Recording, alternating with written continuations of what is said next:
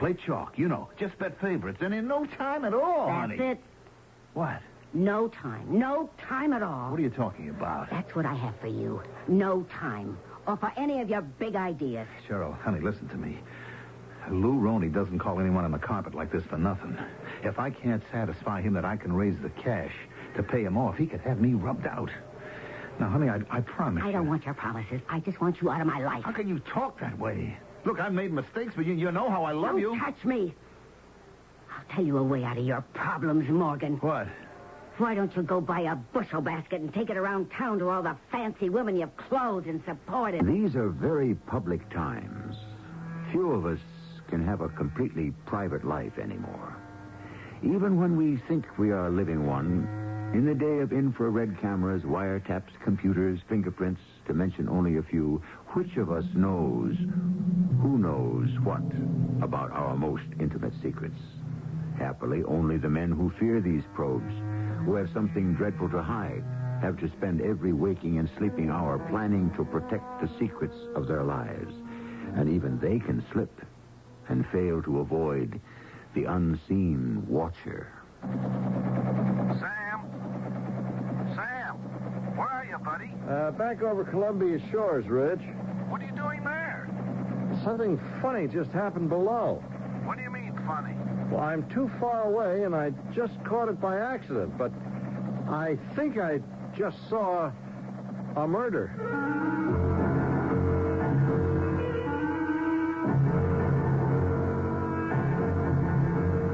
Our mystery drama, The Unseen Watcher, was written especially for the Mystery Theater by Ian Martin and stars Earl Hammond and Mandel Kramer. It is sponsored in part by True Value Hardware Stores. I'll be back shortly with Act One.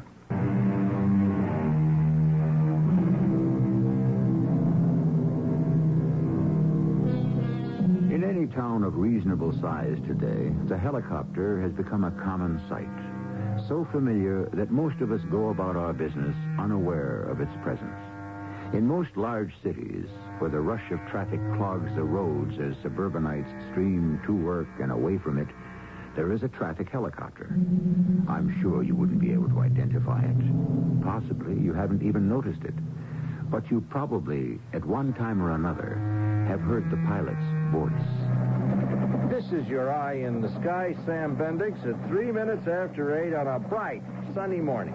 All major roads into the downtown area are running heavy traffic this morning, but so far most of them are moving. Coming in from the Bay Area, it looks as if some trouble may have developed further out towards Tarleton. Now, I'm going to cut off now and make a pass out that way and see what kind of report I can bring you. Back in 5 minutes with an update.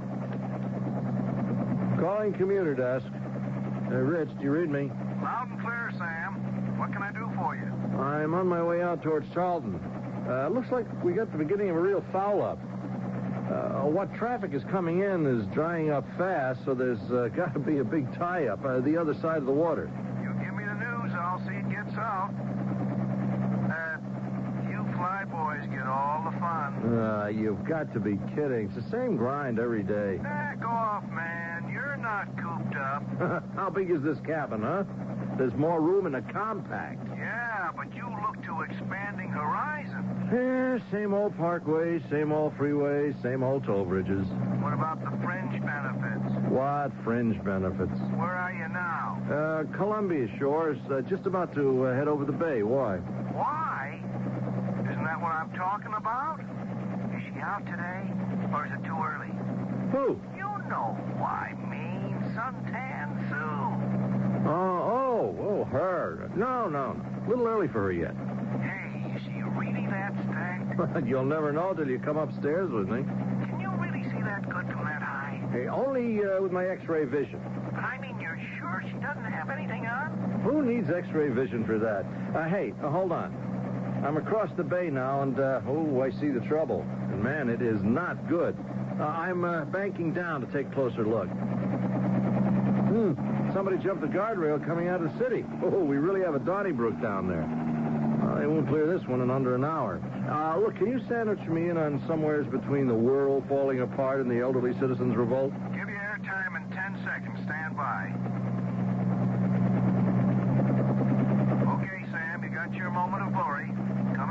On 4, 3, 2, 1. Old Man Eye in the Sky, back with you again and laying this sad news on anyone using 85 or any of its feeder routes. A multiple accident just your side of the Bay Bridge has stalled everything for at least an hour. Oh, thank the Lord for small favors. I had to check out how heavy the traffic is where I'm going. A little late to check that out, wouldn't you say, Morgan, dear? Look, don't try to be funny, Cheryl. There's nothing very funny about the spot we're in. Correction, Morgan. The spot you're in. I had nothing to do with it. You're involved. Look, I got to take a ride out to Guernsey this morning and face Lou Roney. Now, I owe the man $100,000 or more. Now, I have to pay it some way, cash or blood. Well, that's your choice. What do you mean, my choice? You know that I'm busted, that the only way out is to sell the house. Over my dead body. Cheryl, honey, I don't think you understand. If I don't ante up, these guys play for keeps. It could be over my dead body. That's your problem. I don't owe him anything. Look, the only asset I've got left is this house, and it's in both our names. Now, I can't sell it without your permission. That is so right. That's why I made you make it joint ownership. All I've got left out of our marriage, Morgan, is my interest in this house. And nobody's taken that away from me. It's only temporary, honey. I wouldn't like to think you consider me the same. That's too bad. You were obviously such a small-time operator that you blew everything. You handle your debts and don't bother me with them anymore. Where are you going? Oh, to take a little sun up on the roof. One of the few pleasures left to me. Look, let me put up the house against the debt, will you, baby? The debt I could wipe out. I just need some room to operate, that's all, to breathe. Now, let me tell the guys out in Guernsey when I get to them that I've got something to back up what I blew. You go see him first and then let me know. You use the word. I'm not about to blow anything. All I care about is how I come out. And you better convince me it's very far ahead. You want to talk any further business? You'll find me on the roof in the raw. And the business had better be just as basic. Hey, woodchopper. You gonna sleep up there? No, Rich. What do you want? Just a kind word. What are you seeing up there, Sam? Not much. Just came back across the bay. Where you heading now? I guess I'll just mosey on up to Queen Parkway and take a gander to see if that parked car is still blocking the lane. Well, except for the mess the other side of the bridge, everything else looks peachy dandy. Hey, you over Columbia Shores yet? Yep, right smack on top of it. Has Suntan Sue made her appearance yet? I'll hold everything. I'll take a look.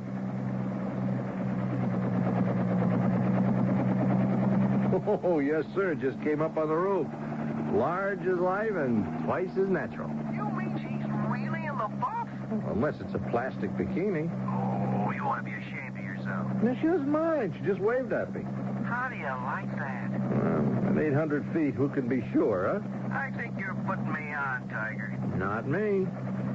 I don't think this dame exists. Well, sure she does.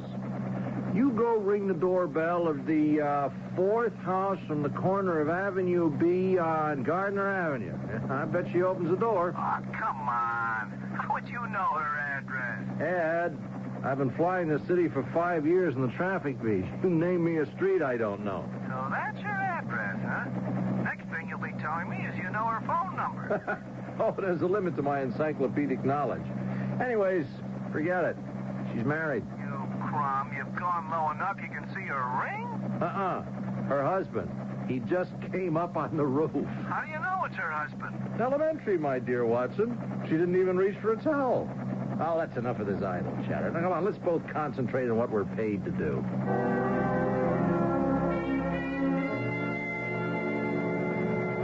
What is it, Morgan? I have to leave now to go see Lou Roney, Cheryl.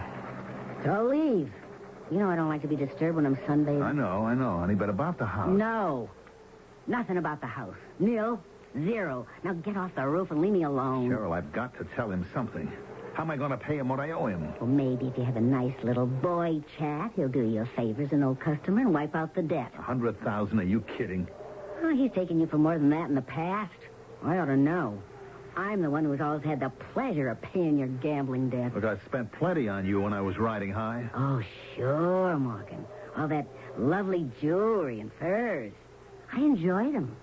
The brief time I had them, For we had to pawn them to pay last year's tab at your favorite horse parlor. Well, I still have the tickets. We'll get them back. Oh, yeah? How? Look, once I clear my credit through Lou, I got a big hit coming. I feel it in my bones. And what would you use to bet with? Now, look, Cheryl, I figure we get at least $250 for the house, okay? Now, the mortgage is only $75, and say the agent's fee and the lawyers and taxes and everything eat up maybe $25 more. That leaves us with $150. Now, look, I don't take any flyers. I play chalk, just bet favorites, and in no time at all, honey. That's it. What? No time. No time at all. What are you talking about? That's what I have for you. No time. Or for any of your big ideas. Cheryl, honey, listen to me. Lou Roney doesn't call anyone on the carpet like this for nothing. If I can't satisfy him that I can raise the cash to pay him off, he could have me rubbed out. Now, honey, I promise you. I don't want your promises. I just want you out of my life. How can you talk that way? Look, I've made mistakes, but you know how I love you. Don't touch me. I'll tell you a way out of your problems, Morgan. What? Why don't you go buy a bushel basket and take it around town to all the fancy women you've clothed and supported? Let them save your bacon this time. Take up a collection. Look, honey, I never cheated on you. One good thing in my life, the only one I ever loved. You're my whole life. I count on you. You let me down now. I don't know what... Oh, say the act for whoever you're involved with now. If you want a shoulder to cry on, make it hers. The only shoulder you're getting from me is stone cold.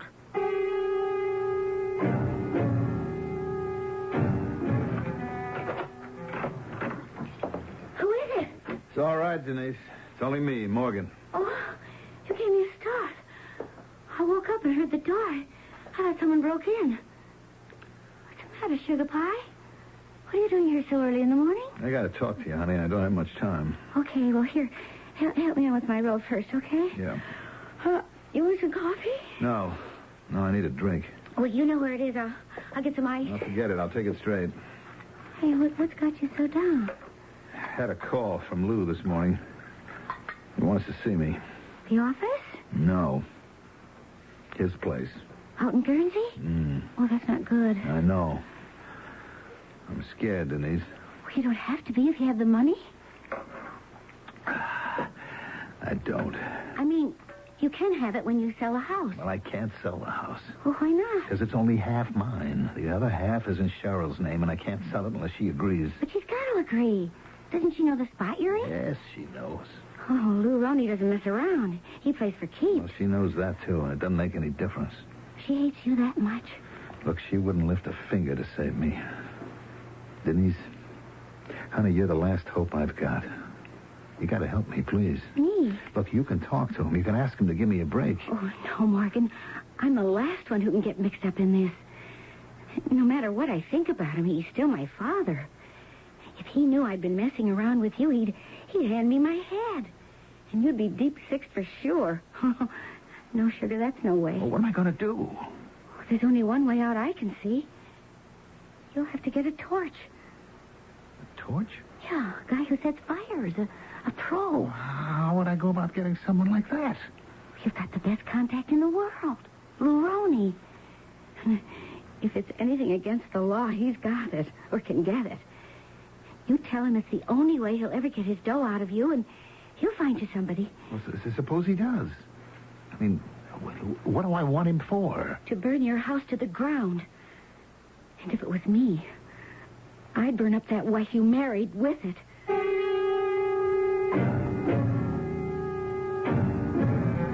What do we really know about anyone? How much do we sense or understand of what drives and motivates them? Even our closest friends. We don't see them under a magnifying glass, but rather at the wrong end of a telescope, removed from us, as a helicopter pilot might see them. Inanimate dolls that move and live a distant life that never will cross his. That's the rule.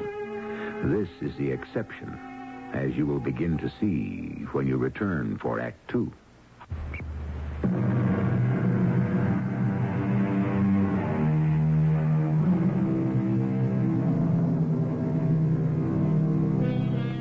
By the time Morgan Denning crossed the Bay Bridge heading in the general direction of Tarleton, they had already cleared one of the lanes jammed by the multiple accident on the inbound road. Outbound traffic, of course, was unimpeded, and he was able to approach the interview he dreaded faster than he would have wanted. He was as totally unconscious of the traffic helicopter overhead as Sam Bendix was of him, except for their accidental and totally objective contact through Sam's voice on the radio. Wrecking crews have already cleared one lane inbound to the city, and within the next 5 minutes should have the second lane open. Traffic, which had been bottled up, has already been able to spill out some, and there's relatively steady movement towards the city. Delays should run from 15 minutes to half an hour. Well, this is your eye in the sky, Sam Bendix, hoping you have a good day and... Real easy to be bubbly about disaster, isn't it? Sam Bendix, or whatever your name is, when you're not sitting in the middle of disaster. Why, wouldn't it be great if you could just fly that whirlybird down here and lift me off the hook? What's the matter with me? I'm flipping my lid, talking to nobody.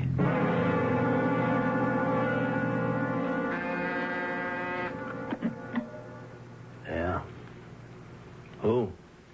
Oh, Morgan Denning. All right, I'll see him right away. Come. Well, hello, Morgan. Come on in. Hello, Lou. Close the door behind you. Sure. I hope I'm not late. No. I heard about the accident near the bridge. Yes, no trouble on your side. No, it was just a little slowdown, that's all. Good. I hope there won't be any trouble about your return. No, I think they got it all cleared up. Here, cigar? No, thanks. Drink? Little early in the day for that. We all have our habits, bad or good. I'll pass on the drink. Fine. Now, suppose we get down to business. Huh? Did you bring me some money? Lou, I have to explain about that. If you have to, you have to. It better be good. I don't have the cash. Get it? No, I intend to. But I need a little help from you. I don't peddle help, just odds and the opportunity to lay a bet on anything you want. Now, if my judgment is wrong, I pay off. If my bettor screws up, that's his problem. I know that, Lou. I know that. All I'm asking for is a break. That's all. All you ask for every time you bet is the same thing. Sometimes the breaks don't go your way, and I let you get in a lot deeper than I usually do. It's $100,000. Now, I waited. I want to collect. As of now.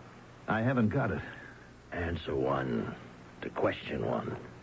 Now, next question. How do you get it, and how soon? Real soon. If you'll give me a hand. What does that mean? Now, look, I'm sitting on some prime property on Columbia Shores. It's worth $250,000. Less the $70,000 mortgage. Now, that should be security enough for what I owe you. You say. But I'm not interested in real estate. Sell it and pay me off. I can't. Why not? Because it's a joint property. It's in my wife's name and my name, and she don't want to sell. Well, then it looks like you're in a real bind. Well, it would be, except that... there is a way out of it if I can get your help. What? Well, we carry top dollar insurance. If that house should happen to just go on fire, and burn down, if it should be a total loss, we'd realize at least $200,000, plus whatever we could sell the land for. Now, you split it 2 ways, and I have enough to pay you off. That's if the house burned up. Now, are you thinking of setting fire to it yourself? No, I wouldn't know how to. To be sure that... I thought maybe you could tell me how. Yeah, if I could, it'd cost you. How much? Figure 10%, $25,000. Well, I wouldn't have it and be able to pay you until, after we sold the land. I don't think I'd want to ride with that. Lou, what do you want from me? There's no blood in a stone. That isn't my problem. Well, it isn't mine anymore either. My hands are tied. Not quite. Your wife would have the dough. No way. I mean, she won't put anything up for you? No. That's why she won't sell the house. Oh, she doesn't care about your health, huh? She'd just as soon see me dead. It's too bad. She could just get her wish. Lou, please. You're not serious. Nothing personal, Morgan. Just business. Of course, you could be sitting pretty if you turn the tables on her. You got a week. Whatever you figure. If you need the torch, contact Dave Varga. You know where. You placed enough bets. I won't be seeing you again. What are you saying? Either way, you and me don't have any business in the future. Ever? I don't like deadbeats. You better come through. What choice have you got, Morgan? Realize what he was telling me? Just as flat out as if he'd said the words? Oh, I don't need any pictures. He was as good as telling me to murder my wife. That's my father. He never loses a string on anything. One thing I have to say about him, he always knows the answers. His answers. That's the bottom line with him. Which means it has to be with me? Of course. You mean you agree with him about Cheryl? I told you the way out before you even went. You mean I have to kill her? Well, it would be better for her if she's going to burn up with the house. How can you talk about it like this? Well, how can we not talk about it if you value your neck? Look, I never killed anyone. She doesn't mind seeing you get rubbed out. Why should you hesitate to protect yourself? Denise, I wouldn't know how. I haven't got a gun. I haven't got any weapons. Oh, don't be a fool. It can't be anything that would show up later. And don't think the insurance company won't sift the ashes. Well, then how? Use your head. Strangle her, or smother her, or feed her an overdose of pills. Anything that can't be traced in the remains. You want me to do this, Denise? Well, it solves a lot of problems for us. But we've been all right as we are, haven't we? No. I want to tie you down. Why? Oh, don't ask me questions I can't answer. Your sickness with me, Morgan. Maybe with most women. I need you. I don't want to be without you. If I should go through with this, you'd have me on a platter, tied hand and foot. You know something, baby? That'd suit me just fine. Make sure you'd never stray again. Well, you don't ask much. Only your life, lover. It isn't worth a plug nickel any other way.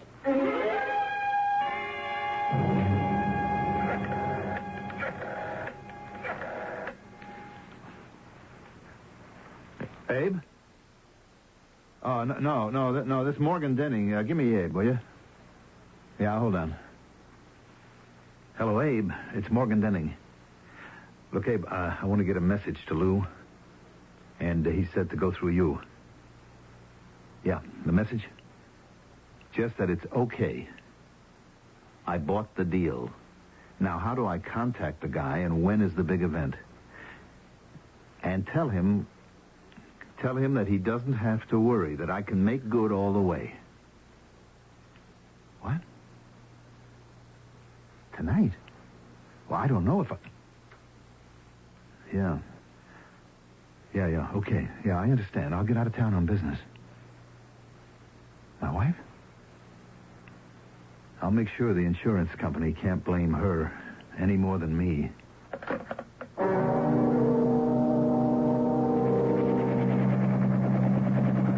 Commuter's desk to copter. Sam, hey, you up there? I got you, Rich. Where are you now? Town end of the Bay Bridge. Any trouble? No, not yet. Evening traffic's building up, but everything's moving. Why? What do you got? Big Harry, our Peerless producer, has a mobile unit out covering some Boy Scout rally in Pier Square. He'd like to get a fast color story of how it looks from the air. Could you skip over there and catch it for him? Sure, okay by me if you kill my 6 o'clock report. But I'd like to get back over here before dark. They're patching the road in from Tarleton where the accident tore it up this morning. And some of the heavy equipment is blocking the flow out from town. We're liable to have a big tie-up here. Fine. This won't take you long, and you should make it. Okay, I'll wheel over there right now. Just for me, before you leave, how's our girlfriend? Is she anywhere around? Oh, suntan Sue? A little late for sunbathing, but wait a minute. Yep, yeah, she's there. But she don't stand a chance. She's got her husband with her. So what's her husband got that I haven't? Right at the moment, the pillow. He's bringing it to put under her head. Forget her, Rich. She's got all the loving she'll ever need. Cheryl? You startle me. What are you doing up here on the roof? I want to talk to you. Well, I don't want to talk to you. Oh, look, you can't get any sun anymore. Get your robe and come downstairs. I don't want to. Cheryl, I have to talk to you.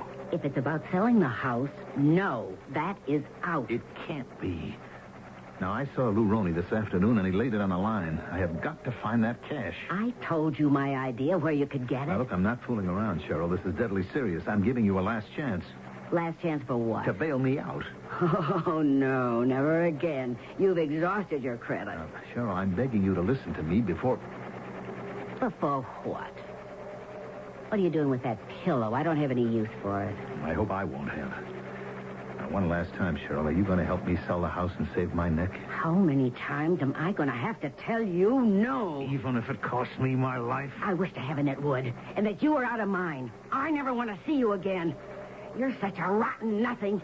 Oh, you fixed it for me, so life isn't worth living. Right, if that's the way you feel, I'll fix it so you don't have to. I told you I don't want that pillow. Hey, Morgan, what are you... You're making me, Cheryl. I don't want to do this. There's no other way. It's the only way I can save my own neck. The only way I can be safe.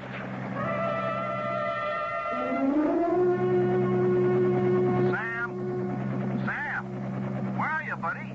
Come in. I'm here, Rich. Where? Back over Columbia Shores. Well, what the heck you doing there? Harry's waiting for that color story over at Pierce Square. Well, I had to swing back here, Rich. Something funny going on. What do you mean, funny? You remember you asked me about Suntan Sue? Yeah. Her husband was bringing her a pillow? Oh, forget that, babe. It's all just a gag. Yeah, well, not what I thought I just saw. Now, I can't be sure. I'm too far away, and I just caught it by accident. But right at this moment, if you ask me to swear to it, I'd have to say I think I just saw a murder. I said in the beginning, these are public times. It's hard to avoid some unseen watcher over our lives. But how much has Sam Bendix actually seen from the vantage point of his helicopter? Even he is not sure. Has murder been committed? And can he prevent Morgan Denning from getting away with it? Or is his accidental witnessing of an event, as far away as it is, too late? I shall return shortly with Act 3.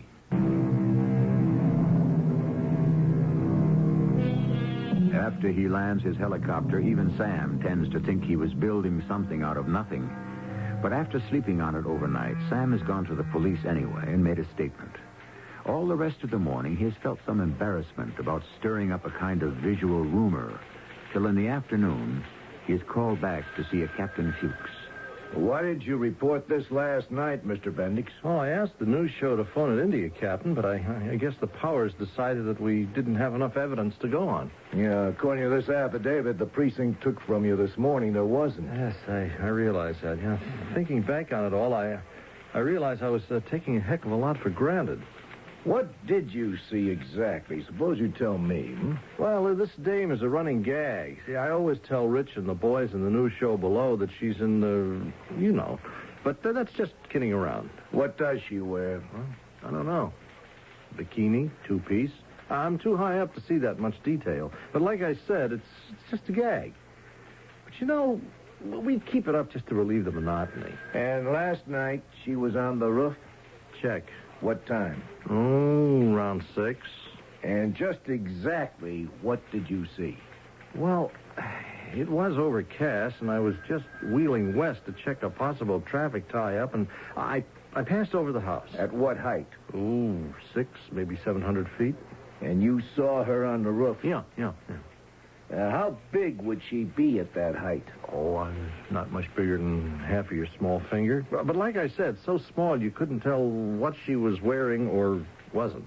And you saw this man come up carrying a pillow? Yeah, that's what it looked like. And then? Well, I'd started on course to my next checkpoint, and something made me turn back. And I banked and went into descent because I don't know why, really. Just a sort of instinct that something was wrong. Wrong like what? Well, I had the notion that instead of bringing the pillow up to put under her, he had it over her. Over her face. Smothering her? No, I couldn't actually see that. But as I zoomed down, I could see the guy pick her up and sling her over his shoulder and carry her off the roof. Were you close enough by then to recognize him? Oh, no, heck, no. All I could see was the top of his head. Mm-hmm. And the woman, was she fighting him or what? Well, I just couldn't tell that. She didn't seem to be. So you didn't really see very much, Mr. Bendix, did you? Oh, I guess not. What made you think it might have been a murder? Well, it's just a hunch. Oh, don't apologize for it. A cop like me lives on them. I think your hunch could have been right. Well, I wish the radio station could have phoned the police right away. It wouldn't have made any difference. There wasn't enough evidence for us to take any action. And by my book, it would have already been too late to stop a murder, that is. Now, the fire is something else again. The fire? I didn't give you my full title when we met. I'm Captain Tim Fuchs of the Arson Squad. Arson? That's right. Now, the house we're talking about belonged to a Morgan Denning and his wife, Cheryl. Last night, it went up like a torch and burned to the ground. You mean he set fire to it? Not Mr. Denning. We checked him out. He was in Atlanta on business last night. Well, what about his wife? Well, from what we gather from the bereaved husband, she was in the house at the time. The ashes are just getting cold enough for us to sift for her remains.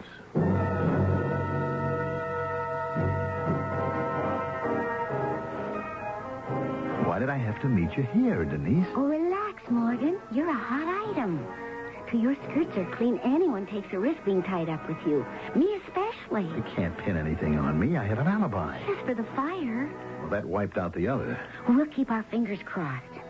Have you contacted Lou? He got to me. I'm okay now.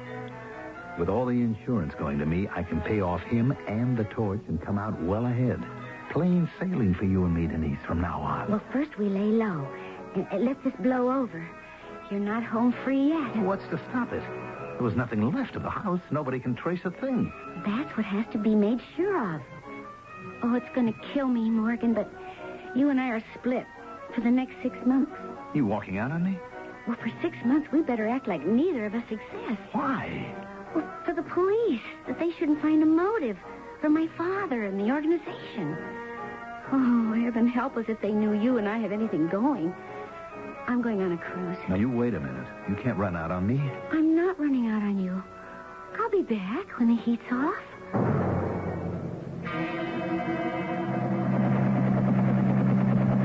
I appreciate you bringing me up here, Sam. Oh, it's my pleasure, Captain Fuchs.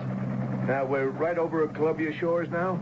Yeah. You see down there the empty spot between those two buildings? That's where the Denning house was. And this is the height you were flying? Yeah, right. Now, I'll give you an idea. You see the house to the right, 3 away from where the Denning house was? Yeah, I got you. Yeah, good. Well, there's a guy working on the chimney there, huh? See? That little dot? That's all you could see? Well, I'm a little more used to looking from this angle than you are. But you still couldn't identify that guy face to face? No. Any more than you could swear that it was Morgan Denning you saw on the roof of the house 2 weeks ago before it burned down? Well, I gotta say no. Or that you could even testify that you actually saw a murder? Well, I couldn't swear to it, but... If you couldn't swear to it, what good is it in court? Nah, the only thing you know for certain is the date. October 24th. No. Yeah, come right down to it. That's right. Come right down to it, we're stymied, Sam. Now, you know, I know, that Morgan Denning murdered his wife and burned up his house and her for the insurance money to pay off his debts. But we're never in the world going to prove it. The son of a gun is going to get away with it, even with a witness. Yeah, but that isn't fair. No, son, it sure as all get out isn't. The only consolation is that life has a way of catching up. Well, how's it going to catch up with a heel like Denning? I don't know it will, but give it time. I'll give you odds one way or another. You'll get his comeuppance.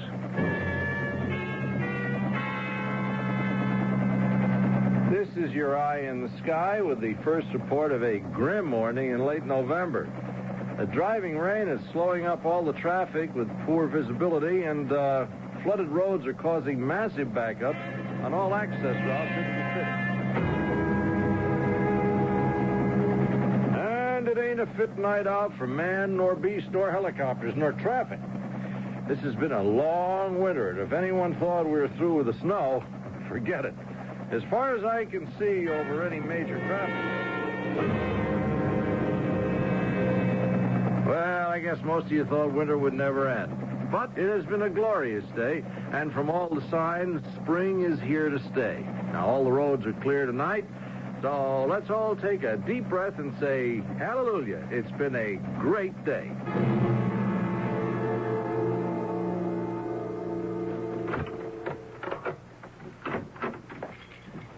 Hello, Denise, baby. Welcome home.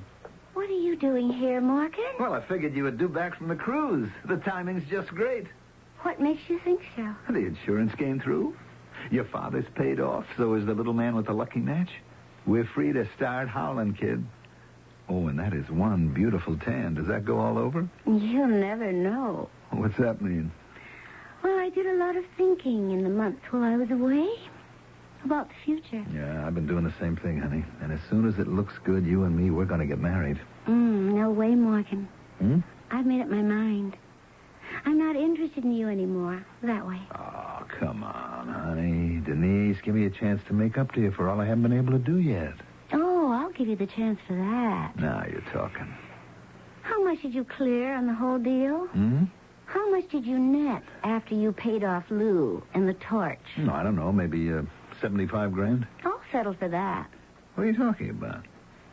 I mean, it's a start, but just give me a chance to run it up, and then you and I... Not you, Morgan. Me. The thrill is gone. I don't get you. I'll spell it out for you. We're through. Huh? Finished. You can't walk out on me. It's a new experience for you, Morgan. You always ditched the girls, didn't you? This time it's different. Mm-hmm. If that's the way you want it. Just the way I want it. Well, it's a free country. Not for you, Morgan. This one's going to cost you. Like, say, the $75,000 you just mentioned. I don't get you. That's all right. You don't get me. And I take the cash. You think I'm going to hand the $75,000 over to you? I think you better, Morgan. Otherwise, I blow the whistle on you. Blow the whistle. Don't get too big for your boots, baby. What could you say to the cops without involving yourself? I wasn't thinking of the cops, stupid. All I have to do is to tell Lou about you and me when you're long gone. Now, do you want to hand over the dough? Rotten, two-timing little... Look, I haven't gone through all I have in the last 6 months to let you take it away from me. I'm calling you a bluff. Okay. Let's lay it right on the line. Who are you calling? Lou, just like I told you. Oh, you threatened me. You hurt my hand. Now, don't you ever touch me again. I'll do better than that. I'll shut you up once and for all. Get your hands off me. Are you crazy? Your wife was one thing, but you can't think you can get away with murdering me. Shut up. Shut up, do you hear me? Don't you say it. Don't you say that word. Let me go. You're crazy. 6 months, I've sweated it out. Nobody's going to take that away from me. Nobody. Please. Denise?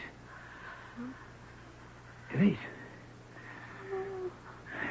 She's still breathing. What do I do now? What do I do now?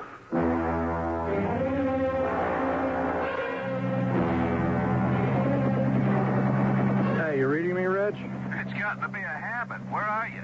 Over Queen Parkway. Nothing to report, really. All systems go. Did you say something about some ice slicks still hanging about? Only a few spots after you swing onto the Parkway off Piers and head north out of town. How's traffic in general? It's heavy, but moving. This is the kind I always worry if someone does foul up. The stream is running so hard, you got a real pile up before the cars behind have any chance to stop. I think I'll drop down and have a closer look at road conditions. I'll get back to you.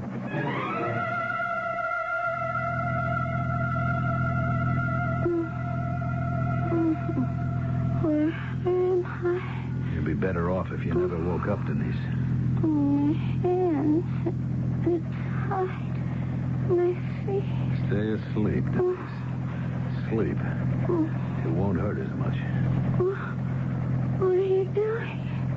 This is where you get off. No! I didn't ask for it, Denise. You did. Holy choke! What is it? Some guy shoved someone out of a car. Oh, no. Hey, Sam, what's going on? You heard me. I saw this guy shove her out. I think it was a woman. Then he cut off the Queen Park exit, gone like a bat out of hell. Well, what happened to the woman? I'm not sure it was a woman, but whoever it was, the cars are panic stopping now. 15, maybe 20 of them have just gone over her before they could stop. Oh, what? All hell is broken loose down there. I'll get you an air spot so you can report. No, never mind that. I'm taking off after that guy. Oh, that was no accident. It was deliberate. I'm going to stay on his tail till you get the police to intercept him. He's headed north on Queen Parkway, and I am right on top of him. I'll keep in touch. You raised the cop bridge? They're on their way, Sam. They'll set up a roadblock around Stammet and beyond. Now, where are you? I'm right over his tail. Hey, he's seen me now. He's trying to run away from me. Now, he hasn't got a prayer. Oh, brother, I'd like to sit down on him and squash him like a bug, whoever he is. All right, take it easy, take it easy. Maybe what happened was just an accident. Just stay with them. Yeah, don't worry. I wouldn't let this guy get away for... Uh-oh. What is it? He's hit an ice patch. Oh, wow, he is out of control. His car is spinning around like... Oh, man, he's heading straight for the underpass wall. Oh, he has bought it.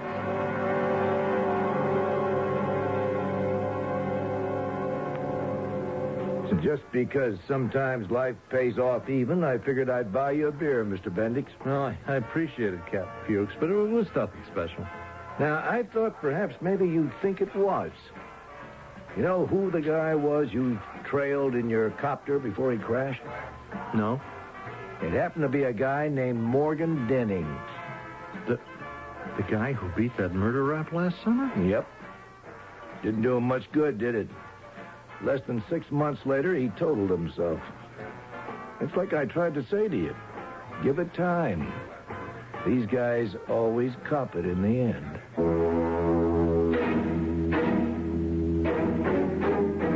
I always wonder, when I think of this story, what went through the mind of that frantic man, Morgan Denny, when, after he rolled Denise out onto the highway, he found that his crime had been witnessed by a silent watcher from the sky. No wonder he lost his head. And in panic, also lost his life. The fact that no one will mourn. I'll be back shortly.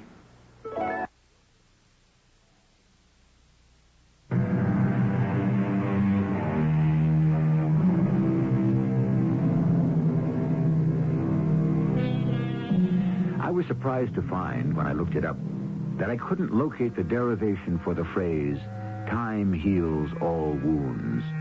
Is it Shakespeare, the Bible, or someone much more obscure? What I had expected not to find is the marvelous switch that someone more contemporary has made with the phrase, time wounds all heals. I mention all this obviously because that's what our story was about. Does anyone know whose quotations each of these is? Our cast included Mandel Kramer, Earl Hammond, Sam Gray, and E.V. Juster. The entire production was under the direction of Hyman Brown. This is E.G. Marshall inviting you to return to our Mystery Theater for another adventure in the macabre. Until next time, pleasant dreams.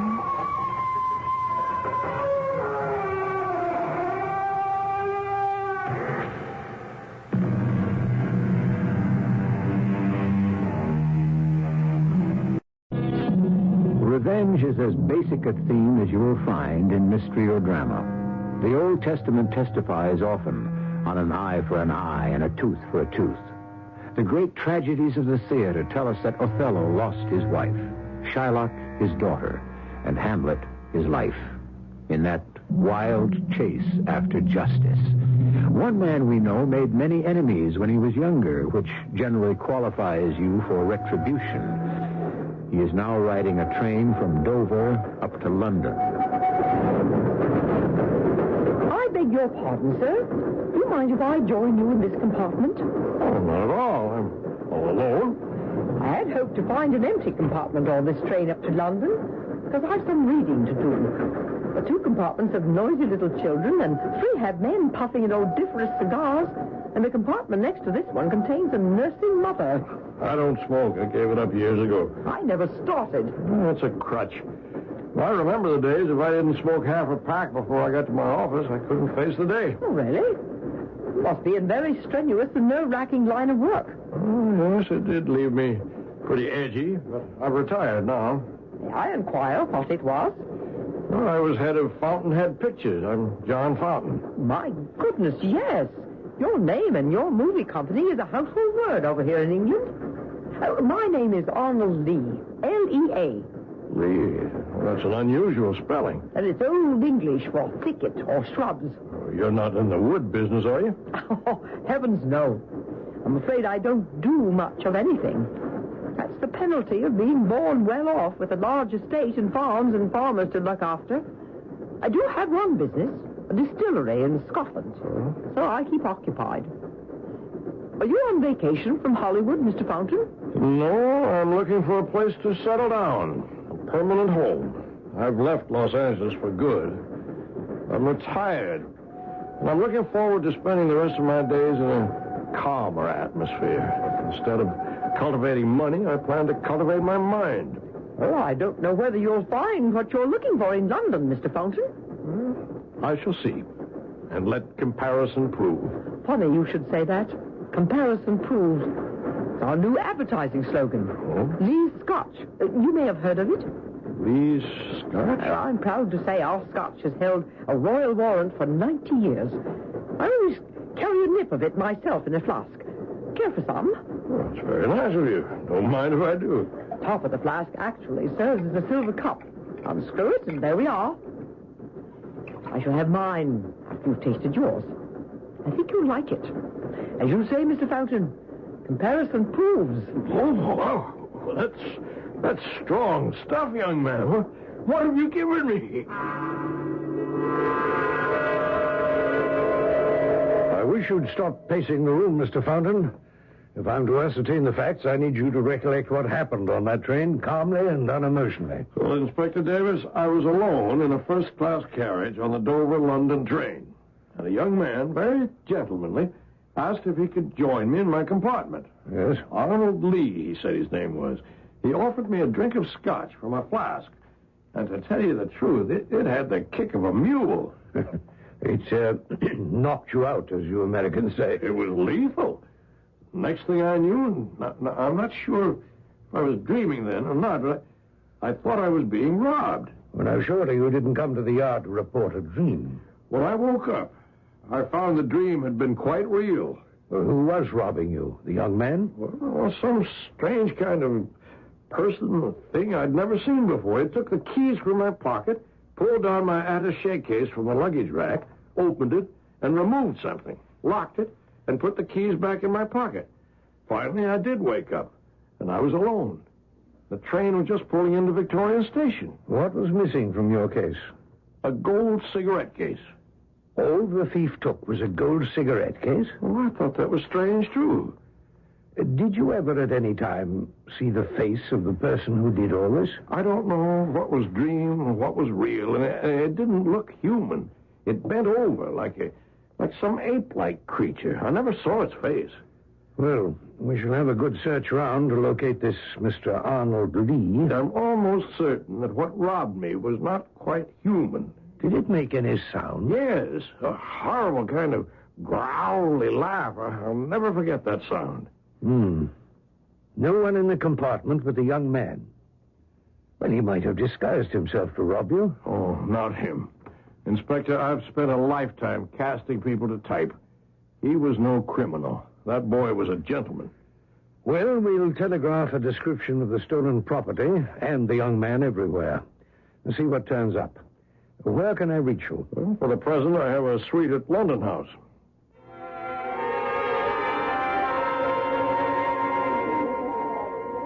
Excuse me, madam. How long have you been waiting for the elevators? Oh, 2 or 3 minutes. You mean 2 or 3 minutes before I came into the lobby? At least. Perhaps more. I'm half a mind to go to the desk and complain. Everything's a little slower in England. You'd think in a hotel as expensive as London House, you'd have better elevator service. You're an American, aren't you? Yes, I am.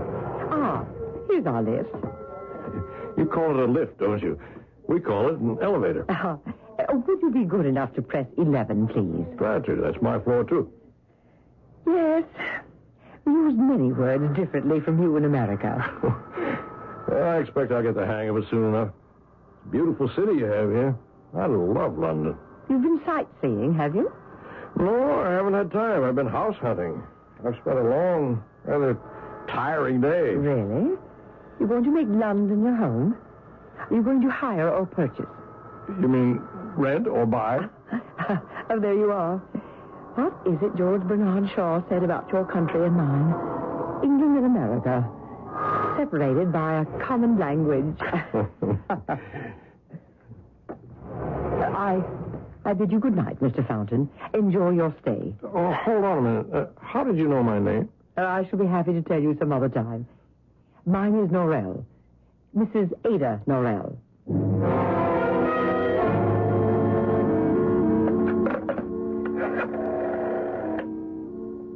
Hello. Room service?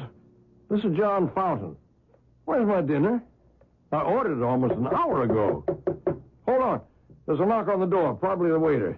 He certainly took his own sweet time. If this food is cold, I warn you, I'm sending him right back downstairs. There's no one here. Where's my dinner? What is this? Hey, you! You down there in the hall. Say, aren't you that young fellow who was in my train compartment? Hey, come back here. Son of a gun.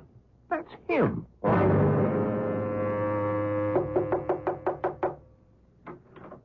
Yes? Oh, it's you, Mr. Fountain. Oh, madam, I had no idea this was your door. My name is Ada Norrell, I told you. I'm sorry. It's just that I do apologize for the late hour, but may I have just one word with your husband? With whom? Your husband, Mrs. Norrell, the young gentleman I just saw going into this room. I hope you're joking, Mr. Fountain, because if you're not, I hardly know how to take this. I just opened my door down the hall, and I thought it was the waiter with my dinner. And I saw, going down the corridor, a young man with whom I traveled yesterday on the train. Indeed. And when I called to him, he went down the hall and into this door. Mr. Fountain, I thought you were far more sophisticated than this. To make up such a transparent story in order to pursue me, it's a bit obvious. I assure you, I swear, Mrs. Norrell, I had no idea this was your door. And I assure you, Mr. Fountain, nobody came in here. My husband passed away 3 years ago, and you are the only gentleman in this hotel with whom I have the slightest speaking acquaintance. I do hope we shall not be seeing one another again. Good night.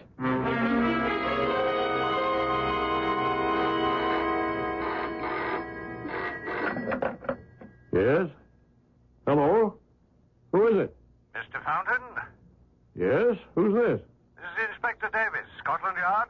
Oh. I'm downstairs in the lobby. Sorry to stop by so early in the morning, but I have some information I'd like you to verify. May I come up? Inspector, I wonder if you'd mind waiting for a few minutes. I just got up. What time is it? After 9, Mr. Fountain. Good heavens, I had such a terrible, sleepless night. I'll take a quick shower and get some clothes on. Will you come up in, say, 10 minutes? I shall. I'm sorry to hear you had a bad night. Well, I thought when I came to England that the pressure and the strain in my life would disappear, but I have to tell you, Inspector Davis, I don't know. I haven't felt so dog-tired and washed up since I was in the middle of production in Hollywood. I thought those days were hard on me, but the past 2 days, I don't really like this.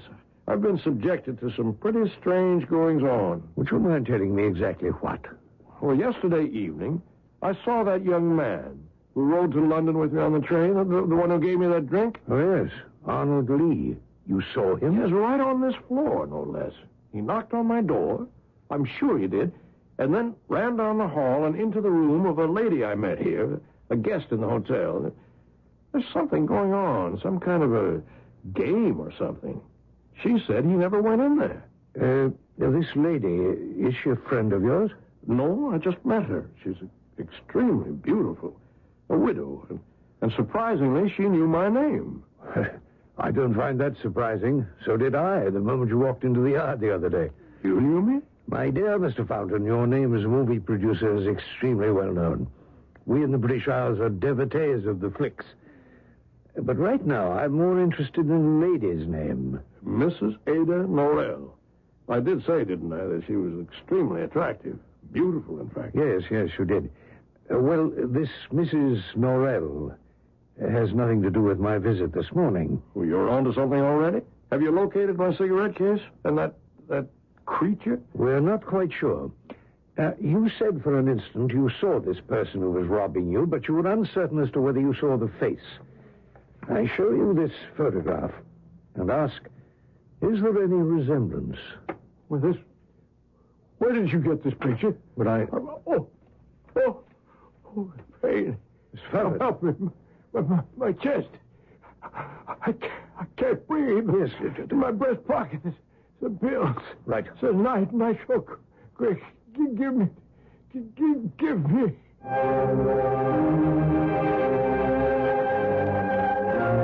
A heart attack.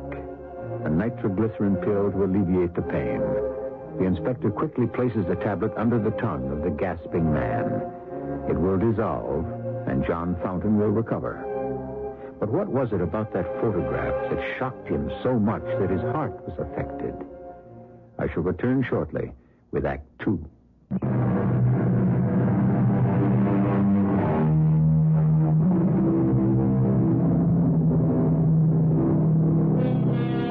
As with so many dramatic presentations on Mystery Theater, there's always more to the evidence than meets the eye. With that in mind, and making allowances for surprises along the way, we return to London House, where Inspector Davis of Scotland Yard has just shown a photograph to movie producer John Fountain to identify. For whatever reason, Mr. Fountain suddenly suffered a seizure of the heart. Mr. Fountain, how do you feel now? Oh, much better, Inspector. When they come, they come. Let me see that photograph again. Are you sure you feel up to it? Let me see it. Here. Study it carefully. Does it resemble anyone you've ever seen? I don't know. It's not a very clear picture. Oh, she's terribly disfigured, poor thing. Yes. She was caught in a fire. When was that? Oh, 6 months ago. Are you sure?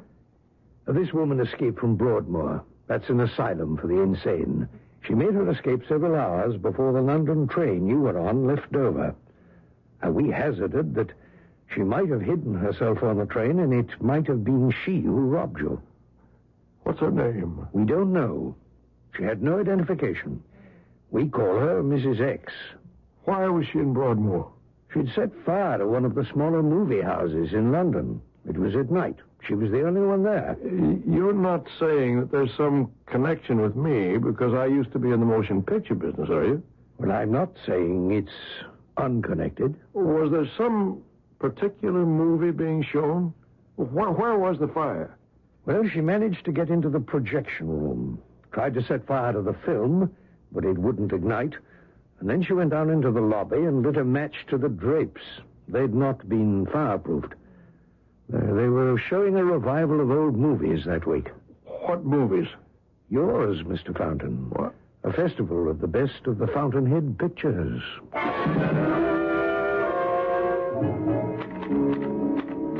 Now, you're staying late tonight, Davis? No. Typing up this John Fountain case, Chief. Isn't this simple robbery taking an awful lot of your time? Well, I don't think it's that simple. I have an idea that Fountain's not a little paranoid. If he weren't such a VIP, perhaps it wouldn't matter. But he's got a bad heart, and he believes that everyone he meets is out there to get him. Who does he think is after him? Well, several people. A, someone who looks like Mrs. X. You remember the theater pyromaniac? And B, a young man he met on the Dover-London train. And C, some other woman who lives at London House where he's staying and who he believes is in league with the young man. And all this over the theft of a cigarette case? Well, of course, there's more to it, Chief. Fountain is an extremely nervous man with a heart condition. If he's not imagining all this, It may be there are people in London at this moment who are intent upon driving him under. You understand what I'm saying? Oh, driving him crazy? Under, I said. Under the ground. Driving him to his death. Glad you stopped by this morning, Inspector Davis. If you'd come a little earlier, we could have had breakfast together. Well, I'm glad to find you so chipper, Mr. Fountain. Things appear to be going my way. Good. I've had some good luck since I last saw you. I found a nice little house on a nice little street off Welbeck Square, which I'm making an offer on. Your news is better than mine. My nice little streets have all turned out blind alleys. I keep thinking about what happened to me, Inspector. I had at least 250 pounds on me when I was robbed. Now, why wasn't that taken? Why just the cigarette case? Is that why I was drugged? For that? And Arnold Lee, where did he disappear to? He told me he came from a prominent family and he made Lee Scotch. There is no Lee Scotch, Mr. Fountain. There never was. Never was? Really? Is that true? I'm here this morning to ask you, is there something you haven't told me? I've told you everything I know. Tell me, why does the loss of that particular cigarette case bother you so much? I'm sure you can afford many more. I attach great sentimental value to it, that's all. Why do you? It was given to me on my retirement from Fountainhead Pictures. Inside are inscribed all the names of those I made famous. Actors? Actors and directors and writers.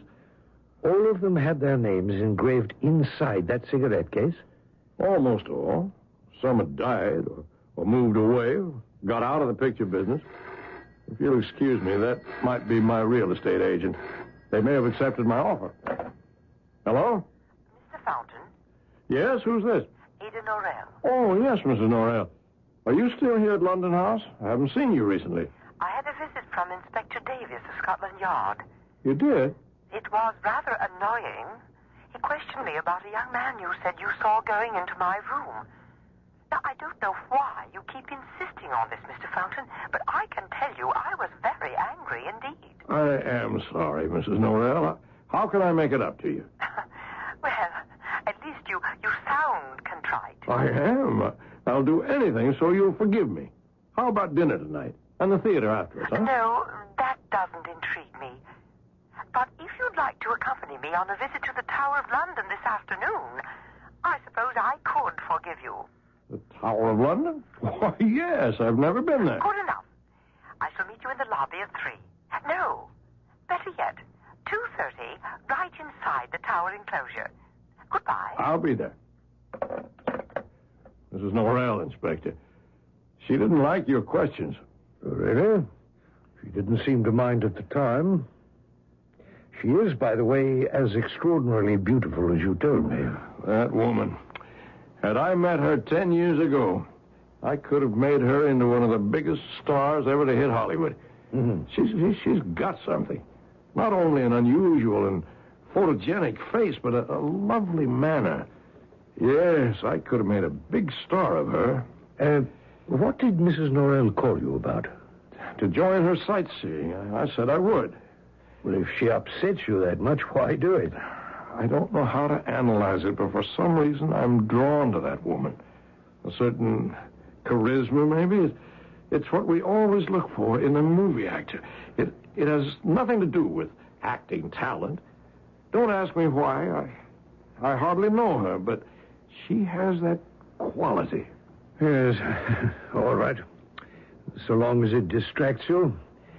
Where are you going? The Tower of London. Be careful. Don't get locked up in the dungeon.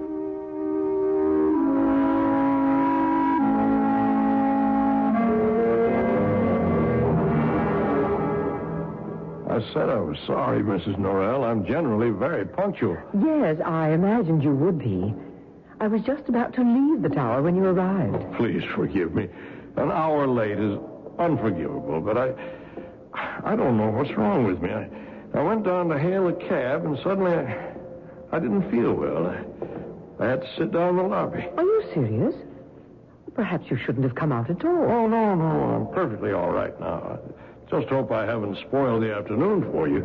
We don't have much time left before they close, and I did want you to see as much as possible. Look at all these towers in Yes, here. actually 18 of them, all with different names, including the Bloody Tower. They say it was originally built by the Romans to honor Julius Caesar. It's that old. I like that. A country that respects its age and its old customs. Well, some of those old customs aren't that respectable. A lot of hanging and spilling blood right where you're walking. Really? Now, follow me down this spiral staircase to the dungeon. The first room we come to is where the rack was. People were pulled apart for their crimes. What are those bells? Oh, that's the curfew. That means closing up time. Probably why we're the only ones down here. Well, what's that room behind this iron door? Oh, that's where the two little princes were kept before they were murdered. Well, let's pull the door open and have a look. It's heavy. Oh.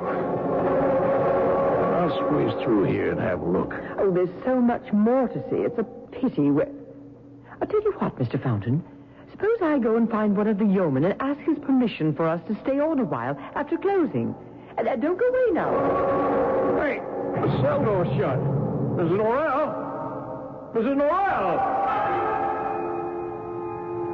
Mrs. Norrell, is that you? Can you open the door and let me out? Oh, no. Oh, no, not you. Go away from me. Get away. Get away from here. Help me. Help me.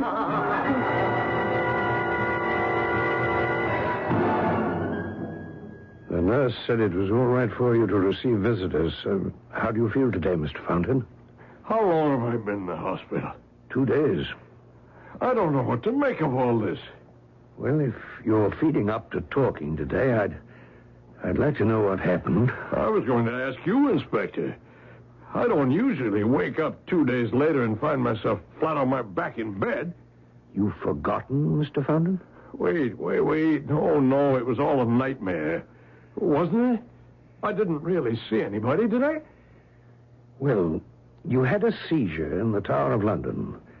The guards came by and found you in the dungeon. Somehow you'd locked yourself in.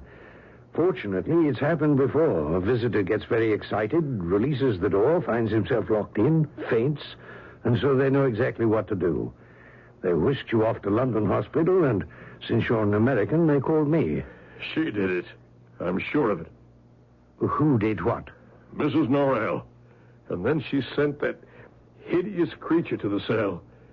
She came up to the door and laughed at me. Can you be more detailed? Well, the door to the dungeon has a little window cut into it.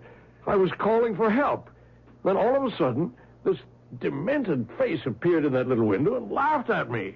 Had you ever seen this person before? I don't know. Was she the creature that robbed you on the train? I don't know. Don't ask me. Mr. Fountain, in that dungeon in the Tower of London, you were heard to say, you, go away from me, get away. It sounded as if you knew who it was. Now, who was it? I tell you, I don't know. Mr. Fountain, we can't help you if you don't help us. Now, bear in mind, the Yard has taken everything at face value. There have been no confirming witnesses. It's all your story. There are those at headquarters who have definite doubts that you ever had a cigarette case, or that it was stolen, or that you were drugged by a young man on a train. Why would I say all those things if they weren't true? It was that mad woman, the one you call Mrs. X. And do you know her? Mr. Fountain, answer me. Yes, I did know her. But so help me God, I had nothing to do with it. I tried to help. Why, after all these years, does she come back into my life to make me remember? I don't think my heart can stand much more of this. I mean it. I won't be responsible if I ever see her again.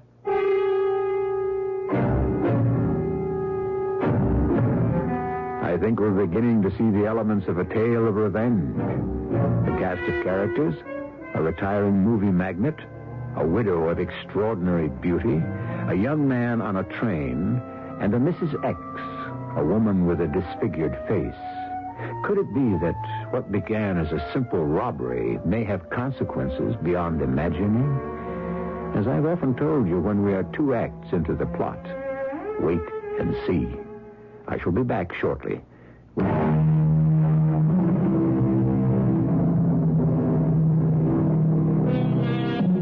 Act 3 it is. That act in which the evidence is assessed, problems solved, and the villains get their comeuppance. But what if your story has no villains, no heroes? Yet the mystery of what has been going on is as puzzling as ever, which is precisely the situation that faces Scotland Yard. We're closing the case, Davis. We've spent far too many hours chasing a will-o'-the-wisp. Yes, and he's not a well man, Chief McGowan. That may be, but it's not our concern. I've got something for you more immediate. A certain Ralph Glass arrives at Heathrow on the noon flight. I'd like you to interview him, find out why he's in England. What are the leads, sir? Do you remember the Mrs. X case, the woman who escaped from Broadmoor? Certainly. I was hoping she was connected with a fountain robbery. The incredible part of that case is the woman's completely dropped out of sight. Unbelievable. Here she is, presumably with no money, escaped from incarceration. How's she existing? What has she got to do with Glass? Well, it's a tenuous lead, but we've got to go with it. When we examined her room at Broadmoor, we found some doodling in a corner on the windowsill. You know how people will scratch away with a pencil while they're thinking? Well, she hadn't been permitted a pencil. Naturally, anything sharp was kept from her. Well, just the same, there on the sill were scratches. 2 words. Ralph Glass. Why did she write that name? And that's your assignment, Davis. You checked the incoming airlines, huh? The name came out of the computer. 12 o'clock. Hop to it. Heathrow. Who is it? Mrs. Morel. What do you want? To see you.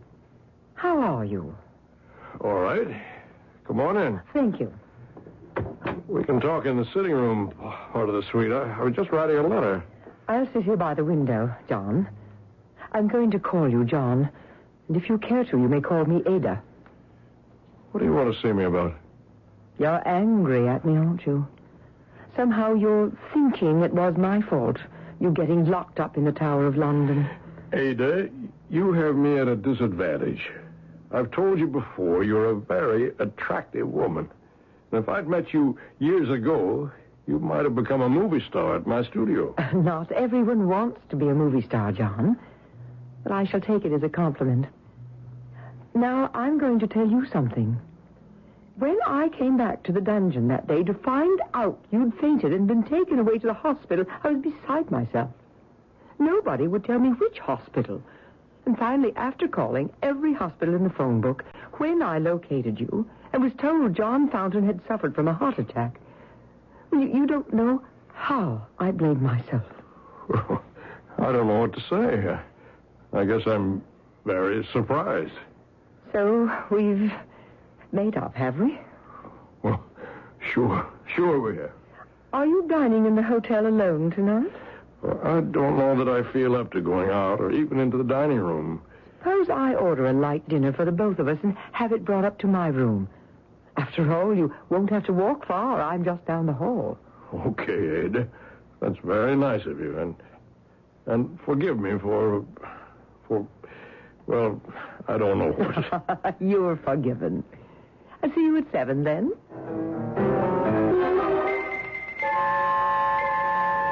Are you Ralph Glass? Yes, I am. I was told by Customs to come into this office. Yes. I'm Inspector Davis, Alien Division, Scotland Yard. Oh? May I see your passport, please, sir? Oh, yeah. Is there an address where you can be reached? Well, I'll be staying at the London house. I note you list your occupation as makeup man.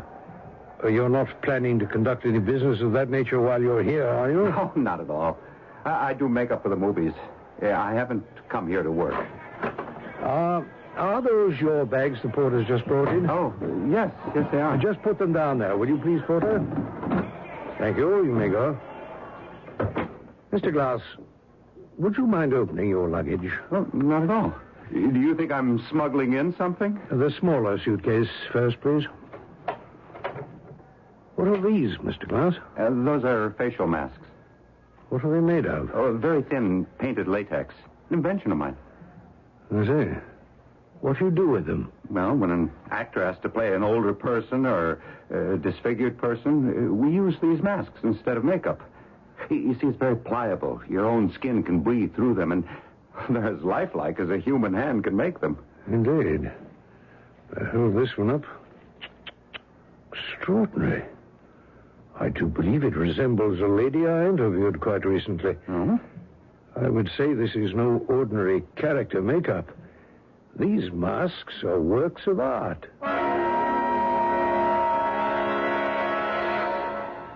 I've been waiting an hour. Did your plane get in late, Ralph? No, I had a run-in with the British Customs, and then an interview with Scotland Yard. What did they want? I don't know what he was after. I had to open my suitcases. Probably drugs. You? Smuggling drugs? It's a spot check. Every so many passengers, tag, you're it. Now, what is it you want from me? Now, that's a nice way for a brother to talk. Well, I didn't fly 3,000 miles for chit-chat and compliments, Lorna. Is he here? Yes. Right down the hall, in fact. Are you sure you want to go through with this? I haven't waited 10 years for nothing. What did you bring? A couple of extras and the new one of Lorna Dale. I'll show you. Get the suitcase under the bed. Here's the spare mask of Ada Norrell. Good. The one I'm wearing is getting a little cracked around the mouth lines. I brought along a duplicate of Arnold Lee in case you needed that mask. Yes. There'll be one final performance from Arnold. And here's what I've spent most of my time on. The mask of Lorna Dale. Let me look at it. Lorna Dale. Oh, is this what I used to look like? I almost don't remember. Dearest sister, you were very beautiful. Oh. I worked from the early stills in my memory. I could never forget the way you looked before the accident. Ralph, these masks are wonderful. But I need your personal help. I want you to stand by me. He's coming here at 7 o'clock. John Fountain? Yes. I told you he's staying just down the hall. He's coming to have dinner with Ada Norrell. What are you going to do? Throw his sins into his face and watch him suffer the way he made me suffer.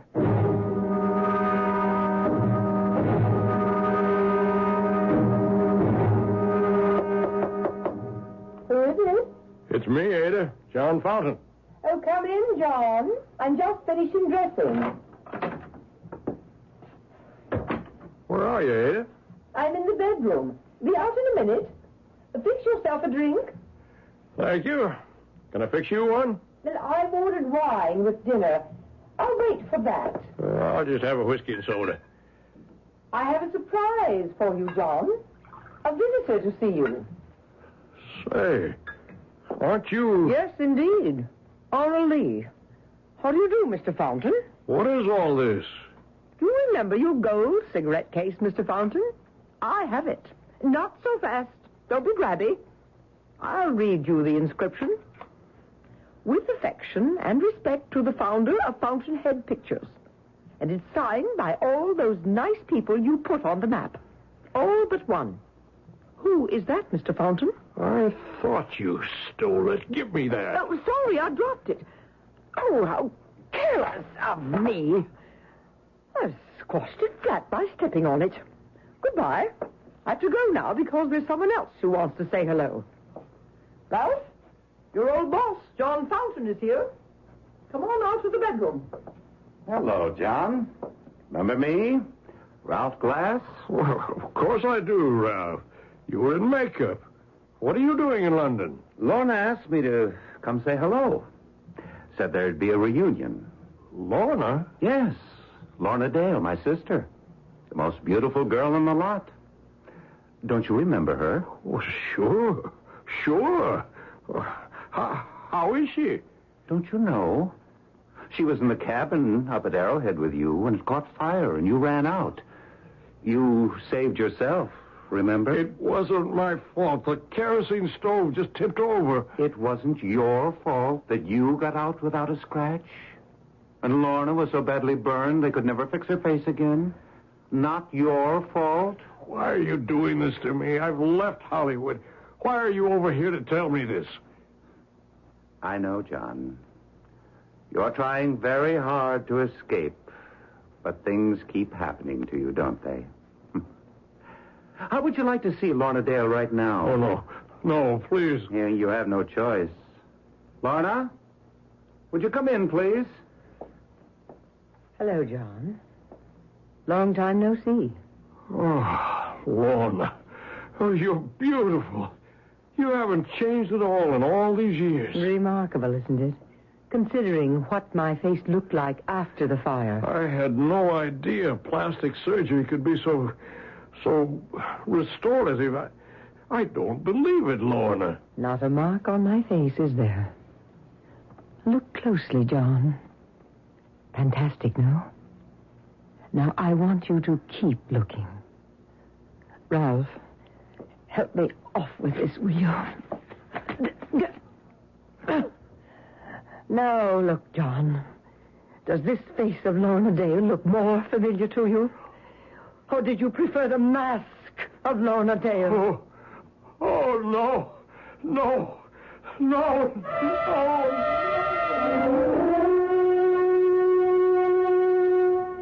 You'll never forget now.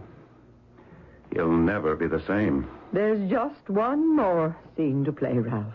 Is that why you're wearing your Ada Norell mask? It's the one a certain gentleman knows me by. I telephoned him before to ask him up. Do I know him? If you don't, you will in 10 seconds. Inspector Davis, it was good of you to stop by so late at night. The yard doesn't keep hours, Mrs. Norrell. This is my brother, Ralph Glass. Oh, yes, we met. But I didn't know you were related. I asked you here to confess to setting a fire, escaping from an asylum, engineering a robbery, and almost, but not quite, worrying a man to death.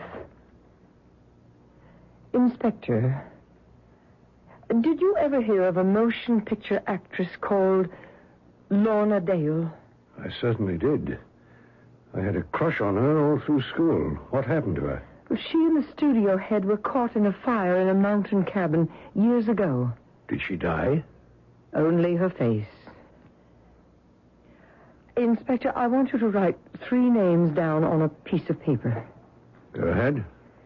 Arnold Lee, Ada Norell, and Lorna Dale. And then take a very close look at those 3 names. Mrs. Norrell, I already have. Oh? The names Arnold Lee and Ada Norrell and Lorna Dale are all the same anagram. The same letters transposed to make 3 different names. It was I, the same person, transposed to make 3 different people. But how could you? Ralph, show Inspector Davis the masks. Of course, those masks. Now I see. A fire, a burned face. Mrs. Norrell, you are really Lorna Dale. Yes, I am. I hope you will let me pay for the damages to the theater and for escaping from the madhouse. I am not crazy. May I call you Lorna Dale? Of course. Miss Dale, I can straighten out matters with both the Yard and Broadmoor. I think you've suffered enough. I'd better be on my way now, but I shall never forget your 3 performances. Your 3 people. In 3 masks. Remember the old maxim that went, revenge is like a boomerang? Though for a time it flies in the direction it is hurled, it takes a sudden curve, and returning can hit your own head with quite a blow. Not this time, though. I shall be back shortly.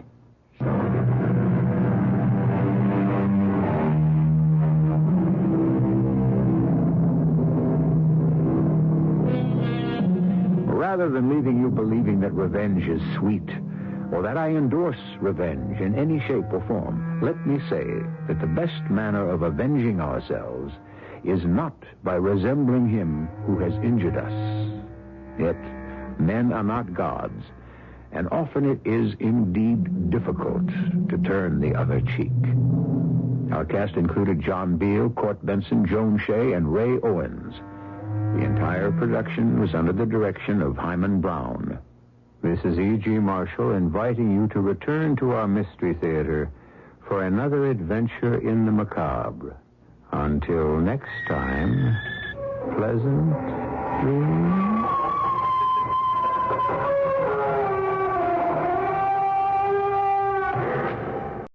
The CBS Radio Mystery Theater presents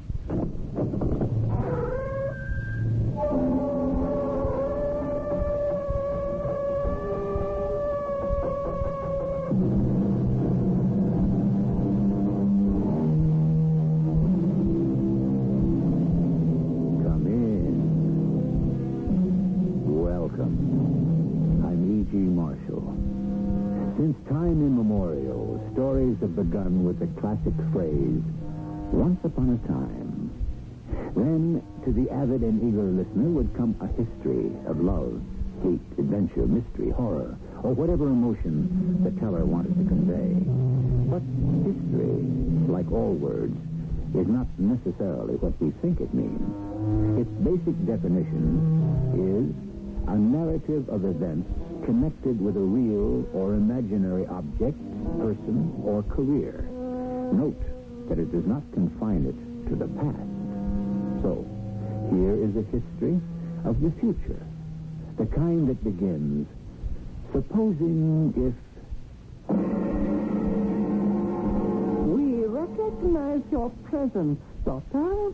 What is your desire? Not mine, but the Earth creatures. He demands an audience with you. Demands? He says that if he is not returned immediately, his people will send their ships against us and shoot the mothership out of the sky.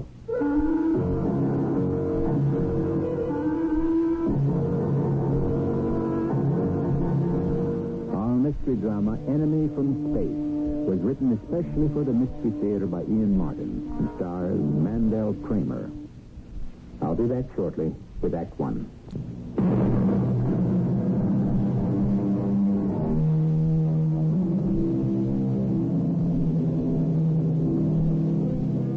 It is the year 2029. President Winston Alexander is midway through his second term in office, a commanding figure on the world stage, who has brought a revitalized America to a new surge of leadership. The unfortunate breakdown of arms limitation talks have more than ever isolated the two superpowers. And with nuclear proliferation a fact, the only hope of the world is that the two superpowers are at last nearing a major accord that will mean peace. This is where we stand on this fateful night at exactly 3 a.m., February 25th, 2029. This is Central Command. Triple red alert. Repeat. This is CENTCOM. Triple red alert. Attention all units. Highest priority. This is alert AAA. This is a triple red alert. An unidentified flying object has pierced the DMZ and has now landed on the front lawn of the White House. Mr. President! Mr. President! What's the matter, Andy? Why are you knocking so frantically at Father's door? I don't know, Jimmy. We may be under attack. Now, stick with me until I check on your father. I'd better try the door. Mr. President, Good Lord, no. He's not in his bed. Oh, where is he, Andy? Where is Daddy? Daddy! Daddy! The window is wide open. That thing is still there. Jimmy, come back. They must have taken it. Jimmy, don't show yourself to the enemy. Get down. Get down. What for? They're not paying any attention to us. That is some kind of warcraft out there. They might fire on you. I don't care what they do to me. They've got my father. Oh, stop them, Andy. Stop them somehow. Jimmy, by now, every piece of equipment in the U.S. has been alerted to stop whatever the heck that thing is. That nobody wants to see the president kidnapped. But we can't bring any firepower to bear on him without risking your father's life. What are you and the rest of you little soldiers going to do? Well, I can't tell you exactly. There are contingency plans for things like this. Why? I don't know. I'm not a member of CENTCOM, but there must be something that... Attention, please. Attention. Coming from the spacecraft. There is no cause for alarm. We come in peace. This is Commander Barg aboard the spaceship. We are a communications vessel from the matrix of the mothership Nicholas 7. We seek information only and have borrowed your President Alexander in order to get it. He is quite safe. When we have completed our talk, he will be returned unharmed. I don't believe him, Andy. Why didn't you let Daddy say something? To reassure you, we will let President Alexander talk to you now. I realize this is very unusual. For everyone's best interest, I ask you to call off all alerts and to take no action for the next 24 hours. I am assured by my unexpected host that I am in no personal danger, nor is anyone else. I am being taken to meet Commander Vard's superiors for some as yet unrevealed reason. I have agreed to a truce for 24 hours. If I am not returned by then, I ask Congress to put the nation on full war footing for its defense.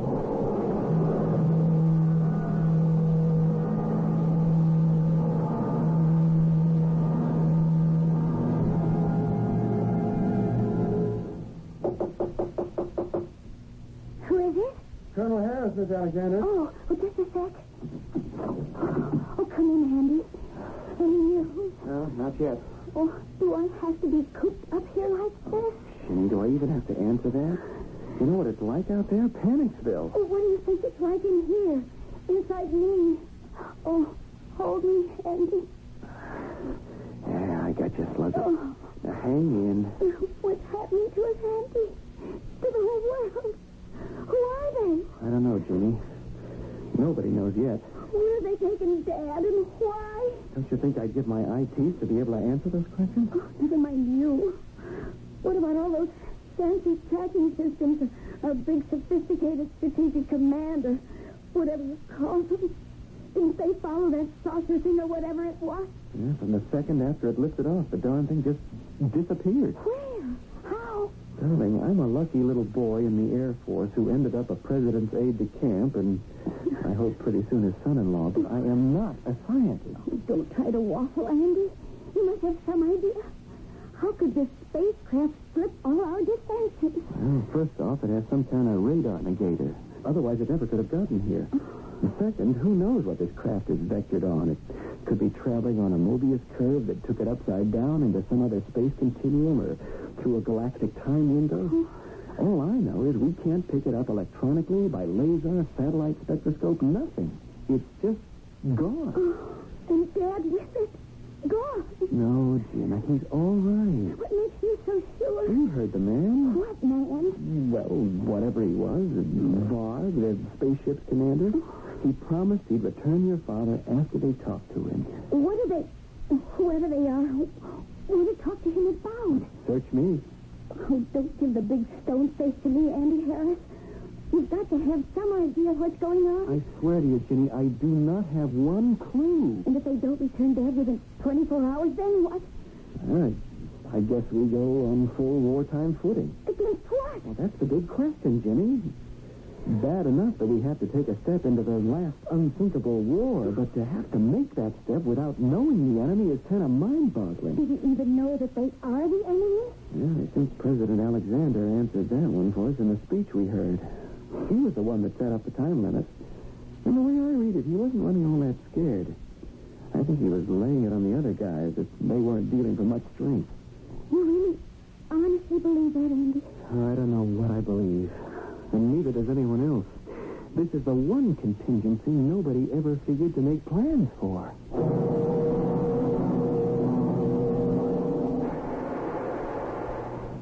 Welcome, Rob.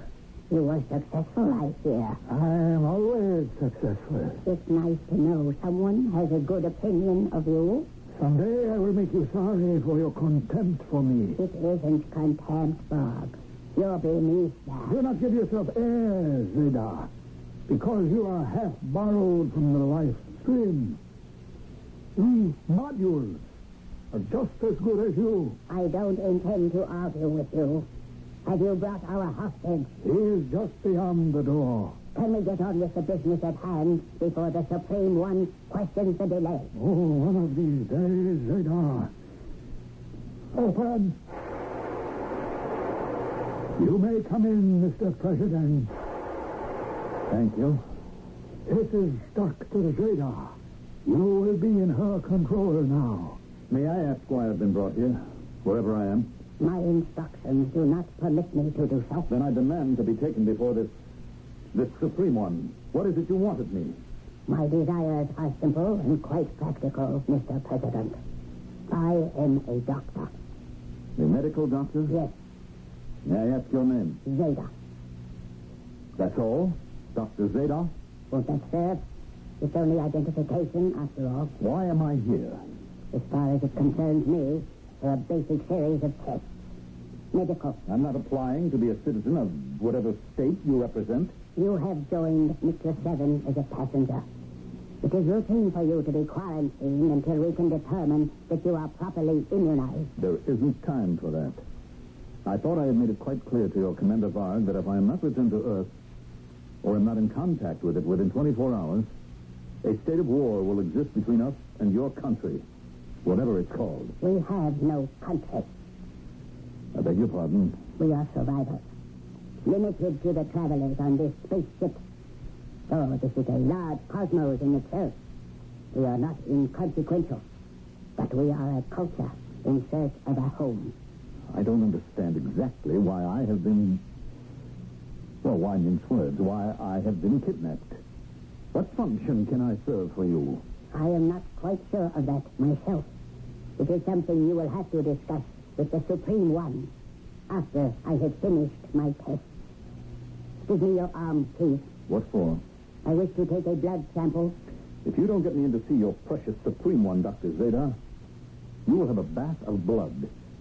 My country, for its own protection, will throw all our might against you and blow you and your mother ship out of the sky. Not while you are hostage. Oh, yes. I would disappear with you. I am, after all, not indispensable. You mean you would permit your people to destroy you? I would expect them to if you were the enemy. Are you?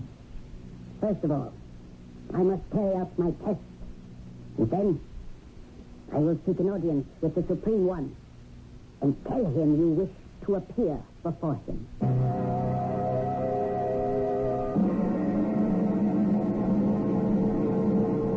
I bow in reverence before you, oh my father. We recognize your presence, daughter. What is your desire? Not mine, but the Earth creatures. He demands an audience with you. Demands? He says that if he is not returned immediately, his people will send their ships against us and shoot the mothership out of the sky. Fortunately, since we are in another time continuum, they cannot find us unless we choose to show ourselves. His threat and his demands are useless. He wants also to know why we have taken him and what it is you want of him. I want you to adapt him. Wash his brain clean so that we can send him back to fulfill our purpose. I don't think I can do that, Father. He is too strong. Then you must change him. Make him completely one of us. I don't know if that is possible. All things are possible.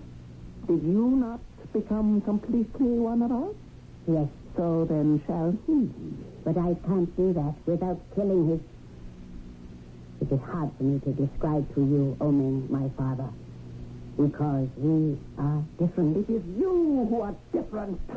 Do not fill me with old anger. Are you still prattling about the non-existent, what you call the soul? Did we not stamp that out of you? Yes, Father. Then, should we hesitate to destroy it in a stranger? I am not interested in President Winston Alexander, the Earthling, except as he shall serve our needs. However you achieve the result, I want him fully conditioned to carry out those needs and our commands.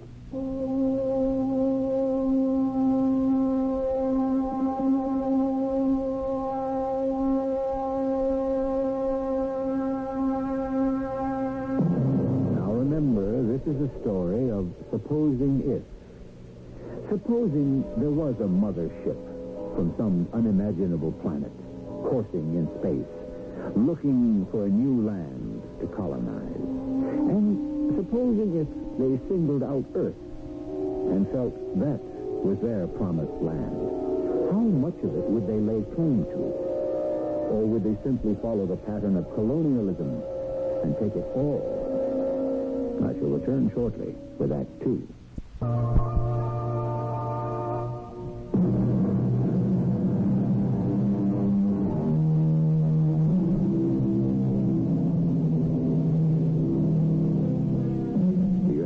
States of America, since its birth, has traditionally been a haven for all displaced persons who seek a new chance at life. By and large, with few exceptions, no country has welcomed the alien more generously. But alien in a science-oriented society is no longer a simple description of someone who may differ in minor ways, such as color, creed, or politics. Tomorrow's alien may come from a background so foreign that there is no hope a world can be shared. You have been long, Dr. Zeta. What news do you bring? I am afraid not what you want to hear, President Alexander. You mean I am not to see your Supreme One? He has commissioned me to be his ambassador. Well, under other circumstances, I couldn't be more charmed. Perhaps even under these. What do we have to discuss? Mr. Alexander, if that is the correct term to apply to you. It is perfectly correct. Except somehow between us, Yes? Well, I don't know what made me say that. Some strange tug underneath everything makes me want to deny any formality between us. I must tell you, Mr. Alexander, you are wasting your time. I am not a woman as you conceive of women. Are you so sure? Yes. You must understand about us aboard this ship. We are only humanoids. You cannot judge us by your standards. Humanoids? Robots, if you prefer the word. Although it is not exact. Let me explain. The mothership on which we are now traveling was named after the planet that was our home, Miklos 7, in the Adombrian galaxy. Some generations ago, a supernova in our galaxy exploded, and in the Holocaust that swept across our planet, almost all of my ancestors were destroyed. Those that were left found in that environment that was left, the human body, as you would call it, could not be sustained. You mean there was no atmosphere, no air to breathe? What? Oh, there was atmosphere, poisoned by radiation, and that forced us to adapt. To adapt in what way? Since the human body was eroded, we had to provide an envelope in which to sustain life. We developed what was essentially a machine, an engine wrapped in the simulacrum, the semblance of the human, and we powered it with the mind, the individual souls of those left alive. Well, if you were so successful, Why didn't you develop and recolonize your planet? Because, unfortunately, our atmosphere was not stable. And in the time following the Holocaust, we were left with no air to breathe and no way to adapt our robots to some other form of energy. The strongest of us set out on this ship to seek a home in another planet. And you have brought me here to discuss introducing you and your shipmates into our culture? Oh, no, Mr. President. There is nothing to discuss. It is my function to prepare you so that you will make it possible for us to take over your planet. How? It would be hard for me to explain. In storage, against the necessity for constant replacement, we have robots ready to be activated. You see this machine here? Machine? Perhaps you did not recognize it as such. 2 rooms behind glass doors. In one, they are already placing your robot. My robot? He does not look much like you yet. But the electrodes they are attaching to him will be synchronized with the electrodes we attach to you. And when we are finished, he will be, in every physical sense, a simulacrum of you, a duplicate of you. And what happens to me? You become a husk to be discarded. What? An outmoded model, unable to function in the atmosphere of our new world. What new world? The one that will exist in the dust of radiation and the end of Earth. The world that all of us from Miklo 7 are going to build with your help. I will not be party to anything like this. You have no choice. Varg, see him. No. All right, Varg. Put him in the transformer. Afternoon, Jenny. Afternoon, Andy. I've been dying till you got here. What's new? Not a thing. No news of Dad? None. Oh, no. Well, what else is happening? What isn't? We've tried to keep it as secret as possible, but there are always leaks. What is it? Oh, thank heavens the country doesn't know about it yet, and the press is chapped, but the diplomatic wires are burning. What do they say? Well, they don't say anything, baby. They just ask. Naveed has been on the hotline off and on all day with President Brusco. What's his reaction? What's in it for them, first off? Then diplomatic regrets. They probably figure if we're going to be under attack from outside in space, it might be time for a little more cooperation. But we don't know yet if they are under attack. Baby, a pirate ship turns up on the White House lawn, and in spite of the greatest security set up in this old globe, they just take our president away like he was off for Disneyland? Hey, everybody's running scared because they don't know what's next. What is next, Andy? I wish I knew. Or, come to think of it, maybe I don't. It's too scary even to estimate. Baby, we don't know what we're up against.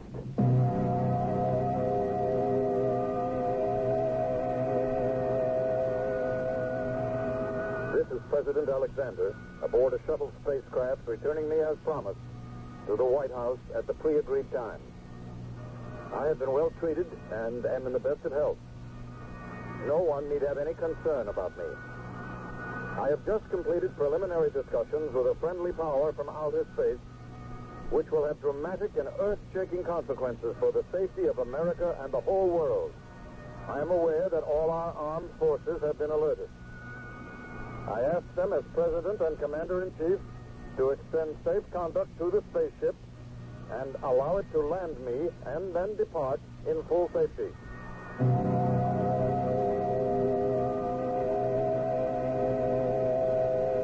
What is it, Andy? I can hear it, but I can't see it. You, me, and everybody else, Jenny. I'll lay odds even radar and Transcom haven't got a fix on it. But it can't be just invisible. Well, it could be. Probably sets up some sort of magnetic field which locks it out of all our senses, including just plain old eyesight. But it sounds louder and louder. You can tell it's approaching. 10 to 1, it doesn't have to. They just want to warn us they're on the way. Yeah, you better keep to one side of the window, Jenny. There it is. See it, Andy? Where? Oh, by the monument. It's spinning in like a frisbee. At least that's all it was. Oh, you don't think anything's going to go wrong, don't you? Sure had better not. Since that thing showed up in the first place, I got a hunch nothing's going right.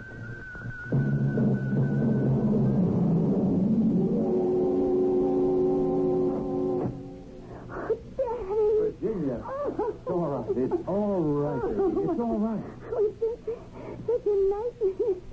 It was quite an adventure.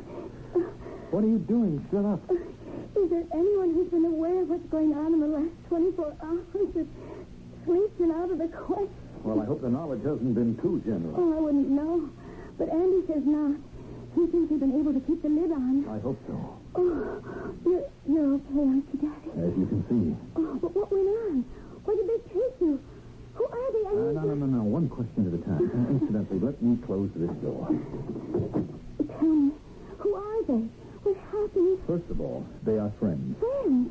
I shudder to think of what might be about to happen to our world if they hadn't warned me. Warned you what? A monstrous plot to destroy America. An unholy alliance to take over and rule the world, if there is any left of it. What do you mean? It's too complex to explain to you, Virginia. There is a secret alliance between a group of mineral-rich nations and our main enemy, which is called the Consortium. The Consortium? They are poised to unleash a massive strike against us, which would wipe us out before we had a chance to reply. Now that plot has been uncovered. We have an opportunity to treat with them, or at least with our knowledge, to instigate a preventive strike. Thanks to our friends from outer space, we have a chance to buy some time, or force enough, to hammer out a new agreement. If not, we must move first. That's the decision that I have to make. And unfortunately, it must be made alone. Oh, poor Dad. Like you always say, if he only could have shared it with Boots. Boots? Mom, what you used to call her. Oh, yes. But what does that have to do with anything? This is a decision of state.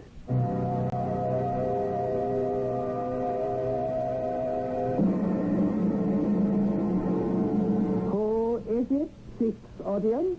Commander Varg, oh Supreme One. You are to be commended, Varg, for your loyalty and bravery to our state. Oh, thank you, Supreme One. I have a little time left. My light is growing dim. You shall be my successor, and I will have you bound in union to my daughter. In her burns the only flame which can guarantee us immortality. You must guard it first of all things. You said for me, Great Father. I asked you about the Earthling. Varg has delivered him back to his planet. Has this module, this simulacrum, been properly vested with our ideas and desires? Yes, Father. Then we control this robot completely? Yes, Father. And the real, what is his name, Alexander, has been eliminated? I didn't hear your answer, daughter. The real Alexander has ceased to be a threat.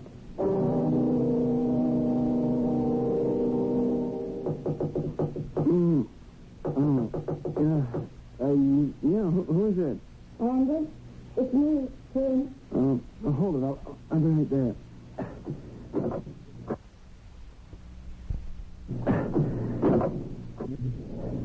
What is it, Jimmy? What are you doing wandering around at 5 in the morning? Andy, I'm scared. Can I come in? I don't know how to say this with any sense. You're the only one I can say it to. Say what? Come on, baby, spill it. Andy, the man they brought back in the spacecraft. Uh-huh. It's not my dad. It's not President Winston Alexander. There's just no way that is my father.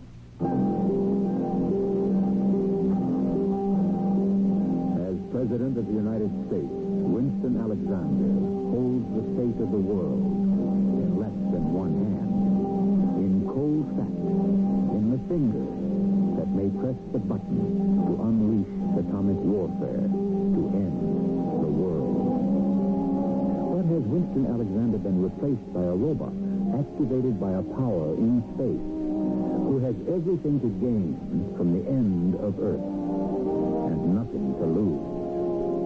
I shall return shortly with Act 3. Young Chicago.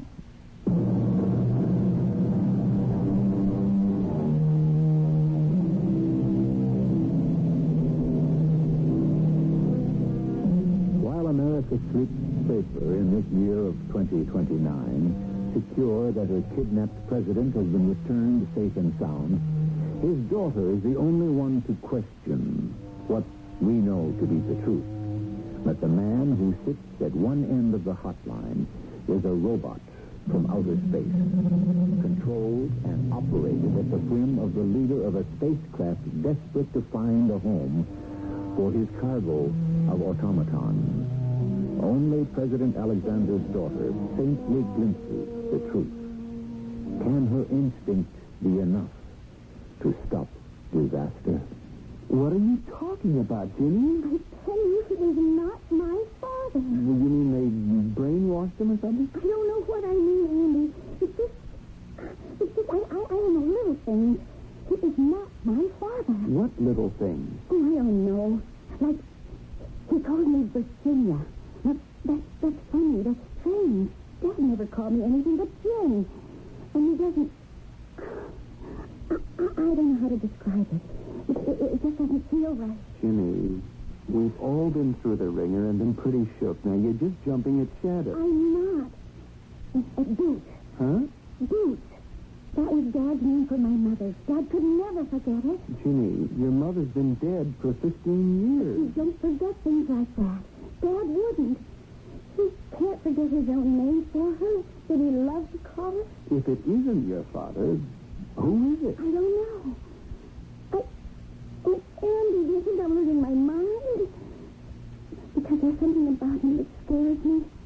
It scares me right down to my heels. Wake up, Mr. President Alexander. Wake up. It's such a long name.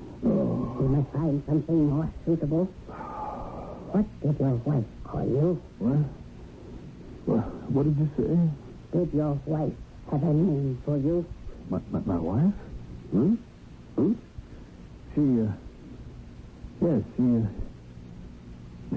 she called me Wink. Wink? Yes, short for Winston. Well, it's a silly name, but I liked it. Wink. I like it, too. Wink. Well, where am I? Where I brought you. To my bed. To your bed? I can't stay here. You must. Where else can I hide you? Hide me? Why must I be hidden? Because I should have destroyed you once I made your other self. What other self? The one we sent back to Earth. The one we programmed to destroy all the people on Earth. So we, Nick may have a home again. To destroy all the people on Earth? How? What? You asked me. You were the ones who made the seed of your own destruction. But the bombs do not obliterate. The radiation will disintegrate. When there are no living left, we robots can make it home. Nuclear war? That's unthinkable. Look, I know President Bruskov. He's a man of sanity. He could not start such a war. It is not he who will stop it. Who then? Yourself. What? Me? In the image I have created of you and sent back to take your place. Wait a minute. Now I'm beginning to remember that machine, that scanner, and a robot that you were molding so that it would look like me. But you couldn't have. I already have. He is sleeping at this moment in your bed on Earth. When he rises tomorrow, he will still believe what he has been programmed to believe. That his friend, President Ruskov, and a number of leaders from the Third World have betrayed him and are prepared to start an atomic war against America. Convinced he has no other option, he will initiate the war instead.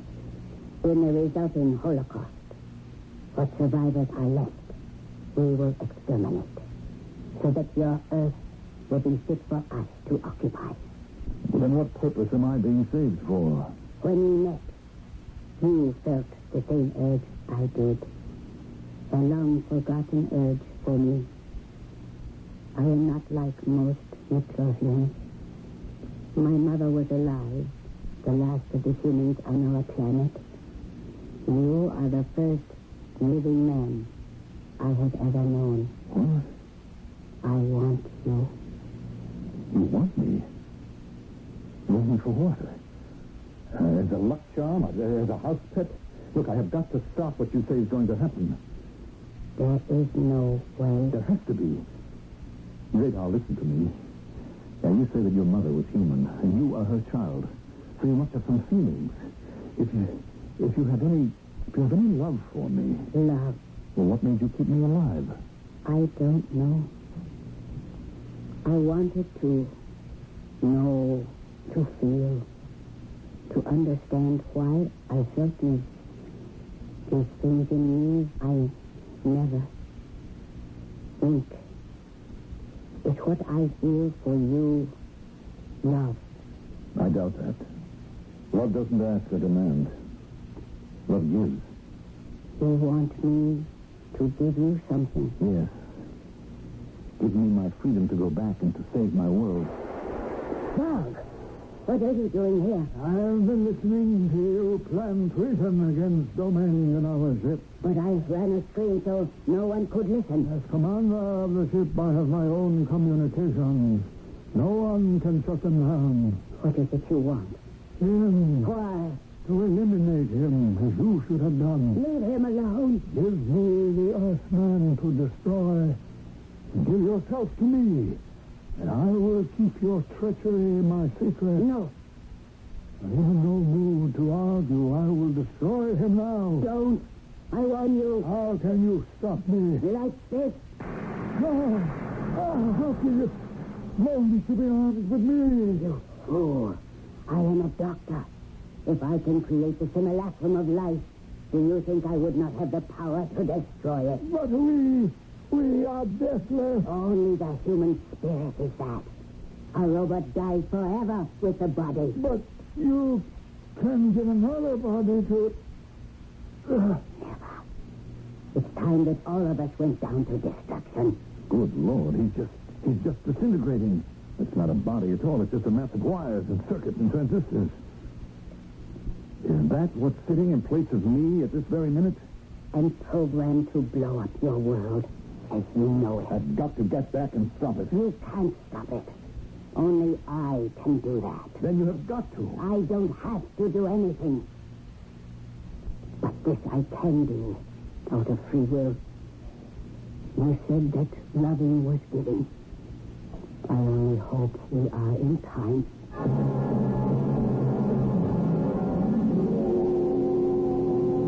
We've got to get back to the White House, Andy. I know. I have the duty in an hour. Tonight, I have the black box. The phone? Yeah, the trigger. Once the code words are spoken into it, that's the end of it all. Oh, no. No, Andy. He's not planning to use it. I don't know, honey. This has been a day to remember. Or forget. Ever since he came back from wherever the space mix took him, he's been obsessed by this plot, he said. They proved to him that the other side is set to push the button. I want to tell you, the cabinet meeting was a shambles. He is not my father. But whatever he is not the president. Yeah, that's why I had to get you away from there to talk to you for a moment. Crazy as it is, somewhere along in this afternoon, watching him, I knew you were right. The guy in the White House is not our president. Could you convince any of the cabinet members or the Veep of that? Nah, just a lowly lieutenant colonel and the president's special aide. I'm still on the outside looking in. So what can you do? Try to keep cool. Nothing's happened yet. And nothing is going to happen. But you just said that. Yeah, but I was on the outside looking in. That's true. Except for one thing. Tonight, I have the special duty. Remember? The black box. Right. If he tries to use it, Jeannie, I'm going to stop him.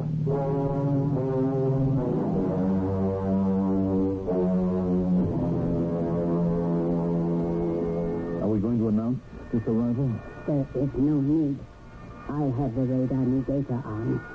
We can penetrate your DMZ and have landed before they can activate a screen. Still, to avoid the risk of upsetting an already uneasy situation. Wink. How much more would it upset if you were to announce yourself as President Alexander returning when your whole world believes you are already there? Yes, I suppose you're right. But what do we do when we land? There will be ground forces. Helpless against the force field I maintain and the one I shall throw around you. And then what happens? We find your simulacrum, and I destroy him as I did Rock. And then? Then, all is as it was before we invaded your world. I will return to the mothership, and Earth will be safe. But you could stay, Zeta. You could stay and... Nothing. There is nothing for us. And I must return to take command of the Nicholas 7 and drive it forever out of your orbit. But where will you go? Where we should have gone long ago, when we ceased to be anything but automatons. To course into the empty void of space, till fuel or air runs out. And we will be no more. In the end, the ship will break up. We will all disintegrate like rock and disappear into atomic dust. I won't let that happen to you. There is no way you can stop it, and no time to discuss it further. We are about to land.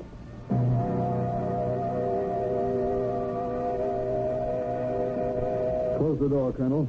Yes, sir, Mr. President. Only what? Ginny wanted to talk to you for a moment. Well, Ginny will have to wait. I have no time to talk to her now. Close the door. Yes, sir. Bring the box over to the desk and open it. Yes, sir. Why did you want me to open it, sir? Because I'm going to have to use it. Use it, Mr. President? The forces of evil have bound themselves together in an unholy alliance to wipe the America we know from the face of the earth. We have no choice but to take preemptive action. Open the box and give me the phone. No, sir. What? If you disobey my orders, I'll have you shot. Yes, sir, but not much chance of that, since I'm the only one that's armed at the moment. You think for one moment that outmoded weapon that you're pointing at me could... What's that? I'll open the window and... It's the spaceship. What's it doing here? Let me see. The door is opening. Zeta! What are you doing here? Eliminating you. No. That is the end of it. And us won't. No. Don't go. I must. But I gave you something to... I gave you back your world. What can I say? And perhaps me and mine. We're a disease which had to be stamped out. And will be. You will never see or hear of us again. But at least once I did. I found out what love is all about. I would rather have lived it, but it is also worth dying for.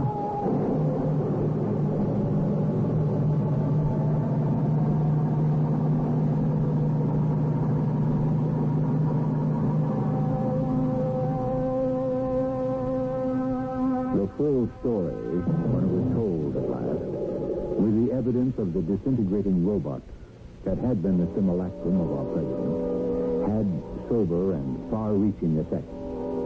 Out of it came the great accord of July 4th, 2029, when the nations of all the earth reached full agreement to scrap all arms and rebuild a brave new world.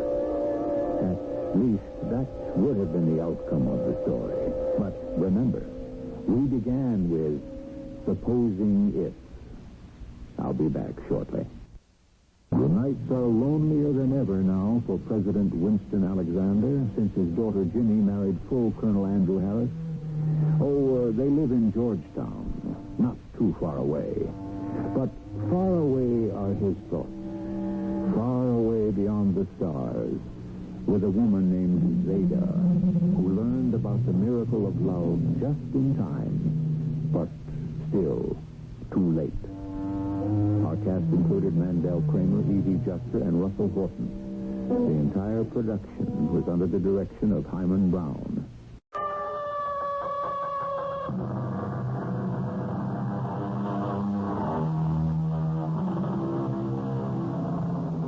Come in. Welcome. I'm E.G. Marshall. Slander, whose edge is sharper than the sword, and whose tongue outvenoms all the worms of the Nile. from which we can see that Mr. Shakespeare did not look kindly upon slander. And yet, what would we ever do without it? With what would we fill our newspapers, our news broadcasts? What a world. Somebody's always eager, willing, and able to give us the dirt about somebody else. And we can't wait to hear it. How much money do you think she made, Captain? I don't know. How much money would a cleaning woman take home? This one took home just over $100 a week. On that kind of salary, how much money do you think she gave to charity? I don't know. Not an awful lot. How about $10,000 a year? What? And sometimes even more.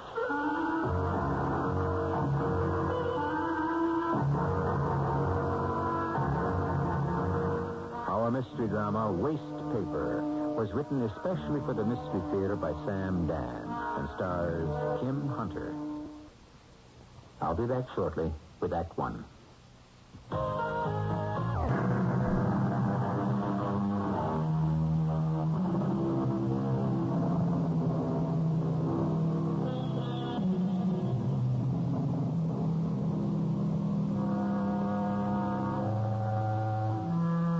As long as crime is regarded as wicked, it will always have its fascination.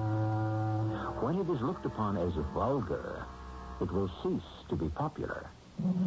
It was Oscar Wilde, I think, who said something like that. And so, the major preoccupation of our society seems to be crime. After all, what fills most of the space on today's front pages? So let us proceed with our story, which begins in the office of Roger Williams, the captain of detectives. Send Melrose in here. Captain Williams here. No, nothing. Blank and zero. Yep. Bear with me. I'm putting one of my best people on it. You sent for me, Captain? I have an assignment for you, Detective Melrose. Did somebody lose a dog? Why, Melrose, you're with homicide now. Oh, did somebody kill a dog? I have a nice little case for you. Mm-hmm. A little something tucked away someplace where I can't do any harm. Now, Melrose, I have a homicide for you. A homicide? See? It happens. Finally, your very own homicide. What kind of homicide? Oh, it's not a page one homicide. Naturally. Don't say naturally. Already the morning paper has called for details. Make sure they spell your name with 2 L's, and so your career is launched. What are the details, Captain? The lady's name was Martha Malone, age 52. A woman? Well, yes, I thought you might be more comfortable with a woman. Why? Well, you're a woman, aren't you? Yes, Captain. Oh, Mrs. Malone was a widow. She worked as a cleaning lady. She was murdered last night. Here are the details on the sheet. And now, Detective Melrose, it's all yours. He means well. They all mean well. I suppose they can't help it. They were raised that way. Well, at least he gave me a case. Well, he had to. I guess he wanted to be able to say, look, in my division, women detectives are right out there in the field. So, what have I got here? A cleaning woman killed. Why, how, and by whom? How was easy. A .32 caliber bullet through the heart. That was in the medical report. She worked for a firm called Novelties Incorporated. Yes. Who? Oh, well, yes, have him come in. Yes? I'm Detective Melrose. You're Detective Melrose. Well, I thought that, nothing. You are Stanley J. Drone? Yes, that is correct, yes. You're president of Novelties Incorporated? Well, to be accurate, and I suppose we must in these things, I am vice president and chief executive officer. You employed a Mrs. Martha Malone. Oh, yes, terrible thing, just terrible. How long did she work for you? 9 years. Did you know Mrs. Malone very well? Well, just as the char lady, or the cleaning woman. Then you didn't really know her. Well, I was aware of the fact that she existed some evenings. Yes, I might stay late, and there was this lady, drably dressed, in a working costume, yes, and she would be going about her business. Did you ever speak to her? Well, in more than 9 years. What did I ever say to her? I said, good evening, and yes, I'm through here, and you may start to clean. That was the extent of your conversation? Yes. Isn't it remarkable? This building, do you occupy all of it? Yes. It's mostly offices, but we use some space for warehousing. What is the nature of Novelties Incorporated? We import merchandise from the Far East, from Hong Kong, Singapore, Taiwan, Korea, and so forth. What sort of merchandise? Little novelties, drinking glasses, and music boxes, small figurines, and so forth. What's worth stealing? Not very much. You'd have to load a very large truck with enough of the merchandise to make it profitable. Money? Oh, no, none to speak of. We're a wholesale house, and we're paid, and we pay by check, and various commercial paper. There isn't any cash worth considering. Mr. Drone, I understand you were the one who found the body. Yes. You see, I'm usually the first to arrive in the morning. Can you describe what you saw? Well, I told the police officer. I know. Please, tell it again. Yes, that makes sense. Well, I arrived here at 6:30, and I drove my car around to the back entrance. I took out my key, and I opened the rear door, and I walked in. And then I heard it. The vacuum cleaner. Oh, my goodness, I said to myself, is the cleaning lady still here? Just a minute. When you described this to the police officer, you didn't mention a vacuum cleaner. Well, the state I was in. You heard the vacuum cleaner. This one here? Yes. I haven't had a chance to, well, anyhow, it has a certain sound to it. Yes? Let me turn it on. You hear it? Usually the sound goes up and down because it's moving around and working. But when it's just on, it just has that same steady hum. I understand. Do you mind if I turn it off? Well, honestly, every time I hear a vacuum cleaner again, I'm going to have a nightmare. It was coming from my office, so I walked in. And there she was, lying on the floor. I could see blood, and I knew she was dead. That vacuum cleaner is very loud, isn't it? Yeah, something's loose there, I think. I've been meaning to have it fixed, but, I guess now I'll just get rid of it. Thank you, Mr. Drone. There's nothing else you want to ask me? Not at this time.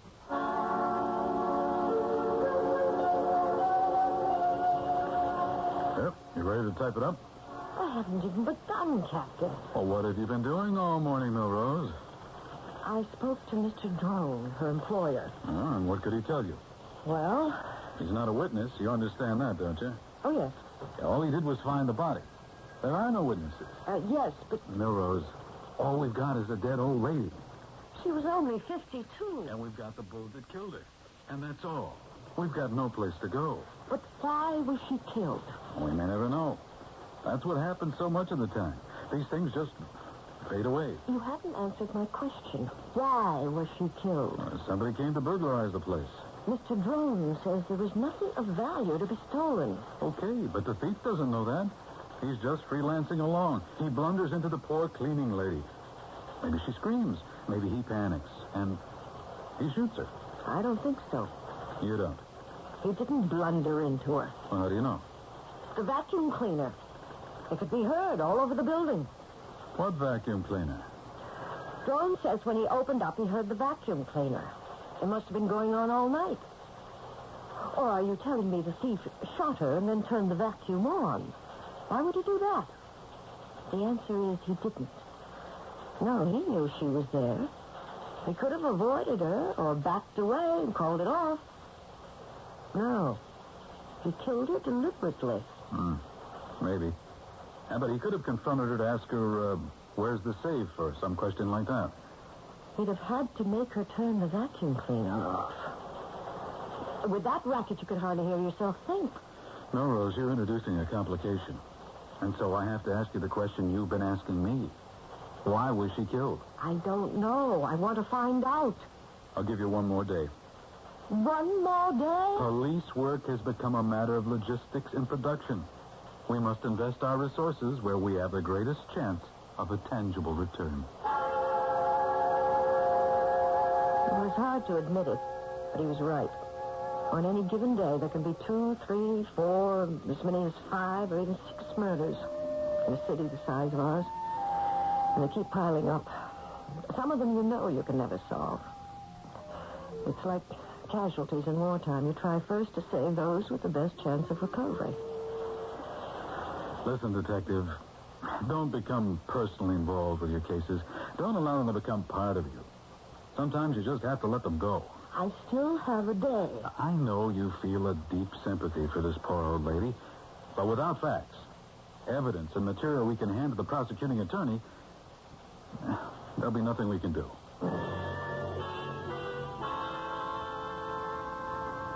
May I help you, Detective Milrose? Father Lisinski, one of your parishioners, Mrs. Martha Malone. Ah, yes, poor Mrs. Malone.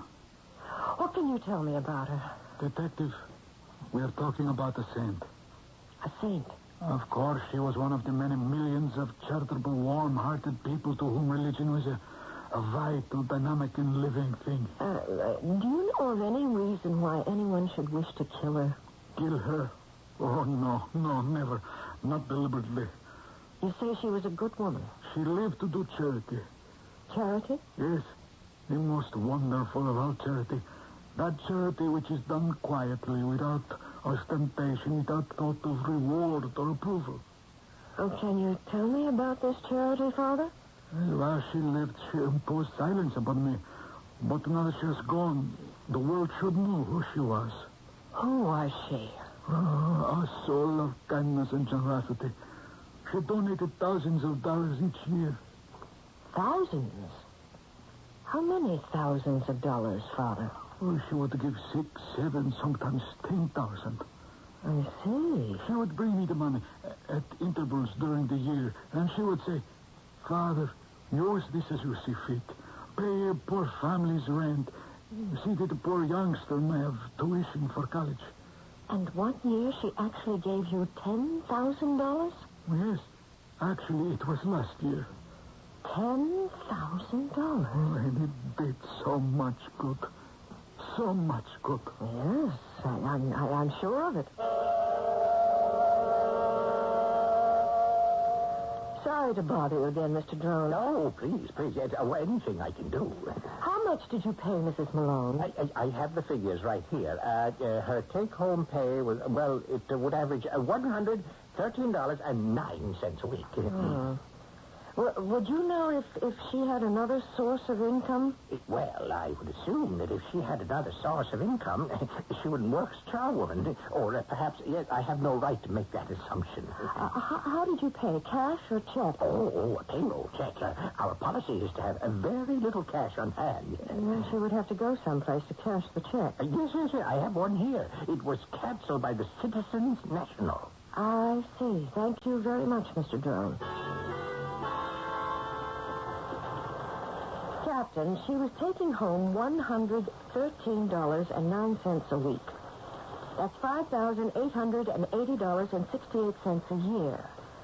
And do you follow this? Where's it going? She paid $122.40 a month for rent. That's over $1,400 a year. Well, why is it important to know this? And then there were food, clothes, medical bills, car fare, and all the rest. So? So you would think she could barely make it through the year. Maybe not at all. All right. So last year, where did she get $10,000 to donate to charity?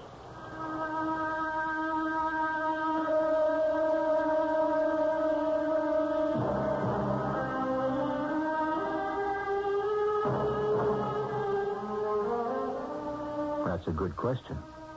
Certainly it's thought-provoking. Where is she, or was she, getting that kind of money? Her employer insists that there's practically no cash to speak of in the Novelties Incorporated building. But obviously, the place is a gold mine. We'll do some prospecting when I return with Act 2. Introduce yourself to a remarkable nasal spray that lasts. Annual income, £20. Annual expenditure, £19. Result, happiness. Annual income, £20. Annual expenditure, £21. Result, misery. That made very good sense when Mr. Dickens wrote it. Spend less than you make. But we are confronted by a poor lady who only made some $6,000 a year and yet was able to donate $10,000 to charity. How did she do it? I don't know. Did she have another source of income? We don't know. Money in the bank? She cashed her paychecks at Citizens, but she didn't have an account there. Did she have an account anywhere else? A safe deposit box? I don't know. Well, why don't you find out, Detective Milrose? I'll need more than a day, Captain Williams. Take 2 days. I needed 3, and I even had help. There was nothing. We searched her flat. No sign of any money or any place it could be coming from. Where'd she be getting that money? She could have stolen it from the building. But Mr. Drone assures me there's nothing to speak of on the premises. Merchandise. She took the stuff home and sold it. She'd have to steal so much it would have been noticed. Especially enough to add up to $10,000. Well, now, Detective, you've reached that point. What point? Where you come up with a theory. Oh. Well, you better have one. You see, I assigned you originally because I figured it was a day's work and into the files. But you came up with that vacuum cleaner. So that knocked out the surprise sneak thief angle. Now we find out she was a lady of means. So, A, why was she working as a cleaning woman? And B, where was she getting that money? But I don't have any theories yet. Well, the chief inspector's going to want a theory. Do you think you can have one by the end of the day? By the end of the day? Well, it doesn't have to be right. Just make it sound plausible. Theory. Whoever came into the building that night came to see Mrs. Martha Malone, and not to rob the place. Whoever it was, he or they didn't come to discuss anything at all with her, because he or they didn't bother to shut off the noisy vacuum cleaner. So she was marked for death. Therefore, it was an execution. But for what reason? I have to talk to Mr. Drone again. Sorry to bother you, Mr. Drone. Oh, no, Detective Milrose. Is that the proper way to address you as a detective? Yes, Detective Milrose. As far as we know, you were the last one who saw Mrs. Martha Malone alive. Yes, I believe you could say that. Yes. Except for the killer. Oh, well, naturally, yes. You worked late that night? Yes, until about 9 p.m. We have so much paperwork, even with computers. It was absolutely staggering. You say you worked till 9 p.m., and Mrs. Martha Malone arrived while you were still there? Yes, I could hear her at work. Yes. Then when you left, you said goodnight to her? Oh, yes, certainly. There was no one else in the building? No one who had any legitimate business here. You didn't see or hear anyone? No one. Uh-huh. How did you leave the building? How? Well, there are 2 doors, one front and one rear. Oh, yeah, by the rear door. Was the door locked? Oh, yes. We locked both doors, the front and rear, at 6 o'clock. And the front door, when you left, was that locked also? Yes, I always check it before leaving. It's a reflex action, you might say. So you opened the rear door and locked it after you left? Yes. So then, as far as you know, Mrs. Martha Malone was all by herself in the locked building? Yes, you could say that, yes. Who carries the key to the building? I do. Anyone else? Mrs. Malone did, yes. And no one else? No. When Mrs. Malone came to work, I assume she filled out an application. Oh, yes, I have it here. Whom does she list as next of kin? Yeah. Or a person to be notified? Well, let me see. Nobody. No one at all? Oh, yeah, you can see the space. Yeah, it's empty. All your employees have insurance policies? Oh, yes. You'd be surprised what I have to pay in this so-called free. Did Mrs. Malone have one? Oh, absolutely. Whom did she list as beneficiary? One moment. Yes, here it is. Father Stephen Lisinski of St. Mary's Church. Thank you, Mr. Drone.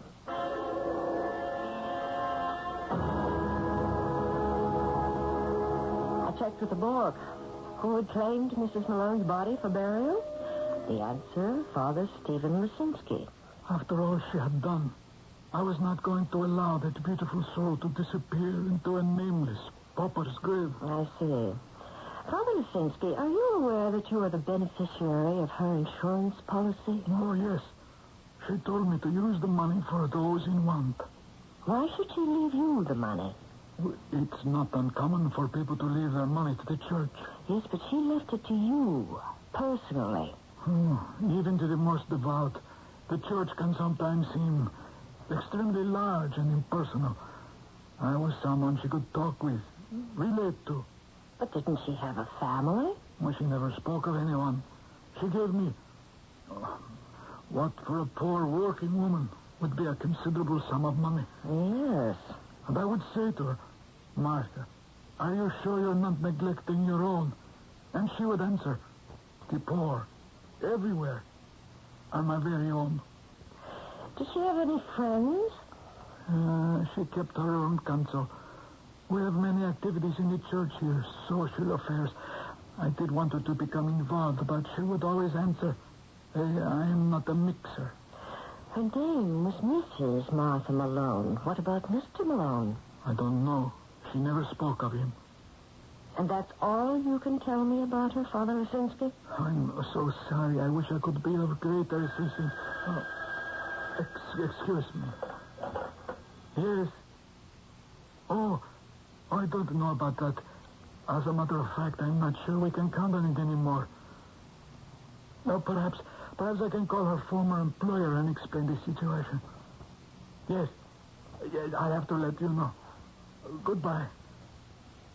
Talking about Mrs. Malone, this was another example of her good works.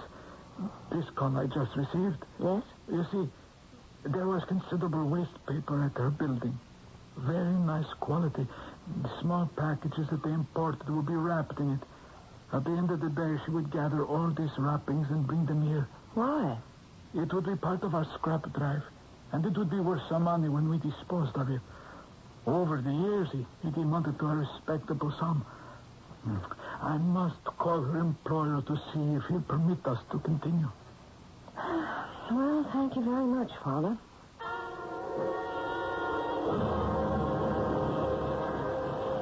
So, here we are, Detective Norose. Where are we, Captain Williams? At that point where we must face the files. You mean this case is about to be closed? I'm afraid so. No. Why not? This woman was murdered. So were 9 other people since her body was discovered. But obviously somebody was out to kill her. I've already bought that. How can we just drop it? We're not dropping it. We're merely concentrating our resources in areas which may be more productive of results. Look, no matter how you slice it, Captain. Okay, I know. It sounds like a great case. An ordinary cleaning woman dispenses large sums of money to her church charities. Where does she get it? That's number one. And that's not all. She's deliberately murdered. Why? That's a very good question. Furthermore, this woman is absolutely alone in the world. No friends, no family, no criminal record. There's too much in this case to just drop it. Give me an angle to let you follow. Open up a lead. Right now, knowing all you do, fired up as you are, where are you going to go? What's the next thing you're going to do? I don't know. Well, this is the critical moment, Detective Norose. All right. You need a break. Something has to happen. Some kind of insight, some kind of clue. You simply have to get lucky. I know that. All right. Let me see if I can help you. Give me Jerry Marks of the Journal Herald. Yeah, hold on. I could use a break. I don't want to let it go. Yeah, I know. Well, a couple of more important people have been killed this week. More important? Well, more noteworthy, more newsworthy. of more interest to the community at large. Oh, yeah, Jerry? That old cleaning woman that was killed last week. She wasn't old. Yeah. Well, could you run a picture of her? There's a good shot from the morgue. Yeah, sure. I know that nobody cares. Yeah, I know it was last week's murder. Look, let me put it this way. Why don't you do it? Because I'm asking you to.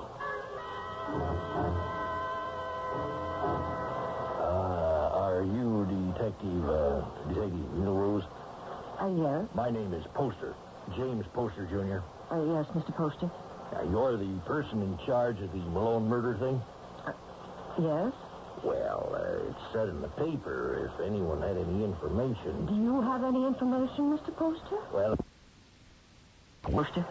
You're the person in charge of the Malone murder thing? Yes. Well, it said in the paper if anyone had any information. Do you have any information, Mr. Poster? Well, I saw the picture in the paper and recognized it at once. I couldn't be mistaken. It was Martha. She was 10 years older, but the face, that beautiful face. Did you know her? Did I know her? My life hasn't been the same since. Oh, all right, Mr. Poster. What can you tell me? Oh, to think it's the same Martha Malone. Martha Malone, who had to be the world's greatest account supervisor. Account supervisor? Yes, at Poster and Pine. We only happen to be the 14th largest advertising agency in America, which for all practical purposes means the world. And she was an account supervisor? Could she ever turn and twist a client like a lump of inert putty? And that's what she did. She was in advertising. My dear detective, she was not in advertising. She was advertising. And she made money. Money? My goodness. Well, why did she leave? Why did she become a cleaning woman? Well, I didn't know she'd become a cleaning woman. I only know she dropped out of sight completely. Why? Well, it happened after Walter had been killed. Walter? Yes, her husband. It's just one of those terrible, unfortunate things. Yes? Well, one of her accounts was a company that made small sporting airplanes, and her husband was an enthusiastic amateur pilot. He was killed while he was flying one. Oh? Yes, unhappily, there had been talk of some defective components in the manufacture. Yes? Well, you see, she insisted in all her copy that the planes were perfectly safe. Oh, I understand. Yes, and the day after he died, she said to me, I have been punished. I've led a life filled with falsehood, and now I shall do penance for the rest of my days. She was a very dramatic person. Did she say anything else? Yes, she said, from now on, I'll devote my life to hard labor and to charity. I'll give up everything I used to live for, all the vanities of the world. Next day, she was gone. Just like that? She vanished without a trace. Emptied her bank accounts. Sold everything. I never saw her again. She was a wealthy woman? Well, aside from her salary, she must have had several $100,000. And she gave it all up to become a cleaning woman. But why was she murdered? What did poor, wonderful Martha Malone ever do to anyone?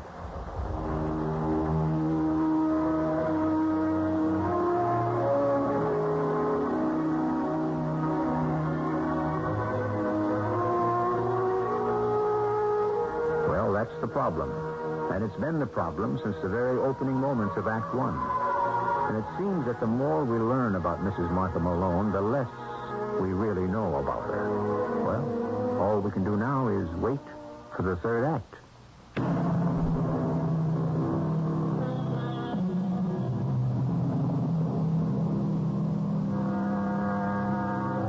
The wonder is not that so few murders are solved, but that so many are. When the motives are obvious, when the witnesses are present, there is basically no problem. It's that random killing of someone for no apparent reason, by no one we know of, that usually slips into the back of the file folder. It may be filled with fascinating possibilities and intriguing twists and turns, but there is nothing solid, for the police to investigate. So, since they can't, they don't. Is that what's building up here? All right. You've got an angle. That airplane outfit she was doing the advertising for. Maybe somebody who lost someone had it in for her. Oh, in the first place, the average person wouldn't blame her, but the company. I'll check it out anyhow. I did. There was a defective part, all right. But only her husband was killed. Yeah. Well, Detective, how do you feel? Don't take me off it. I won't. You have a whole new world to play with. Her past life, the glamorous lady. Did she have any enemies there?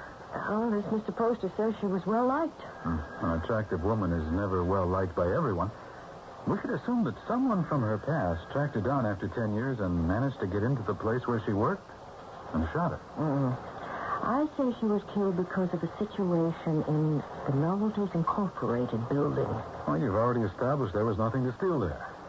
I thought we both agreed the object was not to steal anything, but to kill her. Why?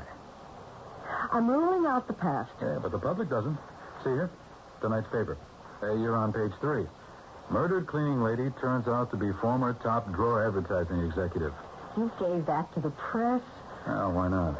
Can't do any harm, and it keeps them happy. It also keeps you on the case. And we have a lead we can justify. But it's all there, in that building. What's all there? I don't know what, but she was murdered. I looked at her picture. Not the mugshot from the morgue, but a glossy portrait that Mr. Poster had let me have. It showed a spectacularly beautiful woman in her early 40s. Her face was not only lovely to look at, but you could sense that she was a woman of keen intelligence. And she had chosen to spend the rest of her life on her knees, doing penance. Oh, that I could understand. But murder, why was she murdered? Go back over the same ground. But I've been over it and over it. I can only talk to 2 people, really. Father Lasinski and Mr. Drone. Talk to them. But they've already told me everything they know. People are always remembering little things. Drone told you something he neglected to mention to the first cop on the scene? No, you mean the vacuum cleaner. That vacuum cleaner is what put you in business. All right, I'll try again. It's your very own little case, Detective. You have to nourish it. Keep it alive. No, Detective Muros. I know nothing of her past life. And therefore you would know none of her associates or her problems there, if any. None at all. Excuse me. Yes. Oh, no, I haven't. Oh, well, why don't I take care of it right now while I'm thinking about it? Let me call you back. That was the chairman of our scrap paper committee. Would you excuse me? I have to call... Oh, where's that number? I looked it up. Here it is. That you should be here. This has to do with Mrs. Malone indirectly. Mrs. Malone? I'm trying to continue her good work. Hello, Novelties Incorporated. May I speak with Mr. Drone? Yes, I'm Father Lesinski of St. Mary's Church. Thank you. Hello, Mr. Drone. Yes. As you know, Mrs. Malone used to supply us with some very nice paper from your plant. Well, nice as it was scrap which was being thrown out. We were selling it to raise money for our parish charities, and I was wondering... Well, I was wondering if I could have a man pick it up. Well, yes. Oh, I understand. Oh, yes, of course. Well, thank you, sir, in any event. He says he can do it. Oh? He says he has made arrangements with a scavenger who pays him for the paper. Of course, I can see his point of view. Yes, that's true. It's odd. What is? It may have been my imagination, but he seemed quite frightened. Frightened? I think so. You're sure the word is frightened? Detective Muros, I'm more than sure. I know. Was this the break? The lead, the sudden flash of insight. I looked at Father Lisinski. I smiled to myself. If something really came of this, I would call it the revelation. I hope I'm not imposing again, Mr. Drone. No, Detective Milrose. I'm glad to be of help. I understand that Mrs. Malone used to collect the waste paper and donate it to her church. You mean the wrappings? Yes. Yes, that's true. I understand that since her death, you've made other arrangements to dispose of them. Yes. I now sell them to a private scavenger. I see. A fellow comes by with a van at the end of the day. Who is he? Well, I believe I told you he's a private scavenger. What made you choose him? Did you go looking for a scavenger? No. As a matter of fact, he was, I would assume, going about soliciting business. He came in off the street, you might say. Well, then it was rather something of a coincidence. What was? That right after Mrs. Malone died, he should call on you. Oh, no. It wasn't really. He called on me before. Oh. Yes, several times this past year. Well, why didn't you sell him the paper then? Well, I was going to. It certainly made sense, don't you know? It'd be the same as throwing money away. Well, so why didn't you? Well, I had called Mrs. Malone into my office to tell her that she could no longer have the waste paper. And what did Mrs. Malone say? Nothing. You see, I couldn't tell her. You couldn't? Why not? Well, every time I was about to, there was a look on her face. What sort of look? Well, I don't know, but I was afraid of that look. Why? Because it was the kind of look that seemed to go right through you. As if it could read every secret in your head, don't you know? Oh. So the next time this scavenger, came around to solicit the business, I just told him I'd made other arrangements. That my cleaning woman was donating the waste paper to her church drive. Well, what did he say? Well, he didn't say anything. When did this discussion take place? Well, I'm not sure. It must have been 2 or 3 weeks ago, yes. What is this scavenger's name? It is A.J. Scoop, carting service. Thank you very much, Mr. Drone. Oh, yeah, if I can ever be of any more help, Detective. Yes. Oh, here, in your wastebasket here. This is some of the wrapping paper. May I have a few pieces? Oh, why, of course. Thank you again, Mr. Drone. Well, what have you got? Well, I thought I might have something. This paper. Well? He imports little novelties and knickknacks from the Far East. This is what they're wrapped in. Everywhere I turn in this case, I come up against waste paper. She was collecting it. Somebody else wants to collect it. So I had the paper sent to the lab. Why? Well, suppose they're smuggling drugs. There might be some traces. Were there? No. Well, there might be an espionage angle. Photos, messages in invisible ink of some sort. Man? No. You want some help? Sure. Feel the paper. Smooth it out. Okay. And now crackle it in your fingers. Well? I should have known. It's okay. You're entitled to a little help in your very first case. Hey, look. We would have never gotten here without you.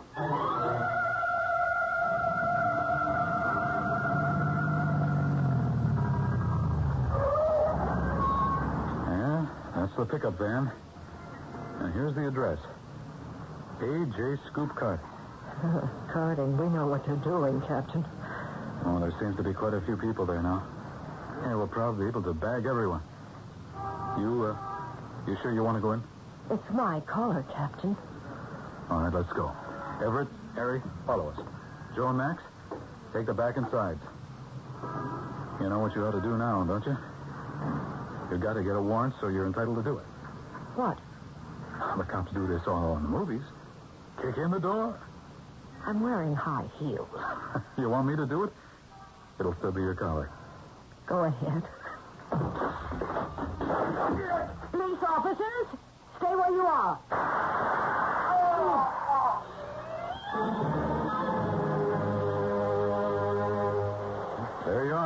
Page 1, the Herald. Page 2, the Record. Your first story. Detective Gertrude Milrose was responsible for the line of investigation that led to the arrest of a major counterfeiting ring. I had a great deal of help, Captain. The case was broken when Detective Milrose discovered that the paper used to wrap the novelties, which was imported from the Far East, is a very distinctive grade of Chinese rice paper, which is ideal for use in counterfeit bills. It is, by sheer coincidence, a closest match to the genuine paper used by the Treasury and is almost impossible to obtain.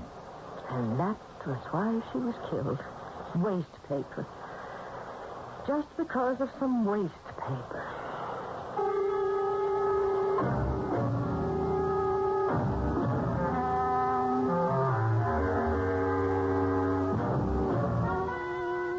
Waste paper. Have you any concept of the staggering amounts that pile up every day? So much paper. Indeed, waste paper may be truly said to be the basic debris of our society. Well, we may waste paper, but not time. So in a little while, I shall be back with you.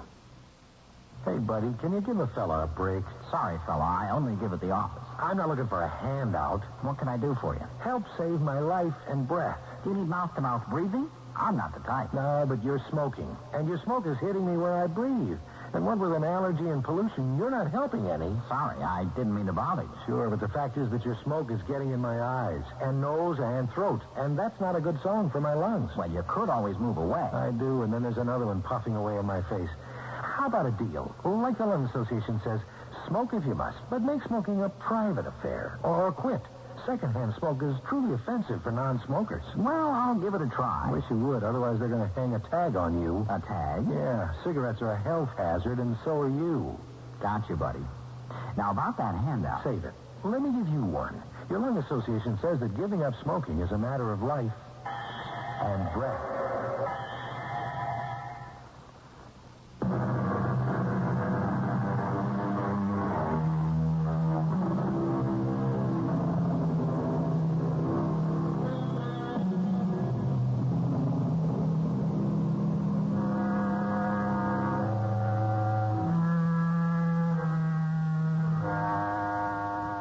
So many murders, so few solutions, and well, we know why. Needed is the flash of insight, that crystal moment of clarity when everything comes together. Indeed, it is like the vision of creativity to the artist. Artists and detectives, we don't tend to think of them in the same terms, but why shouldn't we? Without that certain something called inspiration, for all their hard labor, they are doomed to remain in the dark. Our cast included Kim Hunter, Lloyd Batista, and Earl Hammond. The entire production was under the direction of Hyman Brown. And now, a preview of our next tale. These gems, do you generally keep them here in your apartment in a jewel box on your dresser? No, I usually have them in the vault. Except tonight, I was at a formal dinner, and I thought I would... Do you mind if I use the telephone? No, I don't mind. Thank you. Is it possible he could have seen me and followed me home? I understand jewel thieves. Scout, is that the word? Places where wealthy people go. Excuse me. This is Lieutenant Silverio. I'm at the Patterson place. Yeah. Oh, he got away with a few nice things. The M.O. fits our old friend, the cat burglar. Yeah, the one who can climb up and down the walls. The cat burglar? Yeah, Jerry. I think he can chalk up another one. Mrs. E.G. Marshall inviting you to return to our Mystery Theater for another adventure in the macabre. Until next time, pleasant dreams.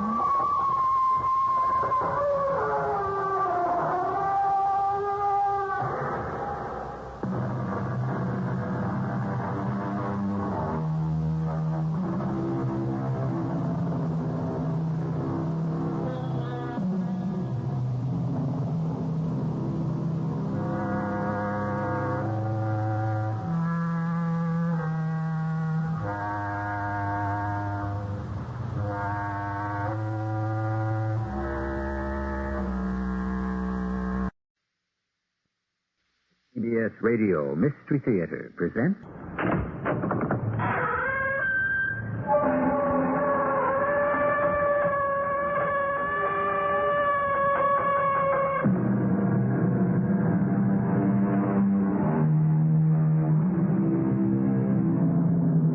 Come in. Welcome. I'm E.G. Marshall, presider over our excursions into the world of the macabre. Beyond the world as we see it, there are other worlds, certainly. The dark world of the mind, of the spirit, and probably distant worlds and life on planets throughout the universe. It is such a world that we will visit because of a strange discovery by a psychiatrist named Philip Sargent, 40 years old, and thought to be as normal as you and I, except for what happened to him. Sargent's friend, Paul Dennison, looks in disbelief at him. I'm sorry, Phil. It makes no sense. What would convince you that it's true? Proof. I'm an astrophysicist, so my mind isn't closed to the mysteries in space, but you're speaking of the intangible. Intrastar isn't intangible. It's a small planet in the middle galaxy. It exists. I've been there. It is ruled by an immortal named Lord Z, who is in charge of the redistribution of souls. Phil, I've had astronomers search for Intrastar. It's a fiction. It exists only in your mind.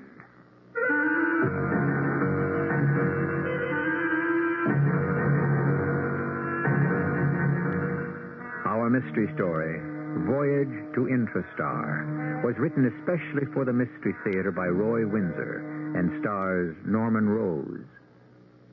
I'll be back shortly with Act One.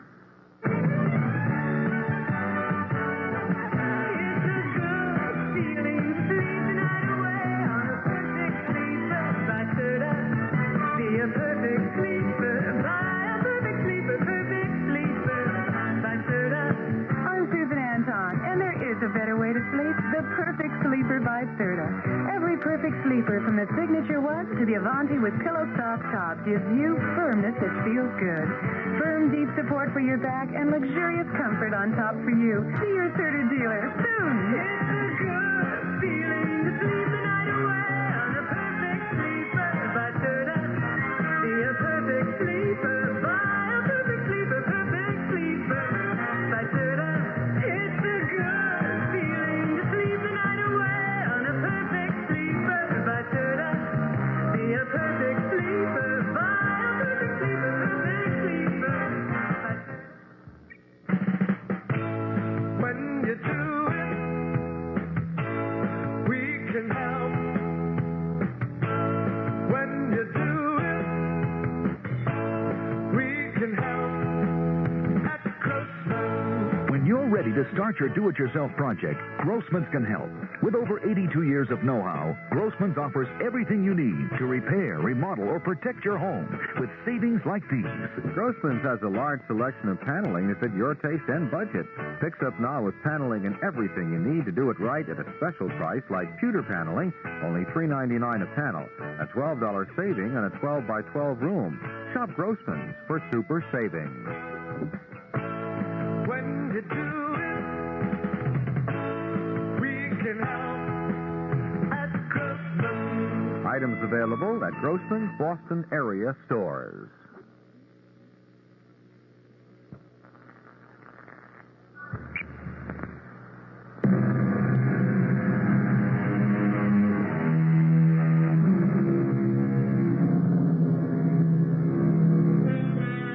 And so it seems we travel on this occasion to an unknown planet, Intrastar, in the middle galaxy, discovered, or so he says, by a psychiatrist named Philip Sargent. Far-fetched? You don't believe in the possibility of a science fiction experience? Then how do you explain away UFOs? Or those black holes infinite miles away at the edge of the universe? Both are facts. Their explanations are not. Therein lies mystery, the kind we explore.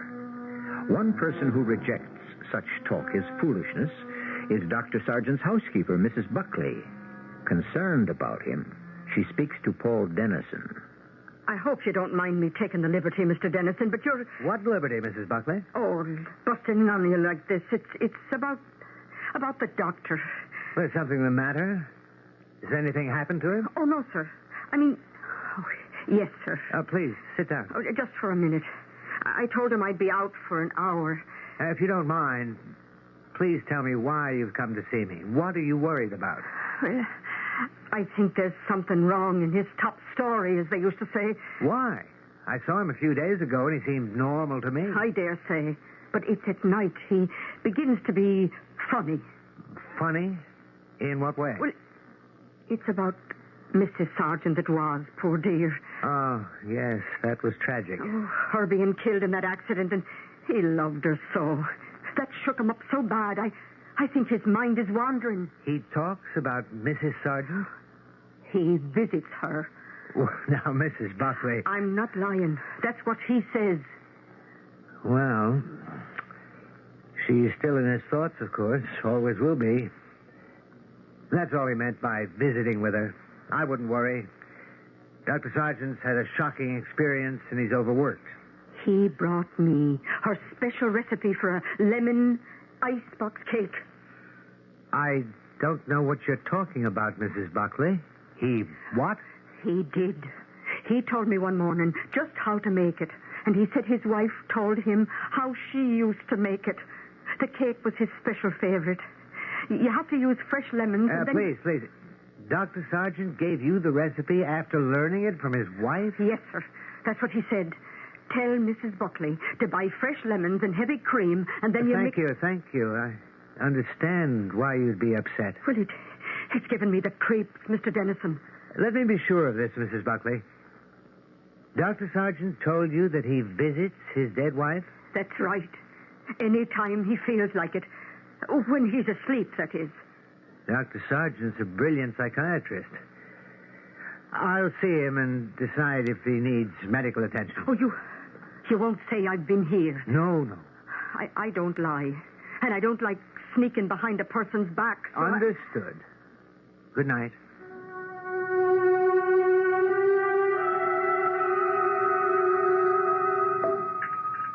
How was the cake, Paul? Oh, great. Mrs. Buckley's some cook. This is Helen's recipe. Lemon icebox. Oh. Well, Mrs. Buckley followed it beautifully. She's never tried it before. I brought her the recipe. You did? Helen went over it with me several times. Of course, we couldn't write it down. Pardon me? I said that... I heard what you said, Phil. Now explain what you meant. Well, you won't believe me. Try me. I'm not without imagination. When I sleep, I dream. And when I dream, I find myself with Helen. Well, that sounds normal. And in one of those dreams, you remembered Helen telling you how she made this kind of cake? No, I was never in the kitchen. I don't think that I could fry an egg. The kitchen secrets were Helen's. It was in a dream state on Intrastar that she told me to tell Mrs. Buckley how to make this kind of cake. And Mrs. Buckley did. Paul, I made a discovery of unimagined importance. Tell me about it. Man is flesh, blood, and soul. All right? We'll assume it. Soul is a little vague. Well, mind is soul. You will admit that the mind is man's unique organ, that with it we open imagined worlds through dreams. Yes. Go on. Well, what I've discovered, perhaps because of my intense preoccupation with Helen, is that a dream is an actual experience of the soul outside one's body. You lost me. All right, let me give you an example. You fall asleep and dream of murdering someone. What I maintain is that the soul in the mind becomes a disembodied murderer, not of another real person, but of that person's subconscious. The soul set free in a dream commits murder. It seems to be on another person. Actually, the murder committed affects only the victim's subconscious. Understand? No. That sounds like gobbledygook. You're saying that in a dream, the soul leaves the body and plays out a murder or whatever else is dreamed? Me and a movie star, me running for a touchdown? Yes, that's right. And what you experience in a dream affects the person about whom you dream. The man you want to murder becomes more wary. The movie star more vain. That's how character is built. And that is why, in a negative way, I learn so much about my patients from their dreams. Uh-huh. That's an interesting theory. Crazy, of course. I said that you wouldn't believe me. Now, I will visit Helen tonight. Paul, have you any idea where she is? Well, her soul, if there is such a thing, is one of two places, I expect. Helen is a freed soul in her ghostly body on Intrastar, a small planet in the middle galaxy. Oh, boy. Anything else? Lord Z rules it, and a Prince Baltos assists him. Doing what? Redistributing souls to the unborn. Paul, do you realize what this means? Yes, I think it means you're really in need of a rest. It means that immortality and reincarnation are facts. You are immortal. So am I. Ah, that's nice to hear. I'm also mortal and sleepy, and I'd better say good night. You don't accept anything that I've said, huh? I'm afraid not, old friend. To me, to put it bluntly, you sound kind of crazy. What would satisfy you that I am as normal as I ever was? A theory is a theory until it's proved. You can't do that. I'll bet the astronomers where I work can't even find this Intrastar of yours. And if they did, you still couldn't prove that it's the gathering place of souls awaiting redistribution. A ghost is intangible. If it can't pick up anything, how could it bring something to Earth to prove your theory? Yes, that point has bothered me, too. Dream on.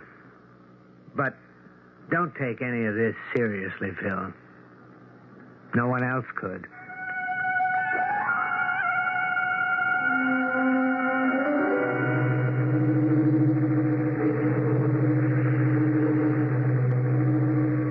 My darling Helen. Phil, I'm so happy to see you. How was the cake? Did Mrs. Buckley make one for you? They think I'm crazy, Mrs. Buckley and Paul. Well, you expected that, didn't you? Well, yes. How are you, darling? For a soul in limbo, happy enough, and curious about what will happen to it when I'm assigned to someone unborn. Of course, there are distractions on Infrastar.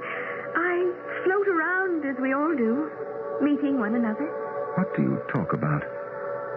What we were on Earth, what we did, the persons we loved, what might happen to us next. Now, this is a beautiful place. The light doesn't vary. It's always dim and soft. Still, this little planet supports vegetation, and the rock formations are unusual. I remember studying botany and geology, but I can't identify anything here. Have you made any friends? I've been singled out by Prince Bartos, who, I must say, overdoes his affection for me. Oh? Don't be jealous, darling. I'm just a shade. Bartos likes me because in 600 B.C., he fell in love with a beautiful Greek woman, descended to Earth, and lived with her until Zeus found him out. End of Bartos on Olympus. He was consigned to Intrastar. And you remind him of that Greek beauty? So he says. A long time. 2,500 years. Helen, no one believes me. I've discovered that immortality is a fact, and no one will believe me. Oh, be content with the discovery, Phil. There's no way to prove it. Yes, I know. That's what Paul said. But there has to be a way.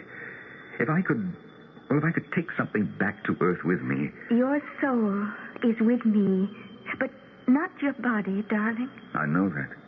May I intrude, my dear Helen? You have, Prince Baltos. Hello, Prince. Your widowed husband sounds disgruntled. You should be pleasant to me, Dr. Sargent. Don't forget, you will arrive one day on Intrastar for the reassignment of your soul. Like a number of remarkable men before you, you have discovered that man's soul is immortal. They could not prove it, nor will you. I'm not so sure. I am. The secret of immortality is all that binds the human race together. Remove the secret, and there'd be anarchy on Earth. Be content to know that you know the truth. And now, don't you think you've overstayed your visit? It's 5 o'clock in the morning.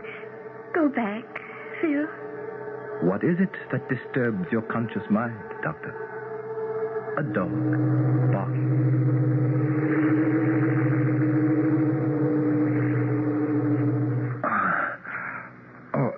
Where am I?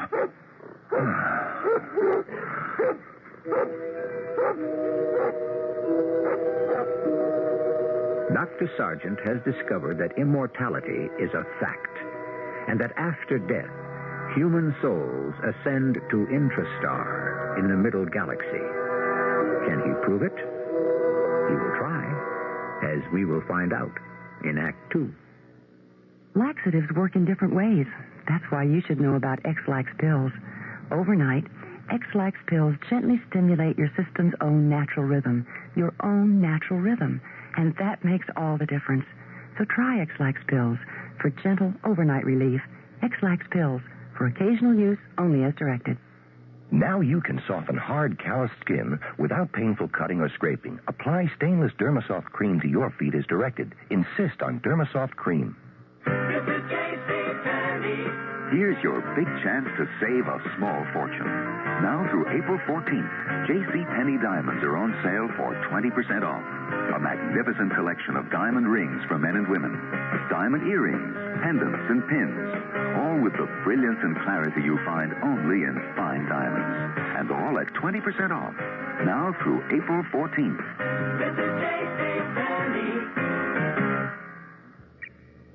What in the world happened in April? Brought to you by your local Navy recruiter. April is Admissions Day for Maryland, admitted in 1788 as our 7th state, and Louisiana, admitted in 1812 as our 18th state.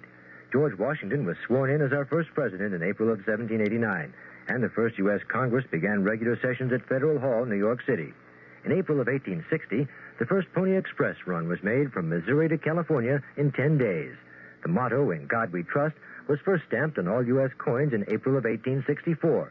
The Navy's first submarine, the USS Holland, was commissioned in April of 1900.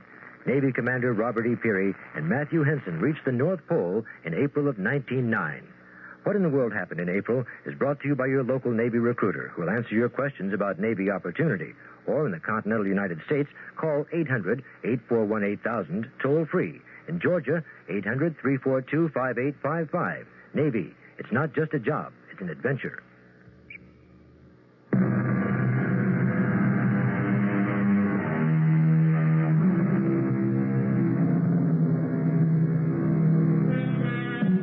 This tale of the macabre has taken us to Intrastar, a planet in the middle galaxy, because an unusual man, psychiatrist Philip Sargent, has discovered that in the dream state, his soul travels disembodied to the star where the souls of the dead await distribution into the unborn. Fantastic? Perhaps. But there are no limits to what the mind can foresee. It is man's unique attribute. Away from Earth, you can be sure that there are other minds. One of them is that of Lord Z, the ruler of Intrastar.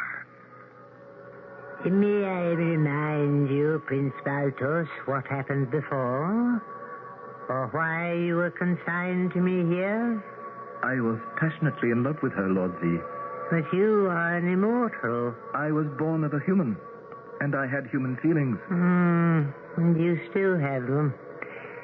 But, my dear Baltos, your feeling for Helen Sargent is not a feeling for a human being, but for her waiting soul. A soul waiting for us to place in someone unborn. How could you possess a shade? I love Helen, and I'd like to do something to please her. Well, then make a careful selection of the unborn in whom her immortal soul will be placed. What would please her most would be something I could do for her husband, Dr. Sargent. He'll join us here one day. Do the same for him. He wants to prove that immortality is a fact. That cannot be allowed. But even if he does prove it, no one will believe him. I agree with you. But it's a risk that is forbidden to all of us. Humans already have a good idea that there is such a thing as immortality. The body is a temporary shell which houses the soul. If life and death become unimportant, civilization would degenerate into anarchy. That cannot be allowed. I urge you not to do anything foolish, Baltos.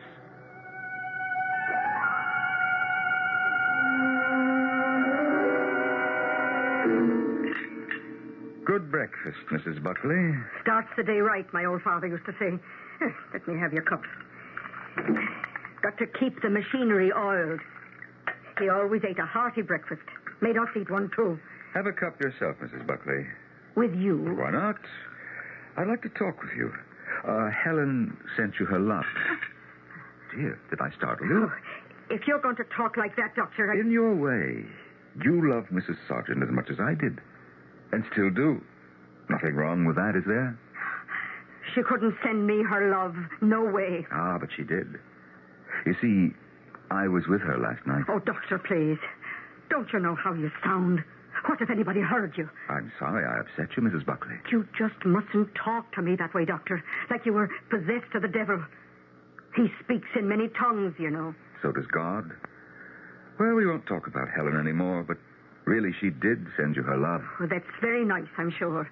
I don't want to go into how she sent it. Through me. From Intrastar. May the Lord protect you and drive such crazy notions from your head.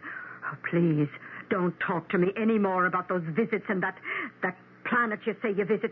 You know that's just plain crazy.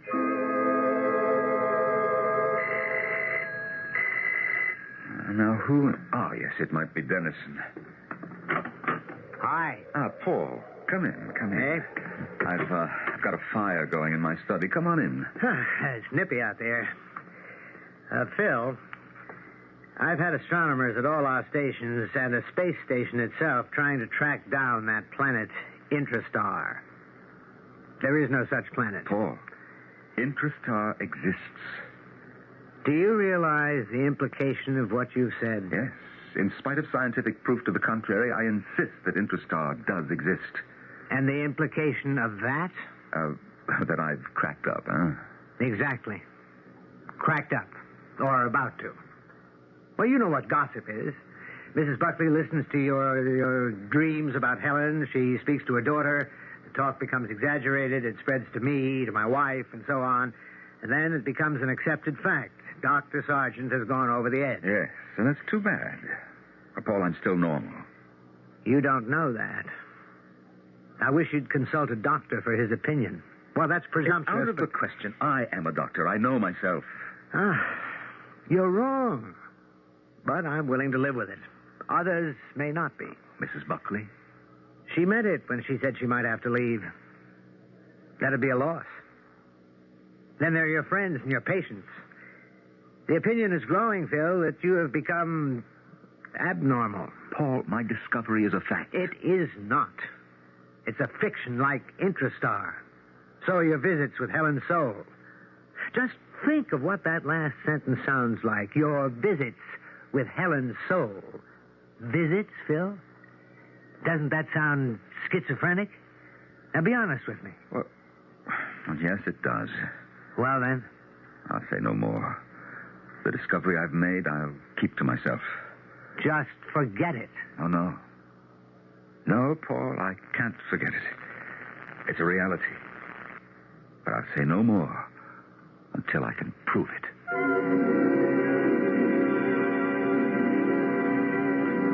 My dear Helen.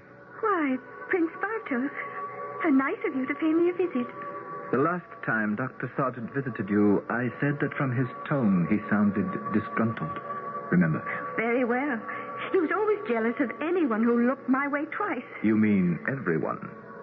That, of course, includes me. Oh, how can you have any feeling for me when I'm just a disembodied soul? Odd as it may seem, I can. I have a rather clever plan in mind. Oh? One day, that fine soul of yours will be placed in someone unborn. I'll see to it that it is placed in a human who will grow up in a striking body. She will be a stunning woman. Oh, Oh, that's nice to know.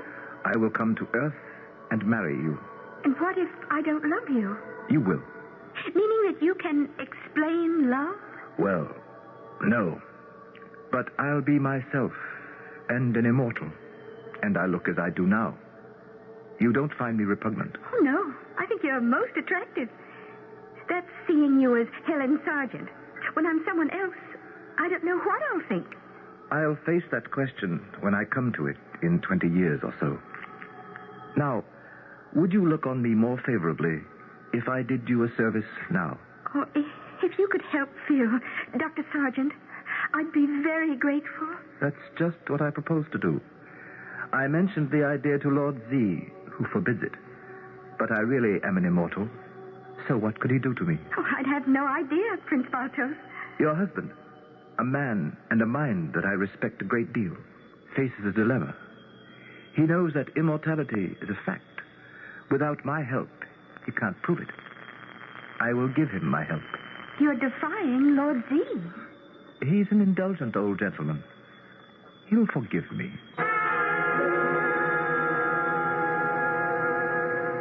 Lay the king on his side, Phil. There's no way you can win. I have one move, and my pawn becomes a queen. Oh, yes. Stupid of me to lose my knight. Good chess game, otherwise. And you did win the first game. Yes, but you won, too. Losing at chess is a dreadful experience. It proves you're stupider than your opponent. I find that hard to accept. Expecting someone? No. Well, Mrs. Buckley will see who it is. Oh, it's late. I'd better be running along. Oh, excuse me for interrupting. Yes, who is it? Well, there's a Mr. Ballas or Blathos or something like that who says you know him. And could he come in and see you? Who? Lotus? Oh, I don't know. A nice-looking man, about your age. Baltos. Now, that sounds right. Baltos. Yes, sir. Yeah, well, show him in. Oh, yes, sir. It's pretty late to be calling. I'll leave. Oh, no, you won't, Paul. Paul, do you know who Baltos is? Good evening, Dr. Sargent. Good evening, Prince. Paul, this is Prince Baltos from Intrastar, Paul Dennison. Good Lord. How do you do, Mr. Dennison? Sit down, Paul. Well, Prince, this is an unexpected pleasure. I am here because of Helen. She hasn't been reassigned. No, not yet. Soon, perhaps. How different all this is from Greece before the birth of Christ. Marvelous. Mankind has improved his condition on earth. You, sir, claim to be a Prince Baltos from Intrastar? I do not claim it. I am. And Intrastar is a fact. Not to my astronomers. Well, that means nothing. They are finite. Only their souls are infinite. And a few of them, in a disembodied state, have visited my planet. Dr. Sargent is one of those rare souls. You have told Mr. Dennison. Yes, everything. And he thinks you're a lunatic. That's right. You sit there and tell me you're from another planet. And I'm a god. And that Intrastar... Well, tell me more. Lord Z is the ruler. I'm his aide. Intrastar is the gathering place, a way station, if you will, for all the human souls. They arrive there after death for redistribution in the unborn. Reincarnation is a fact? Yes. I don't believe it. Why should you? After all, as a scientist, you must have proof. I will furnish that tomorrow night. Shall we say the same time? Will you really? I promised Helen I would. What would satisfy you, Mr. Dennison? A plant not found on Earth? A kind of rock unknown in this world? You'll excuse me, Phil. No, wait just a moment. Please answer the prince. Prince? A god from a fictitious planet named Intrastar, the gathering place for departed souls. For all I know, Prince Baltos is one of your patients. Well, have your fun. I'm going home. They're both as nutty as a fruitcake. And this is a detached man of science? Well, a really big idea is hard to comprehend, Prince. Mankind's condition has improved on Earth, but his mind is still a victim of archetypes and superstition. Why? Because of fear of the unknown. I no longer have that fear. Of course not. You know the truth. Shall I proceed with tomorrow night's visit? Yes, please do. If it will not place you in danger. There's a risk, but not a serious one. I'm grateful to you, Prince Baltus. And Dennison will be here, I assure you. Yes. He and your housekeeper are the ones that need convincing. Until tomorrow, then, I will say good night. Do not visit Intrastar tonight. Lord Z is very inquisitive. Mrs. Buckley, do you know who my visitor was? Prince Baltus, a god. You're talking foolish again, Doctor. It's the truth. Can I bring you a cup of tea? Yes, that sounds like a good idea, but I'm keeping you up very late, Mrs. Buckley. Oh, I don't mind. You just settle down. I'll boil some water and bring you some tea. Excuse me, Doctor. Did that Mr. Baltus let himself out? I didn't hear him go. He said good night in the study and vanished. Huh? Disappeared into the air. Dr. Sargent's belief that the soul in a dream state actually experiences what it dreams about. It's hard to swallow. And his visits to his wife's soul on Intrastar might strike you as even more incredible. Well, so did the idea of landing on the moon.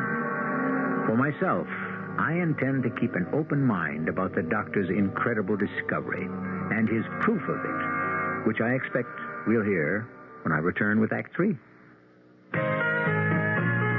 Maxwell House is coffee you can count on. Maxwell House, good to the last drop. Maxwell House is... Good morning. Maxwell House is... Good company. Good to the last drop. Maxwell House. Maxwell House. Coffee you can count on. Always smells good. Always tastes good. Always good to the last drop. Maxwell House is... Good coffee. Good to the last drop. Maxwell House. This is Jack Klugman. As national chairman of this year's Easter Seal campaign, I've seen the wonderful things that happen every day in Easter Seal centers. The stroke victim learns to walk and talk again. A disabled youngster learns to feed and dress himself. A deaf child is taught to communicate. Children and adults rebuild their lives with the help of Easter Seals. But they can accomplish only what you make possible. Please, give to Easter Seals for handicapped children and adults.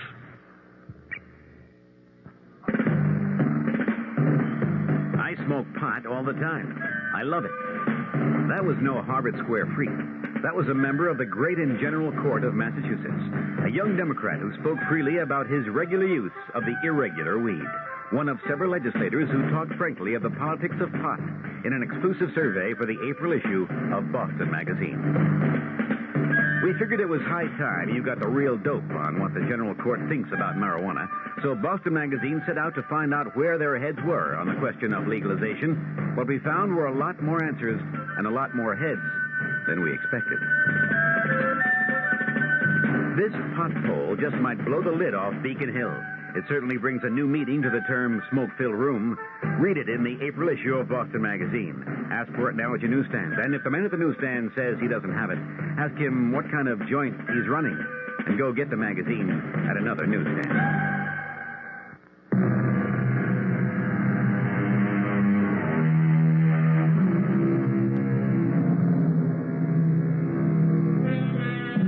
We have come through 2/3 of a weird science fiction story. A dream voyage by Dr. Philip Sargent to a planet in the middle galaxy. A planet not seen by our astronomers. But not a dream voyage, according to him. He believes that it was an actual voyage to a small planet, which is the way station for the souls of the dead. Well, we have heard him speak with his dead wife, Helen, and with Prince Baltos. What of Lord Z? Mrs. Sargent? Why, Lord Z, I'm flattered. What is it? You realize that my assistant, Prince Baltos, has become attracted to you? Oh, yes, he said as much. I told him he was foolish. He seems to be missing from Intrastar. Do you know where he is? I really do not. Did he mention a trip to the Earth? Oh, well, years from now, after my soul is implanted in the body of an unborn who will become a beautiful woman. I see. Then he will descend to Earth and, yes. That would be his second such adventure. Another trip to Earth would be forbidden. There are those who rule even me and Baltos. If he defies our higher authority, he will suffer for it. May I ask another question? Where is Baltos now? He has gone to Earth to help Phil, my husband. As I suspected. Baltos curries favor with you by helping your husband. An outstanding mind, by the way. To prove what he has learned about Intrastar. Isn't that it? I know. Phil accepts that immortality and reincarnation are fact. But he can't prove his discovery. Baltos intends to provide proof. Oh, what a foolish god. He longs for a human relationship. Forgive him, Lord Z. Would that I could, but I cannot. He will be punished. And you will never see your husband again. In the morning, I will assign you to the body of an unborn, and you will leave Intrastar. I won't see Phil again? No.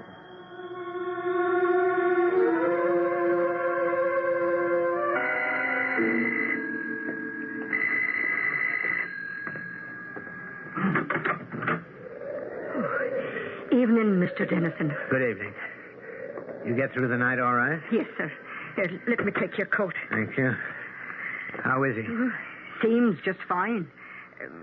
Kind of worked up. Says that man is coming back tonight. Uh-huh. I'll be in the kitchen if he needs me, Mr. Dennison. All right. Hello, Phil. Paul, sit down. Can I fix you anything? No, thanks. I don't know how long we'll have to wait. I want to thank you for coming over. I've been thinking about it all day. If Baltos isn't a fiction, I'd like to see him again. My mind's open as far as it can.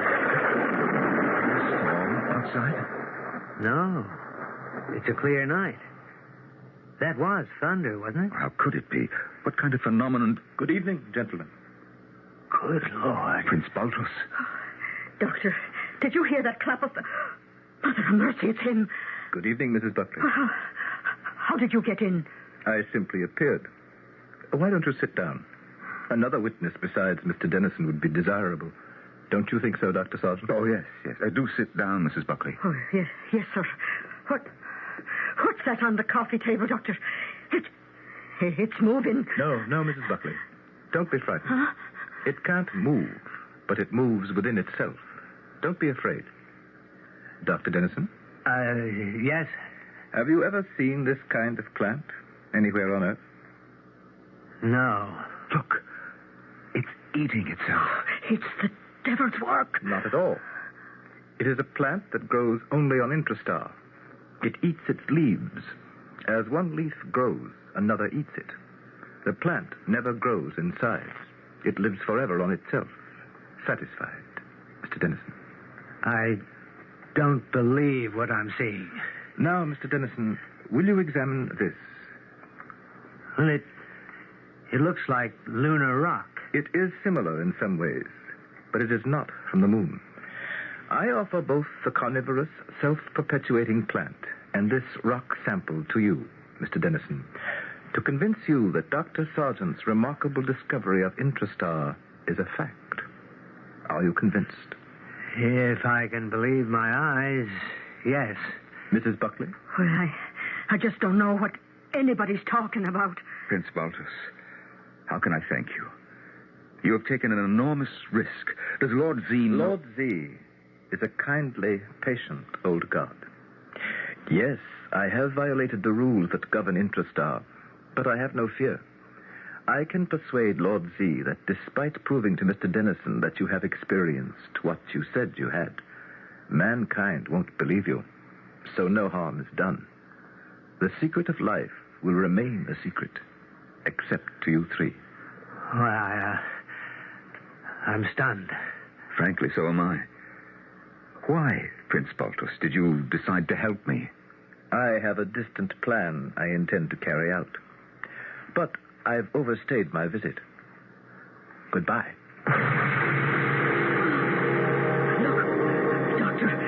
Look at him. I can't project myself back into space.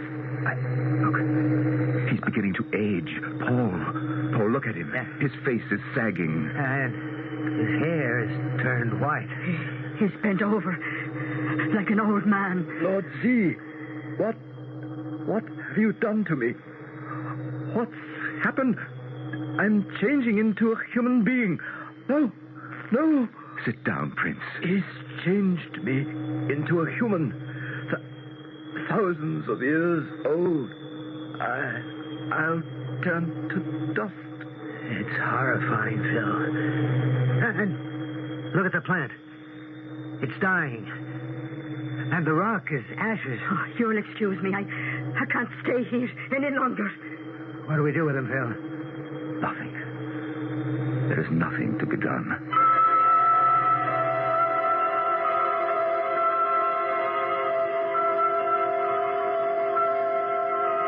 Mrs. Sargent.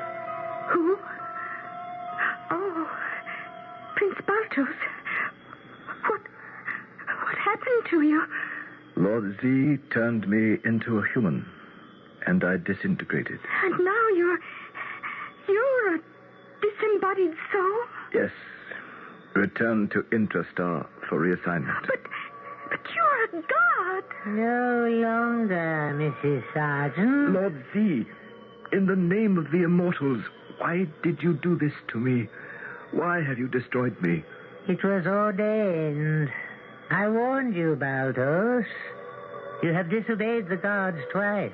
There is no third chance. You were changed into a human and killed. Your soul is immortal.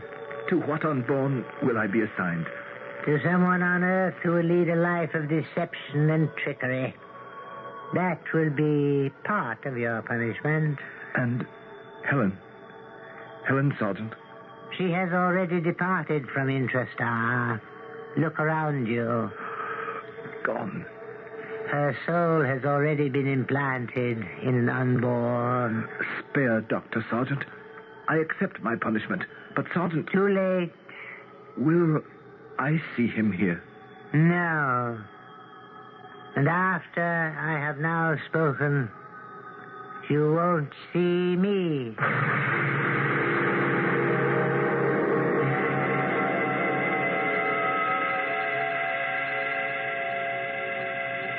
Mrs. Buckley. Oh, be right there. Here's some hot coffee. Yes, I don't feel very well this morning. Oh, with all that crazy business last night, I don't wonder. The devil's work, I call it.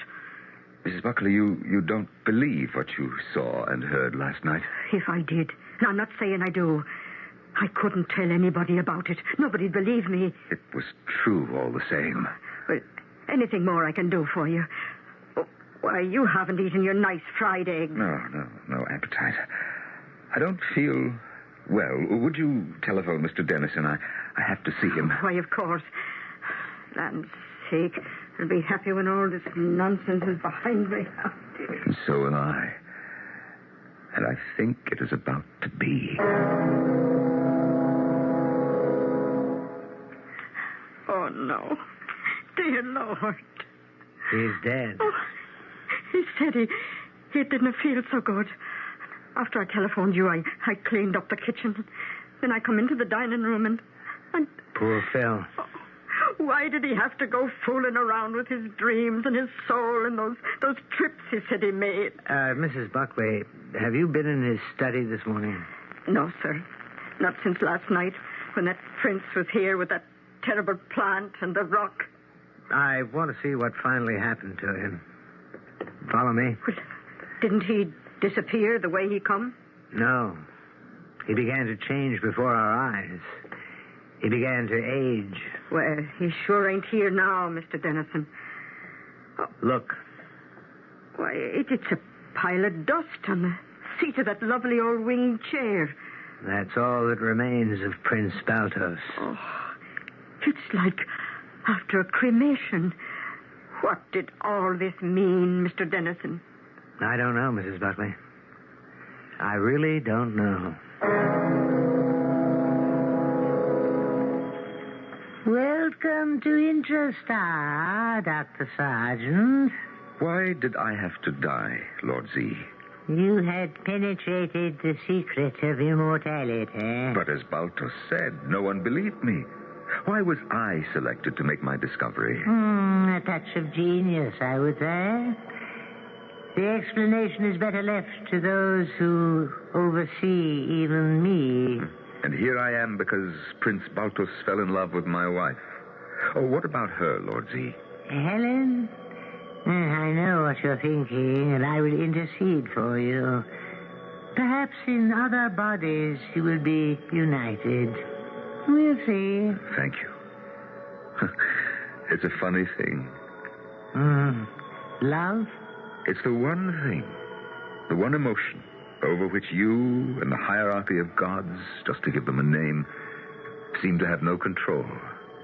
Yes, we know that, Dr. Sargent. We also know why. Oh? Well, tell me. Because love is the mystery of life. A mystery even to us. Now, that's a pronouncement I do understand. So do you, I'm sure. Another observation. 2,500 years ago, in the Book of Rites, Confucius wrote, "Do not take liberty with the gods or weary them." Dr. Sargent did, and died because he did.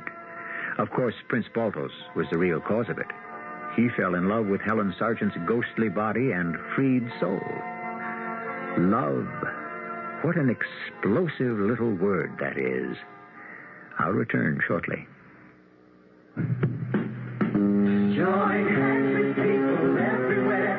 Each of us can do our share in care for children. This year, people of all nations are joining hands to improve the lives of the world's needy children. Through CARE, you can provide the families of these children with the means to grow their own food, to build medical facilities, safer water systems, and schools. Tomorrow's world is in our hands. Help make it a better place for all the children.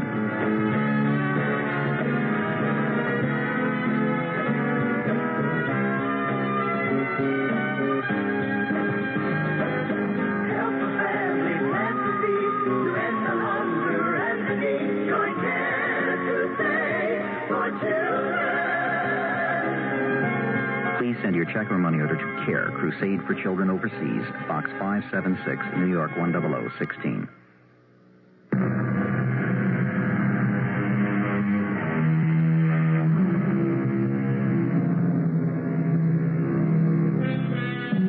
This tale of the macabre led us into the world of fantasy. All of us dream. In dreams, I know that my subconscious ranges everywhere. I'm sure it's the same with you. Because life is a mystery, our imaginations search for an explanation. It is somewhere out there in the infinite universe. And out there, perhaps there is an intrastar in the middle galaxy. Who knows? Our cast included Norman Rose, Bryna Rayburn, Robert Dryden, and Gordon Heath. The entire production was under the direction of Hyman Brown. And now, a preview of our next tale. You're the DA, and I want you to see something for yourself. Something to do with the 5 spot, obviously. That's right. Boy, you're all alike, you newspaper guys. Every one of you trying to sniff out some scandal of your very own. The whole world isn't corrupt, Tom. Well, you're entitled to your opinion. Look at your desk. Papers all over it, and every one about some kind of ripoff. That's why you got the job you've got. I got the same kind of job. Expose phonies and hypocrites, those who make promises to break them. Mm-hmm. What's the soapbox speech got to do with a 5-spot restaurant? Ah, if I told you, you wouldn't believe it. I want you to see him for yourself. See who? Paul Galvano. I've seen him 50 times. No, you haven't. Yes, I've been in his restaurant. No, that's not what I mean. Well, what do you mean? Paul Galvano doesn't exist. The guy who calls himself Paul Galvano has been dead for 3 years. This is E.G. Marshall inviting you to return to our Mystery Theater for another adventure in the macabre. Until next time, pleasant dreams.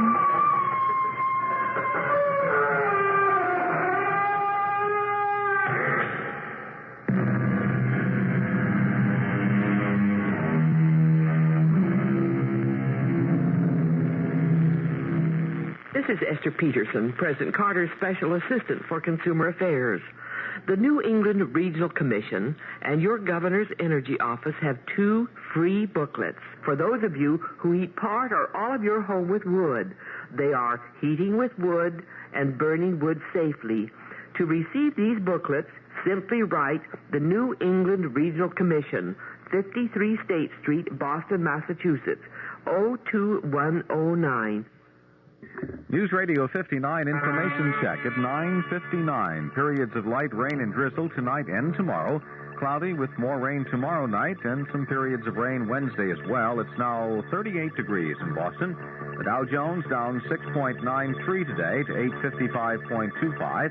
In sports, the Red Sox beat the Phils 7-6, and the Patriots announced that Coach Fairbanks is now free to head west. This is WEEI, CBS in Boston, News Radio 59. Now the headline stories. New Hampshire anti-nuclear forces called for an immediate halt to construction of the Seabrook plant.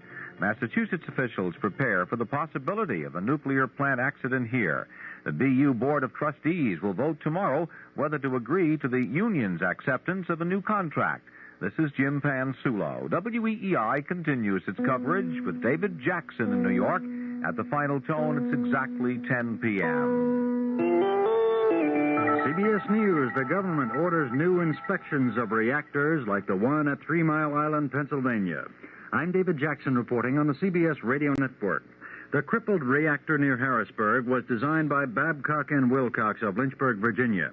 There are B&W reactors working in 5 other locations around the U.S., and the Nuclear Regulatory Commission wants the utilities that run them to take a close look. Specifically, it wants a check to be sure there are no gas bubbles in the cooling system, and it's telling all reactor operators not to interfere with automatic emergency systems unless they absolutely have to. The NRC wants reports back from the utilities within 10 days. That troublesome bubble inside the 3 Mile Island reactor has become much smaller, and the core there is cooling. Officials say the danger is not over, but they say the plant is a lot safer now than it has been in recent days. We'll have more news after this. Hello? Marge, it's Fran. Did I wake you up? Oh, no, I always talk like this in the middle of the night. Oh, anything wrong? Nothing, really. It's just one of those nights when I can't fall asleep. I took an aspirin, but it did nothing for me. Why should it? Aspirin's for headaches. What you need is a sleeping aid. On the way to work, pick up some Compose. Headache? Take aspirin. Sleepless night? Take Compose. COMPOZ. Taken as directed before you go to bed, Compose actually helps you fall asleep when you want to fall asleep at bedtime. Marge Walker. Marge? Fran. Thought I'd call you during the day this time so as not to scare you to death. Hi. How'd the Compose work? Great. I don't get sleepless nights often, but if I do again, Compose is what I'll take. Headache? Take aspirin. Sleepless night? Take Compose. COMPOZ. Take only as directed. Compose is available at all drug counters. Some auto assembly lines are slowing down because of the Teamsters strikes and trucking industry lockouts. The car makers can't get parts. Several thousand workers at GM and Ford are being forced to work less hours. Contract talks have broken off between the Teamsters and Trucking Management Incorporated, which represents more than 500 companies. But the union says it's having some luck with some non-collective bargaining. Barry Serafin reports from Washington. Teamsters President Frank Fitzsimmons claims that 300 to 400 individual trucking companies have signed or indicated willingness to sign new contracts on terms rejected by other parts of the industry in collective bargaining over the weekend. Fitzsimmons blames the Carter administration's wage guidelines in general and pressure from some of the administration's inflation fighters in particular for the breakdown in that bargaining. Alfred Kahn and Barry Bosworth of the Council on Wage and Price Stability have totally disrupted these negotiations. And it can be fairly said that they have played a major role in causing our strike. Chief Industry Negotiator J. Curtis Counts charges the administration with bending its wage guidelines too much in the union's favor. If we have one more clarification, he says, we'd be out of business. Management denies that its lockout is meant to provoke a Taft-Hartley back-to-work order. The union says it is, and that any court injunction should apply only to that lockout, not the Teamsters' limited strike. For now, the administration is showing no inclination to seek a back-to-work order, and negotiations are not expected to resume until perhaps Thursday or Friday. Barry Seraphin, CBS News, Washington. The Federal Election Commission has finished its audit of the Carter 1976 presidential primary campaign.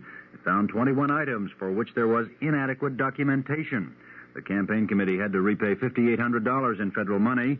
The FEC is still working on the Carter general election campaign. Look for higher airfares and air cargo rates soon. Most of the world's major airlines have been meeting in Geneva and reportedly have agreed on a 7% boost to cover higher fuel costs. Final action is expected tomorrow. The U.S. dollar is doing relatively well in Tuesday morning trading on the Tokyo Foreign Exchange. It's up about a yen and a third from today's close to almost 212.5 yen, the highest it's been since June of last year. We'll have more news after this message.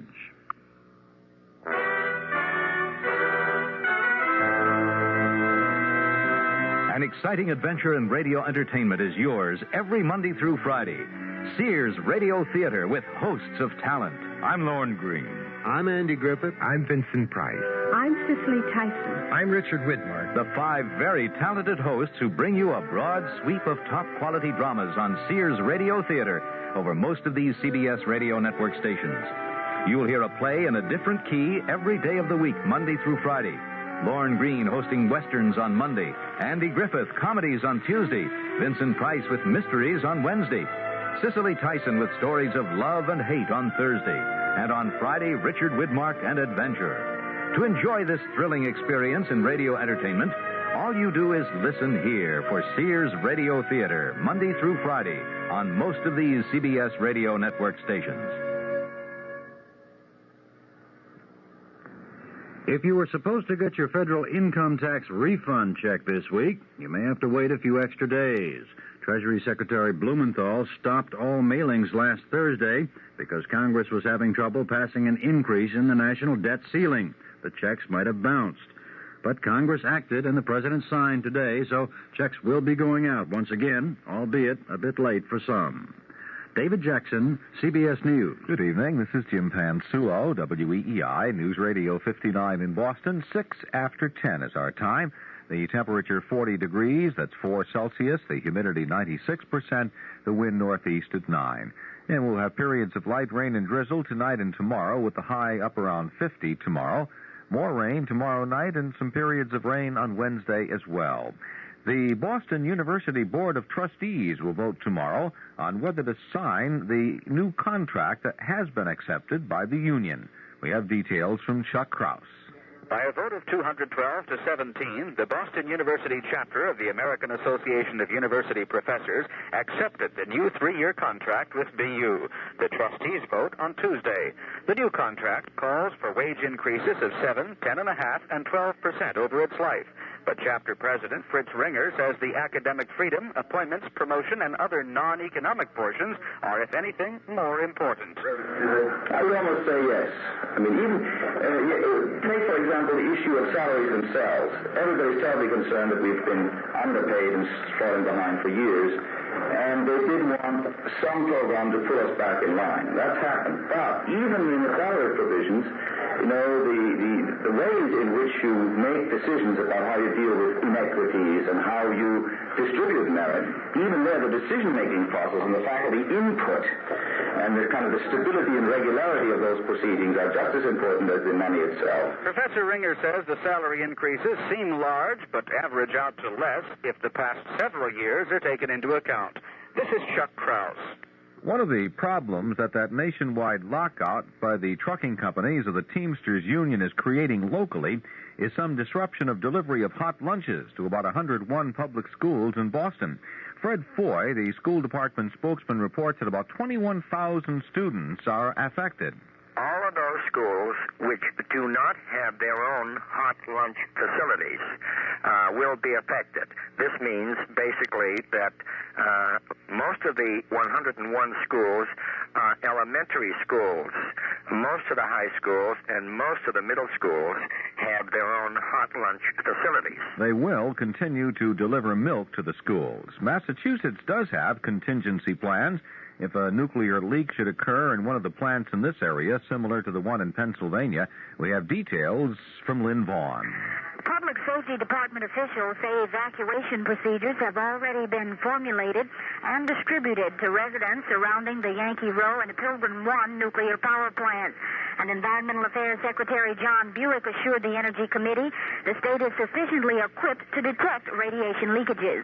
I think the public should be aware in Massachusetts that we have in place a rather extensive monitoring system and a capability for detecting radiation that should such an accident occur here in the Commonwealth, we would have immediate information available that we have the ability to monitor and detect. But Department of Environmental Quality Commissioner Anthony Cortese contradicted that. He says the state must rely on the utility companies themselves to measure gaseous radiation leakages. Cortese says the state has the equipment, but not the funds to operate it. This is Lynn Vaughn. New Hampshire foes of nuclear power today demanded an immediate halt to construction of that state's first atomic power plant because of the Pennsylvania accident. James Mallon, spokesman for the Anti-Pollution League, says even the financial qualifications for safety measures are just not there. Seacoast Anti-Pollution League therefore renews its call on the NRC staff to require such a plan and urges Governor Gallup and all the concerned citizens to join in this request.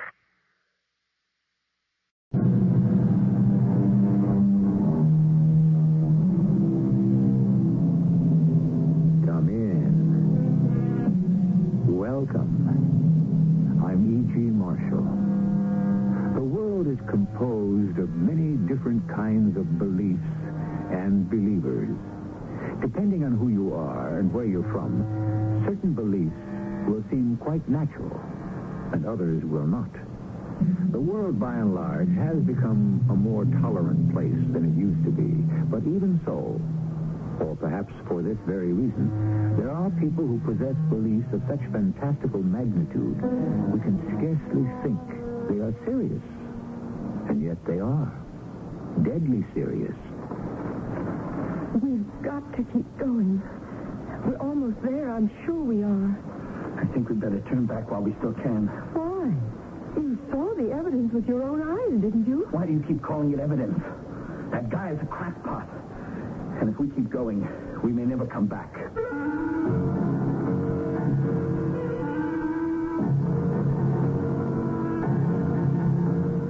Our mystery drama, The Believers, was written especially for the Mystery Theater by Percy Granger and stars Christopher Tabori.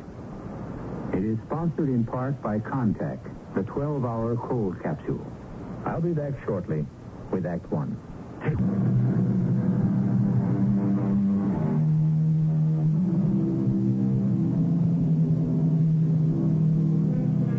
Someone once said that people believe only in the commonplace, that which they are accustomed to see.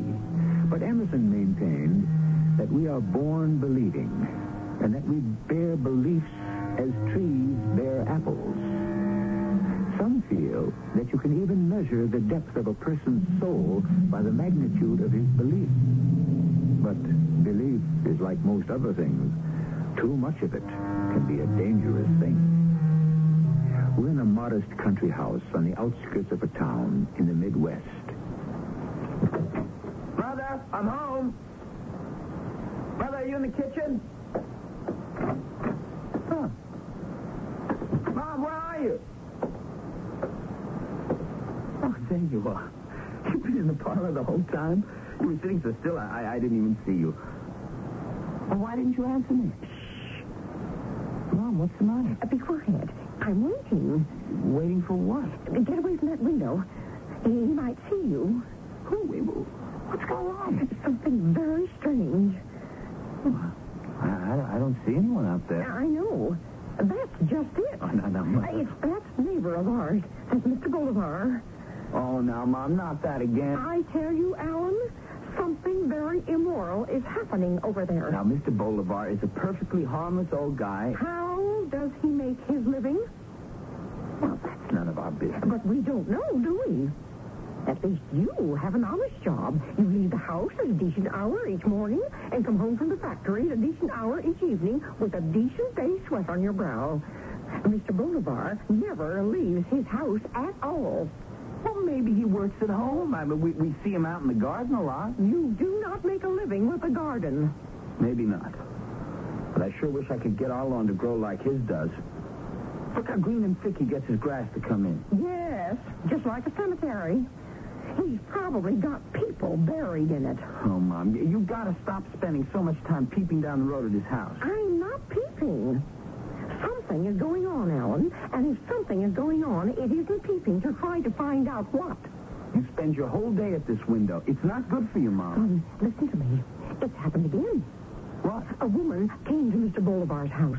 She went in, and she hasn't come out. Is that her car in his driveway? Alan, it's begun to happen more and more often. People drive up to Mr. Bolivar's house, they go in, and that's the last they are seen. They probably leave at night. That's what we thought. But I found out this morning that's not true. But their cars are gone. We've heard them drive away. Oh, you've seen them. Do you remember those people who came yesterday? Well, early this morning, the car left.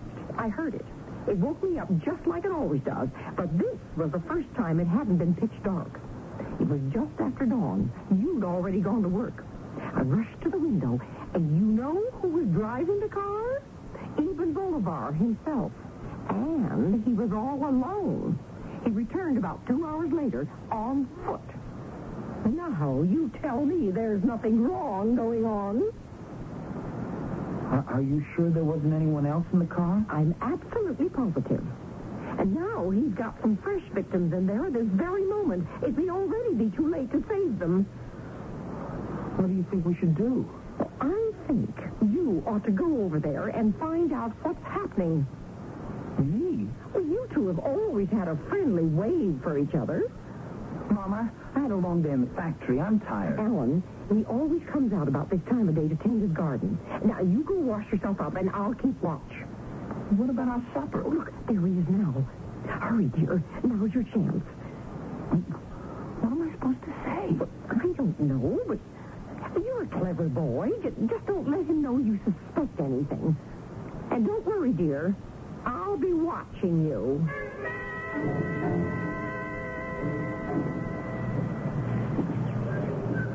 Hello, Mr. Bolivar. Oh, good evening, Alan. How are you? Well, I'm just out for a walk. Oh, really? I've never noticed you were in the habit of taking an evening constitutional. Oh, it's my mother. She thought it would be good for me. She doesn't think you get enough exercise on that assembly line, huh? I guess not. How is your mother these days? Well, she always seems to find something to do. Well, my mother was the same way. Yet I suspected she wasn't really happy. In fact, when I began to look around me, I discovered that to be true about a great number of people. We find 100 different ways to distract ourselves from the simple fact that we are discontented. Do you know why we're discontented, Alan? No, why? Because our lives are in the hands of other people. Our employers, our parents, and most of all, the government. People in positions of authority, ready to bend our lives to their whims. I think I'm pretty happy. Are you? Really? I don't think so. Why not? You seem, preoccupied. Bothered by something. Oh, no. I'm not at all. Well, so you say. And yet you aren't looking at me as you speak. I was just looking at your lawn. I've always admired how you get your grass to grow in so thick. And I've tried reseeding our yard several times. It just never comes out like this. I think you're evading the issue, Alan. Well, sure, I could be happier. Who couldn't? I mean, I'd like to find a girlfriend. I'd like to get a raise in my salary so I could afford some of the things I've always wanted, like a motorboat, camper bus. Alan, these aren't things that make a person happy. They're simply further distractions. You seem pretty happy. Oh, I'm even more discontented than most. But I am doing something about it. Really? What's that? Well, let's say I have a belief, an abiding faith. In God? Oh, of course, in God, but there's something else as well. What? That we can improve upon the life we've all been forced to lead. I sometimes wonder how. I guess I could use a little belief, too. Could you? I thought it would help. Well, not everybody is capable of belief. Why not? Well, a great belief requires a great man. For there are those who would ridicule you. There are those who would ostracize you for what you believe. Could you abide such things? Yeah, I mean, if I really had something to believe in, I guess I could. But can you believe, Alan? Can you really believe in something almost beyond comprehension, and yet so wonderful, so joyous, that the mere thought of it makes you determined to take control of your own life and free yourself from your discontent once and for all, huh? Yeah, if that's what it would do, I mean, why not? And for such a reward, would you even be willing to run the risk of death? Death? Well, there may be those who would kill you for your belief. Well, that's a whole new ballgame now. I don't know. Well, how great is your capacity for belief? Is it as strong as the desires of your heart? That's the truly happy person, Alan. The one who has the courage to follow his vision. Just what is the vision? Nothing less than the chance of a new life. I like you, Alan, and I trust you. You're young, you're strong, and like so many of us, you have a native intelligence that is wasted in your present situation. Well, thank you. Can you come over to my house this evening? I'm holding a meeting. What kind of a meeting? That I will tell you when you come. I think when you hear what I have to say, you'll have no qualms at all. Okay, Mr. Bolivar. Well, I'll see. Fine. Oh, about your lawn. I think the reason you're having difficulty is that you're underestimating the properties of the soil. If one will only appreciate its potential, there's no limit to what the earth can yield.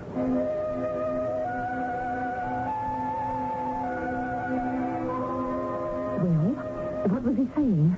He invited me to his house tonight for a meeting. Oh, dear. I don't think I better go. Oh, no, absolutely not. Alan, you're all I've got. I could never forgive myself if you disappeared. What did he say the meeting was about? Belief. Belief? In what? Some kind of new life. He said he'd explain it all at the meeting. Oh, but you're right. I don't think I should go. What time is the meeting? 8 o'clock. If I make you your dinner right away, you can be finished by then. What? Now, I think you've got to go. Oh, no. We've got to find out what is happening, don't we? I mean, all those poor people. Maybe we should just call the police. No. What if they didn't find anything? Then Mr. Bolivar would be after us. But I'd be putting my life in danger, Mom. Well, yes. Yeah, but forewarned is forearmed. You'll be prepared. And Alan, you're much bigger than he is. What can he possibly do to you? Yeah, but... Anyway, it's a meeting, isn't it? I mean, there will be other people there, so you outnumber him. No, you have to go, son. I want to know what's going on. Oh, Alan, good. You decided to come. I'm sorry if I'm late. We just finished supper. Oh, that's perfectly understandable. You're not late at all. Come into the parlor. We're just about to begin. I'll introduce you to the other person. The other? You mean there's only one? Hello. Joan Larkin, this is Alan Pearson. Alan's a neighbor of mine. How do you do? Oh, hello. Well, I guess we can begin. No one else is coming? I don't think so. Not tonight. But as we tend to forget in this day and age of mass conformity, even two individuals can make a quorum. And now, Alan, if you'll have a seat next to Joan, I'll welcome you to our society and tell you exactly why you're here. A precipice is something villains traditionally leave heroes verging on at the end of an act. But no matter how high the precipice, one can always see where he will fall if he fails to hang on. A precipice of the mind is an altogether different matter, for it affords no view of the abyss that awaits the hapless victim. We'll find out what kind of a precipice Alan's mother's curiosity has landed him on when I return with Act Two.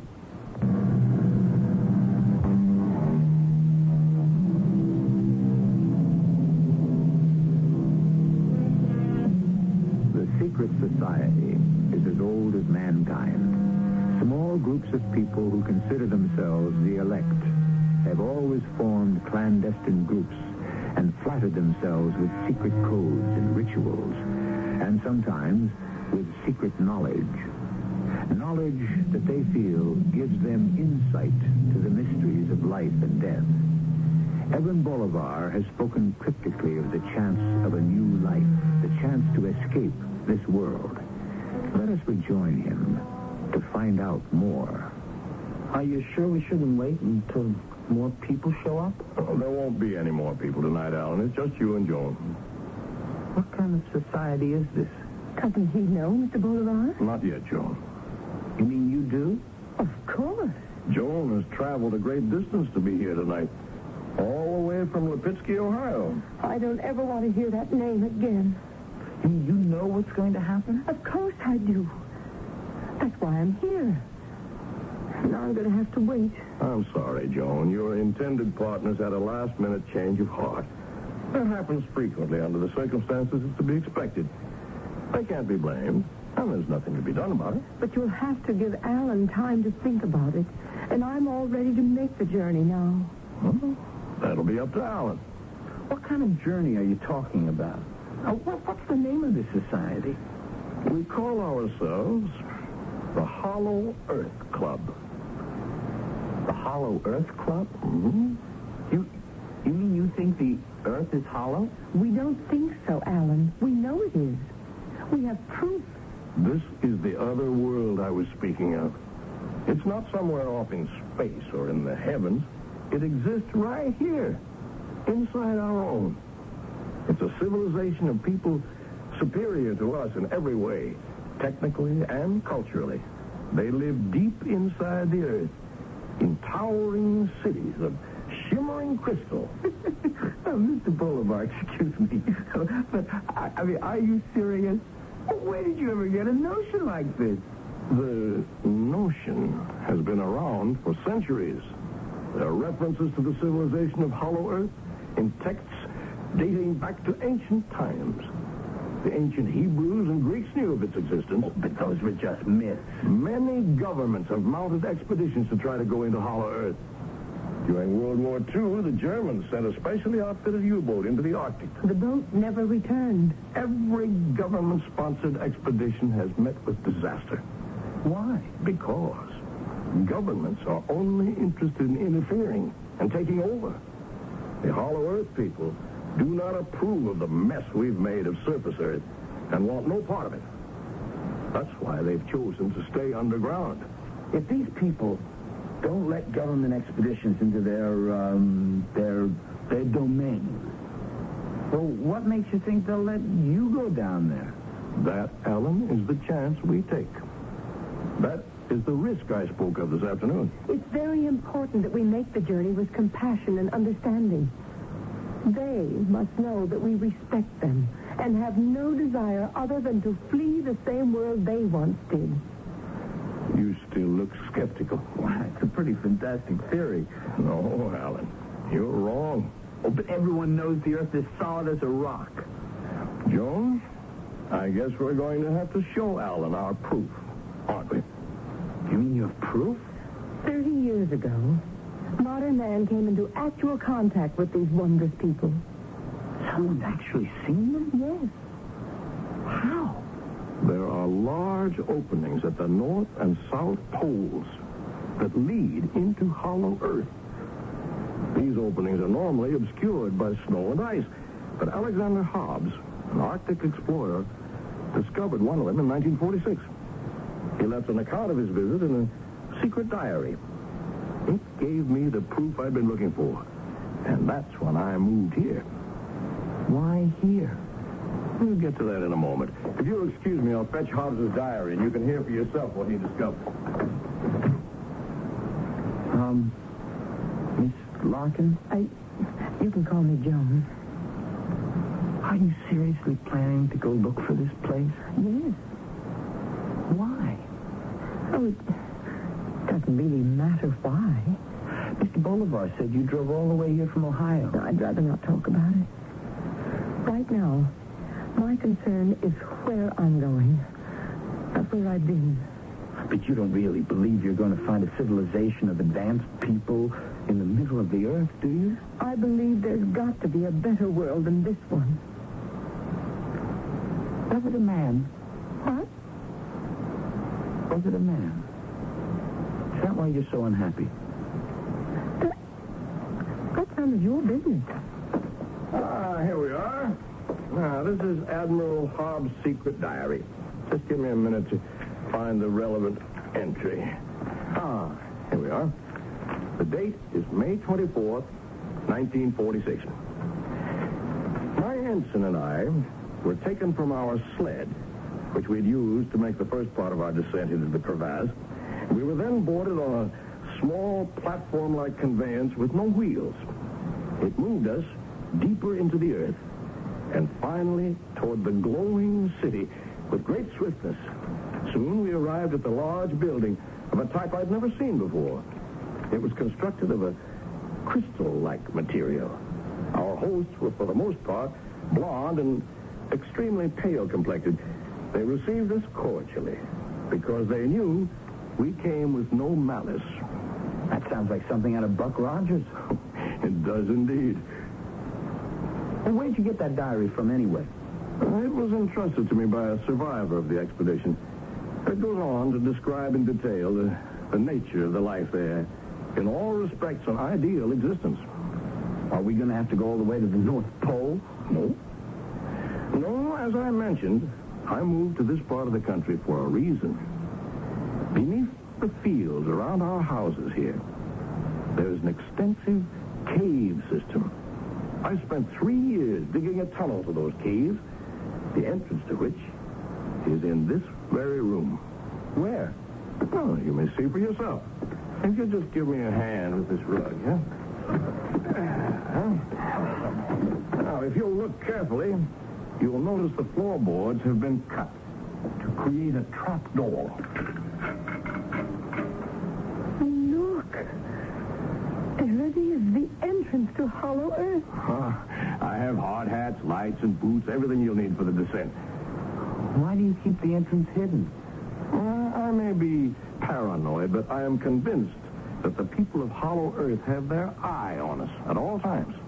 Our success depends on their goodwill. And that, in turn, depends on our discretion. And you think this cave system will lead you to Hollow Earth? Just like those holes in the Arctic? I know it will. A great many members of our society have already made their descent. And not a single one has returned. Oh, there could be another explanation for that. I don't think it was a good idea to try bringing Alan into our club, Mr. Bolivar.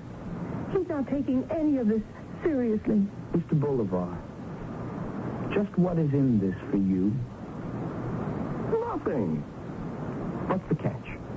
The members of your club have to pay some enormous sum of money or sign over all their worldly possessions to you before they can go for a ride in your magic tunnel? My only intention is to help people to a chance for a better life. I don't ask for anything in return. Well, what would you do if I decided not to go? Nothing. But I know your secret. It's no secret, Alan. It's true, we don't seek publicity, but the reasons for that should be obvious. Naturally, people would think we were crackpots. And if I say no? Well, that's up to you. You mean I could leave? All I would ask is that you be discreet about what you've learned this evening. Well, okay then. I think I'll just go home. All right. But what's going to happen to Miss Larkin? I'm going down. Alone? But doesn't it bother you that all those other people have just vanished down there? No. Mr. Boulevard, you're not going to let her go down there by herself, are you? Oh, I'd feel much better about it if she were accompanied, of course. But you won't stop her? No. What's the matter, Alan? You having second thoughts? I don't think it's right she should go down there alone. I can take care of myself. No, Joan. Alan's right. But he doesn't believe. Well, perhaps not yet. But his concern for your safety shows a charitable nature, of which I'm sure the Hollow Earth people will approve. Besides, unless I'm very much mistaken, I think I detect just a glimmer of curiosity in him. And curiosity is the beginning of belief.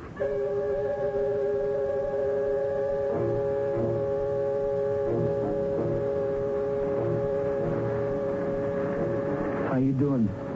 I'm all right. This is something, isn't it? I've lived here all my life and never knew about these caves. I bet we're passing into my house at this very minute. Be quiet. The less they hear of your inane chit-chat, the better. You think they're listening to us, too, huh? I wish you hadn't decided to come. I feel very unsafe with you. I'm as curious as the next guy. I've always liked Mr. Boulevard, and I think his theory is, kind of neat. Oh, please don't talk like that. They're not going to let anyone enter who just thinks it's all a big joke. Well, now, you're not one of those people who's determined to be unhappy no matter what happens, are you? Shh. Because, you're not bad looking, Don't you ever get some boy to leave you in the lurch? How do you know that's what happened? I don't. Joan, stop. Stop and listen to me. My mother's seen a lot of people come into Mr. Boulevard's house, and she's never seen anyone leave it. Mr. Boulevard drives their cars away and comes home on foot. Your precious mother. Now, Joan, I'm being serious. You don't really think those people didn't return because they found some underground El Dorado, do you? Why not? Well, 100 things could have happened to them. They could have fallen off a ledge or gotten lost or starved to death. Or maybe they just walked right out the other end somewhere into a cornfield and were so embarrassed they just went home. This is still all a big joke to you, isn't it? I'll get serious when you do. I am. I don't believe it. No one could get hurt so badly that they'd have to buy this crazy story supported by nothing but a fake diary. And I think we've let this whole thing go on long enough. Now let's just turn around and go back to reality. You have no right to give me orders. You can do whatever you want to, Alan. But I am going on.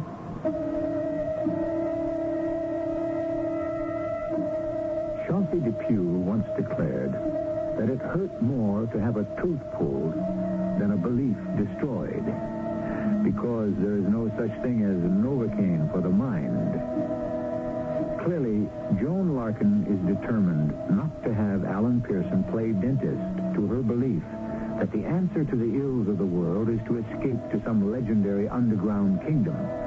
On the other hand, I may have used the word legendary with ill-advised haste, for as fantastic as the Hollow Earth Club may seem, can we be certain that their journey will come to naught? I'll return with our concluding act in a few moments.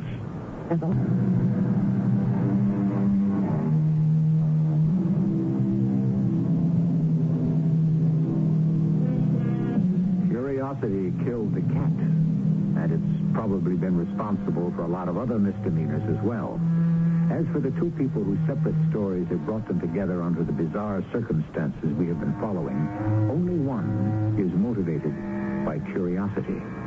The other is driven by a desire to escape, and we can only speculate as to how deep that desire must be. Curiosity and desperation. Not ideal traveling companions, I should say, especially when the journey is as unusual and possibly dangerous as the one they are on. Joan, stop for a minute. What's the matter now? Now, don't you think we've gone far enough? We haven't found the Hollow Earth civilization yet. I mean, haven't we carried this whole crazy adventure far enough? Alan, you can turn around any time you want to. I told you. I'm not going to leave you down here alone. Go ahead. It wouldn't be the first time. Oh, what does that mean? I've been left alone before. At least down here, nothing can hurt me. I wouldn't be real sure about that. Are you getting scared? Frankly, yes. I don't have the same stake in this venture that you do. That's right. For you, it's just a lark. Have you thought this whole thing out? I mean, just how do you think you're going to make contact with this so-called civilization? They know we're coming. When we've gone far enough to satisfy them that our intentions are serious, they'll make themselves known to us and take us the rest of the way. How do you suppose these crystal cities function, huh? I don't know. I mean, what do they eat? Plants can't grow without sunlight. Life can't exist in total darkness. Please stop talking like this. If you sneer at them, they may not let us in. Suppose I don't stop. What do you mean? Suppose I don't stop sneering. Hey, you Hollow Earth people, here we come, ready or not. Stop it. They'll hear you. Well, that's the idea. I mean, what if I get them really riled up? Will you turn around and come back then? No. You have no right to do this. Well, they may decide to get nasty on... Joan, wait a minute. I'm going on. Joan, okay. Wait up. Hey, you all right? Oh, I just tripped, that's all. Oh, almost got me, too. There's something here. What is it, anyway? Shine your light over. Oh, my gosh. It's a body. Stay back. Let me see her front. Is he? Yes. He's dead. Oh. Are you all right? Shine the light on his face. Joan. Please. Oh, it's Mr. Franklin. You know him? I met him at one of our meetings. He was a member of the Hollow Earth Club? Yes. I wonder what happened. Oh, he must have slipped and struck his head. Yeah, look, we've got to get back up and report this. No, I'm going on. Now, Joan... I've come this far. I can't turn back now. He needs to be given a decent burial. He is buried. And as for decent, this is as decent a burial as he would ever get. He was all alone in the world, too. I'm going on. Joan. I want to get away from you. Okay, you win. I'm not going any further. That's fine with me. I'm sorry I laughed at you. Oh, skip it. So long. Goodbye, Joan. Joan? Joan, what's the matter? Oh, no. What? The others. All the others. They're here. Look at that. There must be 24 bodies. Are they all members of the club? Yes. Now, Joan, look. I don't want to become a nag. But I think we'd better turn back. No. Now, listen, it's ridiculous to continue. Look at this. They're all dead. Yes. I know you're right. What's that noise? What? Shh. I hear something. Someone's coming. Yes. But from which direction? It's hard to tell. Turn off your light.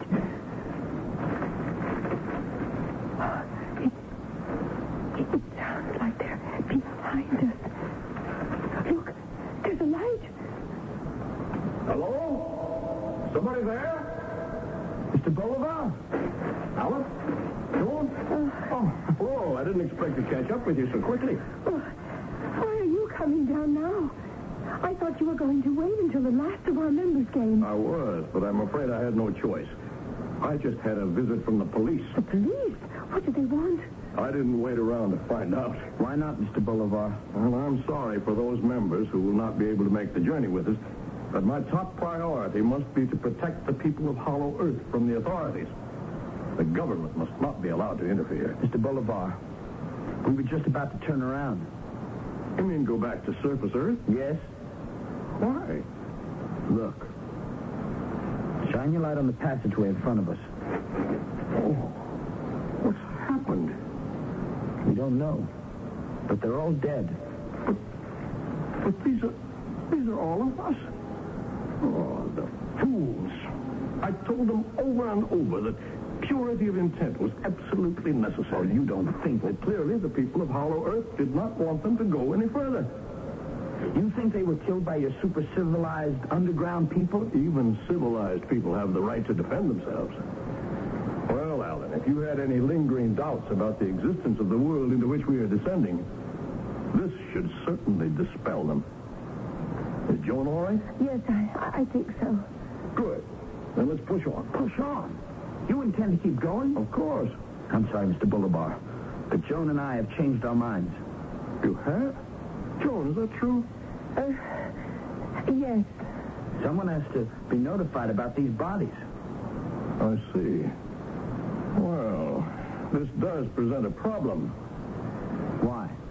As I said, my first priority must be to protect the people of Hollow Earth from government intrusion. What would my chances be of gaining admittance to their world if I let you go back to surface Earth and you told the authorities about this secret entrance? I'm afraid we'll have to, Mr. Bolivar, because of all these bodies. I'm afraid you won't.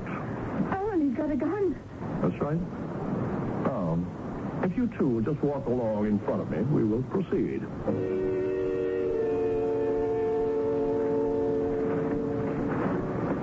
Do you suppose the people of Hollow Earth are going to want someone in their midst who carries a pistol? They'll understand that it was in their best interest, Alan. Tell me, Mr. Bolivar, what are you going to do when we come to the bottom of this cave and there's still no sign of a crystal city? Mr. Bolivar? Alan, look behind us. He isn't there. What? Mr. Bolivar? Mr. Bolivar! What happened to him? Where did he go? He must have slipped and fallen over this ledge and into that chasm. Oh, he's gone for good then. Look. Our lights don't even reach the bottom. Alan, let's get out of here.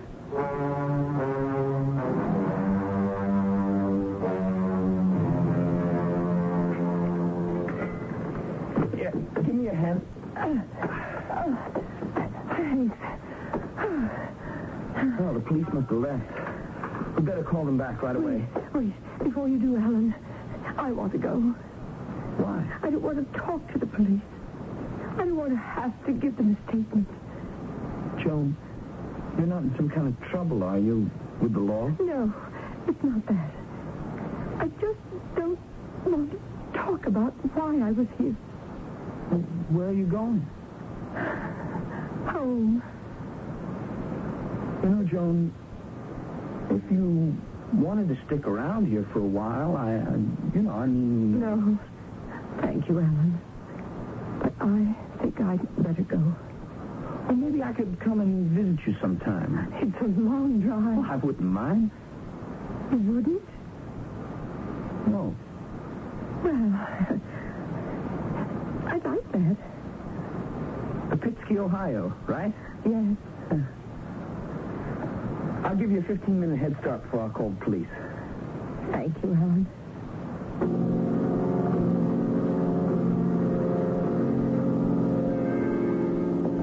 Mother, I'm home.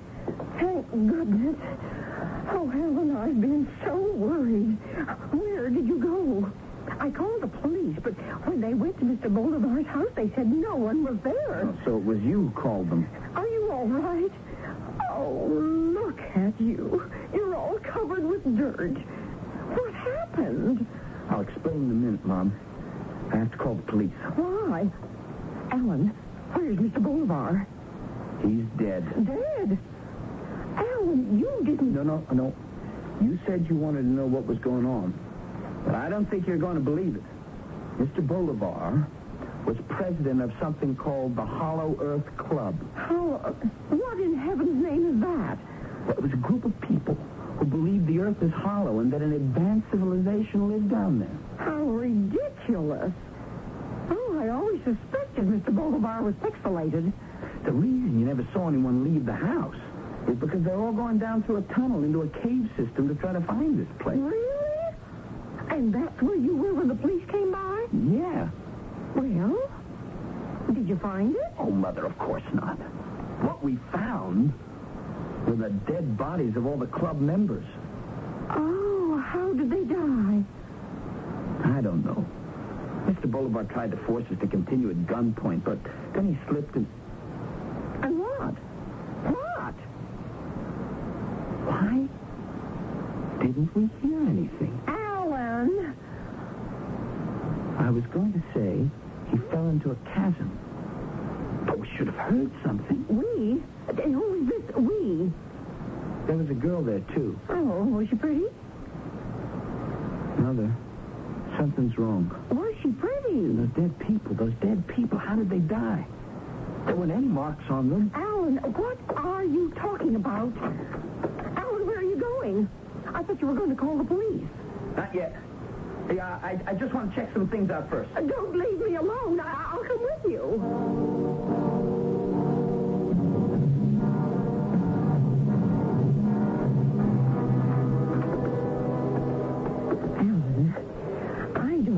We should just go into Mr. Bolivar's house like this.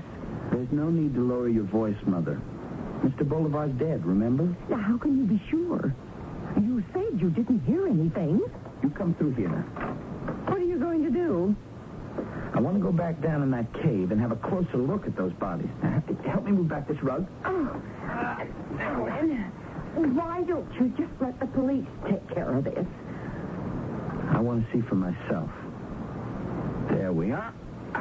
What? There's a trap door. It leads to the tunnel that takes you into the cave. Now, Mr. Bolivar said it took him 3 years to dig it. What?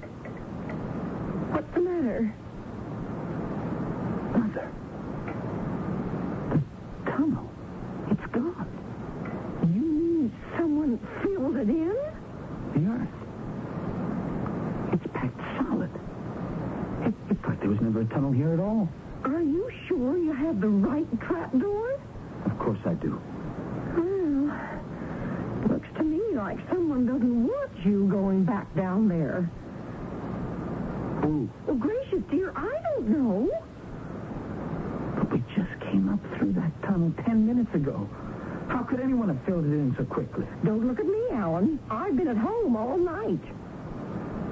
Mother, what if Mr. Bolivar was right?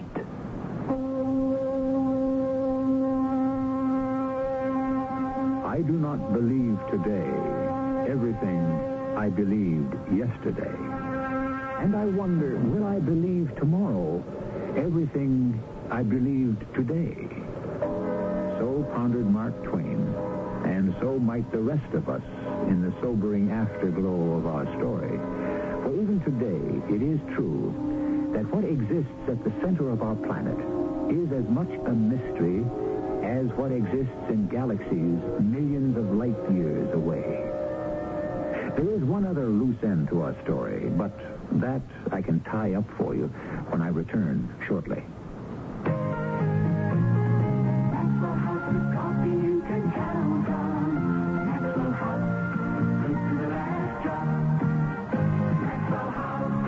Good morning.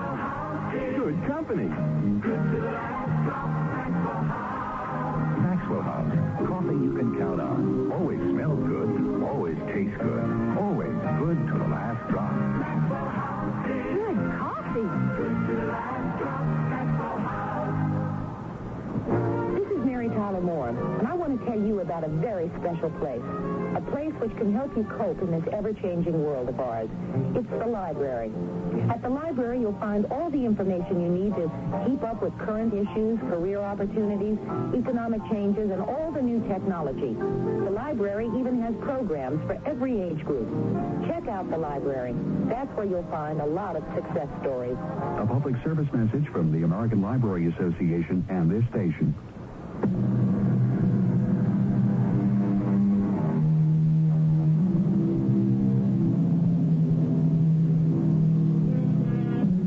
Possible that a race of creatures exists and thrives far beneath the Earth's surface. The possibility is a slim one. There is tremendous heat and pressure exerted on the Earth's core. There is radioactivity, and there are all kinds of practical questions. On the other hand, the Earth's diameter is nearly 8,000 miles. That's a lot of territory. As far as from New York to Siberia. A lot could be going on down there. Our cast included Christopher Tabori, John Beal, and Joan Shea. The entire production was under the direction of Hyman Brown. And now, a preview of our next tale. You are going to look for the town of Helm. Who told you? You told me. When did I tell you? Last night, when you were asleep. Oh. Well, you don't want to believe what I say while I'm asleep? Why not? I can't believe what you say while you're awake. No, sorry, Rivka. What did he tell you about Helm, the Baron? He told me to find it. Oh, well, you'll find it. You won't have any trouble at all. You know why? Because you're a fool. Sure, Rivka. And Helm? Do you know what Helm is? Helm is the town of fools. What are you saying? Everyone knows it. That's why the Baron has chosen you. Oh, no. Yes, Mendele Moshe. Light is sent to find light. I won't go. You must go.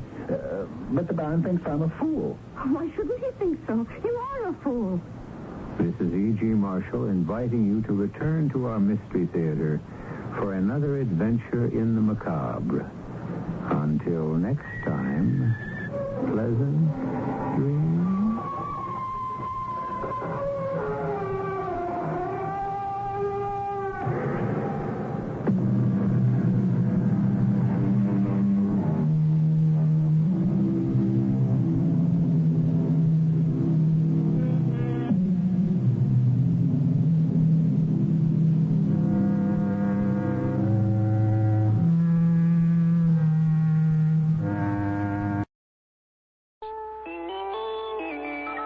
CBS News. The gas bubble is dissipating at the Harrisburg nuclear site. This is Reed Collins reporting on the CBS Radio Network. It is showing dramatic decreases in size. That phrase from a federal nuclear official gave Pennsylvanians a lift today. The hydrogen bubble, which had interfered with the efforts to cool down the nuclear reactor, has diminished and temperatures near the core are reported reducing. Energy Chief James Schlesinger was asked about the situation following some testimony today on Capitol Hill. Nelson Benton has the story. Energy Secretary Schlesinger rejected as premature demands by some that nuclear reactors similar in design to the one at 3 Mile Island be shut down for technical study. Schlesinger spoke with reporters at the Capitol about the Pennsylvania nuclear accident. The problem at the moment seems to be on its way to resolution. The core is cooling.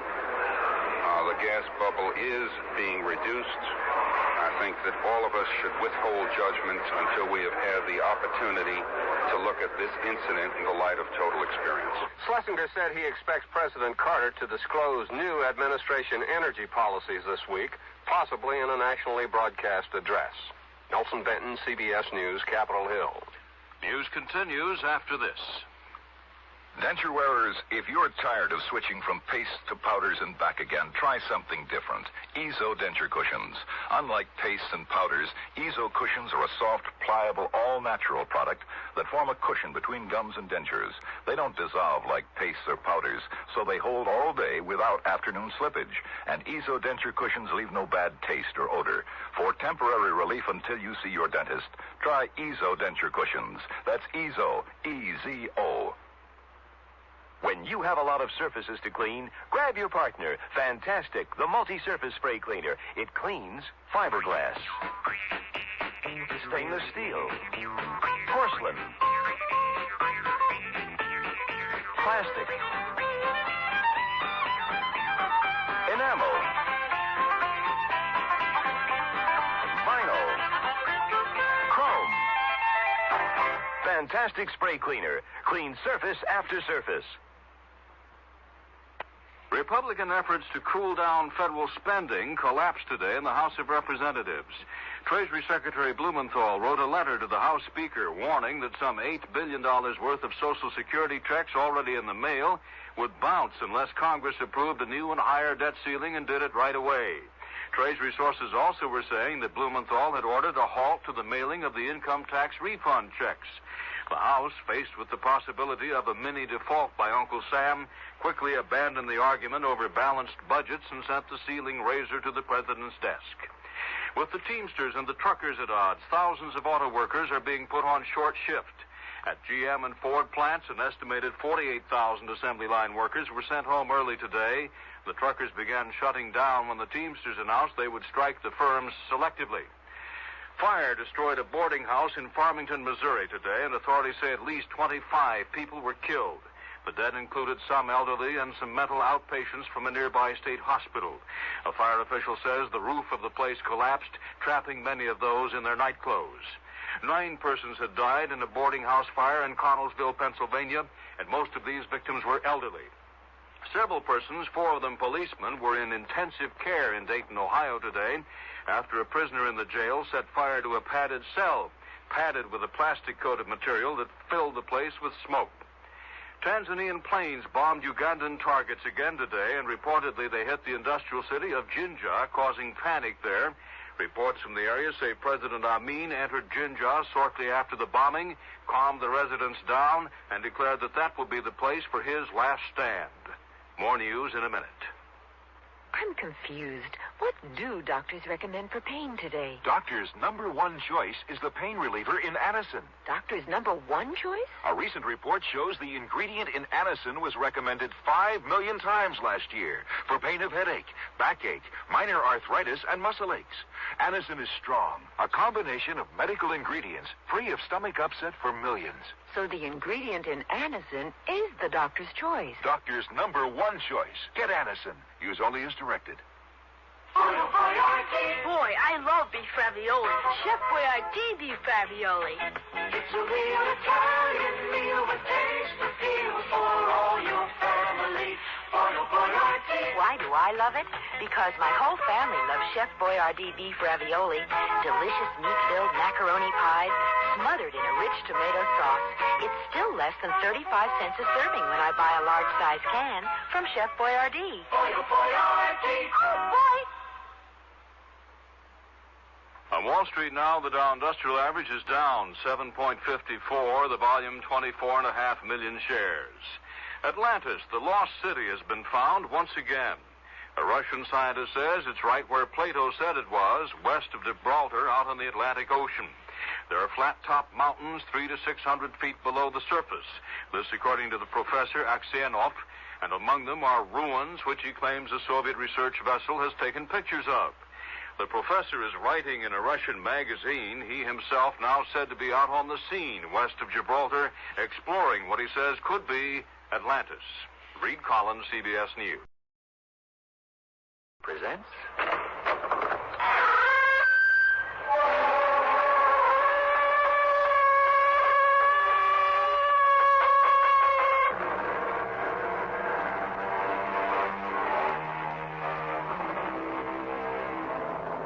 Come in. Welcome. I'm E.G. Marshall. Welcome to the world of tomorrow. I caution you, though, that because man is the creature he is, whether he is placed or misplaced in the centuries past, present or future, is no assurance he gets smarter or better. The fact that our story takes place upon some man-inhabited planet is no guarantee of brotherly love or peace. In fact, though his planetary address may have changed, man has not. So, beware. Victor, how long are we going on like this? What are you talking about? You have shut yourself up in that laboratory. You've given up all your other patients. That's my business, isn't it? It's no life for me, Victor. We're never together anymore. All I do is bring you pounds and pounds of baby food 3 times a day. We could feed an entire nursery on that amount. I want to know, what have you got in that laboratory?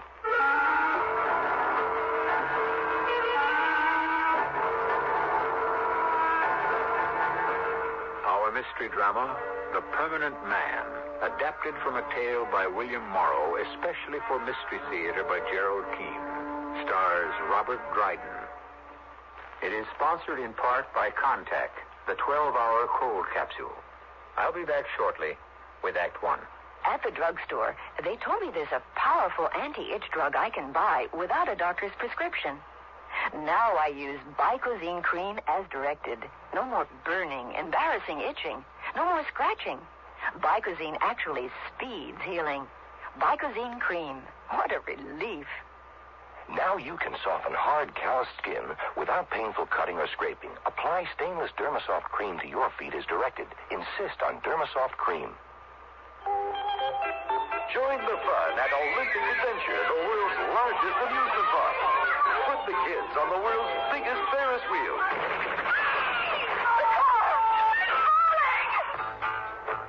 Read Amusement Park, the novel that takes you into the beds and boardrooms of those men and women whose manipulations turn a day's fun into a nightmare of death. Read Amusement Park by Robert Stewart Nathan and get set for the ride of your life. Amusement Park, now in paperback from Fawcett. Take a walk down the long aisles of the huge Applejack store out west. It's mind-boggling and eye-goggling to see section after section of wines from every point on the globe. Nowhere, and really nowhere in the Rocky Mountain area, will you find the selection offered at Applejack. And this week, Applejack Liquors will receive the largest single shipment of wine from any vineyard in the world to any single retailer, 5 semi-truckloads. These are famous Sebastiani wines, on sale this Thursday, Friday, and Saturday, and only a volume buy of this magnitude can offer you such a large savings. Check Thursday's Rocky Mountain News or Denver Post for a list of varieties and prices. Then put a bottle of California history on your Easter dinner table with Sebastiani from Applejack, a veritable supermarket of palate-teasing potions. Out west at 32nd and Youngfield, just off I-70 at exit 264. The special Sebastiani sale ends Saturday.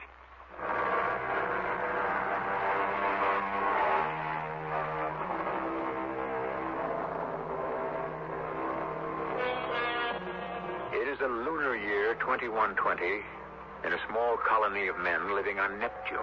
As everyone knows, oxygenated life on Neptune is only possible inside a geodesic dome.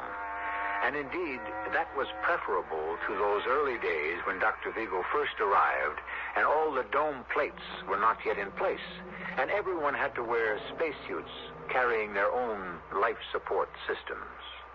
Doc Vigo had arrived on a shuttle in 2099, and let me tell you, the Neptunians were glad to see him. In fact, they had built him his own dwelling right near the spaceport, where everybody and anybody with stellar ills could get to see him. Next. You the security police? That's what the sign says. Your papers, please. All in order. You're on the 0300 to Venus? Yes, sir. Have you had clearance from Dr. Vigo? Clearance? Health check. What did you say your name was? Oh, it's, Tech. T-E-C-H. I don't see a doctor's check off here. Well, I have the district overchief's signature. Isn't that enough? Oh, yes, so you have. I didn't turn the page. Your flight leaves at 0300. Here's that manifest.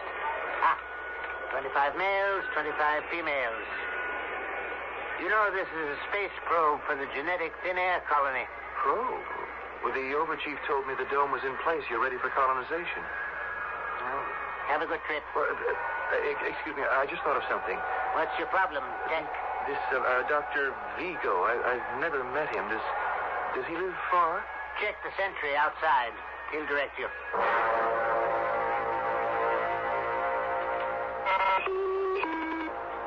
Who is it?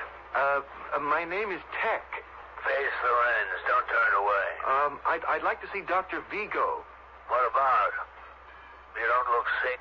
Well, it's a little hard to explain being outside and talking into a camera lens in the door. I can't take any more charity patients this month. Well, I'm not asking for charity. I have 300 credits in my account. Well, why didn't you say so? Just a minute.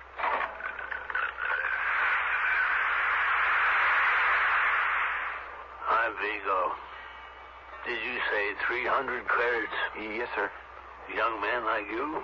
Why, even on Earth, I could only earn 20 credits a year, and I'm a specialist in nuclear medicine. Well, it's 300 credits. I inherited them. Well, just don't stand there. Come in.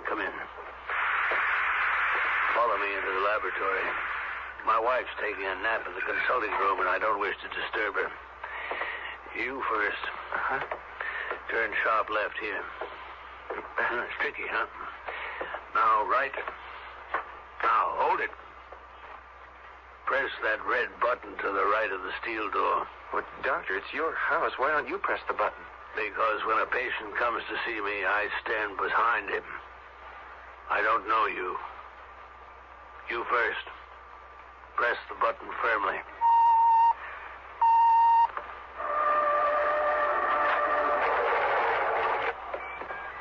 Go to that chair you see facing the marble desk and sit down. Uh-huh. Right. Hey, excuse me while I take a look at this scope. What is it? It's an adaptation of the heat-seek installations. Well, what does it show you? That you're not armed. Doctor, don't you trust me? On Neptune, I don't trust anybody. Well, you're clear. So suppose we find out what's troubling you. Doctor, I'm 25 years old. I was born on Neptune, and I shall die on Neptune. No doubt. Unless you'd like to get into the Mars or Venus colonizations. The dying here is more civilized, I'm told. You're joking with me, but I'm serious. I don't think I have long to live. What did you say your name was? Tech. I'll tell you something, Tech. 75% of my patients also believe death is around the corner. My own wife, same thing. It's due to the rationing of oxygen inside the dome. It's affected many people here. But you've got to fight it. Things will get better. You'll adapt. Already they've clamped down on immigration, so there'll be more oxygen for those of us who live here.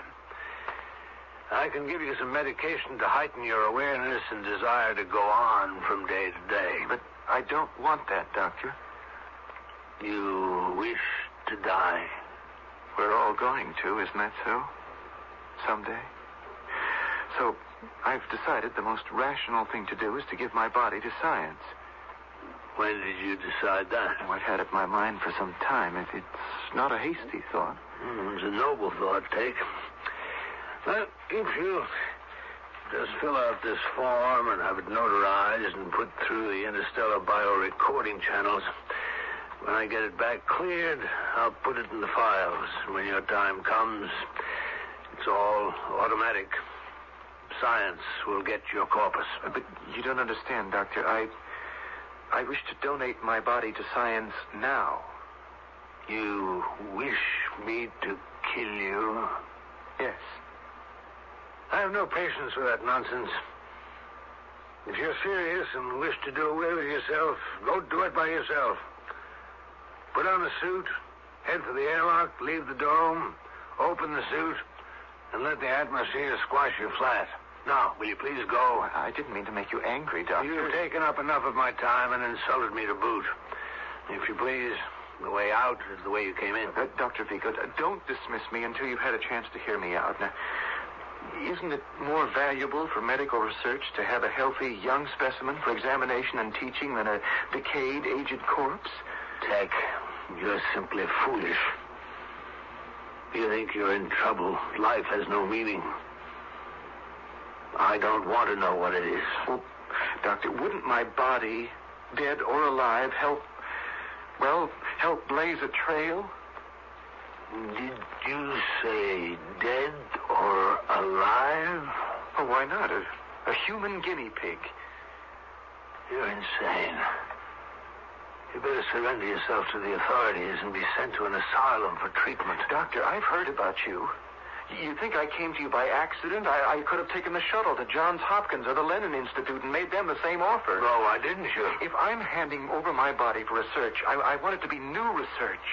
New trails, as you put it. Not some tired old experiments on DNA or longevity or prenatal determination. I know you've been doing analysis and verification on humans. Well, experiment on me. Well, why does your conscience bother you now? That's a good question, Tech. I've never denied there's some research which can only be conducted while the subject remains alive and conscious. But that's not what I want. You can keep my heart beating or my organs functioning. If I say yes, that's up to you. But I will only hand over what is mine to give. My mind, if you can guarantee I will no longer be able to think or to remember. No thinking. No memory. What is it you wish to forget? There's nothing on Neptune I wish to remember. You see, all my life, I wanted to be a priest, to devote myself to God's work, and that's been denied me. I was born at the wrong time, too late. 900 years ago, I might have joined the Crusades. I was born into this world of scientific know-how. No room for the spirit, no room for miracles or devotion to a deity. So, I hope that if my brain no longer has to deal with insignificant man, perhaps God will rescue me and take me to a world no rocket can reach. Doctor, I'm willing to take that chance.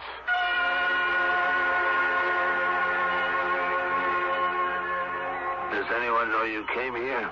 No, Doctor. You swear it? Yes. But your prolonged absence will cause alarm and lead to a search for you. I've provided against that. Oh? How? I signed up for the new genetic thin air colony. You see, they don't check you off when you enter the space cruiser. I've already been cleared. Oh, there's the cruiser. Was it 0300? Yes, it is.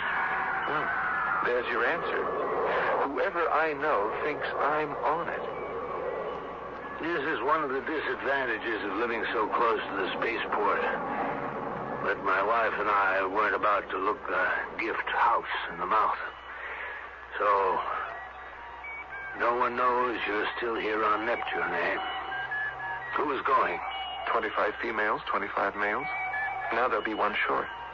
Where did you say they were headed for? Well, Venus, where else? I shan't be missed there. Or here.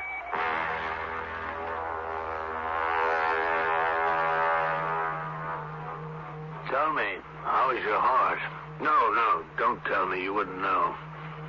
Lie down on that couch and we'll soon find out. Give me your wrist. Are you taking my pulse? Be quiet. 5, 6, 7, and 8. Fine. 85. Quite good. How did you figure that? Count for 6 seconds and multiply by 10. Good, strong pulse. Have you ever had any heart irregularities? Well, none that I know of. But I don't understand the question. I mean, if you're going... I don't wish to inflict any unnecessary pain.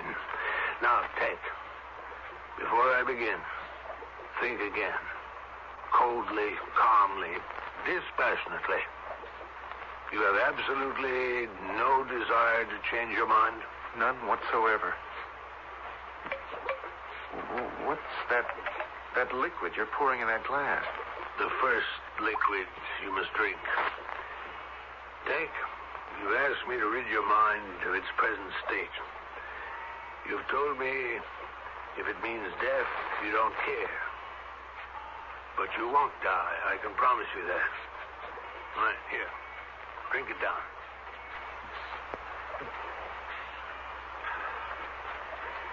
Thank you. What if I swallow that? How long will it take to have an effect? 10 minutes. You have reached down from your seat with the gods, Doctor, and have lifted me up to glorious peace and rest. Close your eyes, young man. If you only knew how I have prayed for this moment. But I'm not offering you death, you know that. You are giving me the end of this mechanized horror we call the 21st century. No, I'm not promising you that either. The facts of life on Neptune won't change, only your awareness. To stop knowing, being aware. Tech, your body now belongs to science. Doctor, what can you tell? What shall I be used for? You will be the first human ever to undergo a brain transplant.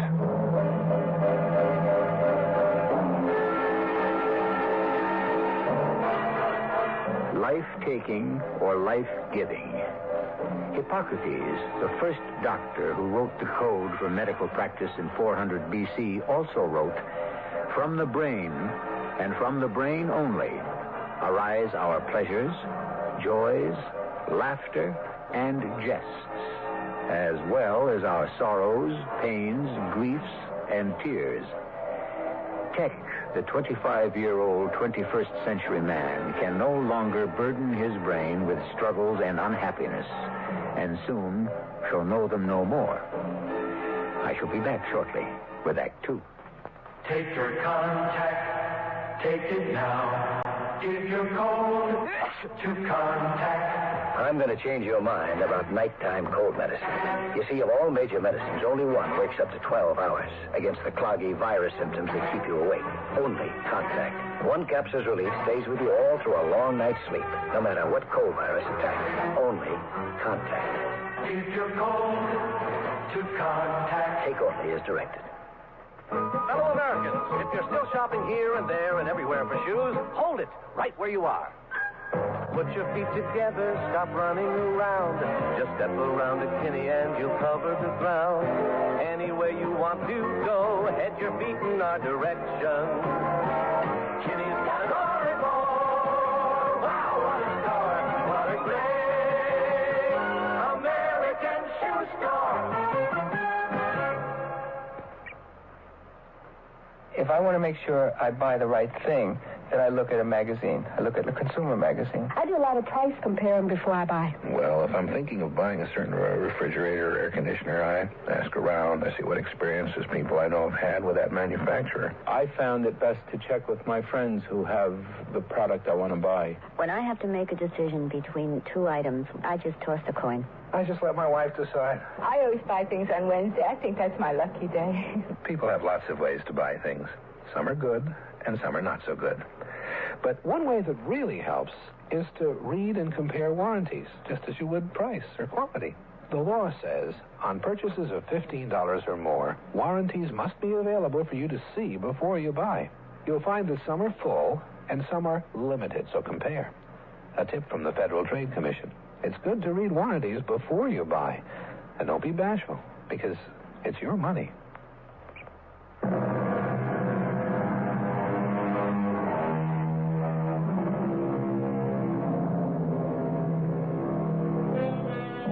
We are revealing life in the year 2120 under a crystal plexiglass dome rising 700 feet at its peak. Outside, on this inhospitable planet Neptune, it is cold and nitrogen-laden. Inside the dome city, there is warm and breathable air. A city of buildings, of young people, and of dreams, like those of Tech, the young man in Dr. Vigo's laboratory, relinquishing his tomorrows. Delicious. nauseous. I feel it going. Doctor. Reflexes weakening. Doctor. Eyesight going. Can you feel my hand on your arm, Tech? I'm gripping your arm tightly. Feel? Numb.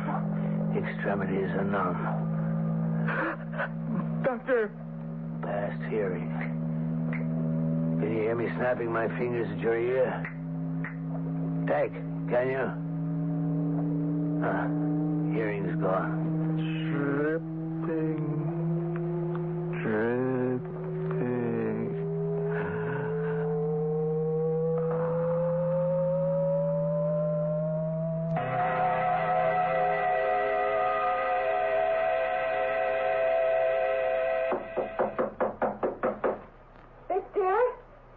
Victor, are you in there?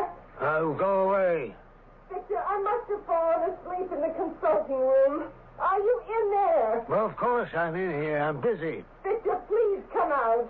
I'm worried. What is it, Vivian? Victor, don't make me stand out here in the hall. Let me come in and sit down. I'm so tired. Now, you know no one is admitted into my laboratory. Why am I always so tired? Because you haven't adapted. Because you don't do the prescribed exercises. You don't do one thing to help strengthen your lungs. Don't be angry, Victor, please. Fine example you set, the wife of the doctor. I keep making excuses for you all the time. Now go away and let me get back to work. Victor, I had this terrible dream. I woke up with this ominous dread. Did someone come in? Someone? In here? In the house? Could it have been my dream? But I heard... What did you hear? I thought I heard someone in the house just now. I don't know. I was sure I heard footsteps. Walking up the stairs. 2 people. Yourself and someone else. Vivian, I'm shutting this door. I do not wish to be disturbed. If the security people call and they need me, tell them not today. I can't see anyone today. I don't care how many space travelers need health clearances. Understand? Oh, yes, dear. You'd better go to bed. You're dead on your feet.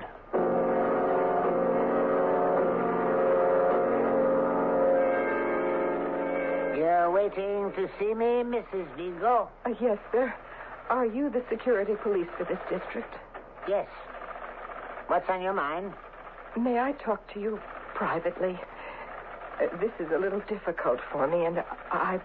All right, Mrs. Vigo. This way to my office.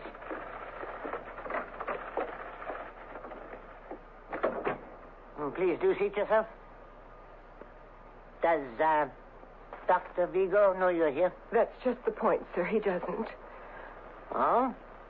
Can I ask you, sir, what I'm going to tell you, that you'll keep it confidential? You have my word. If the doctor ever found out that I've come here to the security police, I mean, his own wife... You have my word, Mrs. Vigo. But why? I don't understand. I suppose I ought to know better, to trust what he does completely, but what's been going on in our house for weeks now, in his laboratory, it's so horrible. I'm afraid to live under the same roof any longer.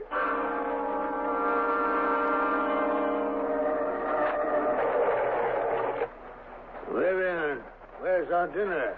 I mean, my dinner. I'm coming. Steps get harder every day. Just hand me the tray as you always do. Here. Oh, so much food I could barely carry it.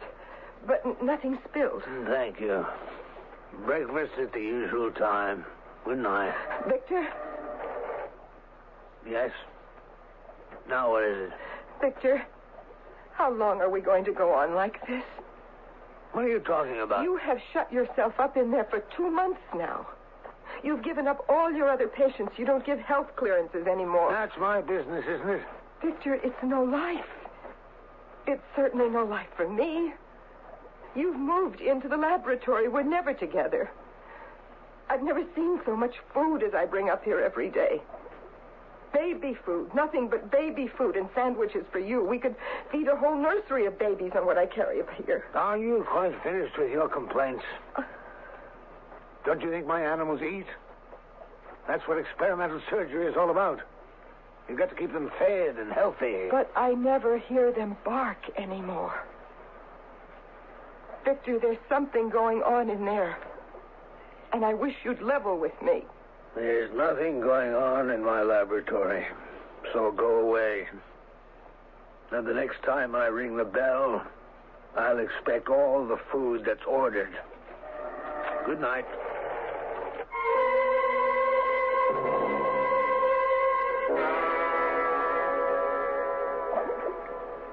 Here we are, my dear Tech. Spinach and carrots, and now let's see what's in this dish. Oh, you'll like this. Oh, nice hot sweet potatoes all mashed up so they'll go down easily. Oh, my dear Tech, I know it's annoying for you to be tied down so, but it's for both our sakes. I'll have to tie down your arms if you carry on like that. Now put them down at your sides. There's a good boy. Now, we'll just open up this nutrition hatch in your neck. And there goes your food. Good, isn't it?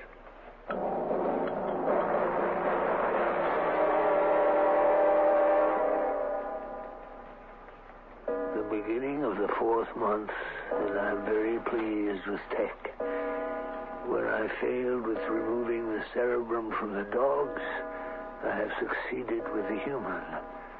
The dogs became idiotic, but retained their physical senses to some degree. But with Tech, an opportunity of a lifetime, and I have succeeded.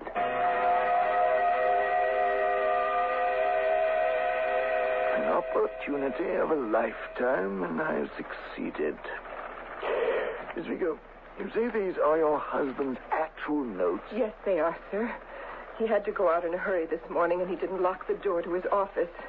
If it weren't that I was so frightened, I wouldn't have brought them here. Well, where did the doctor have to go this morning? There was a call coming in from Calypso 6. He said he wouldn't be back for a few hours. Please, can you read it and tell me what it means? Well, I'll try. In the cerebrum, the intellect and the affections, in the cerebellum, the senses and the motor forces. In the medulla oblongata, control of the diaphragm. Oh, Mrs. Vigo, this is all very technical medical stuff. It certainly doesn't appear to me that anything strange is going on. May I suggest you go home, put your husband's notes back where you found them, and forget all about this. He's had a big steel door put in outside the laboratory. The windows where the dogs were kept are all boarded up, and I don't hear them bark anymore. Something he doesn't want me to know about is going on. Oh, I don't doubt it, Mrs. Vigo. Washington wouldn't be calling him on Calypso 6 if his work was to be general knowledge. But, excuse me. Yes, hello, District Chief George speaking. District Chief, this is Dr. Vigo. Yes, just a moment. It's your husband, Mrs. Vigo. How did he know I was here? What can I do? No, calm yourself. He doesn't know you're here. He won't see on the picture phone. I won't switch on the resistant lens. Now, sit quietly. Yes, Dr. Vigo. Are we alone? Well, if you mean just you and I talking, why, yes. Has there been any report into your district office in the past hour about my wife? Your wife, Dr. Vigo? Why should there be? I'm at the Earth Consul's. I've been here all morning. We're waiting for a call through on Calypso 6. I've activated the receivers at my house, but there's no answer. Was that so unusual, Doctor? Couldn't your wife have just gone out? That's just the point. She never goes out. Oh, no, we haven't had any report on her. Well, the reason I was so concerned about my wife is that, I fear she is losing her reason. She imagines things. And I wouldn't want her wandering about the colony, you understand? She might do herself some damage. In an age of space and space travel, of planets connected by jet shuttles and interplanetary ferries, there comes a point where mechanisms are shut down and man prevails. Life, as we are picturing it, may one day exist in the remote regions of distant galaxies, yet the human element will always remain. Man is man, with the same wisdom and the same failings, telling the same truths and the same lies. I shall return shortly with Act 3. I like pickles, but they don't like me. Send your stomach some Digel. I like pizza, but it doesn't like me. Send your stomach some Digel. Digel's special combination of antacid and anti-gas ingredients gives you fast, gentle relief from acid indigestion, heartburn, and gas in just minutes. I like hot dogs, but they don't like me. Send your stomach some Digel. For occasional use only as directed. Join the fun at Olympic Adventure, the world's largest amusement park. Put the kids on the world's biggest Ferris wheel.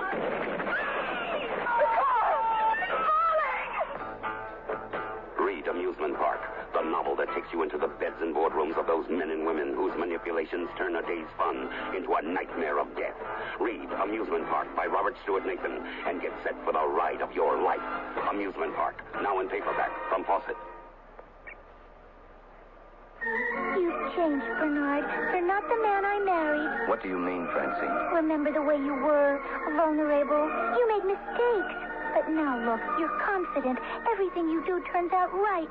It's that book you sent away for. It's just a catalog from the Consumer Information Center. It lists more than 200 federal publications you can send for on building, fixing, eating. Buying, selling, working, playing, living. And more than half of them are free. Yes, Francine, the man you married is gone for good. All right, Bernard. But would you make just one more mistake for old time's sake? All right. For you, I'll just replace that window glass like I used to. Whatever you do, learn to do it better. Send for your free catalog. Just write Consumer Catalog, Pueblo, Colorado, 81009. Francine, send for their publication on First Aid. What was that address? Pueblo, Colorado, 81009.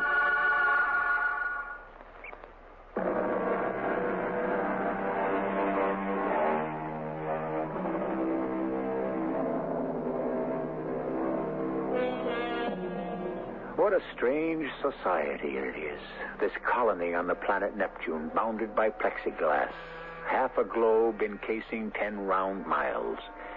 Picture it, the tallest structure on an airstrip outside the sphere, a tail-standing spaceship, 300 feet high, dwarfing humans around it.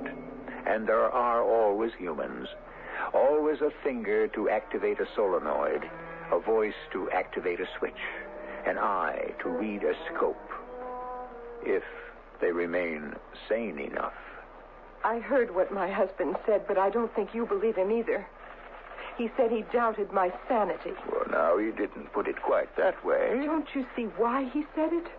Just in case I might be telling people what I know about his work as I'm telling you. Now, these papers you took this morning from your husband's laboratory, is he going to miss them? I hope not. And you're quite convinced Dr. Vigo is no longer confining himself to experiment with animals, that somehow he has, let's call it a human guinea pig? I don't know if it's human. It eats and eats. It makes terrifying noises. But he won't let you see what he's doing. Oh, no. My husband gets very angry when I bring up the food trays if I stand in the door too long. And he just said, well, you heard him, that you are imagining things, Mrs. Vigo.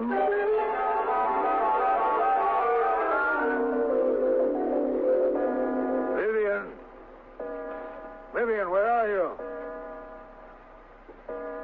Vivian, I'm back. Oh, look at the time. 6 o'clock. Where is she? I better hustle up some food for take or I'm in deep trouble. It's in this pot on the stove?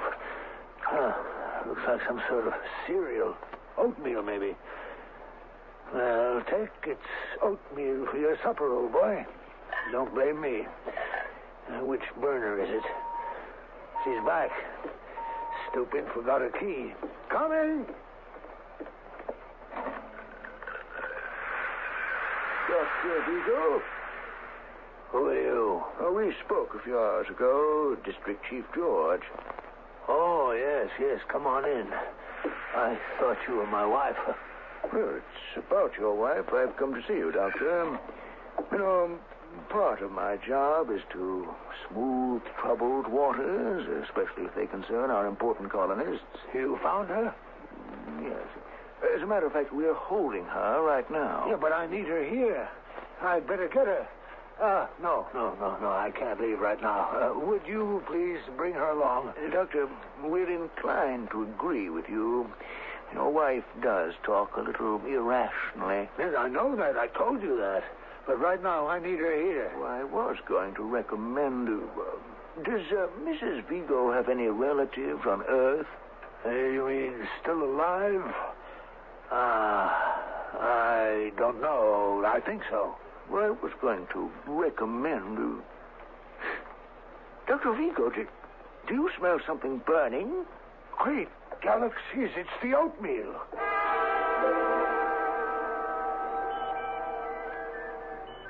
Tech, I want you to know that I'm very pleased with your progress. You're becoming stronger every day without the encumbrance of a mind. It's the mind that defeats man. Oh, you agree.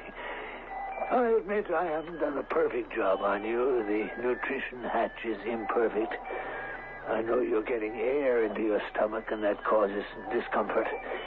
I'm going to replace it with some kind of valve. But the silver vent pipe to your lungs works fine. And you're getting to make intelligible words by breathing air through it. Now just try to speak more clearly. More clearly. Understand, Tech?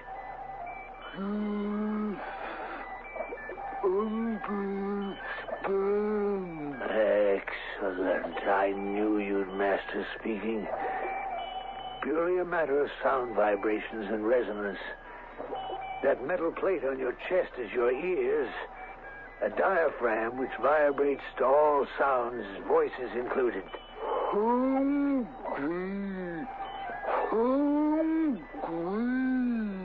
You're still hungry? I've given you plenty to eat. No more until morning. Hey, what are you doing? Let go of me. Put your arms down, you big ox. Let go of me. You're squeezing the breath out of me. Stop.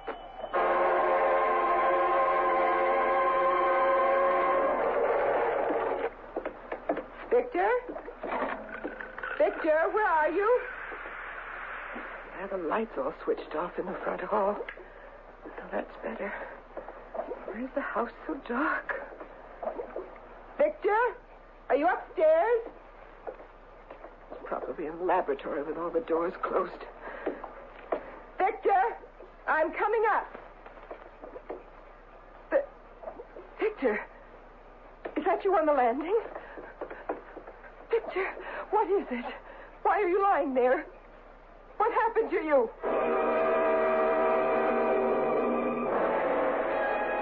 Oh, my poor darling. How do you feel now? I'm all right. I must have fainted or something. You're overworking, that's why.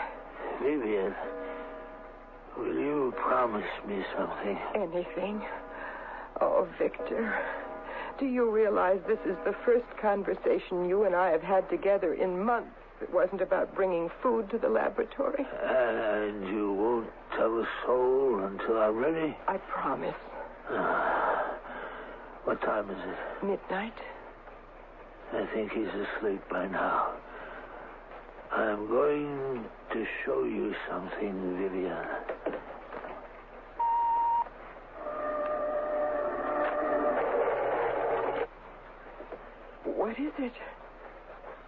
so dark in here, I can't see anything. No. I don't want to turn on the lights. He's very susceptible to radiation changes, and even the low level of amperage into a lamp would disturb him. Him? Try and adjust your eyes to the dark. What is it? Is it alive? Very much so. I see it. No, it isn't. A giant. He's sitting in a huge chair, covered in a blanket. I had the chair specially made. It's iron and bolted to the floor. Does he... I don't see... Is his head bent over? He has no head, and not the kind that you would recognize. But why, Victor? Why? It is the human mind that controls the body. The aging process, the survival process. I have done away with those limitations. I've done a transplant. But what have you put where the head is?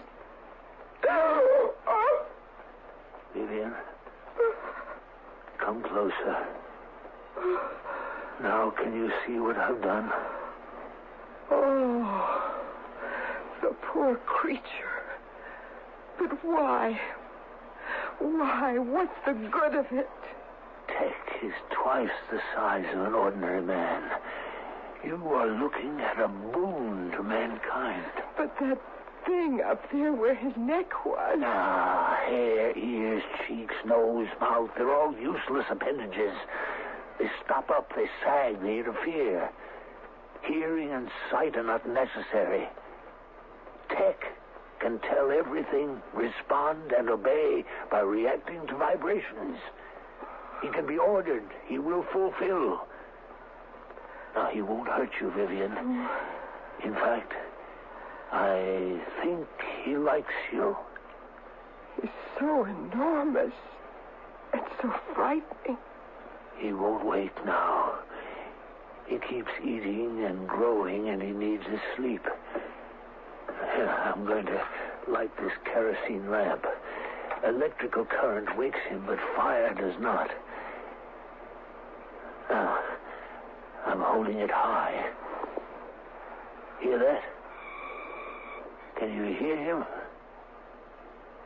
What is he doing? Breathing through a tube. Now you can see his head plainly. It's... No, a round metal ball on top of his shoulders. And that's all. My research and discovery. The silver tube on his right is what he's breathing through. And here on the left, the nutrition hatch leading to his stomach. Those gigantic arms and fingers. Was he a real person once? He was Tech. A young man who came to see me 6 months ago, unable to bear his thoughts, unable to live in a scientific world. Victor, let me go now. I can't bear to look at him anymore. What use is such a monster? Didn't I tell you, Vivian? Tech, my own Tech. If he is housed and fed, he could live forever.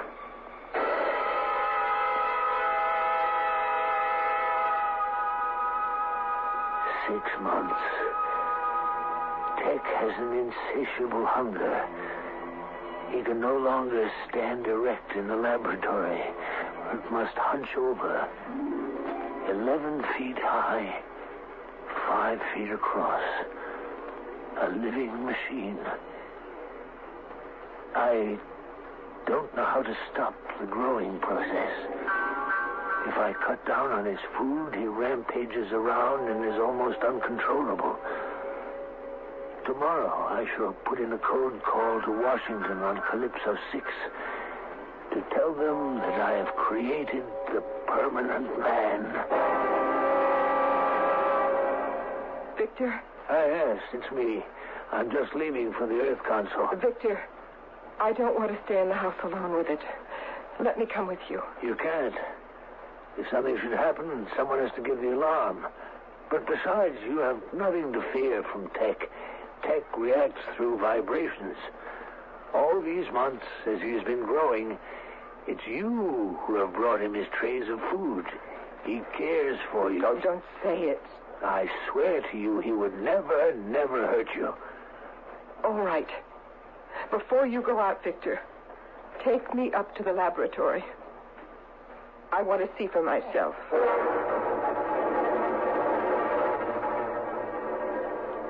Good morning, Tech.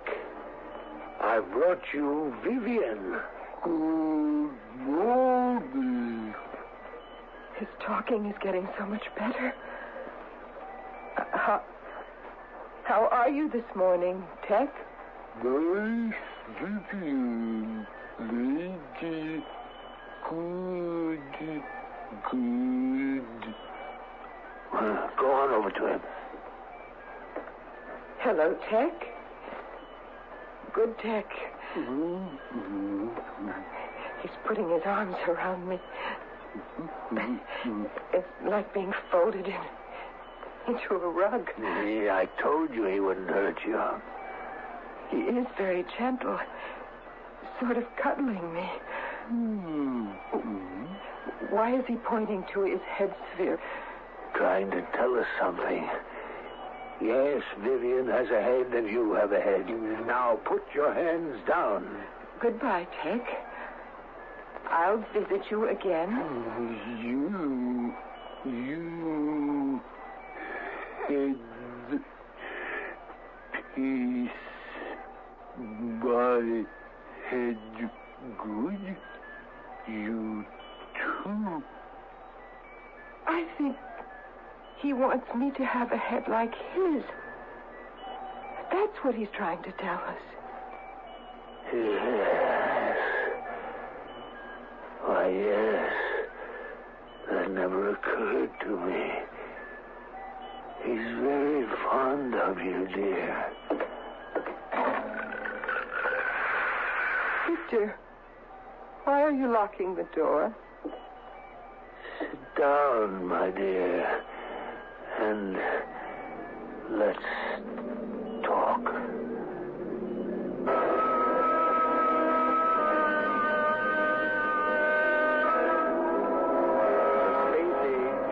Horizons Unlimited began over 20 years ago in October 1957 when the Russian Sputnik orbited the Earth. Since then, landing on the moon and probes into infinite space, life on Neptune is no more improbable than the predicted landings on Mars and Venus, but always by man, bringing with him ambition and failure. I shall return in a moment. I'm Susan Anton, and there is a better way to sleep. The perfect sleeper. It's a good feeling to sleep the night away on a perfect sleeper. Be a perfect sleeper. Buy a perfect sleeper, perfect sleeper. From this, it feels good. Every perfect sleeper has it, from the Signature One to the fabulous Avanti with Pillow Soft Top. Choose from a full range of comfort and firmness combinations and enjoy firm, deep support for your back and luxurious comfort on top for you. Be a perfect sleeper. Buy a perfect sleeper, perfect sleeper. Be a perfect sleeper. Buy a perfect sleeper, perfect sleeper.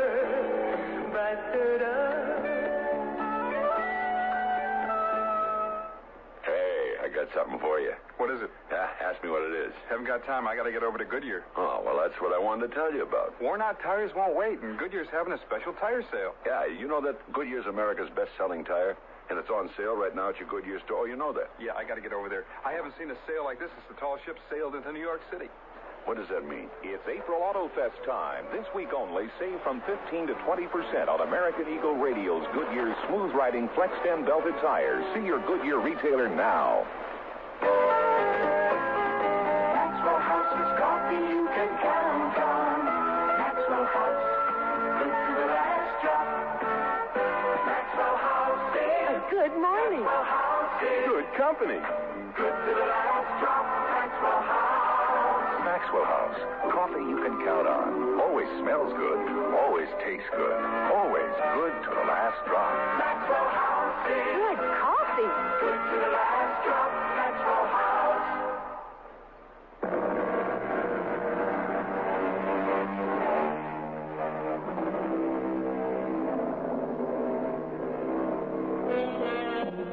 The line separating fantasy from fact becomes thinner and shorter with every passing year. Man is constantly chinning himself on his own dreams, trying to outdo himself, avoiding death, seeking permanence. What he will do in the worlds beyond is beyond imagining. In the meantime, we of Mystery Theater will try to guess. Our cast included Robert Dryden, Terry Keane, and Russell Horton. The entire production was under the direction of Hyman Brown. This is E.G. Marshall inviting you to return to our Mystery Theater for another adventure in the macabre. Until next time, pleasant dreams.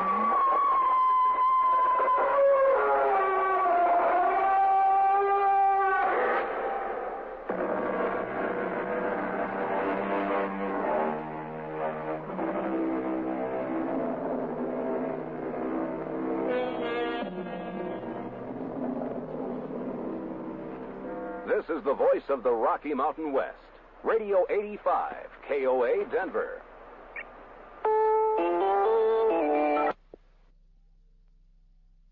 CBS Radio Mystery Theater presents...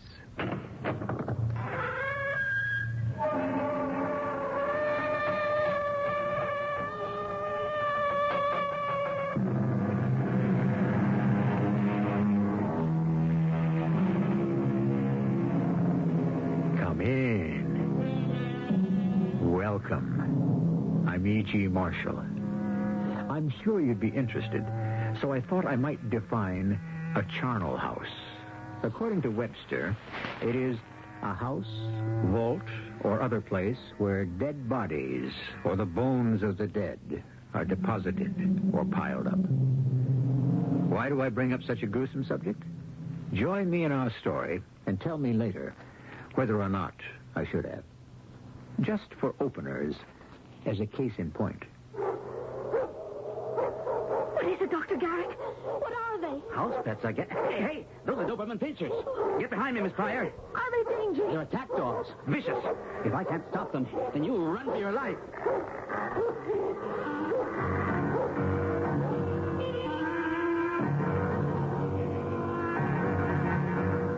Our mystery drama, The Charnel House, was written especially for the Mystery Theater by Ian Martin and stars Roberta Maxwell.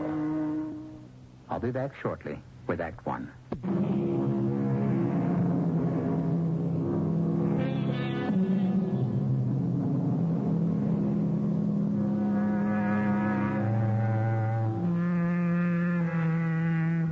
At the turn of the century, the last place anyone would have connected with a charnel house was the prestigious Chisholm Clinic, some 30 miles northwest of Boston, on the rugged shores of Cape Ann. Dr. Carlton Chisholm had poured his life savings into a miracle palace of diagnostics for those who could be rescued from the shadow of death, and a haven for those who could not be helped to escape it. But dark shadows lurked behind the bright promise, as Jane Pryor is about to discover. By the time I got off the train at Marblehead and into the Hackney carriage, I was exhausted. The long 12-day trip that had brought me home from Vienna had been a nightmare, tortured by fears and uncertainty. Now that I was on the final lap, the last thing I wanted to do was to make conversation. In all the rush, I didn't get a chance to introduce myself. I'm Dr. Stephen Garrick. How do you do? May I ask your name, Miss... it is Miss, isn't it? Yes, it is. Miss Jane Pryor. Oh.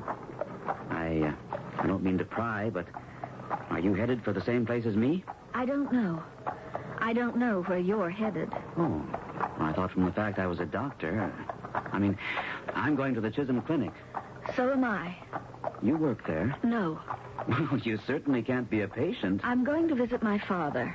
He's a patient there. Oh, good. I'm sorry he's a patient, of course. What I meant was, if you visit there often, I thought I could ask you a couple of things about it. I'm just about to start there.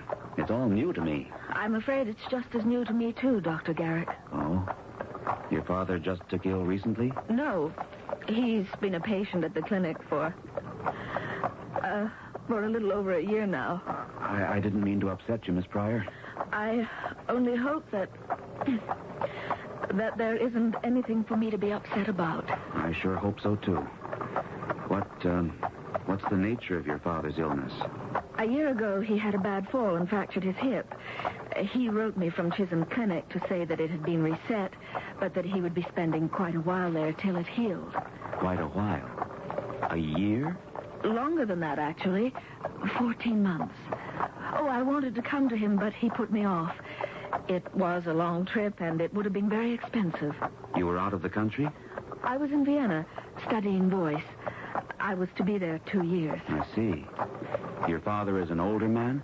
Oh, no, he's quite young, really. I mean, I don't know exactly how old he is, but somewhere in his late 40s. We exchanged letters every week at first, and he seemed to be coming along quite well. Then there was some sort of setback, and apparently they had to operate again. But he was very cheerful about it and insisted that I must not come home. There was nothing I could do anyway.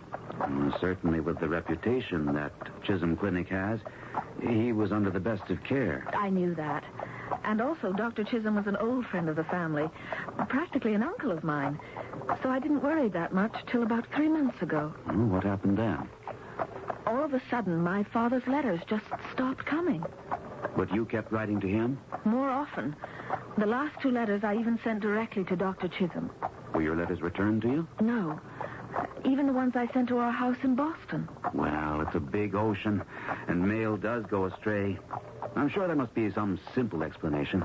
I'm sure there must be. Anyway, I'm being a fool, since I'll find out very shortly now. I wish to help you any way I can. You already have. Now, that's enough about me. Tell me about yourself. You're quite young for a doctor, aren't you? It's the way you get to be when you're just fresh out of med school. Will this be your first job? Sure will. And not a moment too soon. What do you mean? Well, I more or less had to put myself through medical school, so it had to be a small one. And you don't waltz into good internships that easy if you're not from one of the bigger schools. In fact, I just about given up hope when this fell open. I mean, the Chisholm Clinic, that's really hitting the jackpot. I congratulate you. Yes, what a piece of luck.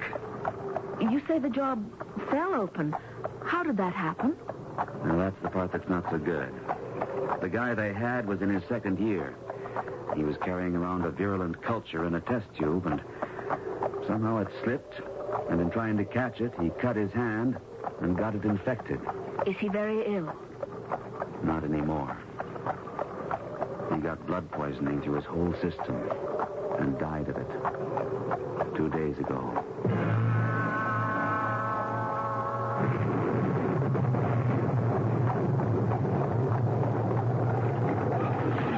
Looks like rain. Do you have luggage? Just this small bag. I can manage it. Let me help you down. Thank you. You're welcome. I suppose I won't be seeing you again. I suppose not. Will you be going back to Boston tonight? I don't know. That depends on how I find my father. I hope you find him in the best of health. I'd just like to say, if I can ever be of any help... I'm sure I can manage everything now. I don't think you understand. I'm not trying to take advantage of a chance acquaintanceship. You may need help, Miss Pryor.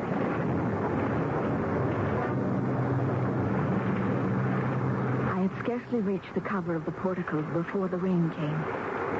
Since I was sheltered, I hesitated before ringing the bell. The strange way Dr. Stephen Garrick had said that I might need help, emphasizing the word need, had caught my ear.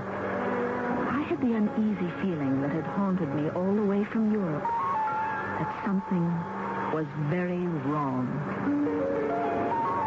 But as Dr. Garrick came up the steps carrying his bags, the door suddenly suddenly opened to reveal a tall woman in a nurse's uniform with a forbidding, hatchet face. Good afternoon.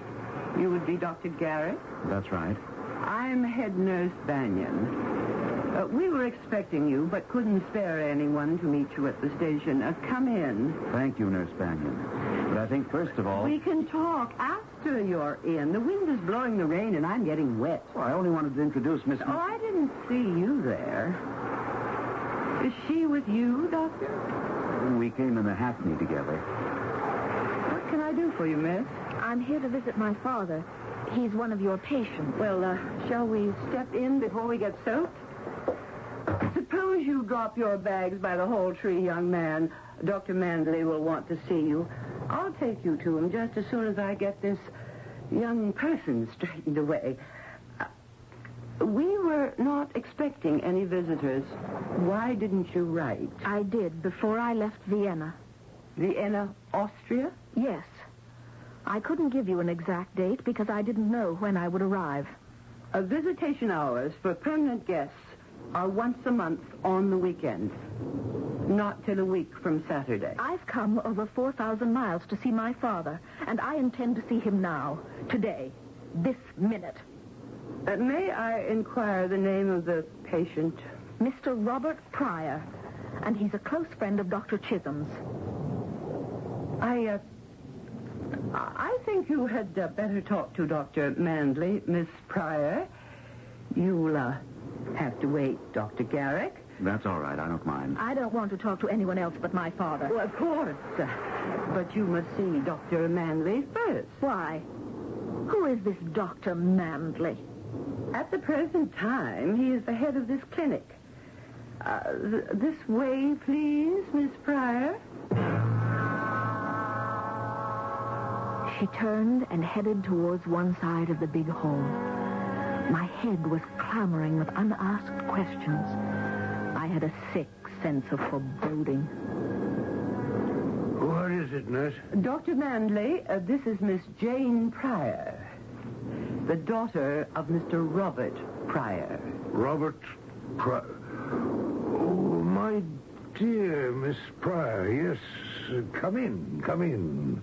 Won't you please sit down? Dr. Mandley, I want to know what's going on here.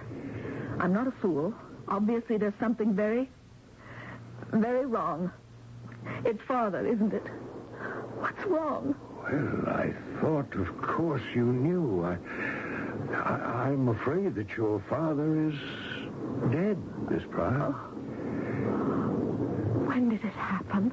About 2 weeks ago. Oh, no. Oh, Father. Close the door, nurse, and fetch some brandy in the decanter. Now, Miss Pryor, you must try to relax. I know what a terrible shock this must have been.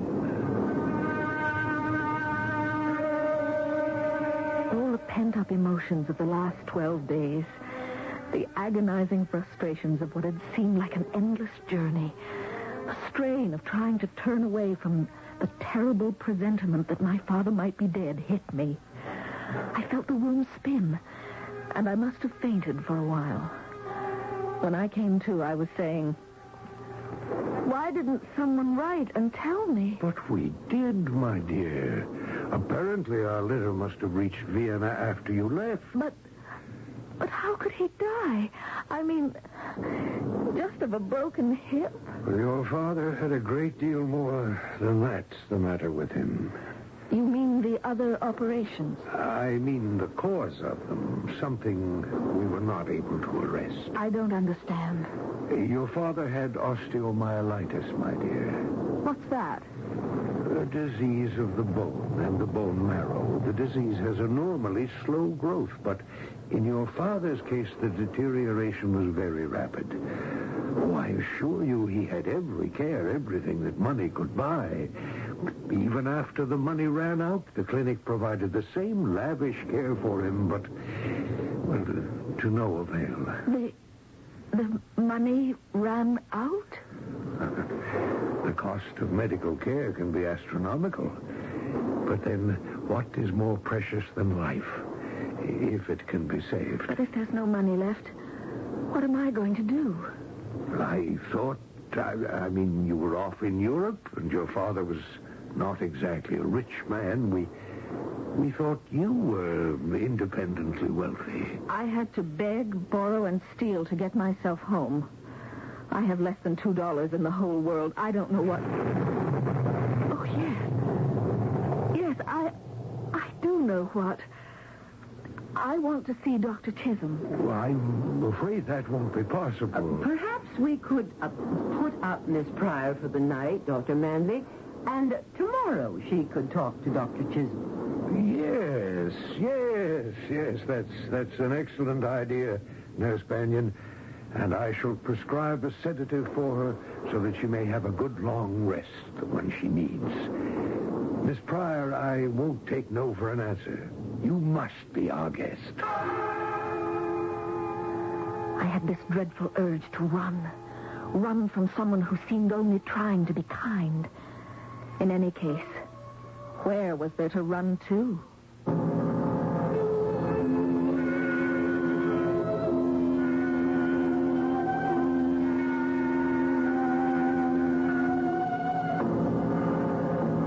Intriguing, isn't it?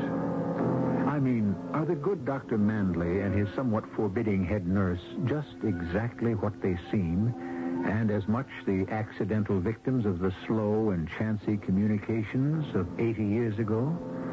Or is this, as Jane somehow senses, a case of step into my parlor, said the spider to the fly? I shall return shortly with Act 2.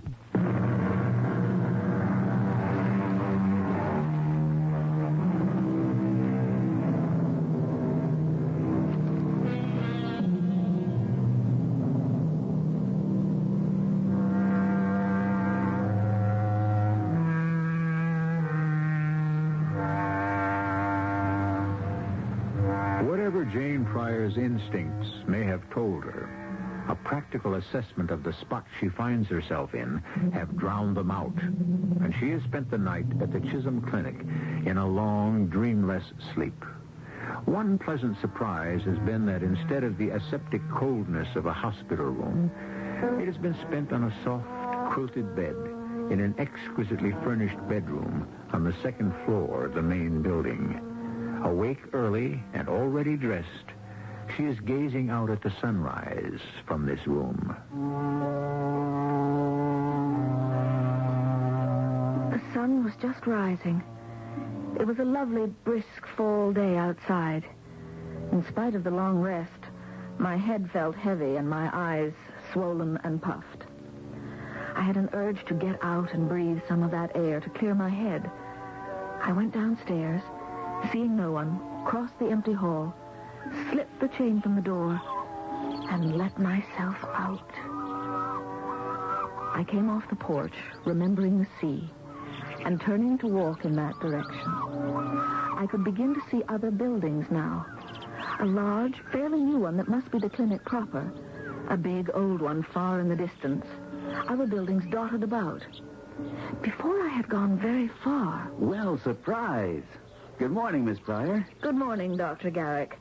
Where did you pop up from? The clinic over there. They put me right on duty yesterday. Haven't even found a billet for me yet. I'm on my way over to administration to find a bed. Oh, I'm sorry. I'm beat. I must look a mess. Not at all. You look very efficient in your white. Oh, skivvies. The clothes make the man. But what are you doing here still? About your father? He's dead. Yes, I know. Oh, how did you know? Yesterday, when you went in to see Dr. Manley, I couldn't help overhearing while the door was open. There's something wrong, isn't there? Any way I can help? I'm afraid not. I really want to. If you just... What the devil? What is it? What are they? Oh, house pets, I guess. Hey, those are pinchers. Get behind me, Miss Pryor. Oh, are they dangerous? They're attack dogs. Down, boys. Down. I can't stop them.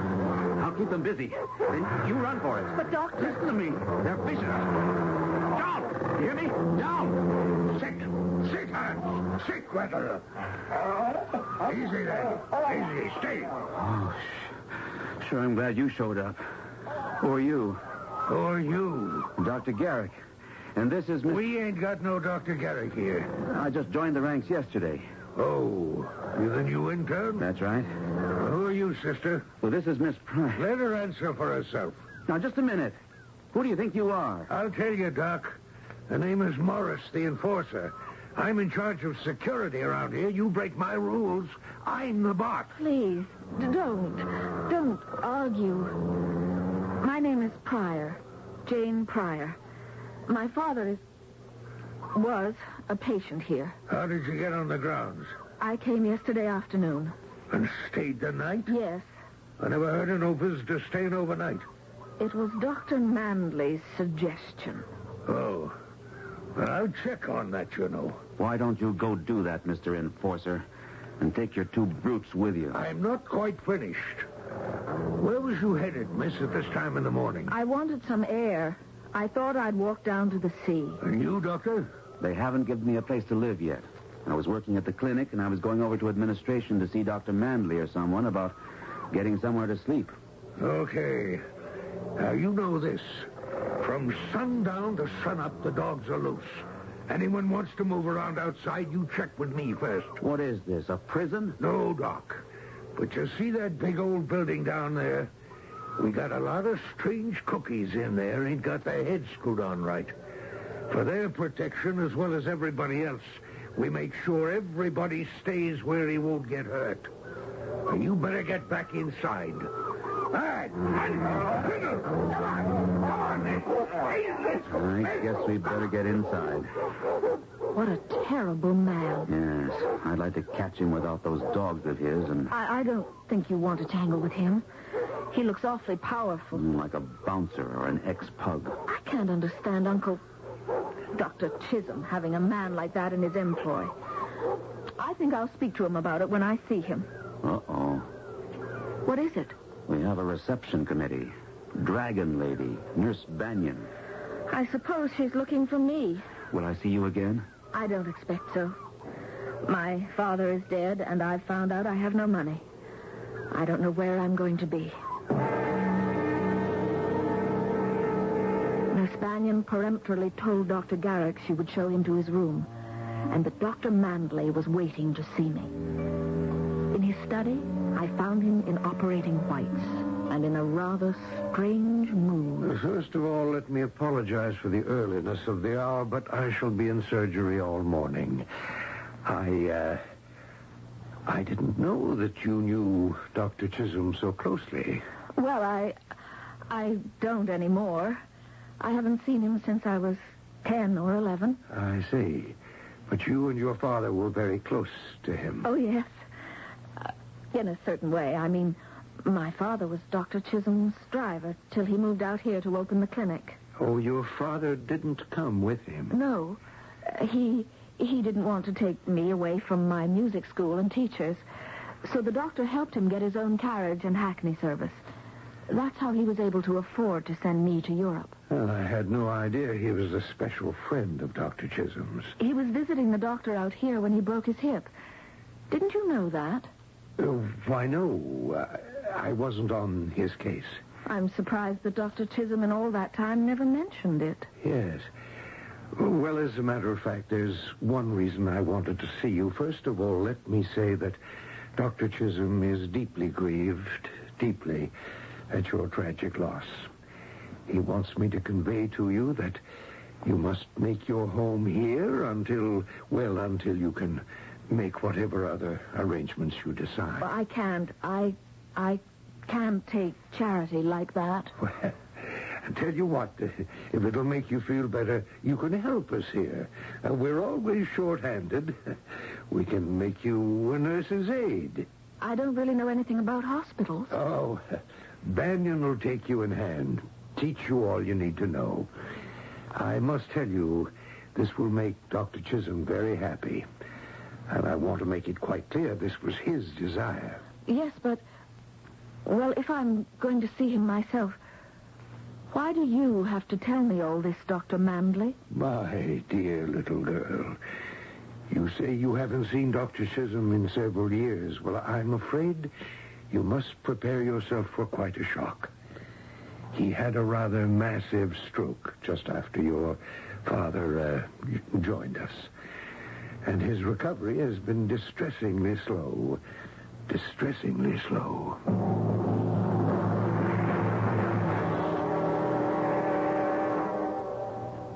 Here's little Miss Pryor coming to see you, Dr. Chisholm. What? Who's that? Nurse Banyan. Not you. Who? It's me, Uncle Carl. Remember? Little Janie. Janie. Little Janie. Janie Pryor. Don't you remember, Uncle Carl? How I used to come here summers and we'd run down to the water and how you taught me to swim. And all the places, the secret places you showed me in the rocks and the shells we gathered and how we'd run on the sand. Shells, sand, yes. Little brown legs, sturdy legs. Janie, little Janie. Oh, you do remember.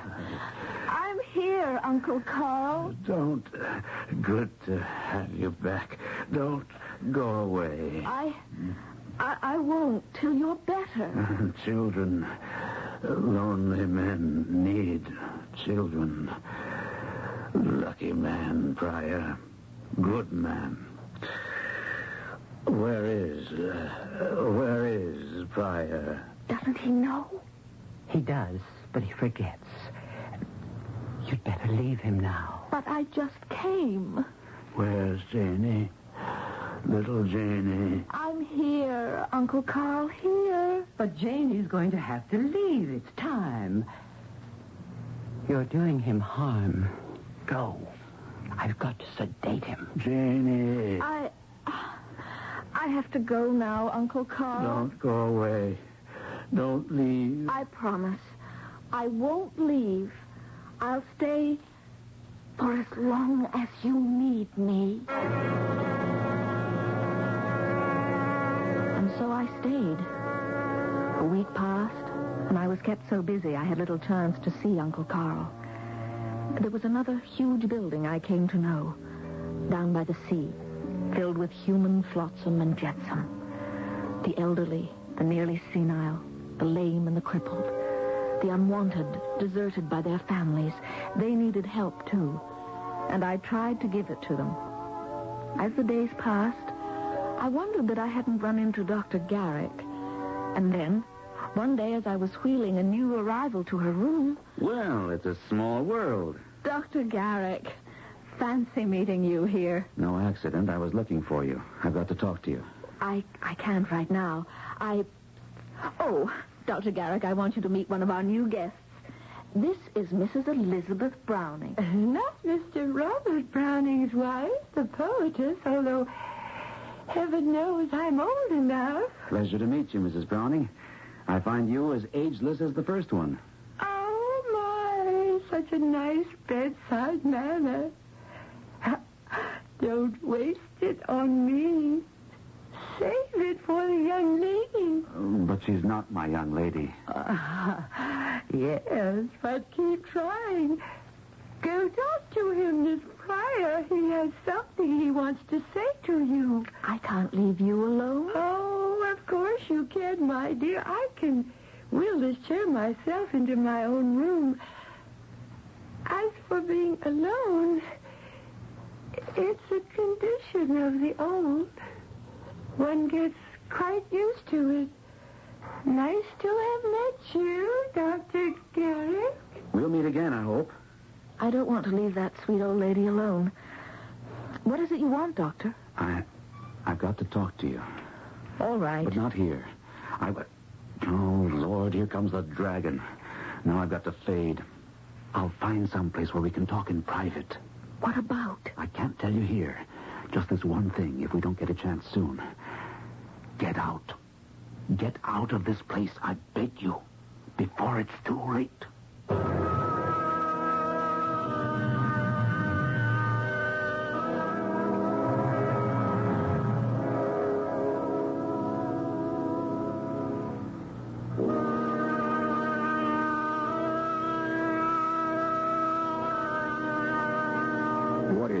strange establishment with its atmosphere of mystery and decay. This land of the lost, of the abandoned, the mutilated, and the insane. I shall return shortly with Act 3.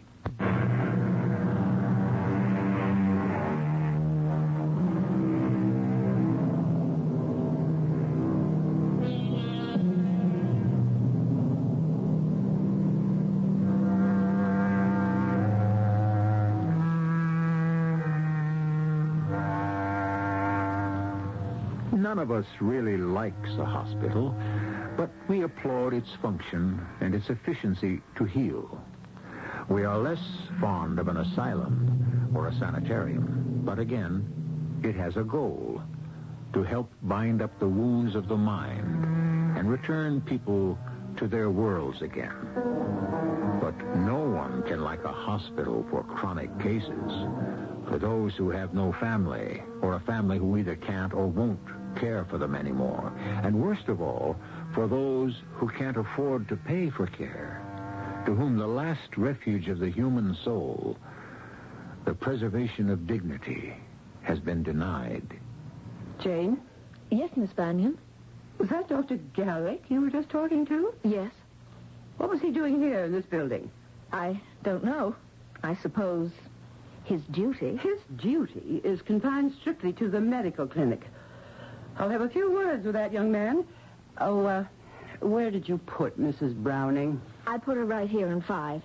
It's empty now, and... She does not belong here. Take her upstairs to 51. Oh, the general ward? But she doesn't belong there. She's not The sick. woman is senile. Indeed she is not. She's bright as a penny. May I remind you that you are not a doctor? I don't have to be for this. Why, if you put this sweet little lady up with all those poor, sick women... I want to talk to Dr. Chisholm. I'm sure he wouldn't allow it. You are to stay away from Dr. Chisholm. Your presence is not good for him. He's had quite a setback since your visit. I don't believe it. And you can't keep me from seeing him. The orders are not mine. They come from Dr. Mandley. Then I'll go to him. As you wish. In the meantime, as long as you are working here, get Mrs. Browning up to 51 and right now. I felt like an executioner, but I followed orders and took her upstairs. When I left her, she was wheeling about brightly among those sad old women and scattering cheer like popcorn. The rest of the day, I couldn't get her out of my mind. I tried to see Dr. Mandley, but was told he was out for the evening. I went up to my bed in the deepest depression I ever remembered being in. Don't be afraid. And keep your voice down, Jane. Jane? Well, sooner or later, Steve and Jane. Might as well be now. Though I could have picked a better time. What is all this about? I don't know it all yet. Just enough to make me sick to my stomach.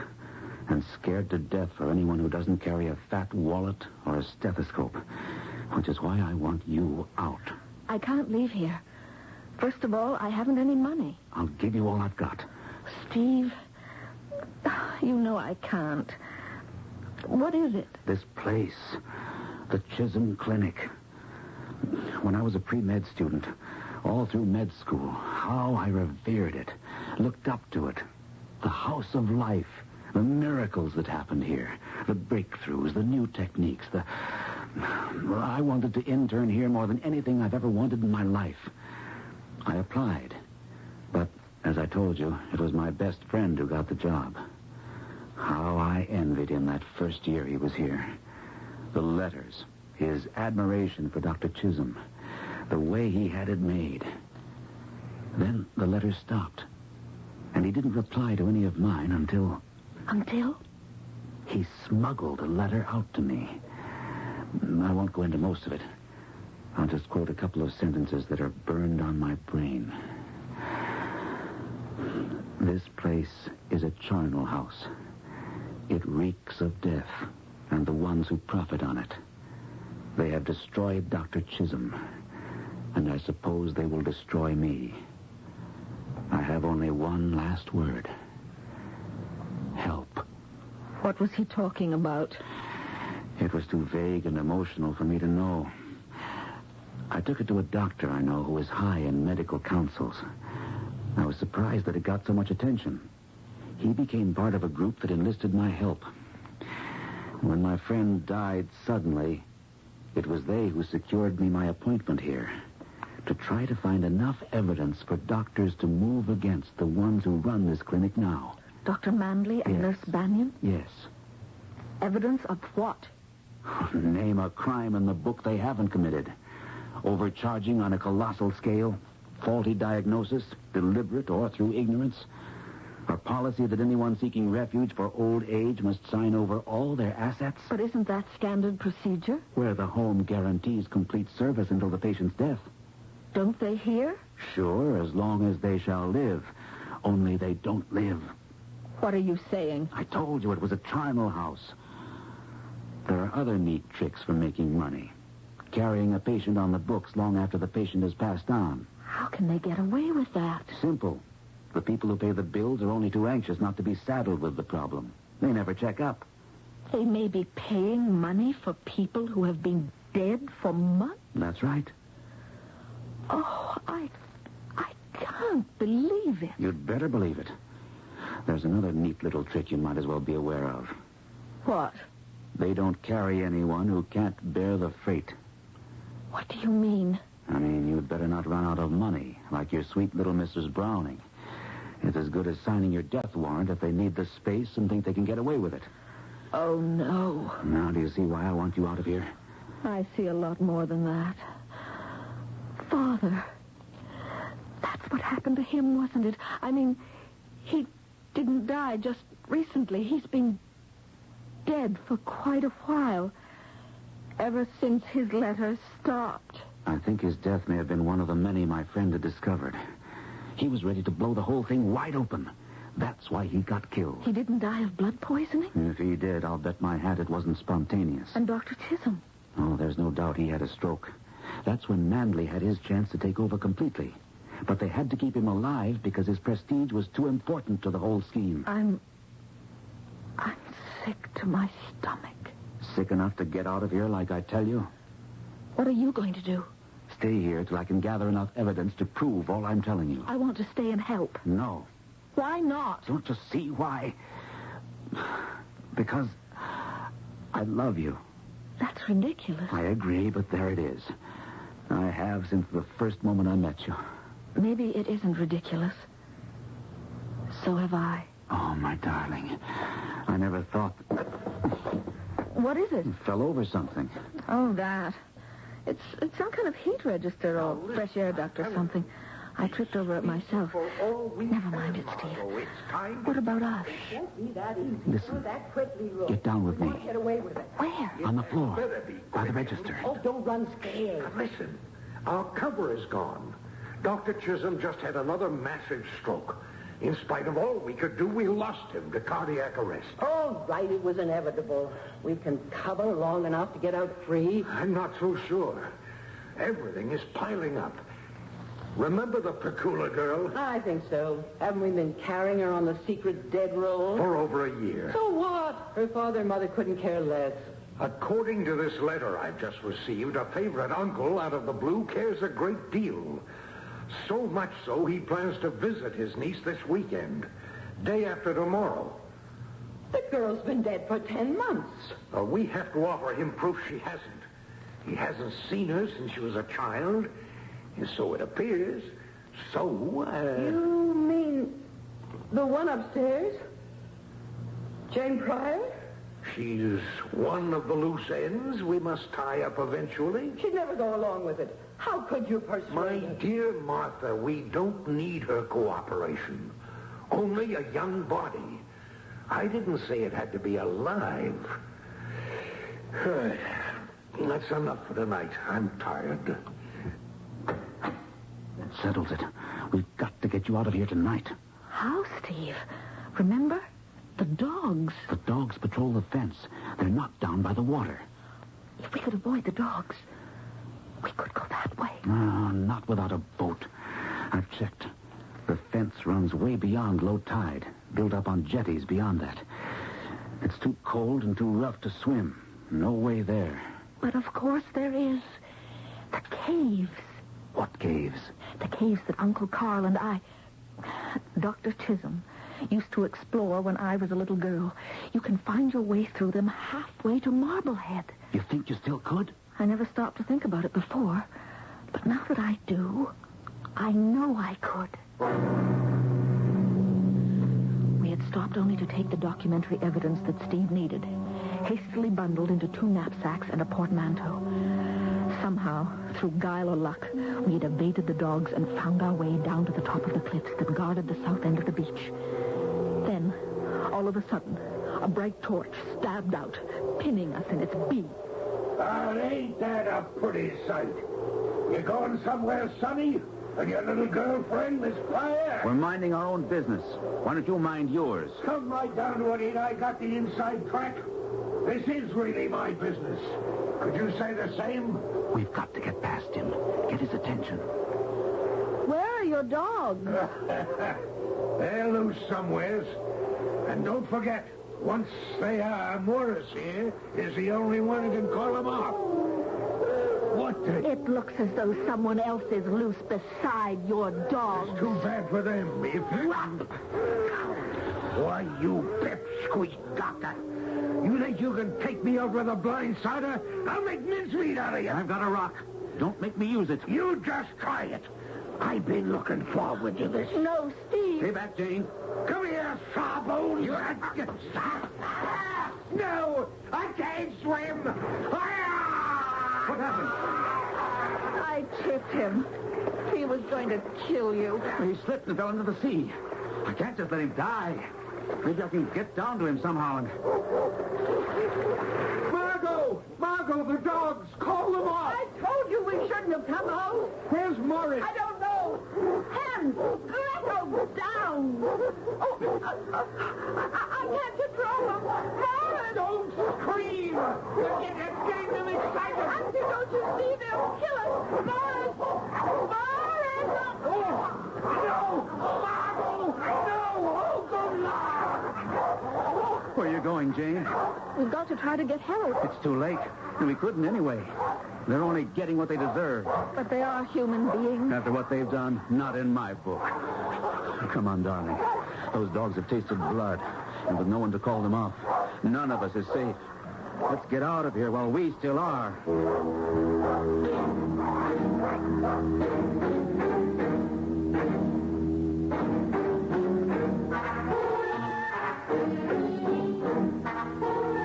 I suppose that Nurse Banyan must have checked my room and found me missing.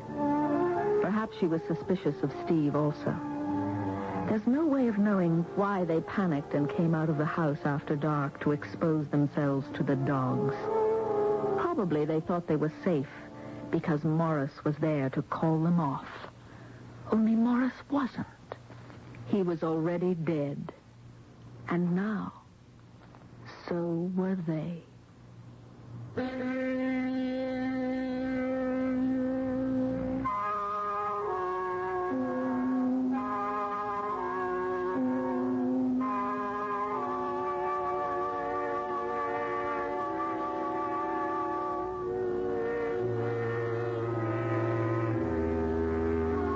Dr. Chisholm died, but his clinic went on living. The same group of doctors who had arranged for Steve Garrick to investigate it took over. They planned to run it only until Dr. Garrick was ready and accredited to take over. They had as deep a faith in this young doctor as his wife, the former Jane Pryor, had. No two people were more wedded to the proposition that no one should be allowed to approach death without dignity. I'll be back shortly.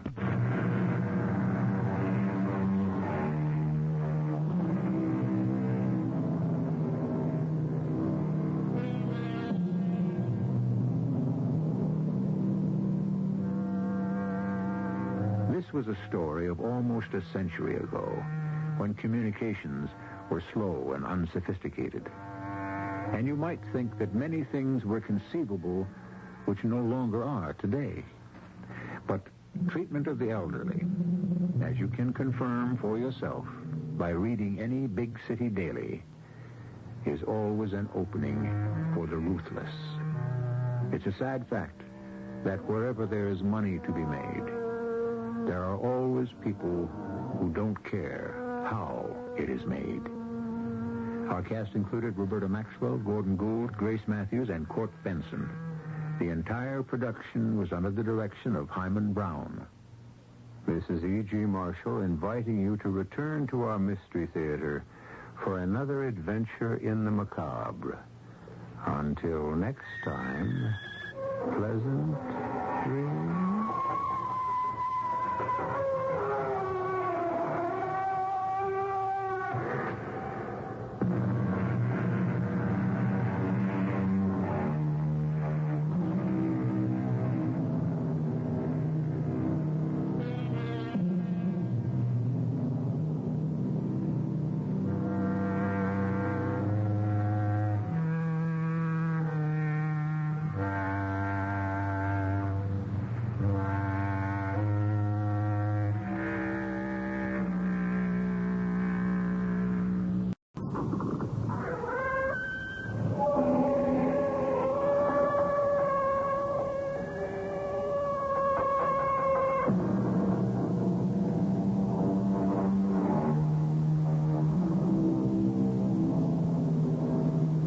Come in. Welcome. I'm E.G. Marshall. Why are so many afraid of the dark? I don't mean a lonely road at night or an unlit attic. I mean the dark of the unknown. Why has man, for at least 2,000 years, been superstitious? That great Roman statesman Cicero once said, "Religion is the pious worship of the gods. Superstition, a senseless terror of the gods." He said that 100 years before Christ. Our story of faith and fear happened yesterday. Do we have a deal, Colonel? My friends are waiting to know. Well, that depends on you. I am still waiting for what you owe me. I haven't received my money yet from the state. I advise you, Juan, if you wish to stay in this business, settle up the old debts first. Or I may be compelled to take something from you which you value with your life.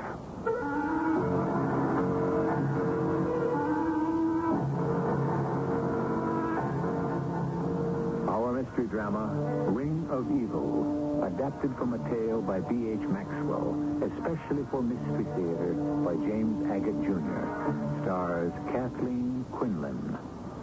It is sponsored in part by Contact, the 12-hour cold capsule. I'll be back shortly with Act One.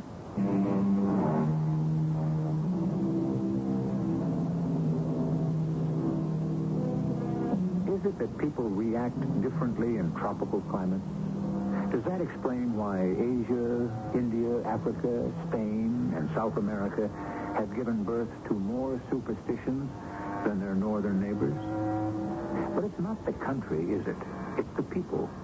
It's their belief in the love potion, the evil eye, the wishbone, the charm, the rabbit's foot, the good luck piece. The list is endless, and sometimes evil. Will you look at that view from up here on the hotel balcony? Why, it looks like some prehistoric giant stirred up those mountains with a spoon. Daddy, it was a marvelous idea to come to Tasco for our vacation. I thought Mexico City was fun when we did that last year. But this Mexican town has so much more local color. Well, it's much more primitive, Helena. Except for this hotel. The El Rancho, it's really modern. Your dear mother and I used to love to stay here. You miss her very much? Yeah, I try not to. I keep busy, work hard, play hard. It's the only way. Look down there. A guitar is playing outside that cantina. Now I know what the Colonel meant when he said Tasco was an enchanted hill town. Well, I'm glad that Bill could spend some time with us here. Do you like him, Helena? Like him? Mm-hmm. How do you mean that, Dad? He's your age, and I'm 18. Sure, he's very nice, but, well, sort of domineering. Domineering? Overbearing. He takes charge, you know. He decides what you ought to do, whether you agree with him or not. Arthur, I've been waiting for you two down here in the street. Let's get going. Got a lot of sightseeing to do. See what I mean, Dad? He wants us to see Tasco now when he decides we have to. Are you coming or aren't you?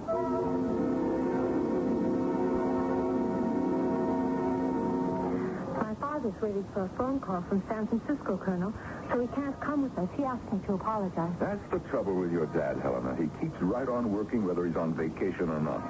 Now, what would you like to see? Well, I read that Tasco's famous for things made of silver. I'd love to see them making it. Ah, silver, is it? I have no idea, Helena. Easier done than said.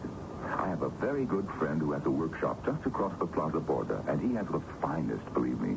It's opposite the Santa Prisca Church, which I owe it to myself to show you. You lead the way.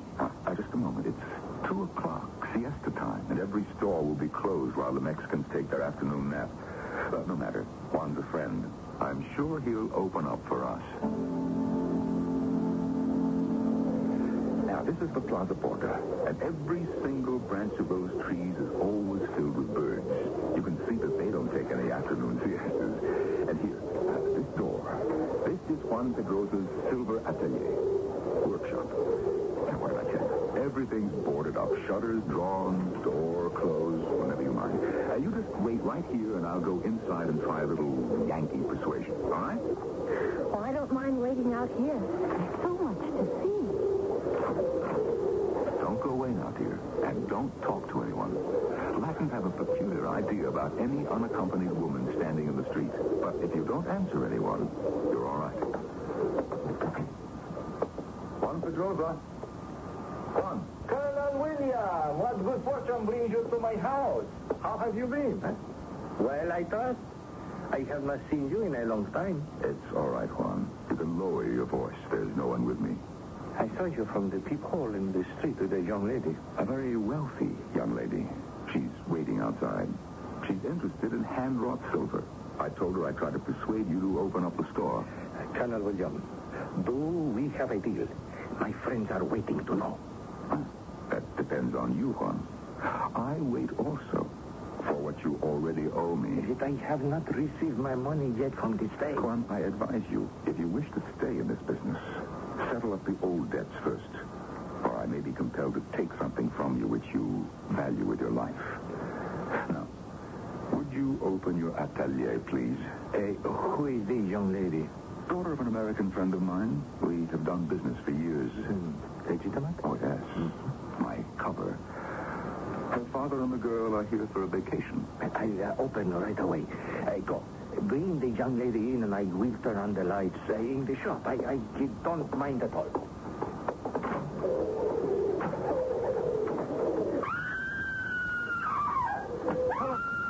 Helena, come back! Helena, what's the matter?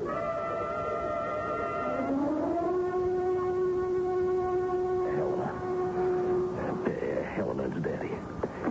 Oh, honey, you feeling better now, huh? No. Don't get up. You just stay there. Well, is that you, Daddy? Quiet, child. Now, honey, you warm enough? Oh, I feel so cold all over. Oh, you know, something must have upset you a lot. You come running in, your face flushed. You can hardly speak, you know. I saw. Oh, Dad, it was terrible. Honey, no, I don't want you to say another word. You got some kind of a chill, but you don't seem to have a fever. Oh, have I been asleep? Yeah, for about half an hour. And then you called out, and I came back into your bedroom. You were just shaking with cold when you come in, sort of like a touch of malaria. That's why I put you to bed, and I got you all covered up. Dad. Honey, no. No, you just close your eyes. And come on, I'll try to get some sleep. I think it's the best thing for you. I think perhaps it's something you ate, huh? Well, it can also be the altitude. We are 6,000 feet higher than Denver here in Tasco now. If you don't feel better by this evening, I'm going to call a doctor. Honey, what is it? You're crying. Oh, please don't upset yourself.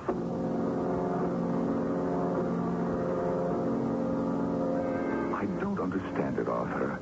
I couldn't have left her outside in the plaza border for more than 3 minutes, and when I got back out there, she was running and screaming. She went up the road past the border palace.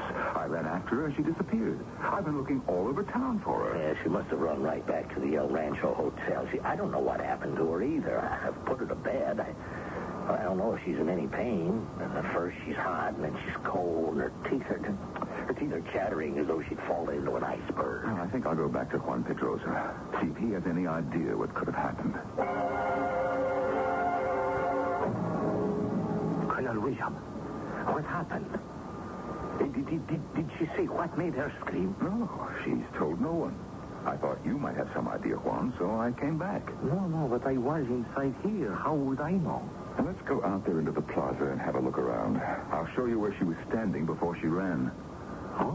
Not in front of this house? Oh, no. Several doors down. She was looking up at the first story and screaming. Hey, certainly. Come, let's have a look outside. Dad.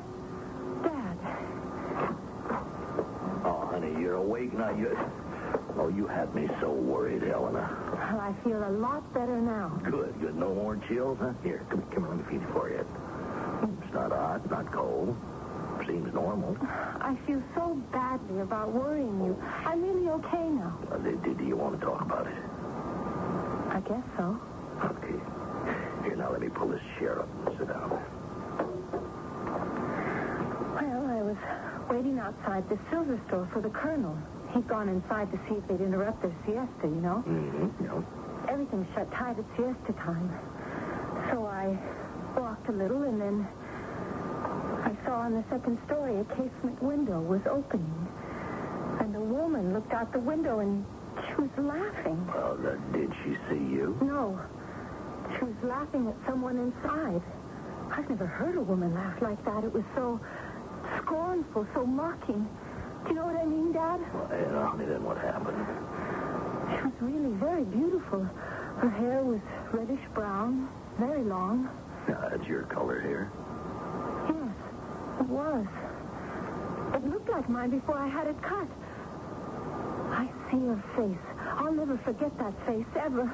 Hey, Helena, please. I mean, now look, remembering all of this is painful. Let's just forget it, huh? Come on. There she was. A very pale face, a very red lips, and she was leaning on the casement, laughing. And then this man's hand came around behind her, just a hand in shirt sleeves. He was holding a knife, a dagger, and all of a sudden, he brought the knife down around her neck and stabbed her deep in the chest. I stood there, and she fell back, and then the man's hand reached out and closed the shutter. He had a ring on his finger with a deep red stone in it, as red as blood. Oh, honey, no wonder you came back in such a state. Now, look, it's selfish of me to say this, but, Helena, I hope you'll be able to put it all out of your mind so it won't spoil our little vacation. Now, after all, you never saw this woman before, and, well, heaven help her now, you'll just never see her again. But I have. In a way. Oh, honey, now come on. Just now, when I got up and looked into the mirror, I was struck by how much I looked like her.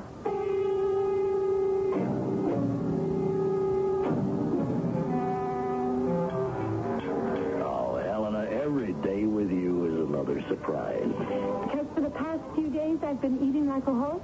Never underestimate the recuperative powers of a young female. Why, Dad, you're thinking about your own daughter. Well, it's good to see you got your appetite back.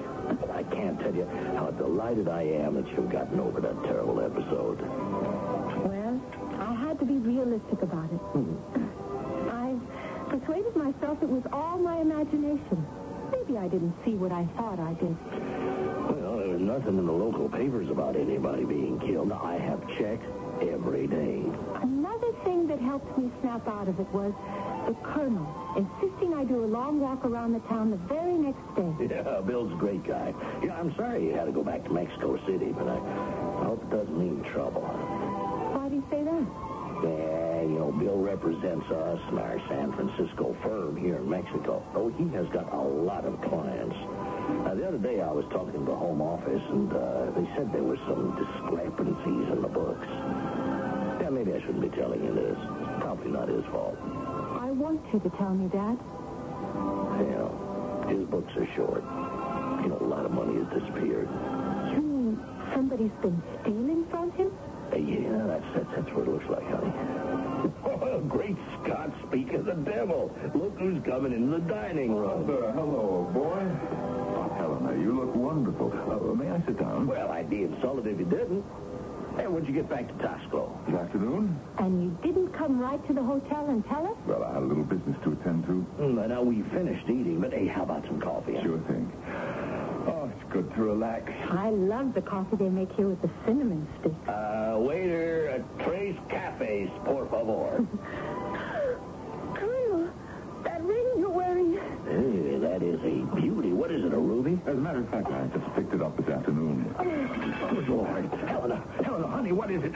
She's fainted. Arthur, let me give you a hand. You better take her up to her room. What happened? No, I'm all right. Please, both of you, sit down. Are you sure, Helena? Colonel, you must tell me that ring. That's the red stone ring. We know, but the Colonel does not. The ring on his finger is very like the ring on the hand that killed a woman sitting in a window 7 days ago. So it was not Helena's imagination after all. She had seen a murder. I'll be back shortly with Act 2.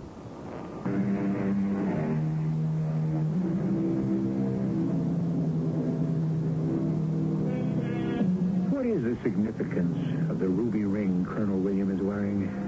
Is it an omen? A signal of danger? A forewarning? Helena begs to be excused and runs up to her room. Then her father follows. Left alone, the Colonel gazes at the ring and slowly twists it round and round his finger. There is no excuse for such behavior, Helena. Now, Bill is an old friend. Now, what do you suppose he thought? My daughter quizzing him about some ring, carrying on in a most extraordinary fashion. Now, honey, what am I going to tell him? I don't know. It all came to me in such a rush. I mean, the woman, the dagger. I don't know why I was so affected. What are you talking about? You don't remember, do you? The hand that held the dagger wore a ring with a red stone, just like his. Oh, honey, come on now, will you? Now, aren't you carrying this silly business a bit far? Now, how far away were you standing from that window, huh? 20 feet? Oh, look, 20 feet, 30 feet? Do you mean to say you could tell those rings were alike? Dad, please. And even if they were alike, what difference? Well, why did I get that awful sinking feeling in the pit of my stomach? If I weren't so angry with you, I'd say it was probably the crab soup. Oh, to be jumpy like this, to be superstitious, see meanings and things. Honey, it is not healthy. I'm superstitious? Well, I don't know what you are. Well, maybe it's a warning. Tomorrow, when you see Bill, I want you to apologize. Yes, of course. All right. Now, I'm sure he'll have a very adequate explanation of where he got that darn ring and how long he's had it.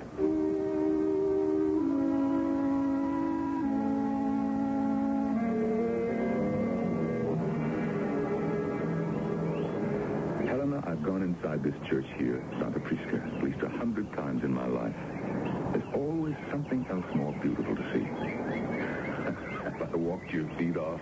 No, I loved it. I'm not a bit tired. Here, let's sit on the edge of this fountain. I've never seen so much gold leaf as there is on those altars. Helena, let's not talk guidebook for a moment. Since last night in the dining room, I've come to realize two things. First, I'm very, very fond of you. I know I'm much older than you are, but common sense doesn't seem to stop my feelings. And secondly, I must tell you about this ring. Bill, Oh, I like that. I've been waiting for you to call me, Bill. It's none of my business. But I want it to be. It's very simple. You remember that silver workshop I wanted to take you to? Well, I went back there yesterday. I thought I'd find a little silver memento for you, but I didn't. I saw this ring with the red stone in it. It's not a ruby, I'm sure. Juan Pedrosa wouldn't have given it to me at this price. Now, it may be jasper, but it's probably glass. Oh, I'm relieved you told me. I'm such a fool. Well, if you are, you're a sweet, dear fool.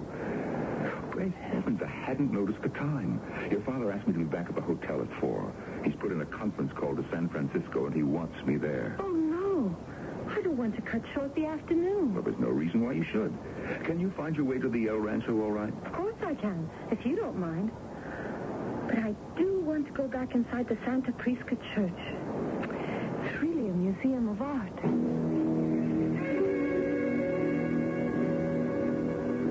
Hey, excuse me, senorita. Are you talking to me? Yes, yes. Are you not the young lady who came to my store with Colonel Williams? Yes, I am. I'm sorry I never did get to see your silver. Yes, may I warn you about something, please?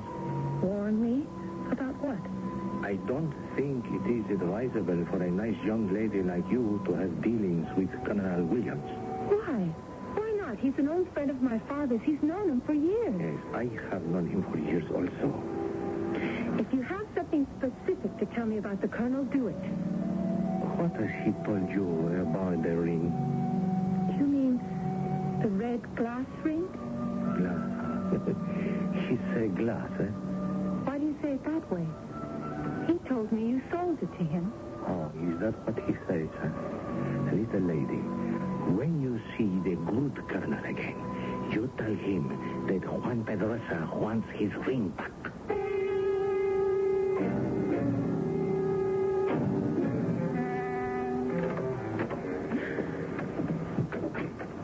Where's Dad? Oh, Helena, you're back. Did you have a good look around the church? Yes, I did, Colonel. Oh, I thought you were going to call me Bill. What's the matter? Are you annoyed because I had to come back here? I asked where my father was, that's all. Well, he went to the post office to send the cable. Helena, what's upset you? Did you get your call from San Francisco? No, the circuits were all busy. That's why Arthur is sending off a cable. But this is your vacation. Business will be left for some other time. Do you know a man called Juan Pedrosa? Why, yes. How do you know him? He was following us this afternoon. Oh, really? And he came up to me in the church and said he wanted his ring back. What's wrong, Bill? What's this all about? Or perhaps he's discovered it's not red glass after all. Perhaps he's angry he sold it. But I have no intention of giving it back. Why did you tell me it was worthless? Well, I wasn't sure then. But the more I think about it, I realize this stone in this ring is half of a bigger stone. You see? You see the way it's cut? And if I'm right, this is the ruby that belonged to Cortez when he took this part of Mexico and forced the people to mine silver. The other half is in the Prado Museum in Madrid. Is this man your friend? Well, we do some business together. Well, why would he warn me against you? Well, you don't know Latins, Helena. He's angry and jealous. He didn't want to sell me the ring at first, but as I pointed out to him, it was lying in a pile of junk. He didn't even know that he had it. He tried to put me off by saying the ring is evil. But I know differently. It may be worth quite a fortune, and I am not a superstitious man. Bill, would you do something for me if I asked you? Anything, of course. Would you give that man back his ring? Certainly. If you give me a good reason, Helena. But let me explain something to you. The legend is that Cortez had this ruby cut in half. Both halves made into identical rings. He wore one and gave the other to a native woman who'd been his guide and whom he married. One day she said she lost it, and in a jealous rage, he killed her. That's why it is said the ring is the evil eye. Evil eye?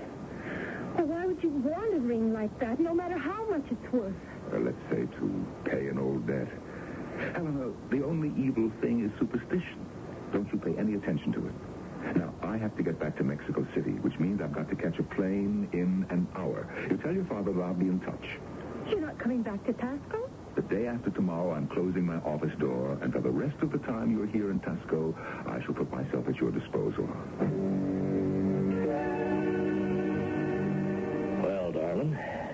outdoor days of this ideal climate. You having a good time? I wish I didn't have to go back. There's so much I still haven't seen, Dad, and you're always on the phone to your office. The whole vacation's wasted for you. Well, that's the problem when you're head of the company. You know, I'm sorry that Bill had to go back to Mexico City. He knows this town. He was getting a big kick out of showing you around. He told me he'd be back here before we left. Well, I haven't any idea if he will. He handles a few American businesses as their local rep. You know, mine isn't the only one. Is everything all right? You mean the shortages on the books? Yeah. I don't think we'll know for sure till I'm home. I hope for his sake everything audits out okay. And if it doesn't, Dad? No, it's got to. I trust him. He's not that kind. Well, tonight I planned an evening for us at the casino. I think you're old enough to gamble, You mean roulette and dice and so on? I mean all those ways to lose money and more. Now, do you feel lucky? Hold on a second while I get this. Hello. Arthur, it's me, Bill. Hey, Bill, we're just talking about you. What you up to? Up to my ears, up to my neck. And Helena was just saying, where's my guide to Costco? He's disappeared. We're leaving here day after tomorrow. Well, you tell her that I'm on my way. Well, tell her yourself. She's right here. It's your Sherpa, Bill. He wants to talk to you. Hello, Bill? Listen, Helena, I'm taking the afternoon plane. If the pilot knows his job and the weather stays good, I ought to be in Tasco in good time. Well, that'd be great. Dad's taking me to the casino. I'll look for you there. Sweet, 18 old monkeys. It's my number. I've won again. Good. Well, what are you going to play next? Well, so long as I'm 18, that's the number I'm playing. You mean you're leaving all your winnings on the same number? You bet. Bonjour. Place your bet, please. Por favor. 18 encore. 18 again. Even low. I'm winning a fortune. What number are you going to play now? Well, how old are you, Daddy? 51. I'll put these chips on.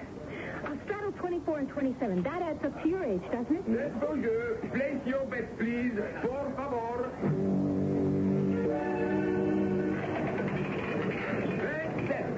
27. I can't believe it. I've never seen so much money in my whole life. I'm going to cash in all these chips and stop right now. I wouldn't do that. There! Look who's here, Dad. I've been winning a fortune, Bill. Look at all these chips. Count them. How much has she made, Bill? Well, at about 23 pesos to the dollar, I'd say you've got over $2,000 right there, Helena.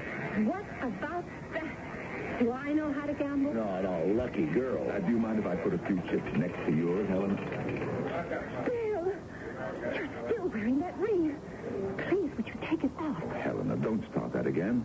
Now tell me, which number shall we play? Much as she tries to disregard the flashes of fire from the ruby ring, Helena cannot take her eyes away. Colonel William stacks more and more chips beside hers in turn after turn of the wheel. What is the mesmerizing power of that ring? And what will it bring? Light or darkness? We shall hear for ourselves when I return shortly with Act 3.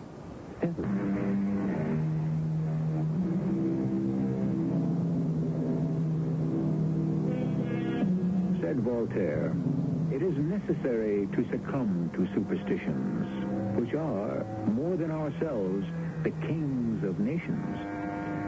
Is there one country, one place on this planet that does not have its peculiar beliefs? If there is, I haven't found it. A broken mirror, a black cat, 13 at dinner, the list is endless.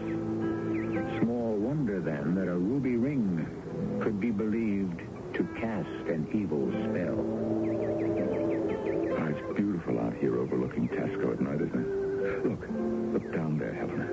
Recognize those two towers? That's the Santa Prisca Church. Why did you do it, Bill? Why did I do what? I was having such a run of good luck, too. You're right. Until I came along, you were well ahead.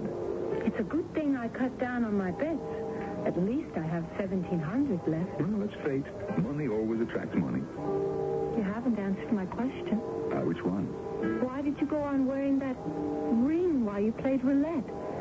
You were joking about the evil eye. But I bet you, if you'd taken that ring off as I'd asked you to, we would both have won. Hey, good evening, Colonel William. It is a beautiful night up here on the casino balcony. Good evening, Senor. Juan. Helena, I'd like you to meet my friend Juan Pedrosa. We have already met. Oh, yes, so you have. I forgot. Colonel William, I want my ring back. Well, let's discuss that some other time, shall we? Not in the moonlight. I don't think our business is of interest to this lady. Yes, but I warn you, you will be very sorry. I paid you for it. But it was not for sale. You took it. You stole it. You owed me money. I took it in exchange. You are playing with fire. What do you mean, Mr. Pedrosa, about the ring? I told you once before it will not bring happiness. Perhaps it is worth a ransom. One half in Spain, the other on the Colonel's finger.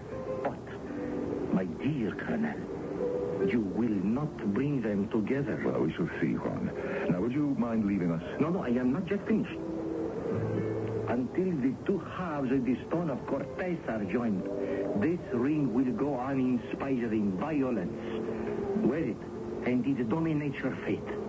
It cannot be bought. It cannot be sold. Give it back. Are you quite finished, Juan? I have warned you. I can do no more. But, Mr. Pedrosa, still, if the Colonel should not wear it because it will bring unhappiness, how did you come by it? Look, Helena, what difference does it make? Juan Pedrosa owed me a considerable sum. The debt is paid. I took the ring in payment. Senorita, I came by the ring very recently. A man of my country needed money to go away. He left the ring with me. So it can be bought and sold. It should not have been. He paid for his mistake. Who was the man? His name would mean nothing to you. He had a dark history. He was always too ready with his knife. Oh, no. Yes, the day after he took money for it, he was found a few miles south of Tasco, at the mouth of the devil. His body at the bottom.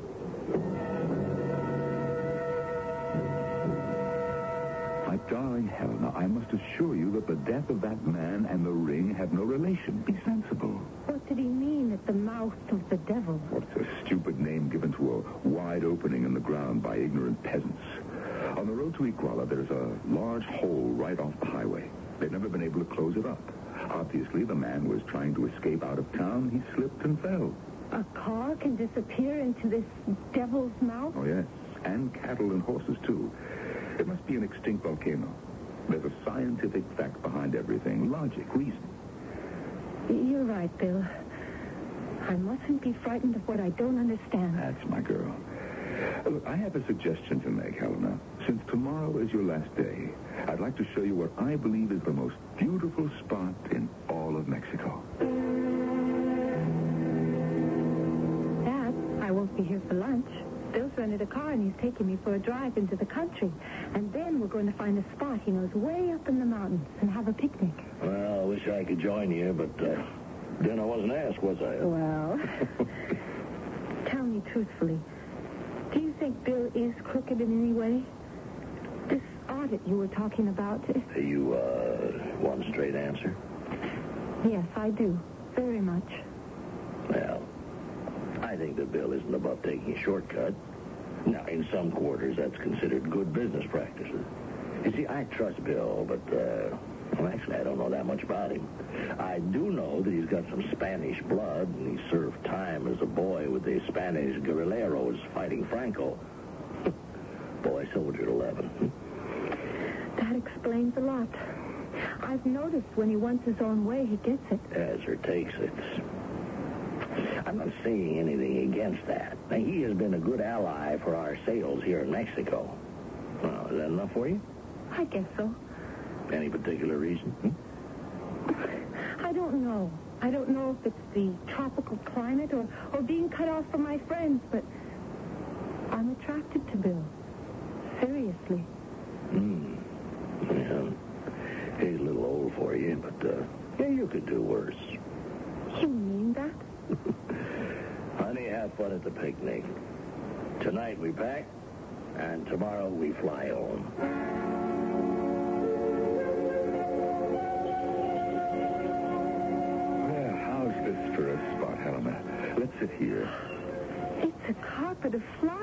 Say, what have you got in this basket? It weighs a ton. Oh, could one bottle of wine be that heavy? And some fruit and cheese and bread. This is my kind of picnic, exactly. Bill, this is the most beautiful place I've ever been to. And there's a brook a little down ways behind those trees on your right. You should taste that water.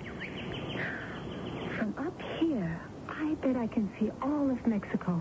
They say it was somewhere near here that Montezuma stood and decided whatever he could see belonged to the Aztec Empire.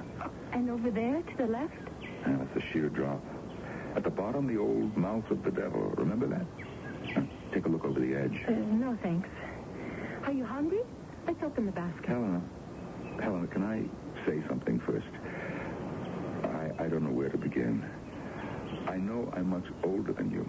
On the other hand, perhaps not. When I'm 100, you'll be 68.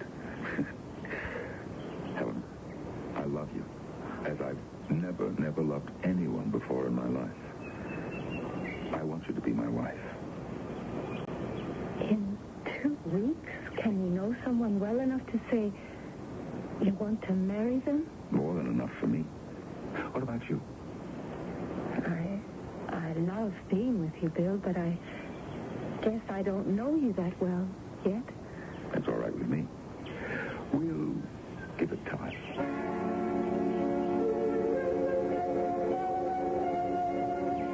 That's the way I like to eat. Under the sky on a cloudless day with the girl I love. I don't think I ever knew how beautiful life could be. I wish I'd thought to say that. When I think of all the places I've been to since I was a boy and how little peace I found. In Spain? In hills just like this. I was an 11-year-old boy, climbing the rocks with a dagger held in my mouth, ready to ambush the enemy. But even after the war and the next one, life's been one long rush and disappointment. Do you really think a girl as young as I am is the one for you? Yes, I thought so the day I met you and your father at the airport. You know, I was struck by you. And the day you ran away from Juan Pedrosa's store, I knew how I felt about you. Are you ever going to tell me what happened that day? Not today. It's too perfect, but I will sometime. I'll have to tell you why I have such a curious feeling against that ring. Oh, I wish you wouldn't wear it, Bill. And yet now, I guess because of what Mr. Pedrosa said, now I've got a kind of superstitious dread that if you part from it, it'll revenge itself on you. So I'm trapped, am I, dear me? I was sure I saw it sparkling last night when the wheel went against us. As if it enjoyed its power. What an imagination you have, sweetheart. You were so terribly unlucky. What have you done with all your wealth, little gambler? $1,700. You haven't had time to spend it yet. I have it in my pocketbook. Since last night, I've taken quite a dislike to every dollar. I'm going to give it all away. See? I take it out, and now I lay it all on the grass. Well, such a sacrifice deserves another. On our wedding day, I promised to send this ring to Madrid as a gift from a happy couple. Until then, my darling Helena, will you wear it for me? And you see, I slip it right off my finger and I put it on yours. No. I can't wear it. Here. I know. Let's put the ring on the grass next to the banknotes. I wonder if the ring knows where it is. You know, good luck and bad luck side by side. Let's you and I get up right now. Go back down the mountain and leave the ring and the money here. For anyone to find? Yes, so we can start fresh. Oh, please, Bill. I really mean it. What is it? Oh, your face is suddenly so dark, like a cloud passed over it. No. It's your imagination. Bill, why are you breathing like that? Are you ill? Oh, what is it? What can I do for you? No, it's nothing. It'll pass off. I'll go down to the brook and get some water. No, you wait here till I come back. I want to come with you. You stay here.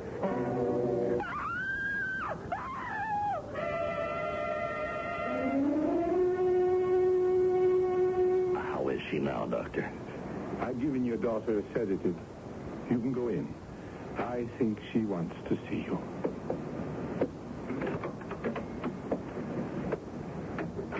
Helena, I'll draw up a chair and sit myself next to your bed.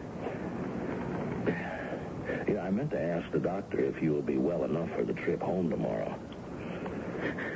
Bill isn't going to come back. No, honey, quiet. Now, why don't we just wait until tomorrow? Huh? I've got us all packed so you can just lie there and sleep off whatever happened. You just tell me about it in the morning. No, I've got to tell you now. Remember that ruby ring Bill was wearing? Mm-hmm. Well, he'd taken it off and put it on the grass. Then I took out all my winnings and put them next to it. And then Bill didn't feel so good, so he went to get some water. He was gone an awfully long time. I guess I closed my eyes, sort of. Now, Helena, please, honey. Now, turn off the light and you sleep.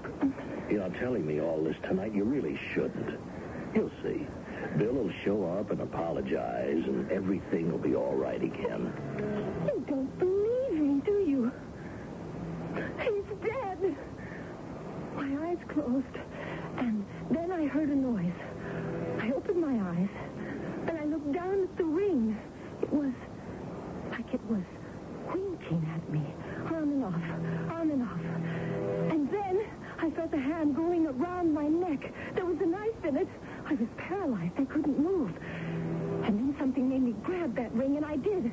And I threw it as far as I ever could towards the edge of the cliff. And that man behind me, he yelled, and he jumped up, and he ran to catch the ring before it fell.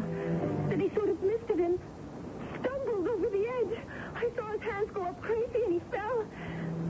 And after a minute, there was this awful cry, and then nothing.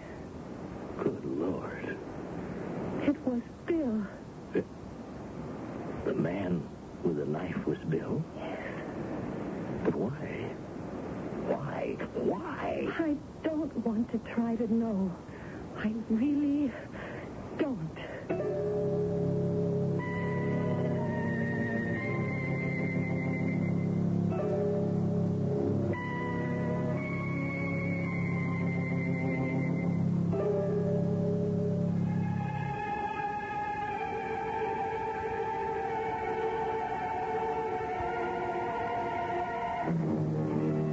Many months have passed, and Mexico is far away.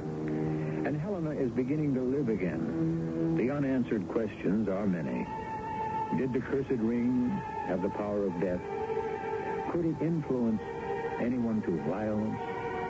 Did Bill really have a dagger in his fingers when he put his hand around his loved one's throat? Or what? I shall return shortly.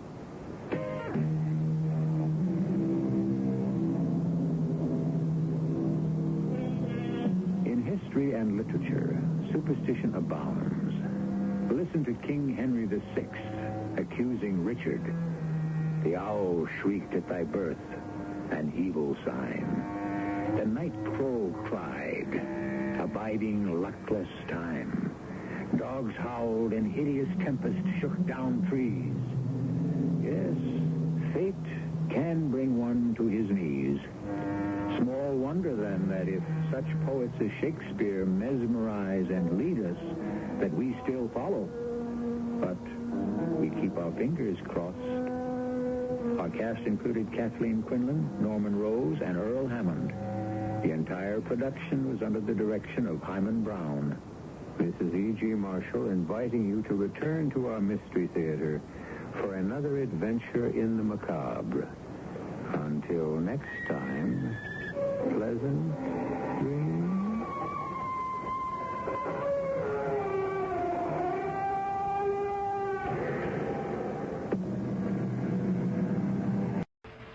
The CBS Radio Mystery Theater presents...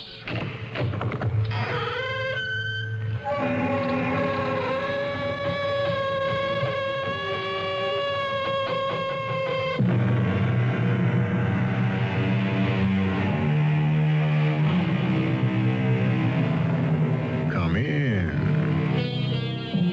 Welcome. I'm E.G. Marshall. It seems to me, said Mr. White, that the future is not a unified dream, but a miracle pie, long in the baking, never quite done. It does seem that way, doesn't it? But we all know that eventually the pie will have to be done. Not necessarily because it's ready, but quite simply because the oven shall have burned out. The Council of Elders has been forced to make a decision. We must commit murder. Murder? What is that? We must end a life. But a life can only end when the time comes. Life can be taken from the body. Who? Who among us could take life from a body? You. Never. Not now. But you could be programmed. Please. Why me? You have been chosen by the computer.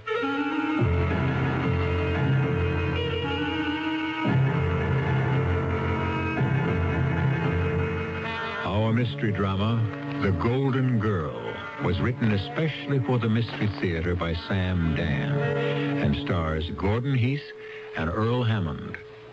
It is sponsored in part by True Value Hardware Stores and ARM, Allergy Relief Medicine. I'll be back shortly with Act One. Now, True Value Hardware Stores are introducing 2 new True Test stains for wood that has nothing to hide. Hi, Pat Summerall to suggest you use True Test Woodsman semi-transparent stains to accent the beauty of exterior wood without hiding the natural wood grain. Choose the latex semi-transparent stain for easy-to-apply, weather-resistant finish on bare or previously stained wood. True Value Hardware Stores also suggest Woodsman oil-based semi-transparent stain for wood siding, shingles, fences, and exterior wood decks. It contains silicones for increased water repellency. So for your beautiful wood, choose stain that enhances and protects the natural wood grain instead of hiding it. True Test Woodsman oil-based or latex semi-transparent stains in 32 colors, only at participating True Value Hardware Stores and home centers. And save gas. You won't have to drive far for your hardware and houseware needs. If you're looking for value, service, and selection, you'll find them nearby at any one of the more than 5,000 True Value Hardware Stores and home centers nationwide.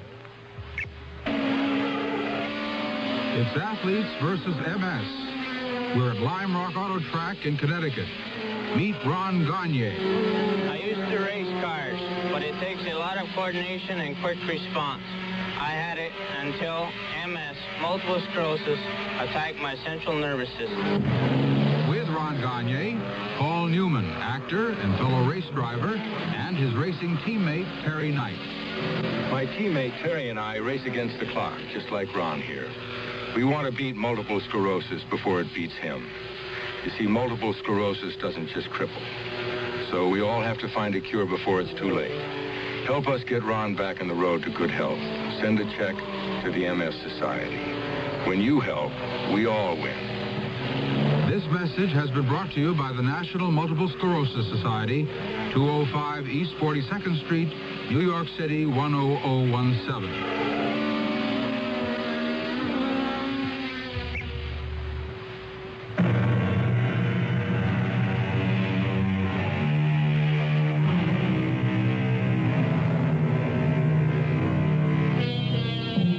The future is shaped by the thoughts and the deeds of every single human being.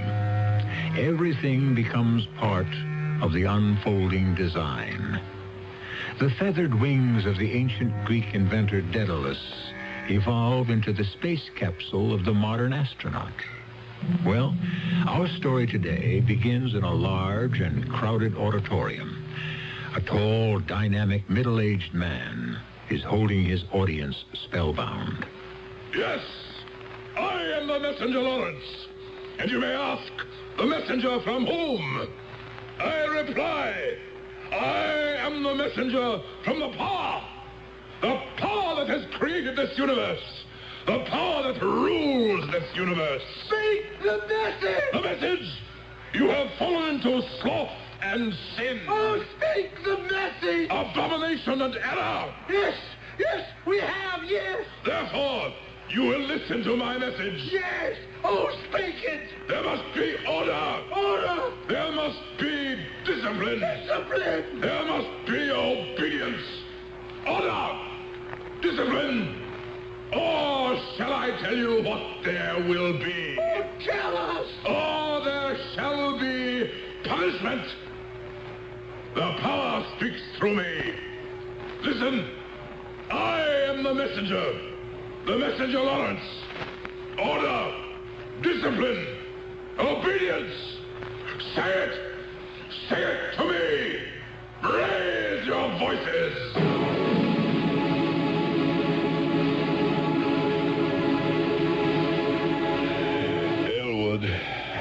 Yes, Messenger. Did I reach the people? You were magnificent. No, Elwood, I was not magnificent. It was the power. Oh, no. It was the power shining through you, Messenger. I have now rested. Are the people still waiting? Not a soul has left the hall. Then I shall return. Let me adjust your robe, Messenger. Have the penitents been assembled? Yes, Messenger. And? A half-dozen have been chosen for your personal healing. Good. Come. I feel the power. The first one is rather interesting. Yes? I chose her because in her written report she relates that she has never been able to speak, and so she has come to you for the miracle. If it is the will of the power to cure her, she will be.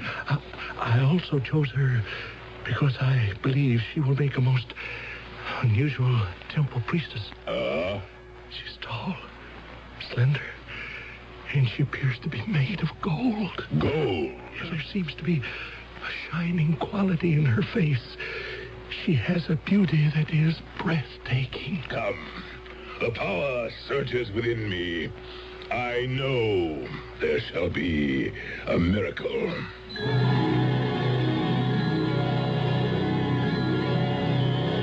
My people, it is time for the healing. It is time for the power. And here is our first penitent. What is your name, my child? Messenger, may I speak for her? Speak, and may the power hear. She has written these words. I desire the healing touch of the messenger Lawrence. Since my birth, I have known only silence. Medical science has been unable to give me a voice. I appeal, therefore, through him. Let the power give me speech. We have heard the request of this magnificent young woman. Truly a golden girl. See how the glow of goodness and purity shine in her face. Surely the power shall grant this prayer that comes directly from the heart. Step forward, my child, and let me touch you. And now... No, stop her! Oh, no! No!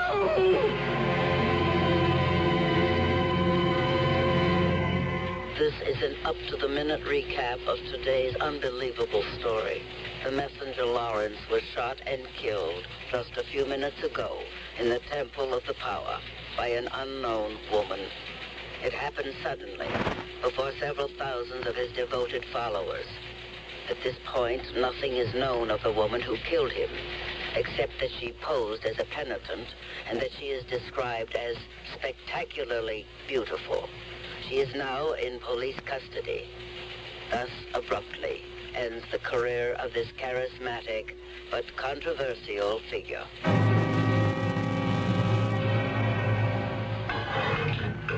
Thank you, guard. I'll call you when I want you. Oh, how do you do? My name is Stillman, Arthur M. Stillman. Well, I'm here because I've been appointed by the court to serve as your counsel. You, of course, have the right to choose your own, but evidently you didn't, so, well, shall we get to it? Look, ma'am, if you don't want me to represent you, just say so. I assure you I am quite competent. May I ask you something? Are you determined not to talk to me? Now, look, I'm your lawyer. Now, sooner or later, you're going to have to talk to somebody. I killed another human being. Yes, that's what this thing is all about. I committed murder. Yes, that's why we're here. So now, let's get to it, I was able to do it. I was actually able to do it. We should begin at the beginning. I killed him. We have already established that. What will they say to me when I come home? Well, the fact is, you're not going home. I mean, for a while, at least. And if we don't get to work on a defense, you may never go home at all. Oh, I shall go home quickly enough. Speaking of home, where are you from? Will my life be the same? Can it ever be the same? Of course. I mean, after a while. But murder. No. You'll see. People forget. You move away. You change your name. And so, what is your name? Killing. It simply is not a part of our culture.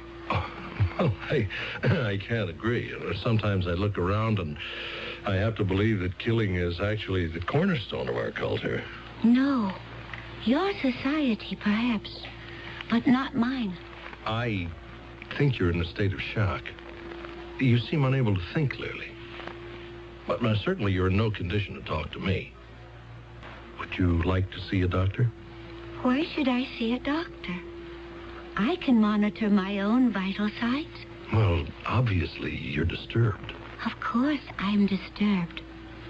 I have committed murder. The enormity of it, I can think of absolutely no precedent. Then you don't want to see a doctor? No. Look, what do you want? I want to be left alone.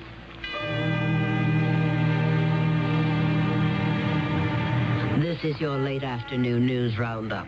Here we are, live, outside the House of Detention on Sycamore Street. Here is where the killer of the messenger Lawrence is being held. Who is she? Where does she come from? Why did she do it? Everything about her is shrouded in mystery. All we know is that she has a kind of radiant beauty. She is like a golden statue. Hold it. Here's the man we've been waiting for. Her attorney, Arthur M. Stillman. Mr. Stillman, could we talk to you for a few seconds? Yes.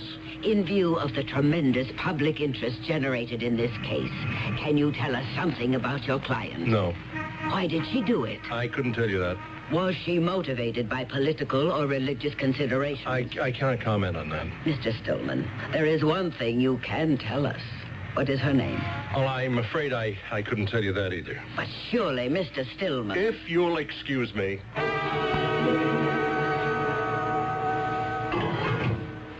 Good morning. Oh, yes. Yes. Good morning. Good morning. Well, you seem to be in so much better spirits today. Of course. I shall be leaving soon. Leaving? For where? Home. Oh. You don't believe it? You just simply refuse to accept reality. Why must I accept your reality? Oh, you mean there's more than one? Oh, my dear. There are any number. Now, look, you simply must talk to me. You're very unhappy, aren't you? Unhappy isn't the point. I'm charged with preparing your defense. You must not worry about it. Do you realize that you'll have to fight for your life? At the very least, your liberty. I can see that you are an extremely sincere and sensitive person. Yes, but I must know how I can defend you. That won't be necessary. Do you realize that within a month your case will be up for trial? But in a month, I shall not be here. Oh, please. I am quite disturbed by the fact that you're so unhappy. But you can fix that. Tell me how. Just tell me who you are and why you killed him. See, that'll make me happy. No. If I told you those things, it would make you even more unhappy. How did we get off on this happiness kick? Happiness. Why, that's the most important thing in all the universe. Happiness? Happiness. Meaning harmony.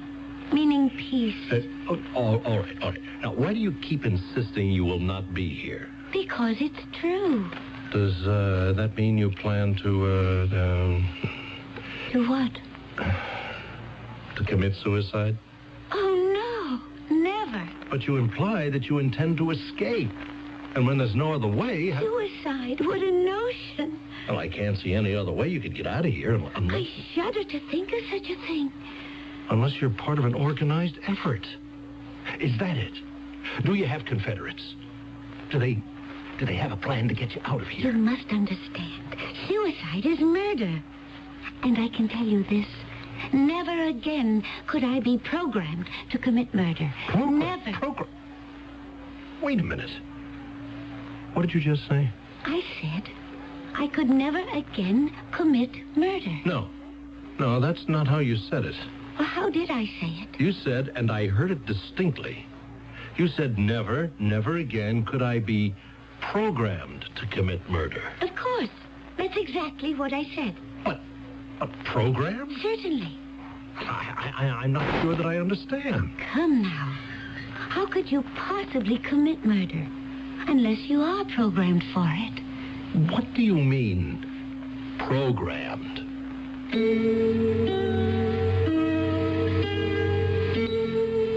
Why don't we ask Mr. Webster? He tells us that program comes from the Greek, pro and graphene, which means to write down beforehand. We also note that the word program, which commonly referred to a schedule of events, has now been given new scope by the introduction of computers. Isn't it odd how one of the oldest words in the world has become the mainstay of one of the newest sciences? But what has this to do with our story? The second act tells the tale.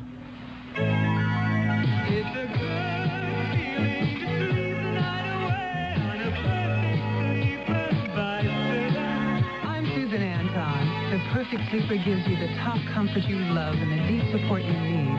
Top comfort, deep support. You get both from every Serta Perfect Sleeper. That's firmness that feels good. So, be a perfect sleeper. Buy a perfect sleeper. Perfect sleeper by Serta. Maxwell House is coffee you can count on. Maxwell House, good to the last drop. Good morning. Good company. Good to the last drop. Maxwell House. Maxwell House. Coffee you can count on. Always smells good. Always tastes good. Always good to the last drop. Maxwell House. Good coffee. Good to the last drop. Maxwell House.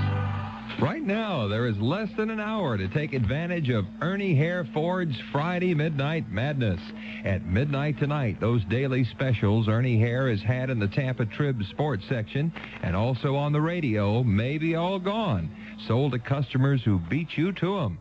Like the Pinto for $37.99, the Mustang for $42.99, or the LTD for just $59.99. And the trucks, the F-100 for $43.99, the F-150 V8 for $49.95. While these are great deals, Ernie Hare is offering big savings on 200 other great cars and trucks if you hurry in tonight. Don't miss this once-in-a-lifetime opportunity. You can save big with huge factory incentives, volume discounts, and those incredible Ernie Hare Ford trade-in allowances. But act before midnight. Come to Ernie Hare Ford, North Florida Avenue off I-75 at Bush, Tampa. Remember, less than an hour left, so hurry into Ernie Hare Ford tonight. My dad's got a miniature calculator he took from work. He says it's all right for him to take it, that it doesn't cost the company hardly anything, and that Mom and him get a lot of use out of it. But when I took the books from school, Mom and Dad said I was stealing. They said it wasn't mine, that I had to take the book back. But he doesn't take back the calculator. I'm really confused. I mean, if I was wrong with the book, isn't he wrong taking home that calculator? Children are listening to us and watching us, and we're setting an example for them, even those times when we don't mean to. If we want children to get the right values, we've got to show them the right values. These are values we can get from a house of worship. There we will find guidance and strength. Worship with your children, and then bring the God you worship into your lives. It will make you a better person, and you'll help make your children better, too. From now on, practice what you pray. A public service message of Religion in American Life, the Advertising Council, and this station.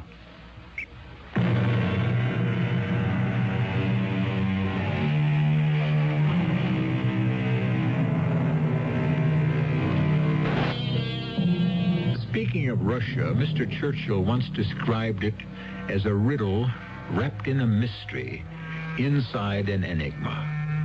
Speaking of the lady who is at the center of our story, how could we describe her? Certainly she's a riddle, a mystery, and an enigma, and we can also add a puzzle and a paradox. Do you realize that as we stand here on the threshold of Act 2, we do not even know her name? What do you mean, program? Mr. Stillman, the best thing for you would be to call the guard, leave this place, and never return. Do you mean you're discharging me as your attorney? I should. But you haven't given me a chance to do anything for you. There's nothing you can do for me. Look, I don't understand. You don't tell me anything, and then when you do talk to me, it's all in riddle. I shall bring you nothing but trouble. What kind of trouble? You're in love with me. How can you say that? Do you deny it? But I don't even know you. I can tell by the way you look at me. The way I look at you?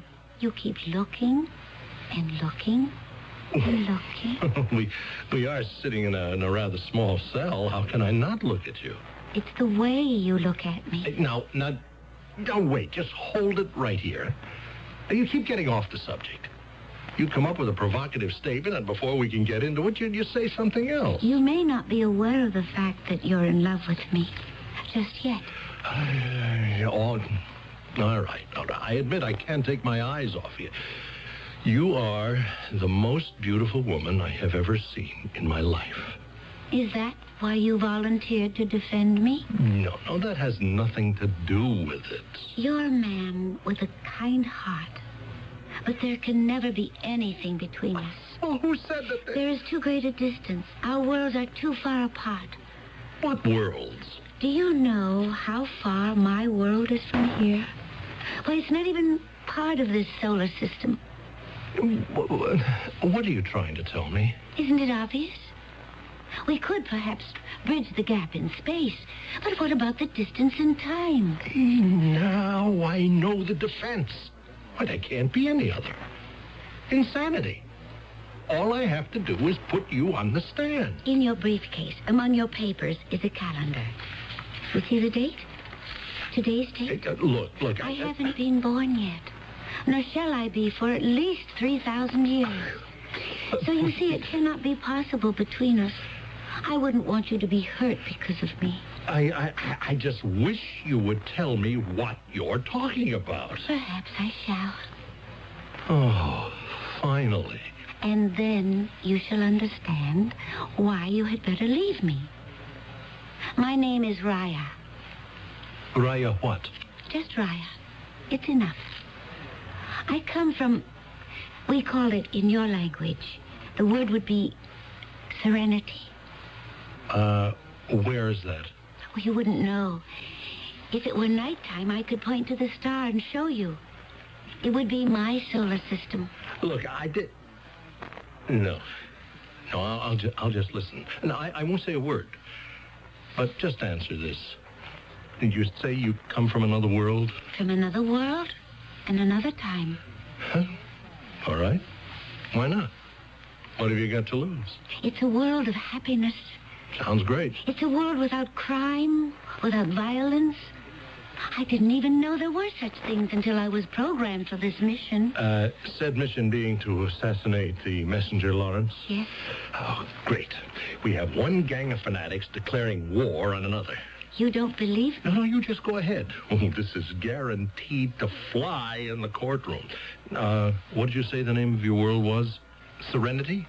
It gets better. Why won't you believe me? Now, you know, you may have to do a couple of years, but it probably won't even be in jail. I know why you don't believe me. It's because you have not yet evolved into serenity. You need thousands of years of evolution. Serenity, huh? Well, all right. How do we describe it to the jury? Serenity. I told you.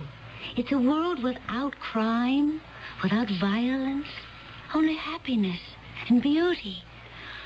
Such beauty everywhere. There is no ugliness in our world, no sorrow, no bitterness. Indeed, I never knew what those things were until I was programmed for the mission. No hatred in our world, no blind anger, no corroding jealousy, no malice, no spite. Indeed, I never even knew what those things were until I was programmed for this mission. No quarrels, no conflict, no discord. I never even knew what these were. I was programmed for them.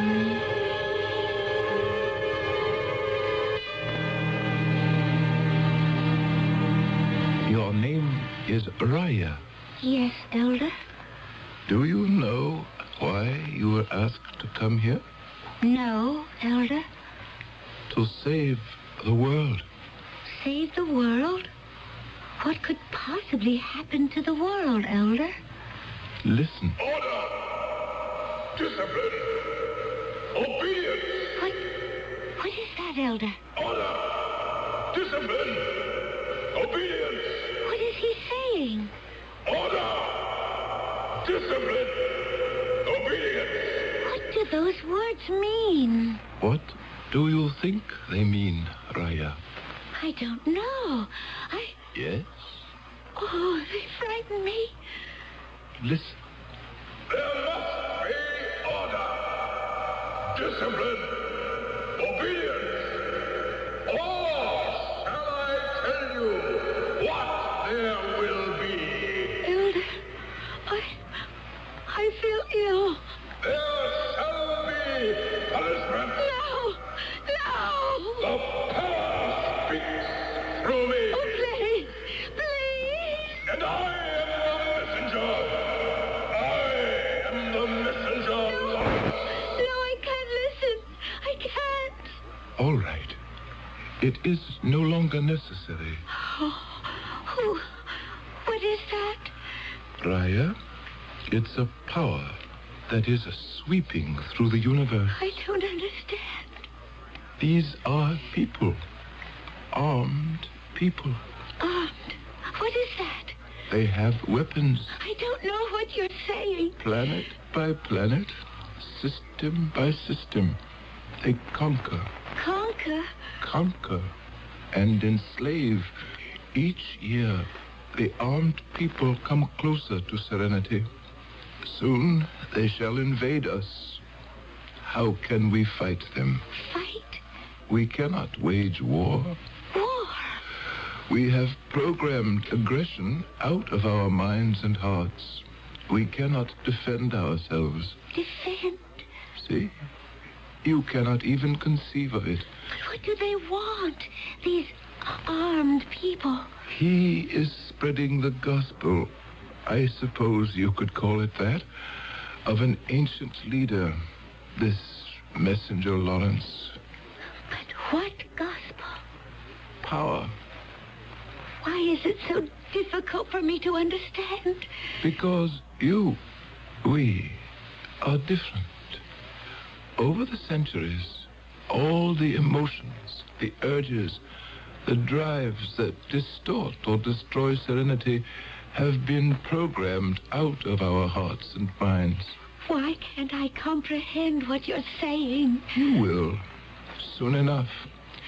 You have been chosen to perform a mission. What is a mission? The elders of our world have been forced to make a terrible decision. We must commit murder. Murder? We must end a life. What do you mean, end a life?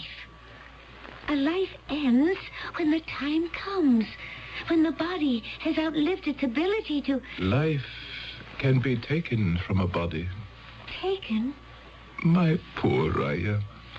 I can just imagine the feelings that are raging inside you. All of us, The elders were forced to go through it. But there is no other way. But who? Who among us could take life from a body? You? No. Not now, of course. Not yet. You would have to be programmed. Never. Our only hope is to make a change in the past. But to take a life. To make sure that something evil, loathsome, a seed of eventual destruction would not be planted. But to kill. Yes, we must kill the messenger, Lawrence. You must kill the messenger, Lawrence. I have no right. Or he will kill us all. How could I? My child, the technology has been unused for centuries now. But we have it. I don't want to. We can be transcended through time and space. But why me? Because the computer has spoken. The computer? Only you, Raya. Only you in this entire world of ours have the psyche that will accept the special programming. Nothing you could ever devise or even dream of could ever make me kill. The computer does not agree. I'm to be sent back somewhere in space to end a life. That is what you're telling me. Yes. After I take this life, what becomes of me? Is that to be the end of me? No, child. Of course not. After you have performed your mission, you will be brought back to serenity. How? The same way you left. You will be transcended through space and time. But how can I live here again afterwards? I'll be an alien. My home, my world. I will have lost it forever. No, child. That isn't true. But I shall have taken a life. I shall have known violence. After the act is performed, you will be reprogrammed. In a short while, everything that can disturb or destroy serenity shall disappear from your psyche, and then you shall return. Elder. Of course, you are free to refuse. What must I do? Sit in this chair, my child. Amora, the straps. Why am I being confined? I am not accustomed to it. Look at the wall in front of you. What do you see? A man's face. Look at his face. How does he make you feel? I don't know. Listen to his voice. I am the messenger, Lawrence. I am the messenger from the past. How does he make you feel? Frightened. Look at his face. You fear him. Yes. There must be order. You hate him. I don't know. You could kill him. No. No. Order. Discipline. Obedience. You fear him. Yes. You hate him. I'm not sure. You could kill him. No. No. I don't want to.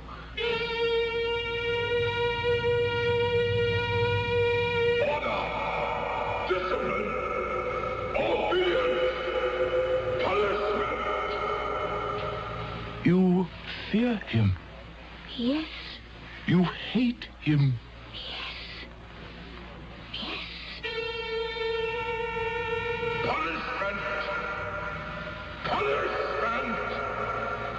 You hate him. Yes. Fear him. Yes.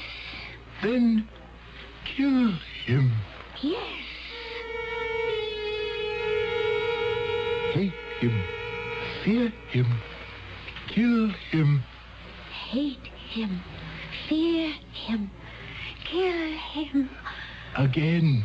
Hate him. Fear him. Kill him.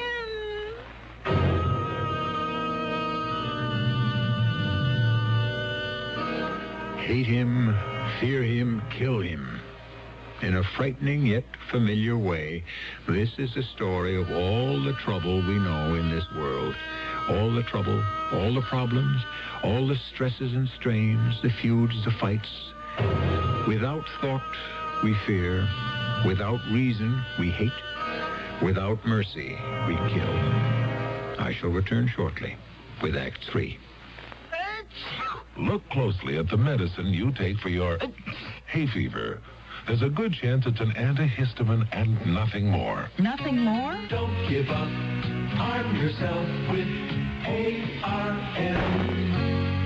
ARM is antihistamine strengthened with decongestant for freer breathing, clearer sinuses, strengthened for better relief. Arm yourself with ARM. ARM, for occasional use only as directed. At the store, they told me there's a powerful anti-itch drug I can buy without a doctor's prescription. Now, I use Bicozine cream as directed. No more burning, embarrassing itching. No more scratching. Bicozine actually speeds healing. Bicozine cream. What a relief. For constipation, remember X-Lax pills, the overnight wonder. X-Lax pills, the overnight wonder. X-Lax pills, for occasional use only as directed.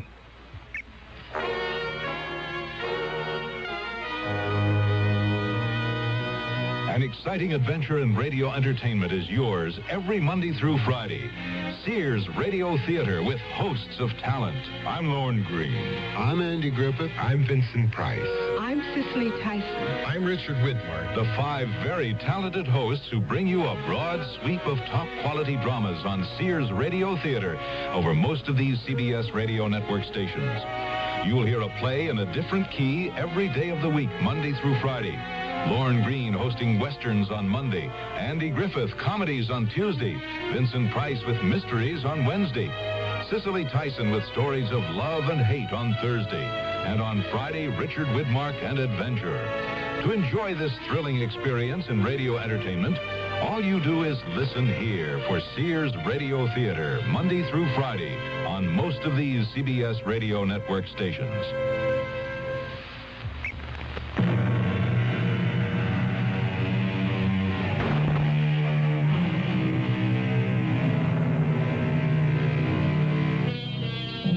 The mind of man, said Mr. Conrad, is capable of anything because everything is in it.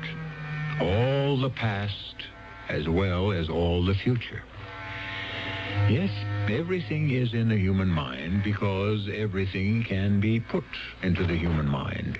Everything that's good as well as everything that's evil. And who we are, what we are, depends on how we control the mixture. Which is why some of us are saints, and some of us are sinners, and most of us hover somewhere in between.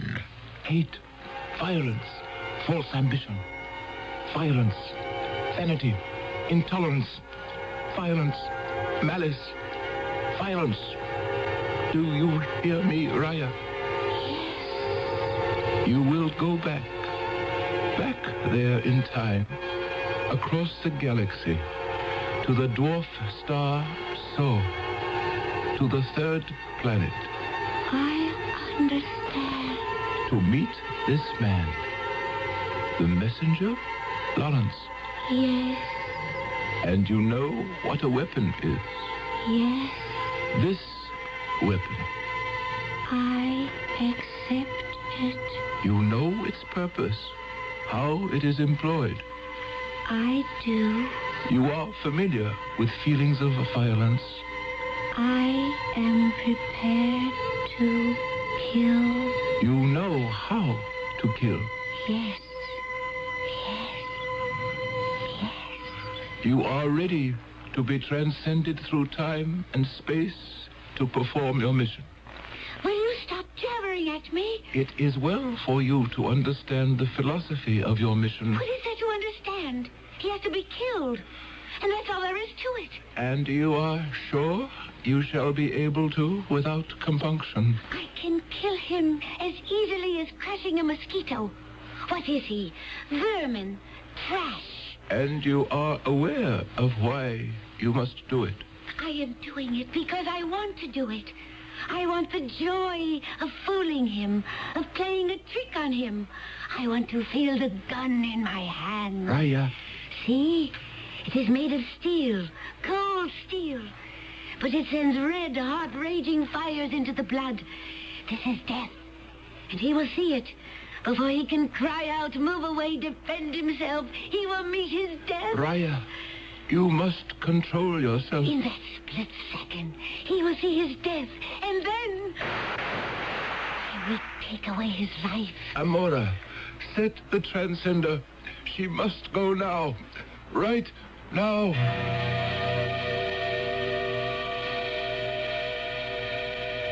Yes. I was programmed. Programmed. Do you understand? Yes, of course I do. My mind was seething, raging, all through the transcending. You can understand. Yes, of course. But then, in order to get into the Temple of the Power, it was required of me to perform another evil.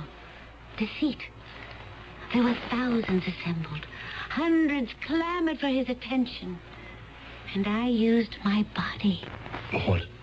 The promise. The implied promise of my body to seduce him. I was trembling with fear, hate, violence, as I was brought before the messenger. And then he touched me. And I looked into his eyes. My heart almost stopped beating. In his eyes was all the hate and violence that had been programmed into me. The gun was in my hand. The fire was in my blood. And there had to be the inevitable climax of death.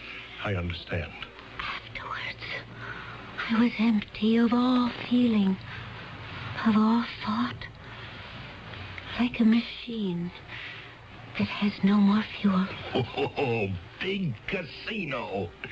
What does that mean? It means there won't be a dry eye in the house. What are you saying? That is our story. That is our defense. A visitor from another world. It's true. Okay, yes, it could be true. You know, you look as if you could be from somewhere else. Yeah, they'll even half believe it. But I am from somewhere else. Yeah, sure. Okay, now, let's get to work. Now, you must really tell me where you come from. But I have told you. Look, we start all over again. Your picture, it's been on the news and the papers. It's been all over the media. A face like yours, well, somebody will be bound to recognize it. Now, the first thing you know, the prosecutor will say, Raya from the planet Serenity? Now, isn't it a fact that you're actually Gertrude Smith from Jersey City? Now, look, I have to be ready for that. But I am Raya from Serenity. Yes, but what if you are Gertrude Smith or Judy O'Grady? But I am not.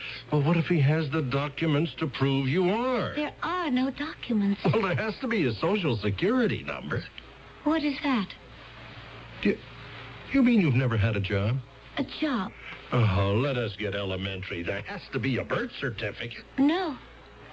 Wait, are you telling me you were never born? We must not do this. Do what? Fight. This isn't a fight. We're having a discussion. But there's violence in it. We only want to arrive at a meeting of the minds. There's violence and anger. Look, now, there is nothing personal. This is how I was programmed. Oh, come on now, will you? From anger to violence Just to listen, murder. listen. The steps are logical. Simmer down. The way is programmed. Don't let me take it again. I can kill. I killed once. I can kill again. Right now. Right here. I can kill. No. It's all right. It's all right. No one's fighting with you. Everything is all right. It's just fine. You'll see. I don't know what's the matter with me. I don't know. The elder said I would be reprogrammed, brought back home. When are they going to do it? When? The elder wouldn't lie to me. Oh, no, of course not. He wouldn't break his promise. No, never. Oh, maybe he can't keep it. This kind of thing, it's never been done before. Maybe they don't know how to reprogram. Look, I'll take care of I you. want to go home. Make the best of it. You're home now.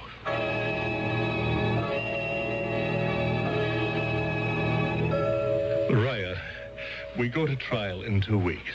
If I play this right, half the jury will actually think you come from another planet, and the other half will think you're a nut. But nobody will vote to find you guilty. Oh, what a trial that's going to be. There isn't going to be a trial. I'm leaving. Oh, now don't start that again. Last night, it happened. What happened? The reprogramming. Finally. And now I can go home any time I like. Finally, I am Raya again. Raya of Serenity. Okay, keep it up. It all helps the cause. Would you like to come with me Where? to Serenity? No, I don't think so. The reason I ask is because you're in love with me. Well, yes. Yes, that's true, I guess. It wasn't hard to fall in love with you. You know, we've really been very close, and yes, I'm in love with you. It's not much of a love right now. Oh, don't say that. But it could grow, develop, mature. It could become the kind of love we know on Serenity. Oh, what kind of love is that? The kind of love I'm afraid you're not ready for. Right now, there are other things inside of you that are stronger. Well, what do you mean? Ambition, vanity. I saw them on your face last night. I see them now. That's why I want to help you. That's why I could love you. I am going home. You may come with me. You will be reprogrammed in Serenity. Just save that act for the jury. Is it so hard to give them up? Vanity, ambition? But your case is going to make me. It will destroy you. I will be gone. You will be held responsible for my disappearance. What are you talking about? They will say you helped me escape. You then become an accessory to my crime. What will you tell them? That I was transcended back to Serenity? If they believe you, you'll spend the rest of your life in prison. If they don't, you'll spend it in an asylum. You say you're in love with me. I am. When this case is over, I'll marry you. I'll take care of you for the rest of your life. But you're the one who needs caring for. Oh, leave this foolish, dangerous, violent world. Come with me. Come to Serenity. No. I see you're not ready. I thought I could shorten the time, but that's not possible. I suppose you really need 3,000 years. I'm sorry for what must happen to you. Nothing is going to happen to me. Arthur, will you kiss me goodbye? I've always wanted to kiss you. It will be our first kiss and our last. Raya? Raya? Raya? Where are you? Raya!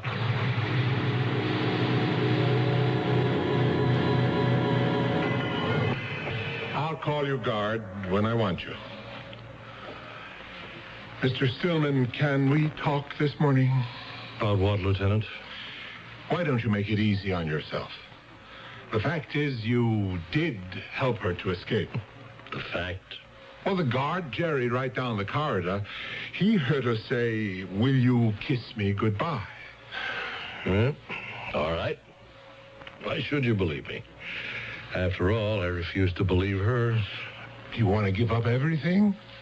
She asked me to, and I said no. And in the end, I had to give it up anyway. And for nothing. Doesn't have to be for nothing. You're a lawyer. You know how things go. One hand washes the other. You give, you get. How did she escape? Where'd she go? She returned to Serenity. Yeah. Jerry, I'll come back later. Meanwhile, Mr. Stillman, you just think about it. I mean, really think about it.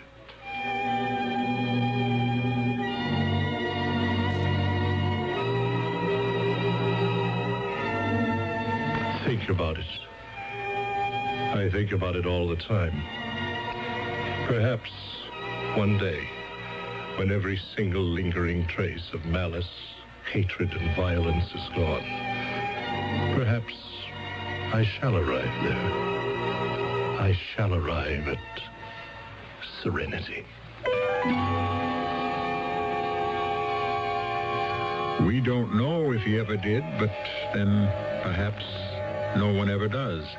It could very well be that serenity is not a place, but an idea, a challenge, a way of life. I hope things remain serene until I return in just a few minutes. I'm Susan Anton. It's a good feeling to sleep the night away on a perfect sleeper. Pillow Soft is the ultimate in sleep. Unique extra thick cushioning for heavenly comfort on top. Ultra firm support inside. Perfect sleeper Pillow Soft. Firmness that feels good. Be a perfect sleeper. Buy a perfect sleeper. Perfect sleeper. Buy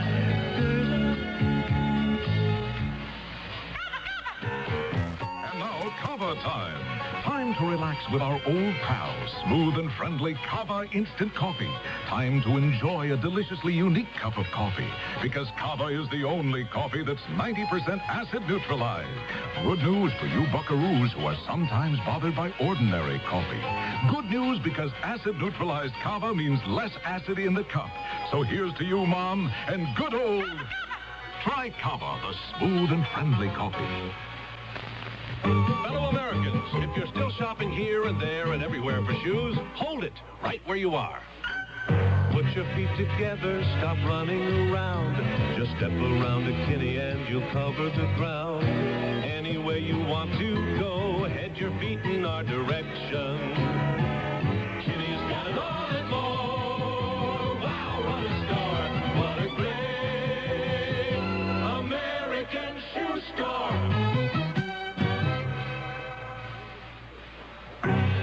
Message from the CBS television network. Harry Truman said it best, the buck stops here. The American presidency has been called the world's toughest job, and covering it's a non-stop challenge. That's why the president doesn't make a move without Robert Pierpoint, Leslie Stahl, and Lee Thornton. CBS News White House team, Washington, or anywhere around the world.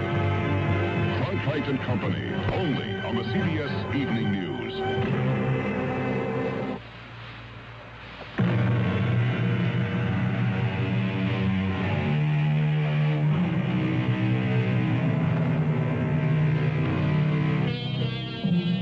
They say the optimist believes we live in the best of all possible worlds, and the pessimist is afraid that this is true. But that's only if we assume that the world we know is the only world there is. Is there another one? Somewhere out there, revolving around a star, just as we revolve around our own? And if so, could it be better? Worse? About the same? Probably. Our cast included Earl Hammond, Gordon Heath, and Evie Juster. The entire production was under the direction of Hyman Brown. Radio Mystery Theater was sponsored in part by ARM, Allergy Relief Medicine, and True Value Hardware Stores. This is E.G. Marshall inviting you to return to our Mystery Theater for another adventure in the macabre. Until next time, pleasant dreams. It's 12 midnight, and this is 97 WFLA, Tampa, St. Petersburg. It's 10:07. CBS Radio Mystery Theater presents...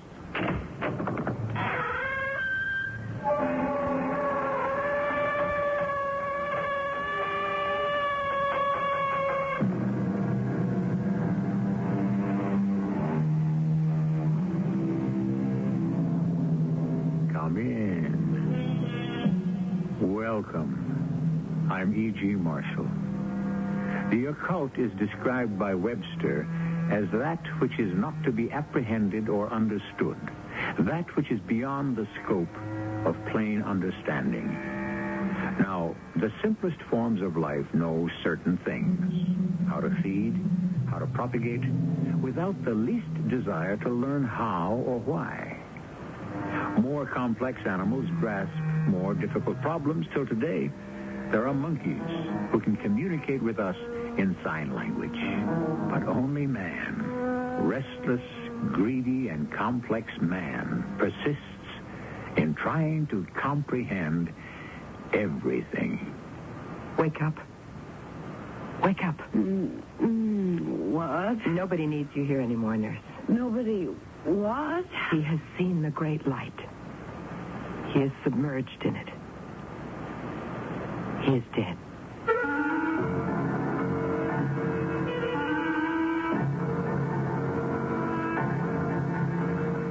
Our mystery drama, The Glass Bubble, was written especially for the Mystery Theater by Elspeth Eric and stars Terry Keane.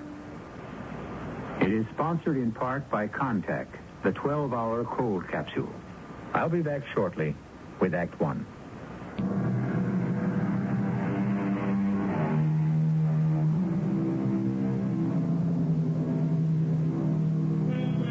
Will man ever be satisfied?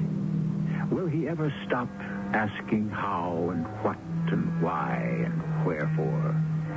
Will he ever call a halt to his search for the total knowledge that he believes will bring him total power? The answer is no, never. He will know it all, even if it kills him.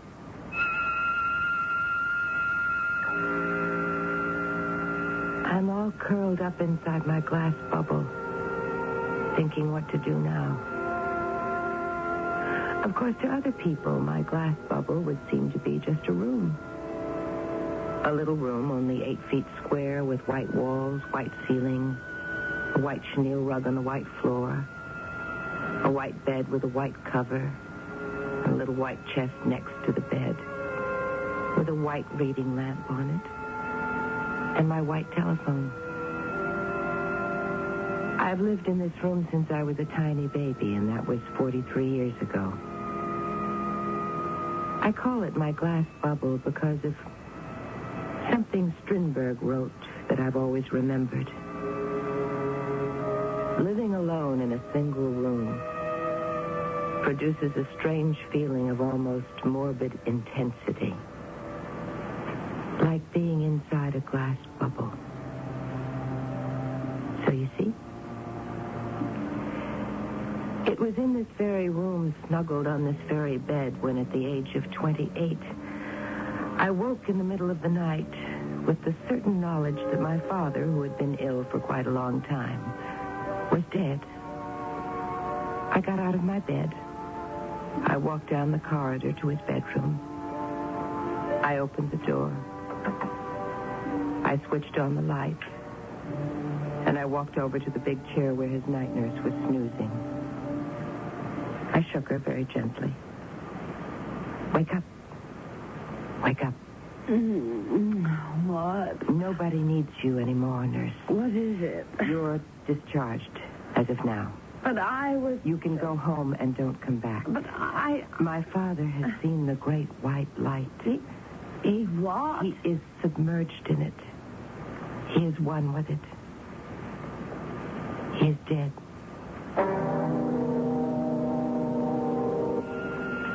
Then I went back to my room, my glass bubble, and laid down on the bed.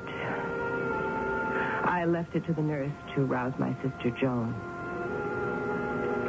In my glass bubble, I waited for the feeling of morbid intensity to return, which about daybreak it did. And I reached for my phone, which by now, thank heaven, was not in use.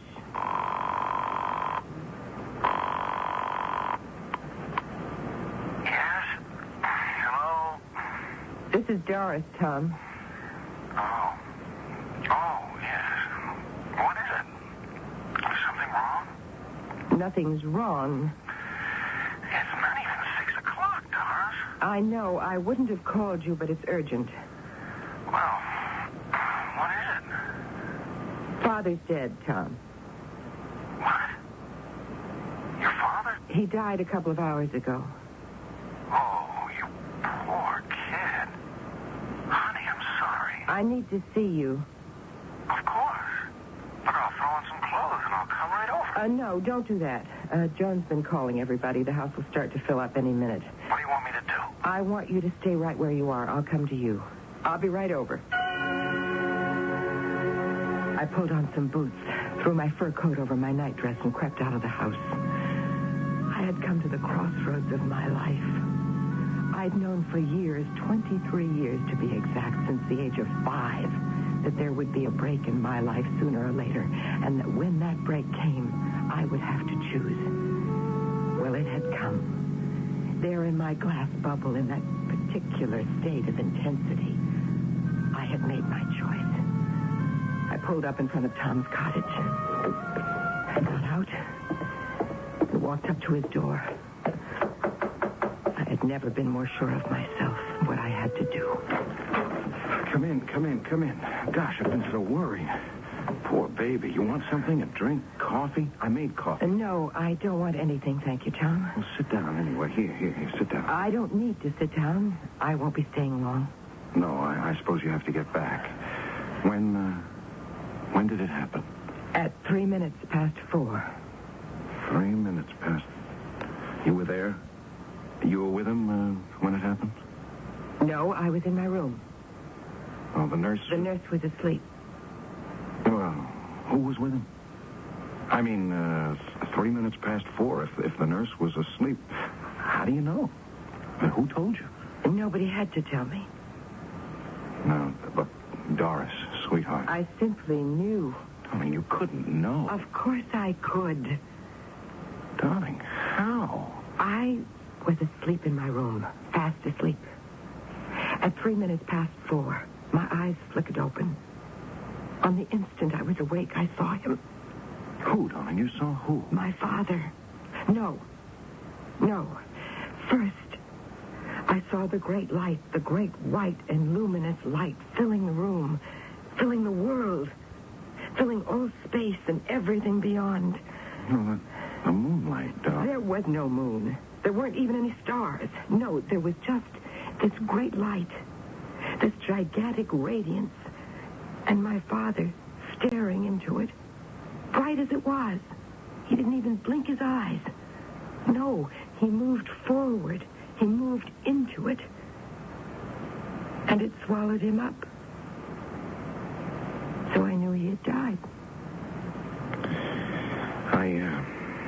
I don't know what to say to you, Doris. There's nothing for you to say. Oh, I wish I could understand you. Well, then listen, and I'll try to make you understand.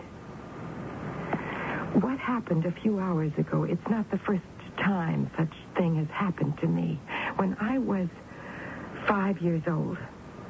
Now, that's the first time I remember. There may have been many instances before that. One day, our family cat was missing. He was a dear cat, and we all loved him very much, and there was a big outcry from my father, my mother, even the cook was upset, and the housemaid, too. Everyone but me. You weren't upset? No. Because in my little white room, lying on my little white bed, I could see the cat quite clearly. And I went to my mother and I said, "Don't cry, Mother. The cat is smashed flat on Oak Street in front of the fish market."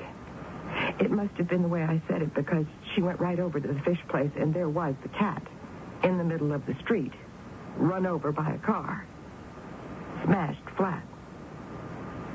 That's quite a story. And I was 10 when Joan was born. Prematurely, you know. No, I didn't know. Oh, yes. They didn't think she'd live. But one day, in my little room, I could see her laughing and cooing and holding out her little arms. And I went to my mother and I said, "Don't worry, Mother. Joan's going to be all right." And my mother gave me a funny look. Maybe she remembered about the cat. I don't know. Anyway, a few days later, Joan was out of danger. Hasn't had a sick day since. do you think of that? I don't know what to think. It was while I was lying in my little white room that I realized. This was a year or so later. That my mother was losing her mind. Oh, darling. Now, I didn't tell anybody about that. It didn't seem the kindly thing to do. But a year later, they had to put her away. So, you see how it is. No, Doris, no, I don't. Tom, it's so obvious. It isn't obvious to me. You've heard of the psi faculty, haven't you? I've heard of it. I've got it. Are you telling me you're psychic? Is that it? Everyone is psychic, Tom. Potentially psychic. Not me. Oh, no. Everyone. Tom, the mind is limitless. Don't you know that? Not mine. Limitless and filled with energy, filled to overflowing. But most people waste this beautiful energy. They let it stagnate instead of freeing it, letting it flow out and out. I have to stick with reality. But reality is energy. Don't you see that? Reality is energy and only energy. Energy. Pure and simple.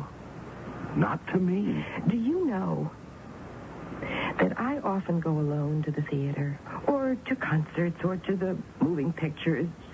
Not because I care about the plays or the music or the films. No. Just to soak up all the wasted energy from the foolish, heedless people around me who are wasting theirs. No, I didn't know. Well, how could you? Nobody knew. I never told anybody. Because I had to be sure. Sure of what? That my energy, my psi quality, was strong enough to use for the good of mankind.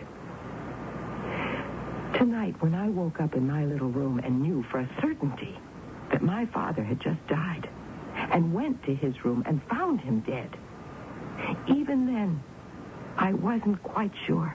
Not quite. So I went back to my glass bubble. That's what I call my room. And I stretched out on the bed. And lying there, the certainty grew in me. Grew and grew till it took over my mind, my body, my soul, my entire being. And I knew, with such positiveness, such assurance, that's when I called you. Knew what? What did you know? That you and I, my dear, can never be married.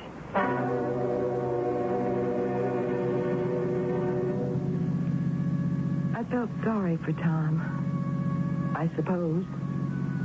I'd been the only woman in his mundane, circumscribed life. He'd adored me, given me all his respect, his admiration, his love. And I? What had I given in return? Nothing. Not really. But tolerance and permission to worship me. Poor Tom. Poor, good, loyal, tender, devoted Tom. Yes, I tried to feel sorry for him. I really did try. And I almost succeeded, but my mind was too full of the glorious adventures that lay in store for me. I simply couldn't waste any of my precious energy on him. As I lie here now, in my glass bubble, looking back on that momentous decision of mine 25 years ago, I realize how very wise I was. Because the following year, Tom married my sister Joan.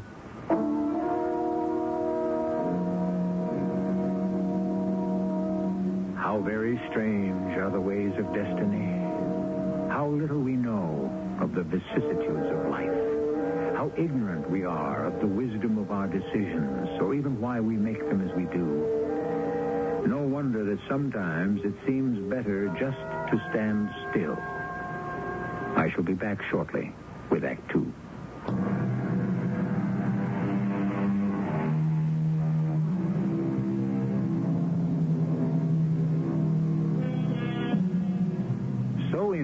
innovative, so resourceful have our technologists become in the last few decades that the rest of us gasp with admiration and even awe. But we gasp with something else, and that is fear and a feeling of impotence. We cannot cope with this strange new world. Small wonder that so many of us want nothing more than to be told what to do. We feel we can no longer control, nor do we wish to control our own lives. It's too difficult. Huddled here in my glass bubble, I think back 25 years to the wedding of Tom and Joan. Mr. and Mrs. Struthers. Handsome Tom, adorable Joan. Ideal couple right out of a magazine, the classy kind. I performed my duties as maid of honor, smiled, and said appropriate things, knowing that once this charade was over, I could come back here to my little room. I saw little of the storybook couple after that. I had no wish to, and probably they felt the same way. They thought me strange, and I thought them ridiculous. They went their way, and I went mine. Until a week ago. Who is it? I said, who is it? Go away, please. I don't permit dogs here. Doris, it's Joan. Joan? Your sister. Let me in. Have you got a dog with you? If you won't hurt you. Come on, Doris. Open the door. Well, if you're sure. Oh. What an ugly black thing. Hot. So big. It's so black. Are you going to let us in? Both of you? I never go anywhere without him, and vice versa. Well? Why did you come here? Let us in, and I'll tell you. All right, okay. Thank you so much. Come on, baby. Baby? You call that big black thing baby? Are you staying long? I've left Tom. You what? His jealousy was unbearable. What did he have to be jealous about? Can I help it if I'm attractive to men? What men? Oh, Terry and Dwight and Martin. Any man, all of them. Men I don't even know. He's jealous of the way they look at me on the street, in restaurants, any place. And every time one of them phones me, oh, my dear, what scenes. Well, are you going to give me a cup of tea or something? Oh, well, come in the kitchen. I'll give you some tea, and then you can figure out what you're going to do. Where you're going to live. Why, here. I'm going to live here with you. Where else would I live? I was horrified, aghast. The very thought of anyone invading my privacy, encroaching on my solitude, it was unbearable. The fact that this was my sister, well, I hardly knew her anymore. She was Mrs. Tom Struthers. Her life was a world apart from mine. And mine? What did she know of my life? What could she know? What did I want her to know? Nothing. Now I have to have her here with this huge, black, hairy monster constantly at her side? No, I could not endure it. Now, there's your tea. Drink up and then call Tom and tell him you're coming back. You have a phone? Of course I have a phone. There's one on the wall over there, and there's an extension upstairs. See that you use this one. Why this one? Because the other one is in my room, and I don't allow anyone in my room. Why not?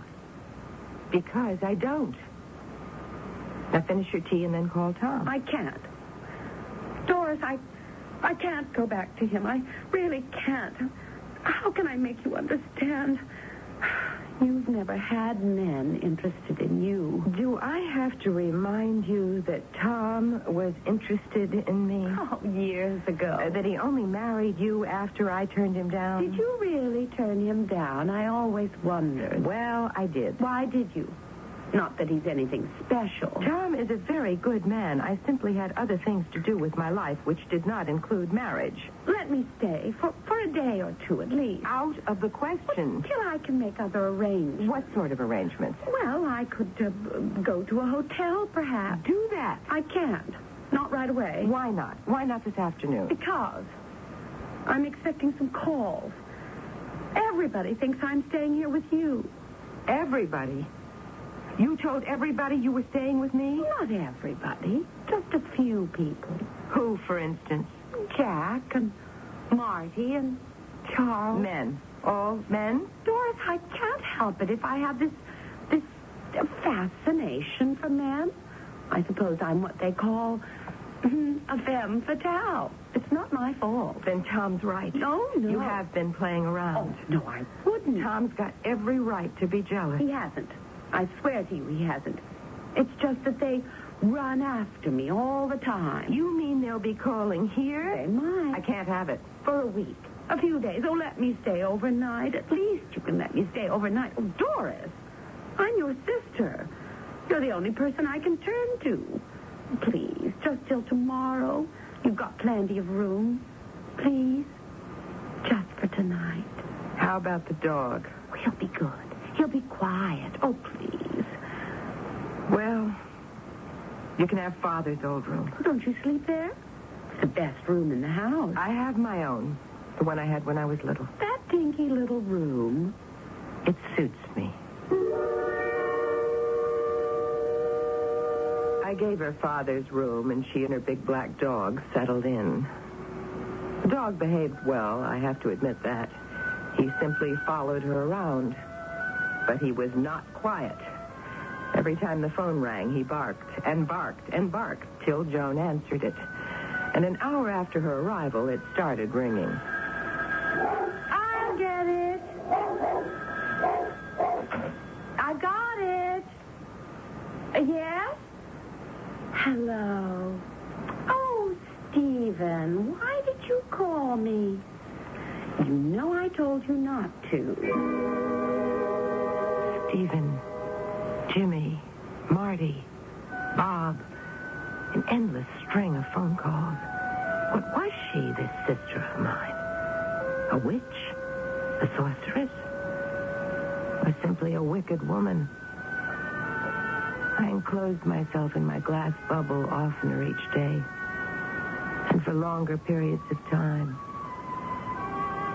I began to be fascinated by these phone calls, and I began to pay them strict attention. The pattern was always the same. I'll get it. I got it. Yes? Oh, Andy.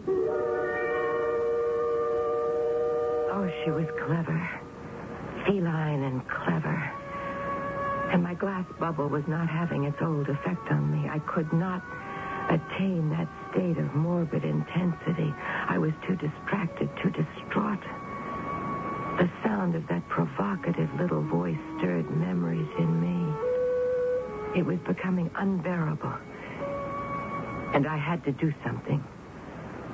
I went to see Tom Struthers. Why, Doris, this is a surprise. Come in. I have to talk to you, Tom. What's the matter? Are you all right? You know your wife is staying with me. Oh, is she? Oh, I thought she might go to you. Tom, I know about your jealousy. She told me. My jealousy? Oh, my dear, you can't be blamed for it. Oh, well, that's nice to know. You have no idea what it's been like since she's moved in with me. Men have been calling her at all hours of the day and night. I don't know who they are, but there must be dozens of them. Really? The phone rings, the dog barks, Joan rushes to the phone. It's another one. And I mean, the way she talks, so coy and so kittenish, leading them on, but never really saying anything. You know what I mean? I know very well. You mean they've called her here? In your very own house? Oh, yes. Oh, poor Tom. Well, no wonder you were jealous. Who could blame you? I wasn't jealous. Well, you must have been. You had every reason to be. Joan was, but I wasn't. Joan was jealous. What did she have to be jealous of? You know. No, I don't. You must know. Don't tell me you don't know. Know what? That I've never stopped being in love with you. In love? In love with me? Or the memory of you. You mustn't say such things. Tom, no. Now, it can't be. It's been 25 years. We've hardly seen each other. I have a very good memory. Look, we will forget you've said any of this. Forget I ever came here. Forget it all. I will go back to my place, and I'll tell Joan to come back to you. But I don't want her back. You must. You must. You will straighten everything out. Now, I'm sure there's a way. No, please don't come near me. Don't touch me. Don't.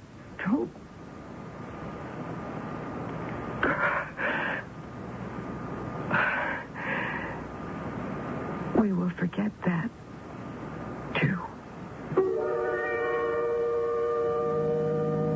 I drove home too fast, too recklessly. My emotions in turmoil, my heart racing, all with confusion. Tom had not been jealous. Tom had loved me. I drove faster and faster and more recklessly. But somehow I reached home safely and let myself in, only to hear the familiar sound. I'll get it. I got it. Yes? Hello. Oh, Tom. Oh, my dear, I know you love me, but Tom, I can't come back. I can't stand any more scenes. Your jealousy. It's too much. No. Tom. No.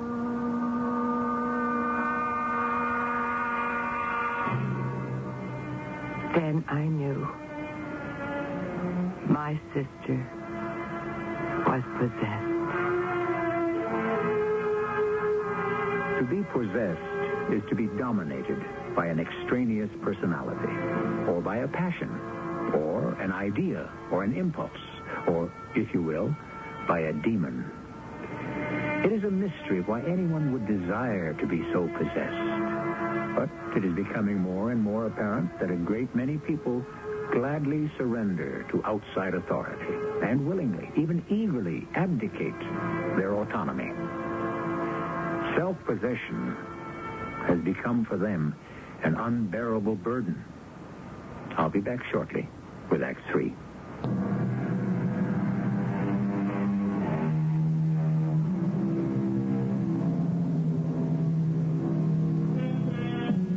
We were talking before about being self-possessed. This is not quite the same thing as being self-sufficient. One self cannot live happily without other selves with whom to share the chancy business of living. But sharing is not the same as owning or being owned. One must belong to no one and nothing but oneself. Or what one shares with other selves is worth little or nothing at all.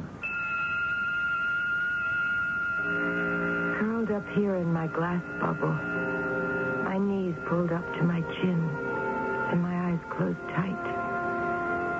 I strive with all my will to induce the feeling of morbid intensity that Strindberg described and so often experienced within his own glass bubble. It will not come. Memories. My mind flits across that last meeting with Tom, when he said he'd loved me all those 25 years, that he cared not a fig whether Joan returned to him or not. I remember leaving him and driving furiously home and hearing Joan on the phone in the kitchen. Yes? Hello? Oh, Tom. Tom, I can't come back to you. No, Tom. No. And I remember, too, with a sharp stab of pain, my certain knowledge that my sister was possessed. After that shattering moment of truth a week ago, I retired to my little room, to my glass bubble. I never left it. And the telephone rang several times each day. And the dog barked. And Joan rushed to the kitchen phone. And her soft, seductive voice floated up to me. I'll get it. I got it. Yes? Hello? Oh, Jim, is it you again? The mood was upon me. Every nerve quivered. Every sense was sharp, acute. I reached out my hand to the white telephone on the little white bedside stand. I had to know who it was that Joan was lying to this time. Softly, stealthily, I lifted the receiver of my white telephone and put it to my ear. Oh, Jimmy, you're such a dear boy, and I'm most awfully fond of you, but... Oh, no, don't say that. You mustn't speak to me that way. Because it's not right. The receiver fell from my hand. There was no second voice on the line. Joan was speaking to a voiceless being, a creature only she could hear. She was still talking to the voiceless entity when I crept out of the house, got into my car, and drove cautiously, deliberately this time, to Tom's cottage. Doris, you came back. Darling. No, Tom, don't come closer. But I have something of the utmost importance to tell you. All right, darling. Sit down and tell me. I will try to be brief. Oh, take as long as you like. No, I must tell you quickly because I have to get back. Joan is possessed. Possessed? Possessed? Oh, come on now, Doris. Listen to me. When I went home after that last time I saw you, when I walked into the house, Joan was on the phone in the kitchen. She was talking to you. To me? I haven't talked to Joan since she walked out on me. That's when I knew she was possessed. She was talking to someone she thought was you. Who could it be? I don't have any idea, and I couldn't care less. Well, I care. She is my sister. So what I did, I shut myself up in my room. I didn't even come out for meals. I told Joan and the servants I had a cold. Then today, half an hour ago, the phone rang. The dog barked, of course. And Joan ran to the phone the way she always does. But this time, I picked up the extension, the phone in my room, and I listened in. Well, who was it she was talking to? No one. No one? No one that could be heard, except by Joan. Doris, what are you getting at? A disembodied voice. I don't get it, Doris. I really don't. A voice from out there somewhere. Oh, come on now. A demon voice. Doris, and please. Who was transmitting the demon voice? Who? The only one who could. The devil. Doris, sweetheart. Doris, baby. Baby. Yes, baby. That's what she calls him. What do you... Imagine calling the devil baby. You don't mean the dog, do you? Of course I mean the dog. Don't you know that the devil often appears on Earth in the shape of a big black dog? Didn't you know that? I don't... To think I let him into my own house, let him stay there, let him sleep in the same room with my sister, let him follow her around wherever she went. Doris, listen. He was so well behaved, so obedient, so quiet, so well-mannered. But that's the way the devil can be when he wants to. I don't think that... Except when the phone rang. Then he would bark and bark until she'd answer it. He was egging her on, you see? Making her go to the phone, making her talk to the voiceless demon. Listen, Doris. Tom, you have a gun, don't you? What? I said you have a gun. You do, don't you? Yes, I've got a gun. Well, give it to me. What for? What do you want it for? Well, what do you think I want it for? I don't know, Doris. I'm just afraid. I want to shoot the dog, of course. But, Doris... If you knew the devil was in your house, dominating your sister, holding her in thrall, wouldn't you want to kill him? Wouldn't you do it? But you don't actually know. I do know. In my glass bubble, it came to me. I know. Now give me the gun. Here's the gun. Thank you. You know how to use it? I know enough. Thank you, Tom. Wait a minute, Doris. Thank you very much. A gun is nothing to fool around with. Doris? I drove home with Tom's gun in my pocket. Everything was becoming crystal clear in my mind. I pulled up at the house, opened the door, and went in. Of course, the first thing I heard was Joan's voice. I'd expected that. And I smiled to myself as I made my way to the kitchen. Yes, there she was, with the devil huddled close to her legs. But what can I do? I'm a married woman. Oh, really? You mustn't say things like that. Hang up the phone. What? Oh, just a second, Harry. My sister just came in. Hang up the phone. Tell Harry you can't talk to him anymore. Harry, I have to hang up. My sister wants to talk to me. Well, what is it, Doris? Sit down, Joan. All right. Sit. Baby, sit. That's a good boy. Must that dog sit so close to you? That's where he always sits. You know that. He wouldn't sit anyplace else. You just try moving him. You'll see. Joan, there's something I have to do. I'm sorry, my dear. No. You're going to ask us to leave, baby and me? No, not that. You mean we don't have to leave? You don't have to. Just him. You are possessed by him. But I love him. You love the devil. The devil? My baby. Your baby is the devil. He has taken over your being. He has deluded your poor mind.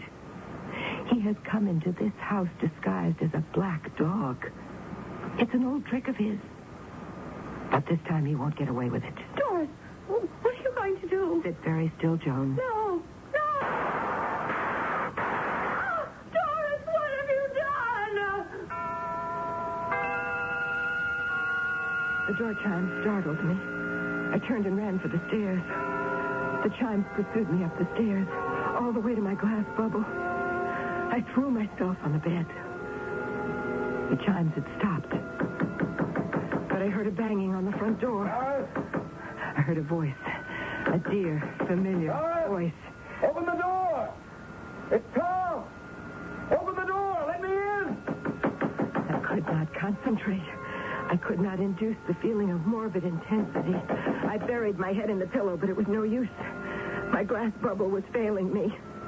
Then I heard the crashing of the front door. Now it's all right. Now the mood is taking over.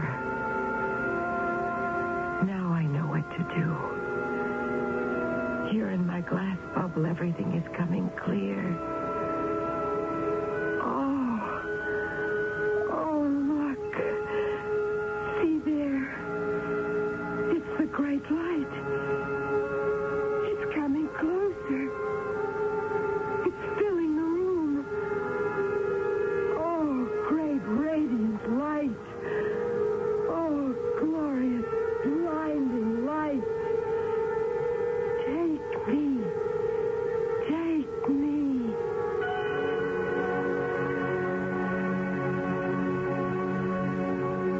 I got there too late. I found Joan in the kitchen, sitting in a chair, the dog beside her. She had a bullet through her head. Upstairs, I found Doris. The coroner called it heart failure. What else could he call it? Everybody dies of heart failure, right? As long as your heart beats, you're alive. Am I right? Yes, sure, I'm right.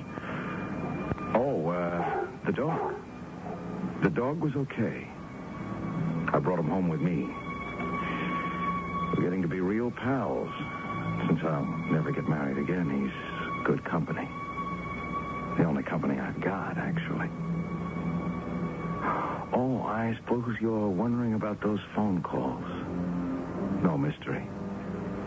You dial the operator and ask her to test your phone. You think something may be wrong with it. Hang up. Wait a few seconds. Phone rings. Pick it up. Say thanks. And when she's off the line, you go on talking. So nobody, of course. Very effective if you want to make somebody jealous. Joan used to do it all the time, but it didn't work with me because I still loved Doris. Now there's no one. Just me and the dog.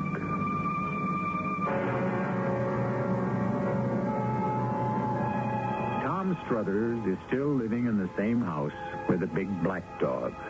Folks see them around town now and then, shopping, doing errands. He doesn't speak to anybody. Nobody speaks to him. But the big black dog never leaves his side. Never. And he never barks. Never. I'll be back shortly. At the store, they told me there's a powerful anti-itch drug I can buy without a doctor's prescription. Now I use Vicozine cream as directed. No more burning, embarrassing itching. No more scratching. Vicozine actually speeds healing. Vicozine cream. What a relief. Now, soften and remove hard, calloused skin with the same ingredient doctors use most. Apply Dermasoft cream to feet, hands, elbows as directed. Dermasoft cream. Fellow Americans, if you're still shopping here and there and everywhere for shoes, hold it right where you are. Put your feet together, stop running around. Just step around to Kinney and you'll cover the ground. Anywhere you want to go, head your feet in our direction. Kinney's got it all and more. Wow, what a store, what a great American shoe store. I like pickles, but they don't like me. Send your stomach some Digel. I like pizza, but it doesn't like me. Send your stomach some Digel. Digel's special combination of antacid and anti-gas ingredients gives you fast, gentle relief from acid indigestion, heartburn, and gas in just minutes. I like hot dogs, but they don't like me. Send your stomach some Digel. For occasional use only as directed. You're walking through a deserted train station to a track that's marked not in service. You have a ticket in your hand, and the destination on it is a date in time. You're about to board the Time Express. Where are you going? Ask your host, Vincent Price. You're on a return trip through time to relive a critical moment from your past. What would you do with a second chance? Find out when you board the Time Express. New on CBS television, Thursday night at 8, 7 Central and Mountain.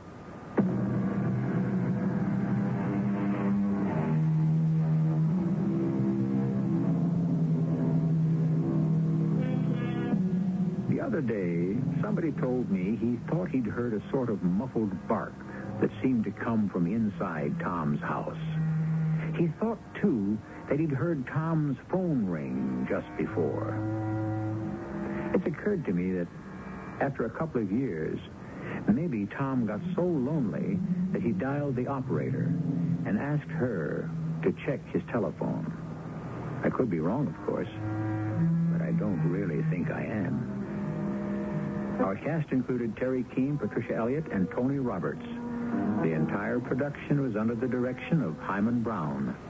This is E.G. Marshall inviting you to return to our Mystery Theater for another adventure in the macabre. Until next time, let's...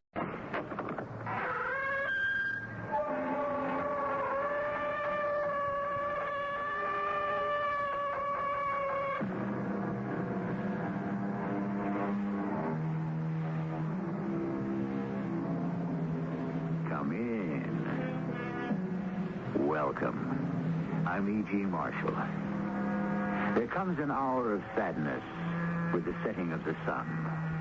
Not for the sins committed, but for things I have not done.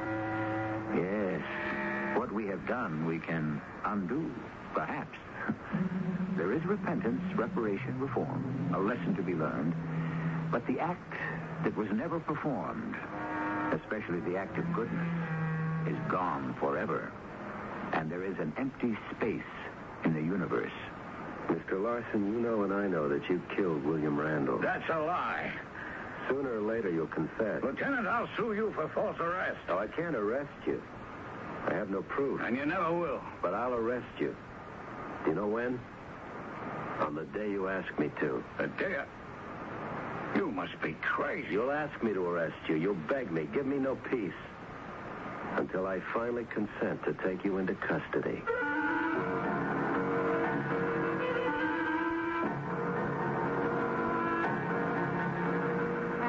Our mystery drama, Letter of Love, Letter of Death, was written especially for the Mystery Theater by Sam Dan and stars Michael Tolan. I'll be back shortly with Act One.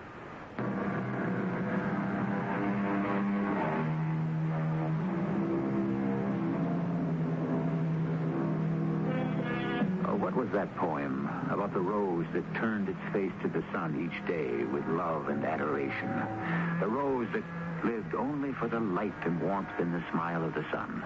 And of course, the sun was completely unaware of the worshiping rose. Didn't even know it existed, and most likely wouldn't care. By this time, you probably begin to get an idea of what our story will be about. And you're right. Homicide, Lieutenant Leone. Hello? Are you calling the police? Yes? Did you ask for the homicide division? Yes. What can I do for you? Mr. William K. Randall, the late Mr. Randall, the theatrical producer who was murdered. Yes? I know who did it. You do? Yes. Go to 987 East 83rd, apartment 1B. The lady's name is Taylor. Miss Sarah Jean Taylor.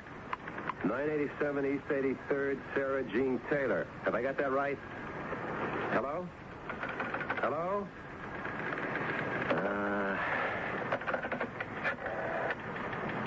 Eddie? Who's free to take a nut call? Yeah. Well, where is everybody? All right, I'll take it. I'm going out to lunch anyhow. East 83rd. Huh. It's up in Yorkville. Why don't I have some sauerbraten?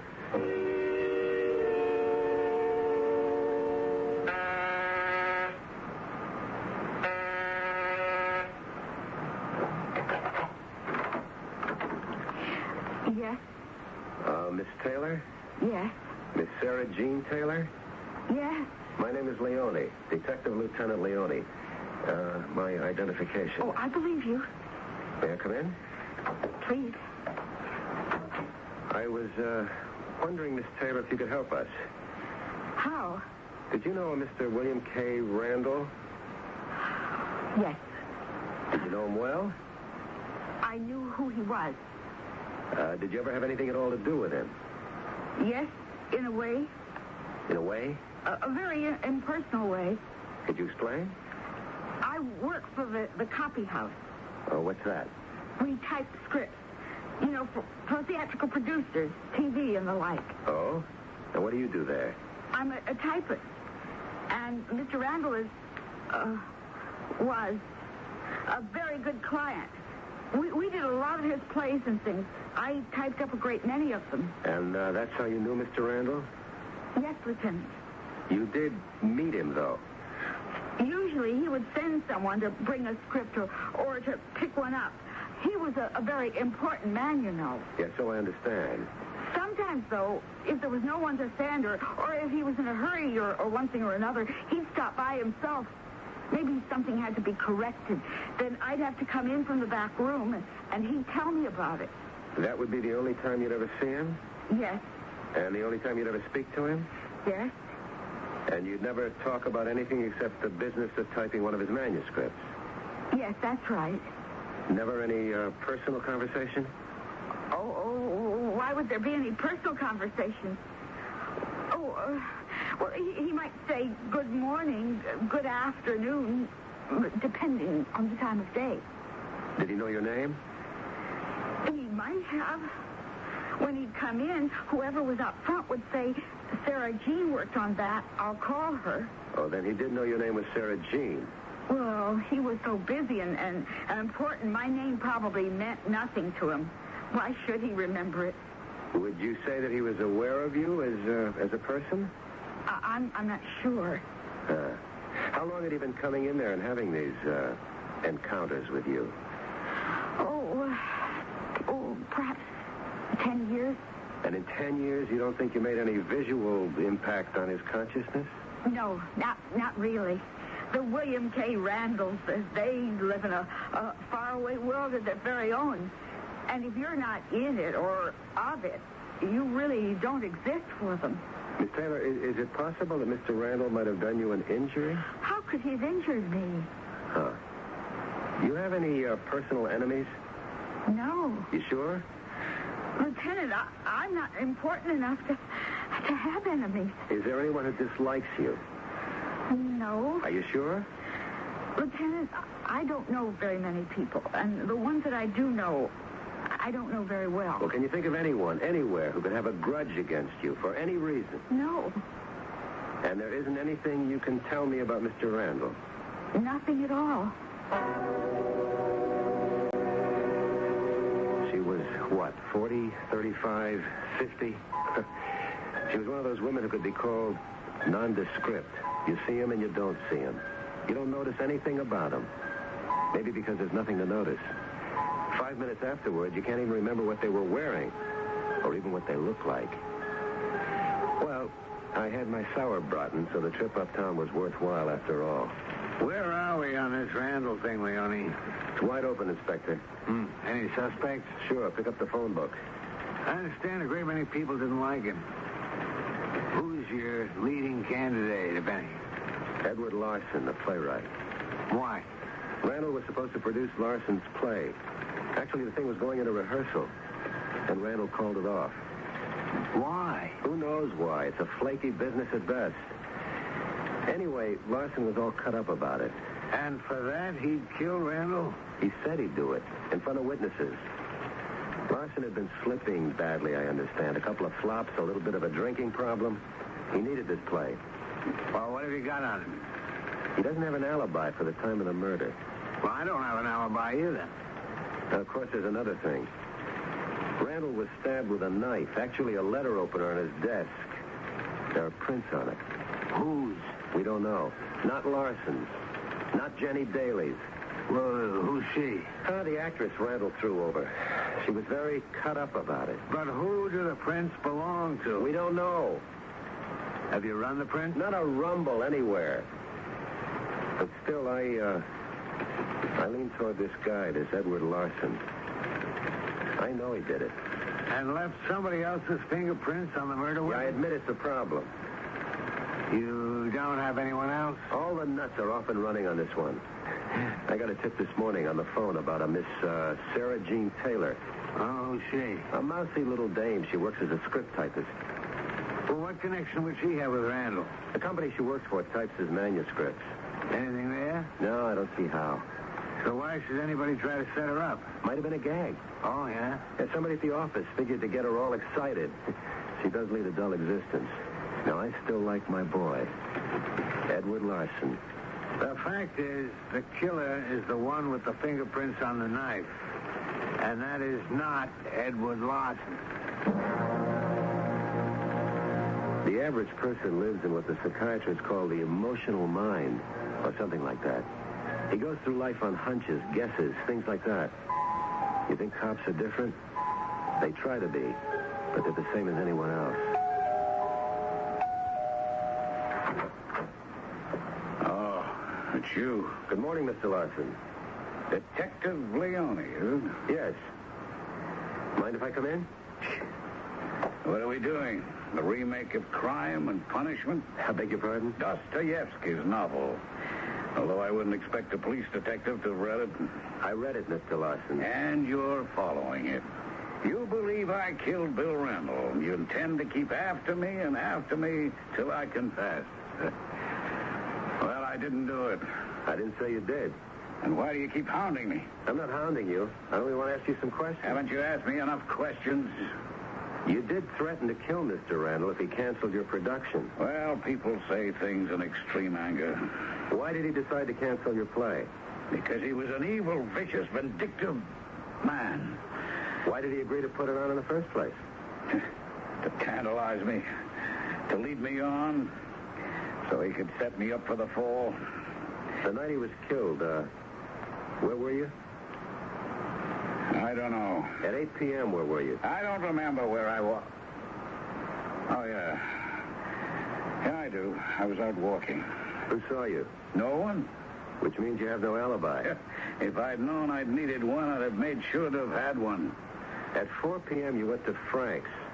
That's a bar on the west side. I don't deny it. You were drinking pretty heavily. I had good reason. Frank himself says you were starting to say some violent things. Well, that's probably true. You said you were going to murder Randall, a swine who didn't deserve to live. He didn't deserve to live. No dispute there. And along about 7:30, you stormed out of there. It was a pouring rain, but that didn't stop you. I wanted to be washed clean. And I walked and I walked. I don't know where, I don't know for how long, but... That's your story. That's what happened. I think something else happened. I think you walked and walked and got angrier and angrier. And you passed by Randall's place. And you went up to see him. And one thing led to another, and you picked up that letter opener on his desk and killed him. That happened at 8 p.m. That's a lie. It's the truth. That's the time of his death. Then why don't you arrest me? I have no proof. But I will arrest you. Do you know when? On the day you ask me to. I think you're crazy. Why would I ask you to arrest me? Several reasons. Take your pick. First, you're not really a killer. All right, then how could I have killed Bill Randall? Killing isn't a habit with you. It isn't your style. It's just something you did for the first time in your life. Under a pressure that broke you, that's all. You'll probably never kill again. Your conscience won't let you rest. Oh, my conscience is clear. Besides, you're vain. This killing is yours. It belongs to you. You won't let anyone else take credit for it. Lieutenant, if you don't leave here this minute, I'll call my attorney. I'm on my way out. I'll just place my card down here on this table. Don't bother. No, you better have my number handy in case you wake up in the middle of the night and decide to call me. Lieutenant, I warn you. No, I shouldn't have said in case you wake up in the middle of the night. The fact is, you'll be up. You're not getting much sleep lately. Are you?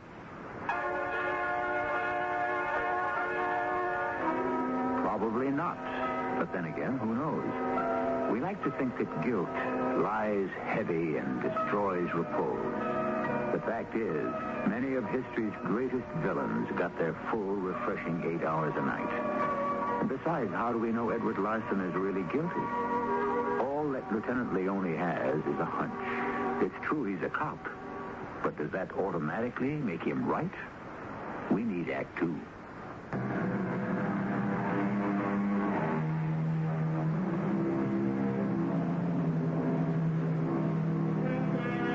I can read it on his face. I can see it in his eyes. How many times do we think we can deduce from a look, a gesture, the story of another person's life? One of the oldest bits of wisdom we know comes from Aesop, who warns us that appearances are deceiving. What is this conceit so many of us have that we can tell just by looking? Yeah, come in, Leone. Well, sit down.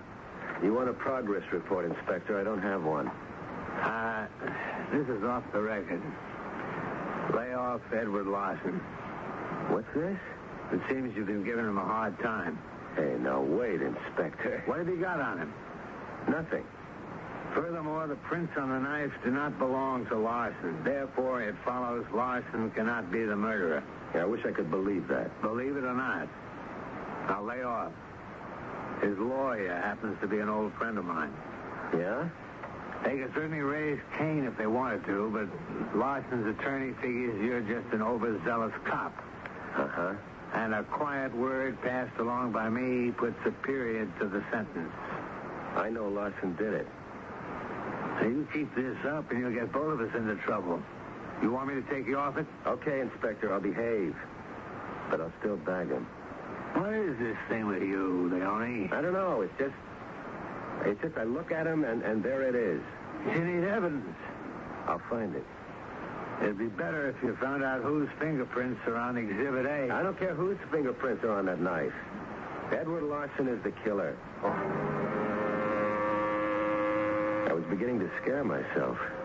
What was it? Why was I so sure? All I had to do was keep this up, and like the inspector warned, I could get myself into plenty of trouble. What was I looking for? If Larson's fingerprints weren't on the knife, why was I still positive he was the killer? I just couldn't let go. I'm sorry to bother you again, Mr. Calder. Oh, that's no bother at all, Lieutenant. You were William Randall's associate producer? Yes, we'd worked together for many years. What kind of man was he? Oh, difficult. However, he knew what he wanted. Irritating, you know, but he was always right. I would say he was a man of integrity. He's described by Edward Larson as evil, vicious, vindictive. Oh, well, Edward Larson.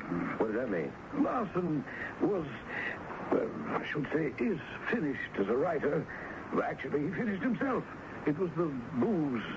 No one would produce his plays anymore. Mr. Randall did, or at least agreed to. Oh, yes, but that was... Larson insists that Randall did it to tantalize him, to lead him on. Lieutenant, I think we can safely disregard anything Edward Larson says. I'm convinced that he killed Randall. Well, that is, I was. But not anymore? I gathered from the press that the fingerprints on the murder weapon are not Larson's. It's not known whose they are. Why did Randall agree to produce Larson's play in the first place? Oh, Randall saw or thought he saw something in it. After a while, he even made me see it. Then it was a good play. It had the makings of a good play, which means it needed work, some major rewriting. I told Randall that Larson simply was incapable of doing the rewrites. But Randall didn't agree. Well, he said, oh, let's give him a chance. It's the last one he'll ever have. Who knows? It might be an opportunity to salvage him. I didn't believe that. Why not? Because I know Larson doesn't have it anymore. Whatever his gift is, or was, is gone. And you could see that in his play. We'd all agree a scene needed tightening or a character required development, and then when Larson brought in the new draft, it was worse than before, worse. Then soon the drinking began. And you say that Randall did not deliberately lead Larson on? I think Randall took as much as was humanly possible, and then he simply acknowledged the inevitable. If Larson didn't kill Randall, who else could have? Oh, me? I felt like killing him many times. Did you? Well, my fingerprints are not on the knife. How do you know? Well, if they were, I assume I'd be arrested by now. Besides, I know I didn't do it. I might have in time, but evidently I was beaten to it. Why would you want to kill your partner? Money. We were a very successful producing team, artistically successful. But Randall always managed to make sure that we would lose money. Oh, it was a gift. Why did you stay with him? The man is a genius. Oh, was a genius. Oh, yes, it was worth it. Besides you, who could have killed him? Well, time is of the essence, so let's stay with prime candidates. Jenny Daly? I wouldn't be surprised if her fingerprints were on that knife. Why? Oh, she thought he belonged to her. But lately, there's been suspicion of another woman somewhere. Another woman? Is that true? Oh, who knows, Lieutenant? With Randall, anything was possible. You never knew what he was thinking or doing. Jenny had a few tantrums about it, and she could become violent. Another woman? I didn't say there was another woman. Those are just rumors. A mystery woman? Yes, Lieutenant. That has a good sound to it. A mystery woman.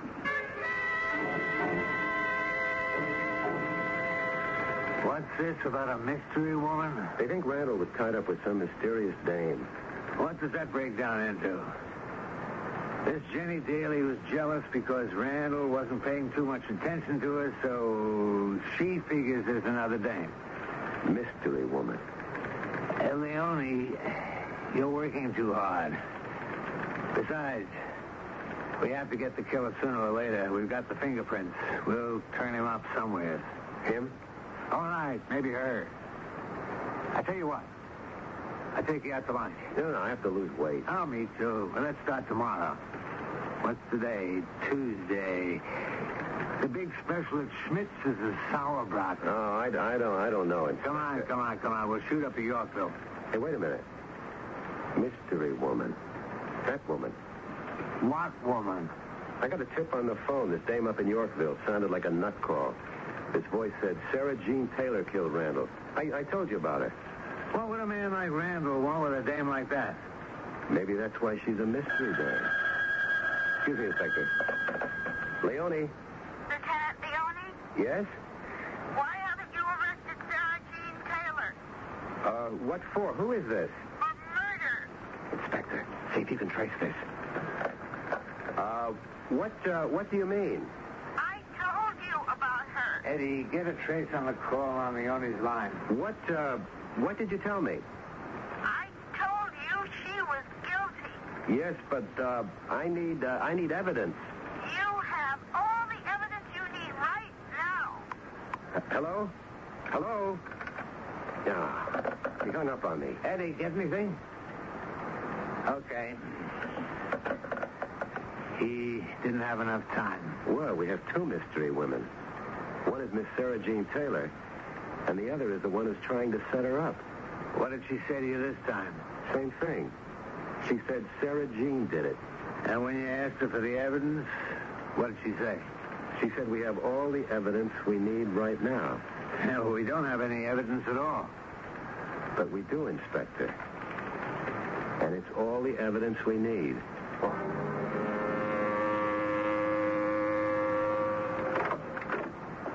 Good morning, Miss Taylor. Oh, it's the detective. May I come in? Please. Miss Taylor, I must ask you to come down to police headquarters. Why?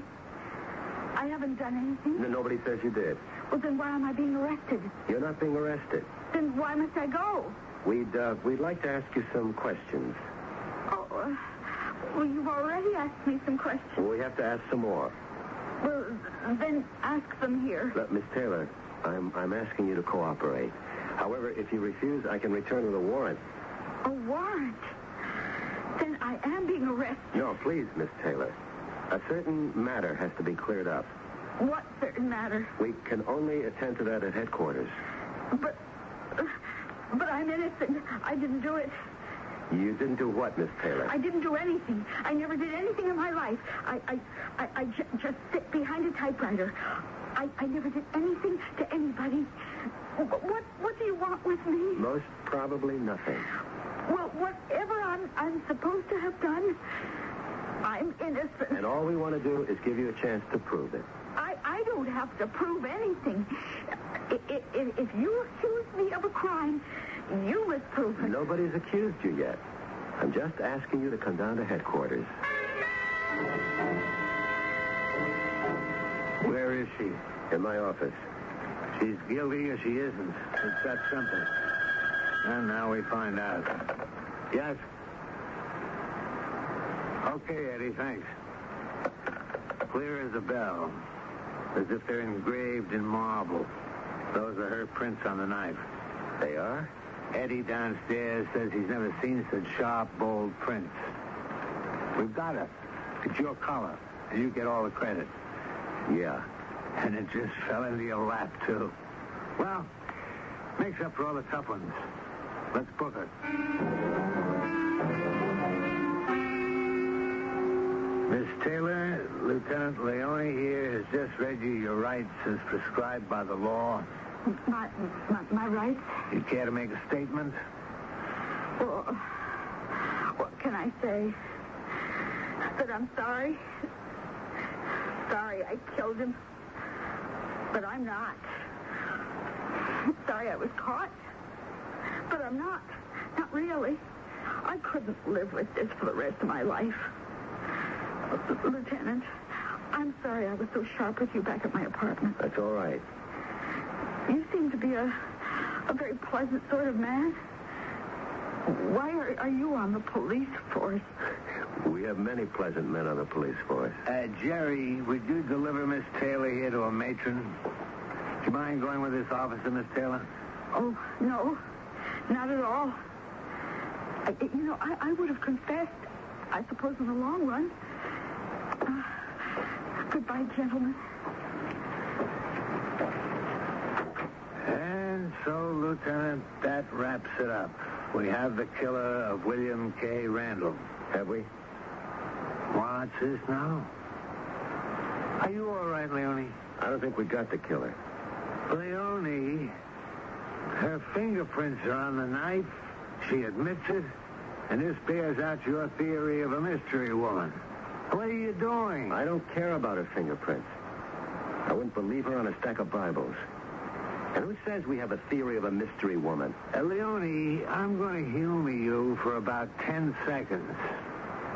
Now, you say she didn't do it. Who did? Who? Edward Larson. Who else?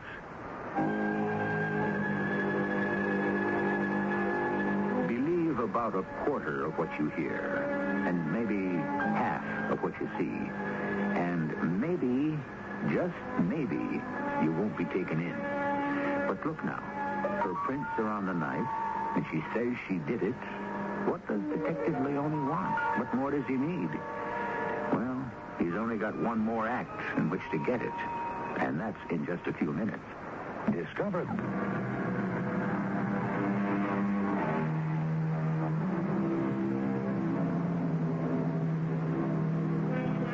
How do we know what we know? Well, we have worked out, or at least our philosophers have, what might be called the scientific method. We use observation, and we use experience. We use testing. We set up criteria, and we use common sense. If you're caught with your hand in the till, obviously you're up to no good. Now, you would think that a police detective, of all people, would have no trouble with this line of thinking. Why did you kill him? He betrayed me, Lieutenant. I don't understand. We were in love. Who was in love? William Randall and I. He was in love with you? Yes. When I first spoke to you about him, you remember? Yes. You insisted there was absolutely nothing between you. It was at most a casual kind of business relationship. That's what you said. I lied. I was under no obligation to tell you the truth. I wasn't under oath. Well, yes, Miss Taylor, but besides, our love was a secret thing. Oh?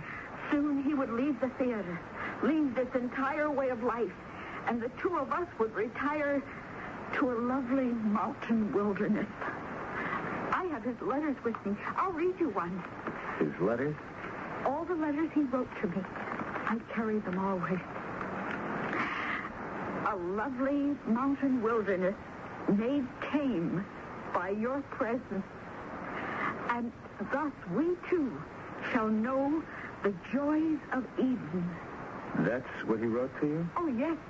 And listen, ask nothing more of me, sweet. All I can give, I have given. Forget that I remember and dream that I forget. Oh, that's when it started. Yes, to what? When they started to turn cold. The letters. Oh? The beautiful letters he wrote me. And then there came the final letter. Here, this one. Read it. You want me to read it? I can't. Please. And the best and the worst of it is this, that neither of us is to blame. You will forget my kisses, and I will forget your name. That's how he chose to say goodbye to me. Let me try to understand this. For how many years did he write you these letters? 10. For 10 years you carry on this correspondence, and it's all a promise for the future, right? I believed him. I believed him with all my heart. Uh-huh. And then something happened to break up this little thing you had going. What was it? I don't know exactly what. I don't remember. But it made you mad. Mad, yes. In the sense that it deprived me of my reason temporarily. And so you decided to kill him? I did. In a fit of rage. All right. Tell me, how did you get into his apartment? I had a key. A key? Yes. Forgive me. I thought you'd implied all this time that it was a platonic affair. I have implied nothing. You may infer whatever you choose. Can you tell me what happened? Yes. I received his last letter. I brooded, and I decided to face him with it. I went to the apartment, and we talked. And then I thought it was of no use. He had become tired of me. He just decided to cast me aside. So I became furious. I saw the letter opener, long, slim, sharp, and lethal. I picked it up and I plunged it into his heart, his fickle and faithless heart. Yeah. You've never been in love, Lieutenant. If you can doubt what I'm telling you, I killed him. Let the world know it. Let the world judge me. How may I help you, Lieutenant? Mr. Dorset, you're the manager of Coffee House? The night manager. We go 24 hours a day. You do? We employ a lot of actors. Aspiring actors. They need their days free to make rounds, you see. About Miss Sarah Jean Taylor. How about Miss Sarah Jean Taylor? To think that was going on all this time. What was going on all this time? The affair she was having with Mr. Randall. How do you know she was having an affair? Isn't that what it says in the papers? What would happen when he would come in here? The most superb acting you would ever hope to see in your life. But who knew then that it was acting? What did it look like? Just the most casual, impersonal, unimportant passing of the time of the day. Even that very last time. What about it? He had complained about 10 wrong pages in a script. And she said she would work overtime and deliver it that evening. I happened to overhear it. She said, I'll hand it to the doorman. And he said, I don't have one. I'll tell you what. Here's a key to my apartment. Just place the script inside the door. And he gave her the key? What a charade. So she stayed overtime and finished the script? Oh, yes. Till 10 o'clock. And then she left. Till when? At 10. You're sure? Oh, yes. I marked her time sheet. 10 o'clock. Thank you very much.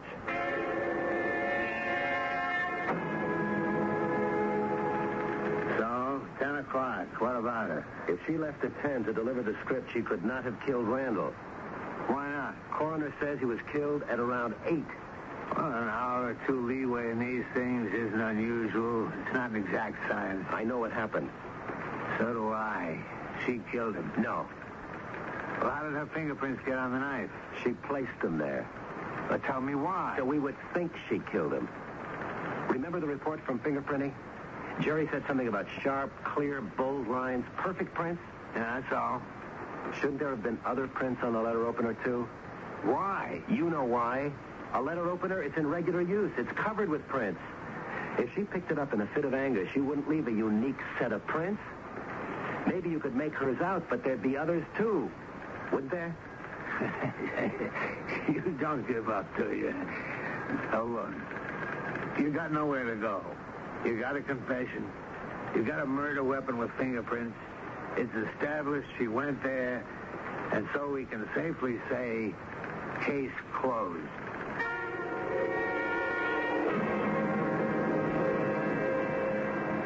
May I come in, Mr. Larson? I warn you, Lieutenant, the next time my lawyer's going to make an issue of this, it'll cost you your badge. It's my badge. What do you care? What do you want now? I want to tell you a story. Why? Because you're a writer. That is, if you can stop drinking long enough. Now, wait a minute. Come on, I'm doing this to save you.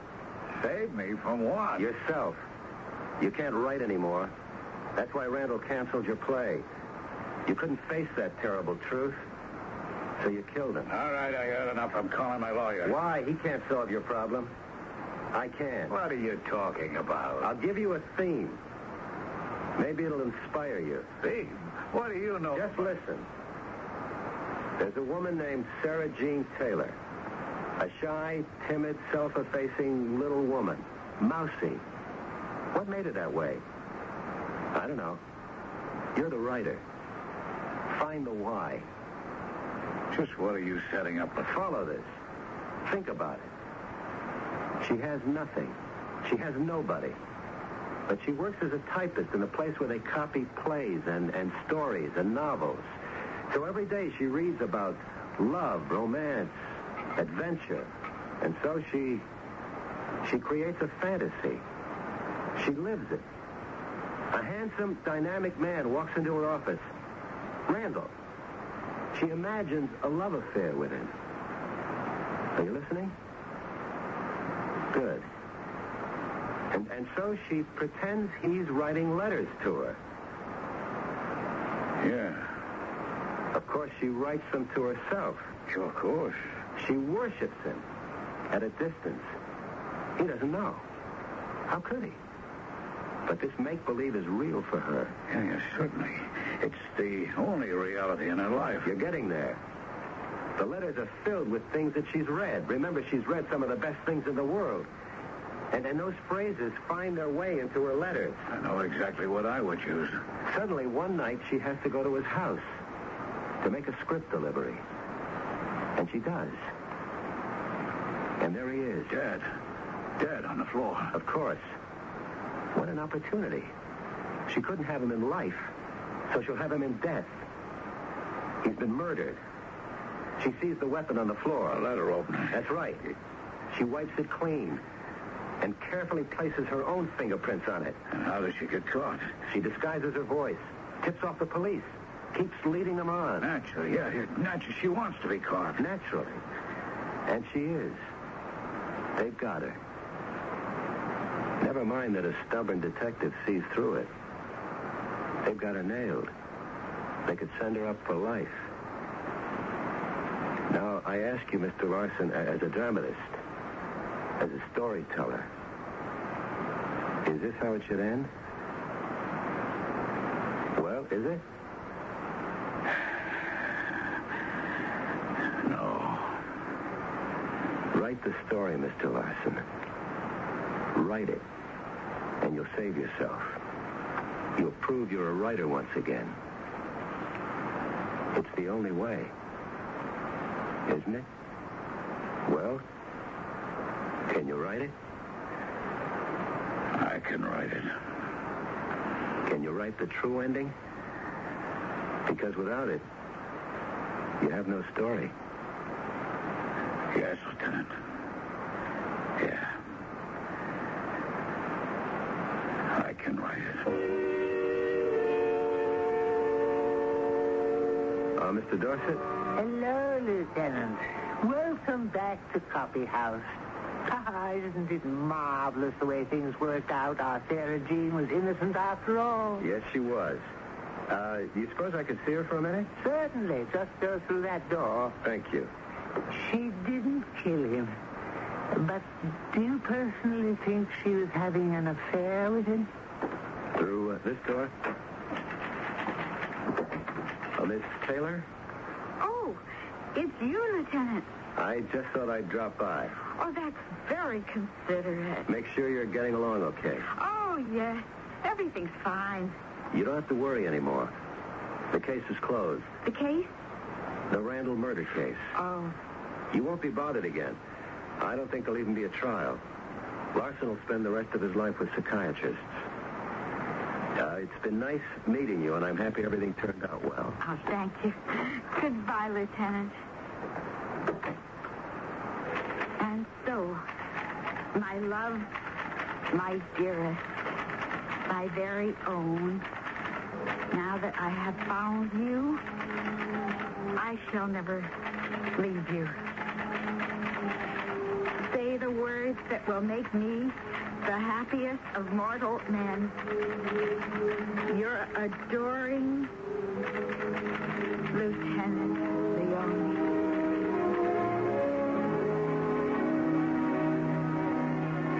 Love, as the popular song says, your magic spell is everywhere. Yes, indeed. Everywhere and anywhere. And as another popular song puts it, love can come to anyone. I'm sure the skeptical, practical, and hard-headed among you might insist that love is only an illusion for Sarah Jean Taylor. But then, of course, it can be argued that love is only an illusion to begin with. I'll be back shortly with more illusions.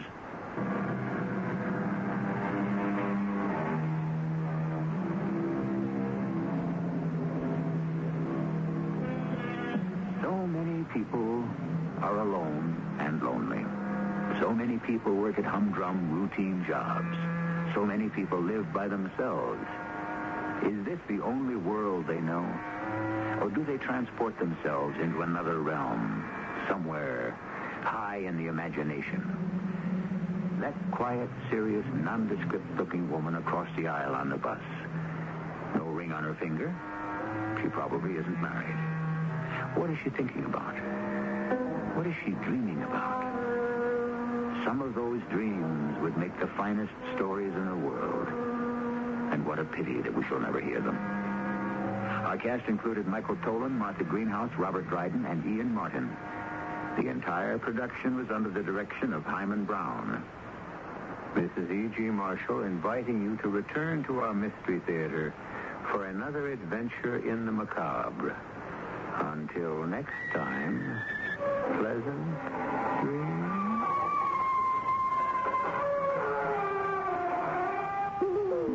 Athletes know what it's like to battle the heat and glare of the summer sun. They also know that the sun can be just as devastating while driving your car. Al Bianchi, assistant coach of the Phoenix Suns, says, shadow screens keep your interior cool. The air conditioner works less, saving you gas and money. Don't let the sun beat you this summer. Buy shadow screens for your car. Shadow Screen Company, 1723 West Camelback Road. Kim P. Transmission at 1405 North Scottsdale Road will perform a transmission tune-up on any car or light truck for only $3.76. That price includes parts and labor. For only $195, their experts will rebuild. CBS Radio Mystery Theater presents...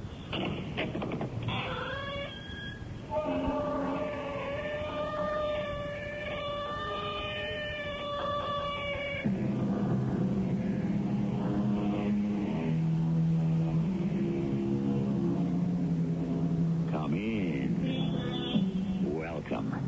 I'm E.G. Marshall. In a great narrative poem, Sir Walter Scott wrote, "And come he slow, or come he fast, it is but death who comes at last." The phrase of choice for one of our foremost weekly magazines is, "As it must to all men." That we must die is a constant in all our lives. But how? Through what agency? And where will we pass to once beyond that gate? That is the open question which will never be answered. The speculation from which stories such as this are spun. Oh, I knew it. You knew what? Anytime the old man sends me out on a special assignment, there'd have to be trouble. Not unless you make it. Don't tell me you're here for the same lady, Lucifer. That's right, Michael. Well, that poses quite a problem, doesn't it?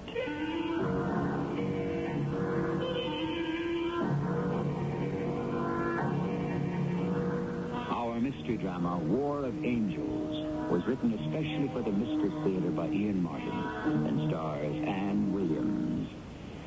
It is sponsored in part by Contact, the 12-hour cold capsule.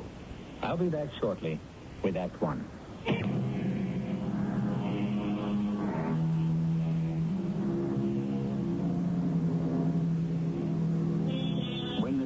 of your life is toted up, where will you stand? On the side of the angels or the devil? It's a fair guess that very few of us would fall squarely in one camp or the other. We'd probably hover somewhere in the middle and hope that our fate beyond would at least be open to discussion or adjudication. But supposing it had been determined before our demise, not by just one immortal force, but two, diametrically opposed, who would win? Let's have Lillian Bryant, publisher and president of Bryant Publications, answer that question for us. Okay, Mary, I have the morning list. Tell my daughter I'll call her back. You can inform Norman Whaler I will not pay 1 cent more for the article, and I want it held to 5,000 words. Oh, I can't see Hunt Dixon for next week. Find an open spot. I'll take the call from Brugger, and, you can send Mr. Turner right in. Brugger, it's Lillian Bryant. I can't make it. My calendar's jammed. Well, I agree it's a worthy cause. Of course. You know I'm a sucker wherever children are concerned. Come. No, I'm listening.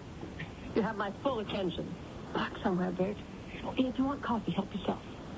What do you want me to do? Separate like an amoeba? I'll be on the West Coast that weekend. I'll send you a check for $5,000. Just see that some of it filters through the overhead and gets to the kids. Oh. Share it is. Forget it, Bert. I just got the circulation figures on Action. So did I. I'm taking too much flack from my distributors. They don't want your magazine anymore. It pays its way. Not with all the new hikes we've taken. Print, paper, personnel, distribution, pension plans, cost of living. Spare me the doleful roll call. What's the message? Go find another house to publish my brainchild? No other house would take it. And you can't make it on your own. What are you after, Lillian? The magazine. I want you to sell it to me. My, we are charitable today. How much? I'll give you $200,000 over what you owe me already. I don't owe you anything. That loan was a private one from Walt to me. Correction. Walter Bryant was my husband, and he left me everything when he died. The money came from Bryant Publications, of which I am the owner now. And I'm calling it in. Name your price. I haven't got one, though. Action is my baby. It's my life. It isn't selling. No advertiser will look at it. Bryant Publications can carry it. You need it for the prestige. Oh, prestige be damned. I want everything this house publishes to make money. That's what we're in this business for. Well, you know that wasn't Walt's thinking. Look, Walt was my husband and your friend. But he isn't here anymore. My thinking runs this business now. I'll give you $250. That's my top offer. What would you do with it? Change it from top to bottom. Cheapen it, you mean? I'd make it sell to the public and to advertisers. I bet you would at that. Well, do we have a deal? Do I have the opportunity to make a last statement? If you make it short. If only I could make it sweet. Lillian, I've loved you for a long time. I lost you first to Jim Anthony, whom you loved, and second to Walter Bryant, whom you didn't. But Walt was my friend. He believed in me. More than that, he knew that magazine was my mistress, my wife, my children, my whole life. Without it, I had nothing. Look, I won't cry on your shoulder because you know that as well as I do. And it doesn't mean anything to you. So, of course, I'll sell to you. I haven't any other choice. I'm in hot up to my ears. Bert, if you had personal debts, you know you only have to ask me. No, you will never let me live with you. I'll be hanged if I'll live off you. It's only a matter of good business. Lil, ever since Jim walked out on you, that's your life, isn't it? You married Walt to the business, knowing he was going to die. You knew Walt intended me to take over, but you muscled me out and left me with one magazine. Now even that you'll take away from me. All right, you can have it. But it'll cost you $500,000. You strike a hard bargain. For my lifeblood? Take me with it as editor, and you can have it for nothing. That's not the deal. Bert, I'm sorry. No, you're not, Lil. Not really. Sorrow is an emotion, and iron ladies don't have those. You don't have any feelings anymore. You know how I know? How? Because I don't have any left myself. And to feel is to live. And if we faced it and took a good look at ourselves, we'd realize that we might as well be dead. But I did love you once, Lil. Bert! Oh, You could kill that man. Mary, you can get my daughter. I'm ready to talk to her. Okay, well, pull yourself together. You've got something good going for you. Dee Dee called. My baby, Dee Dee. If she'll just say one kind word to me. Dee Dee, it's Mom. Oh, honey, I'm so glad you called. Sorry I couldn't get back to you right... Huh? Oh, I thought maybe you... Well, then why did you call? What? Deep busted? What for? Oh, how much was it carrying? Oh, well, thank the Lord for that. I'll get my lawyers on it right away. What? Oh, Dee Dee, have a heart and screw your head on straight. I can't just let him walk away from this after I spring him. I've got to talk it out with him. Get him straightened out. Dee Dee, I'm not interfering. I'm only trying to help. Yes, I read you loud and clear. But I'm never going to stop fighting for you. You're my children, and I love you. Just why do you both hate me so much? Dee Dee? Dee Dee? Busted. Where did I fail? Mary, get me the legal department. I want to talk to Roger Krause right now.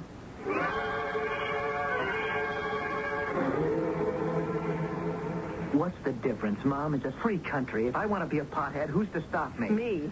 I won't let my son throw himself away. Oh, for Pete's sake, will you cut it? Cut what? The silver cord. I'm a big boy now. Oh, not the way you're acting, you're not. I am old enough to make my own decisions. I swore when you stuck your oar in between Sissy and me that was the end of the apron string. I saved your neck then, and I'm trying to save it again. I don't want you to save it. I want you off it. You want me to revoke the bail and send you back to that filthy jail you just got out of? Oh, I don't care. Doesn't matter. Nothing matters since Sissy... Oh, act your age. The girl was older than you. She was beneath your class, and the whole thing was a cut-and-dried hold-up. So I bought her off. She was more than willing to settle for that. Now, look, I love Sissy. Oh, I'm sure you did. And she loved me. Oh, now that's a horse of a different... She was carrying my child. Didn't you care? Didn't you want a grandchild? Now, hear this, Deke, and get it through your head. Of course I want grandchildren. But I don't believe for one moment that she was carrying a child. And if she was, it's an outside bet that she couldn't tell whose it was. She picked you because she thought you had what she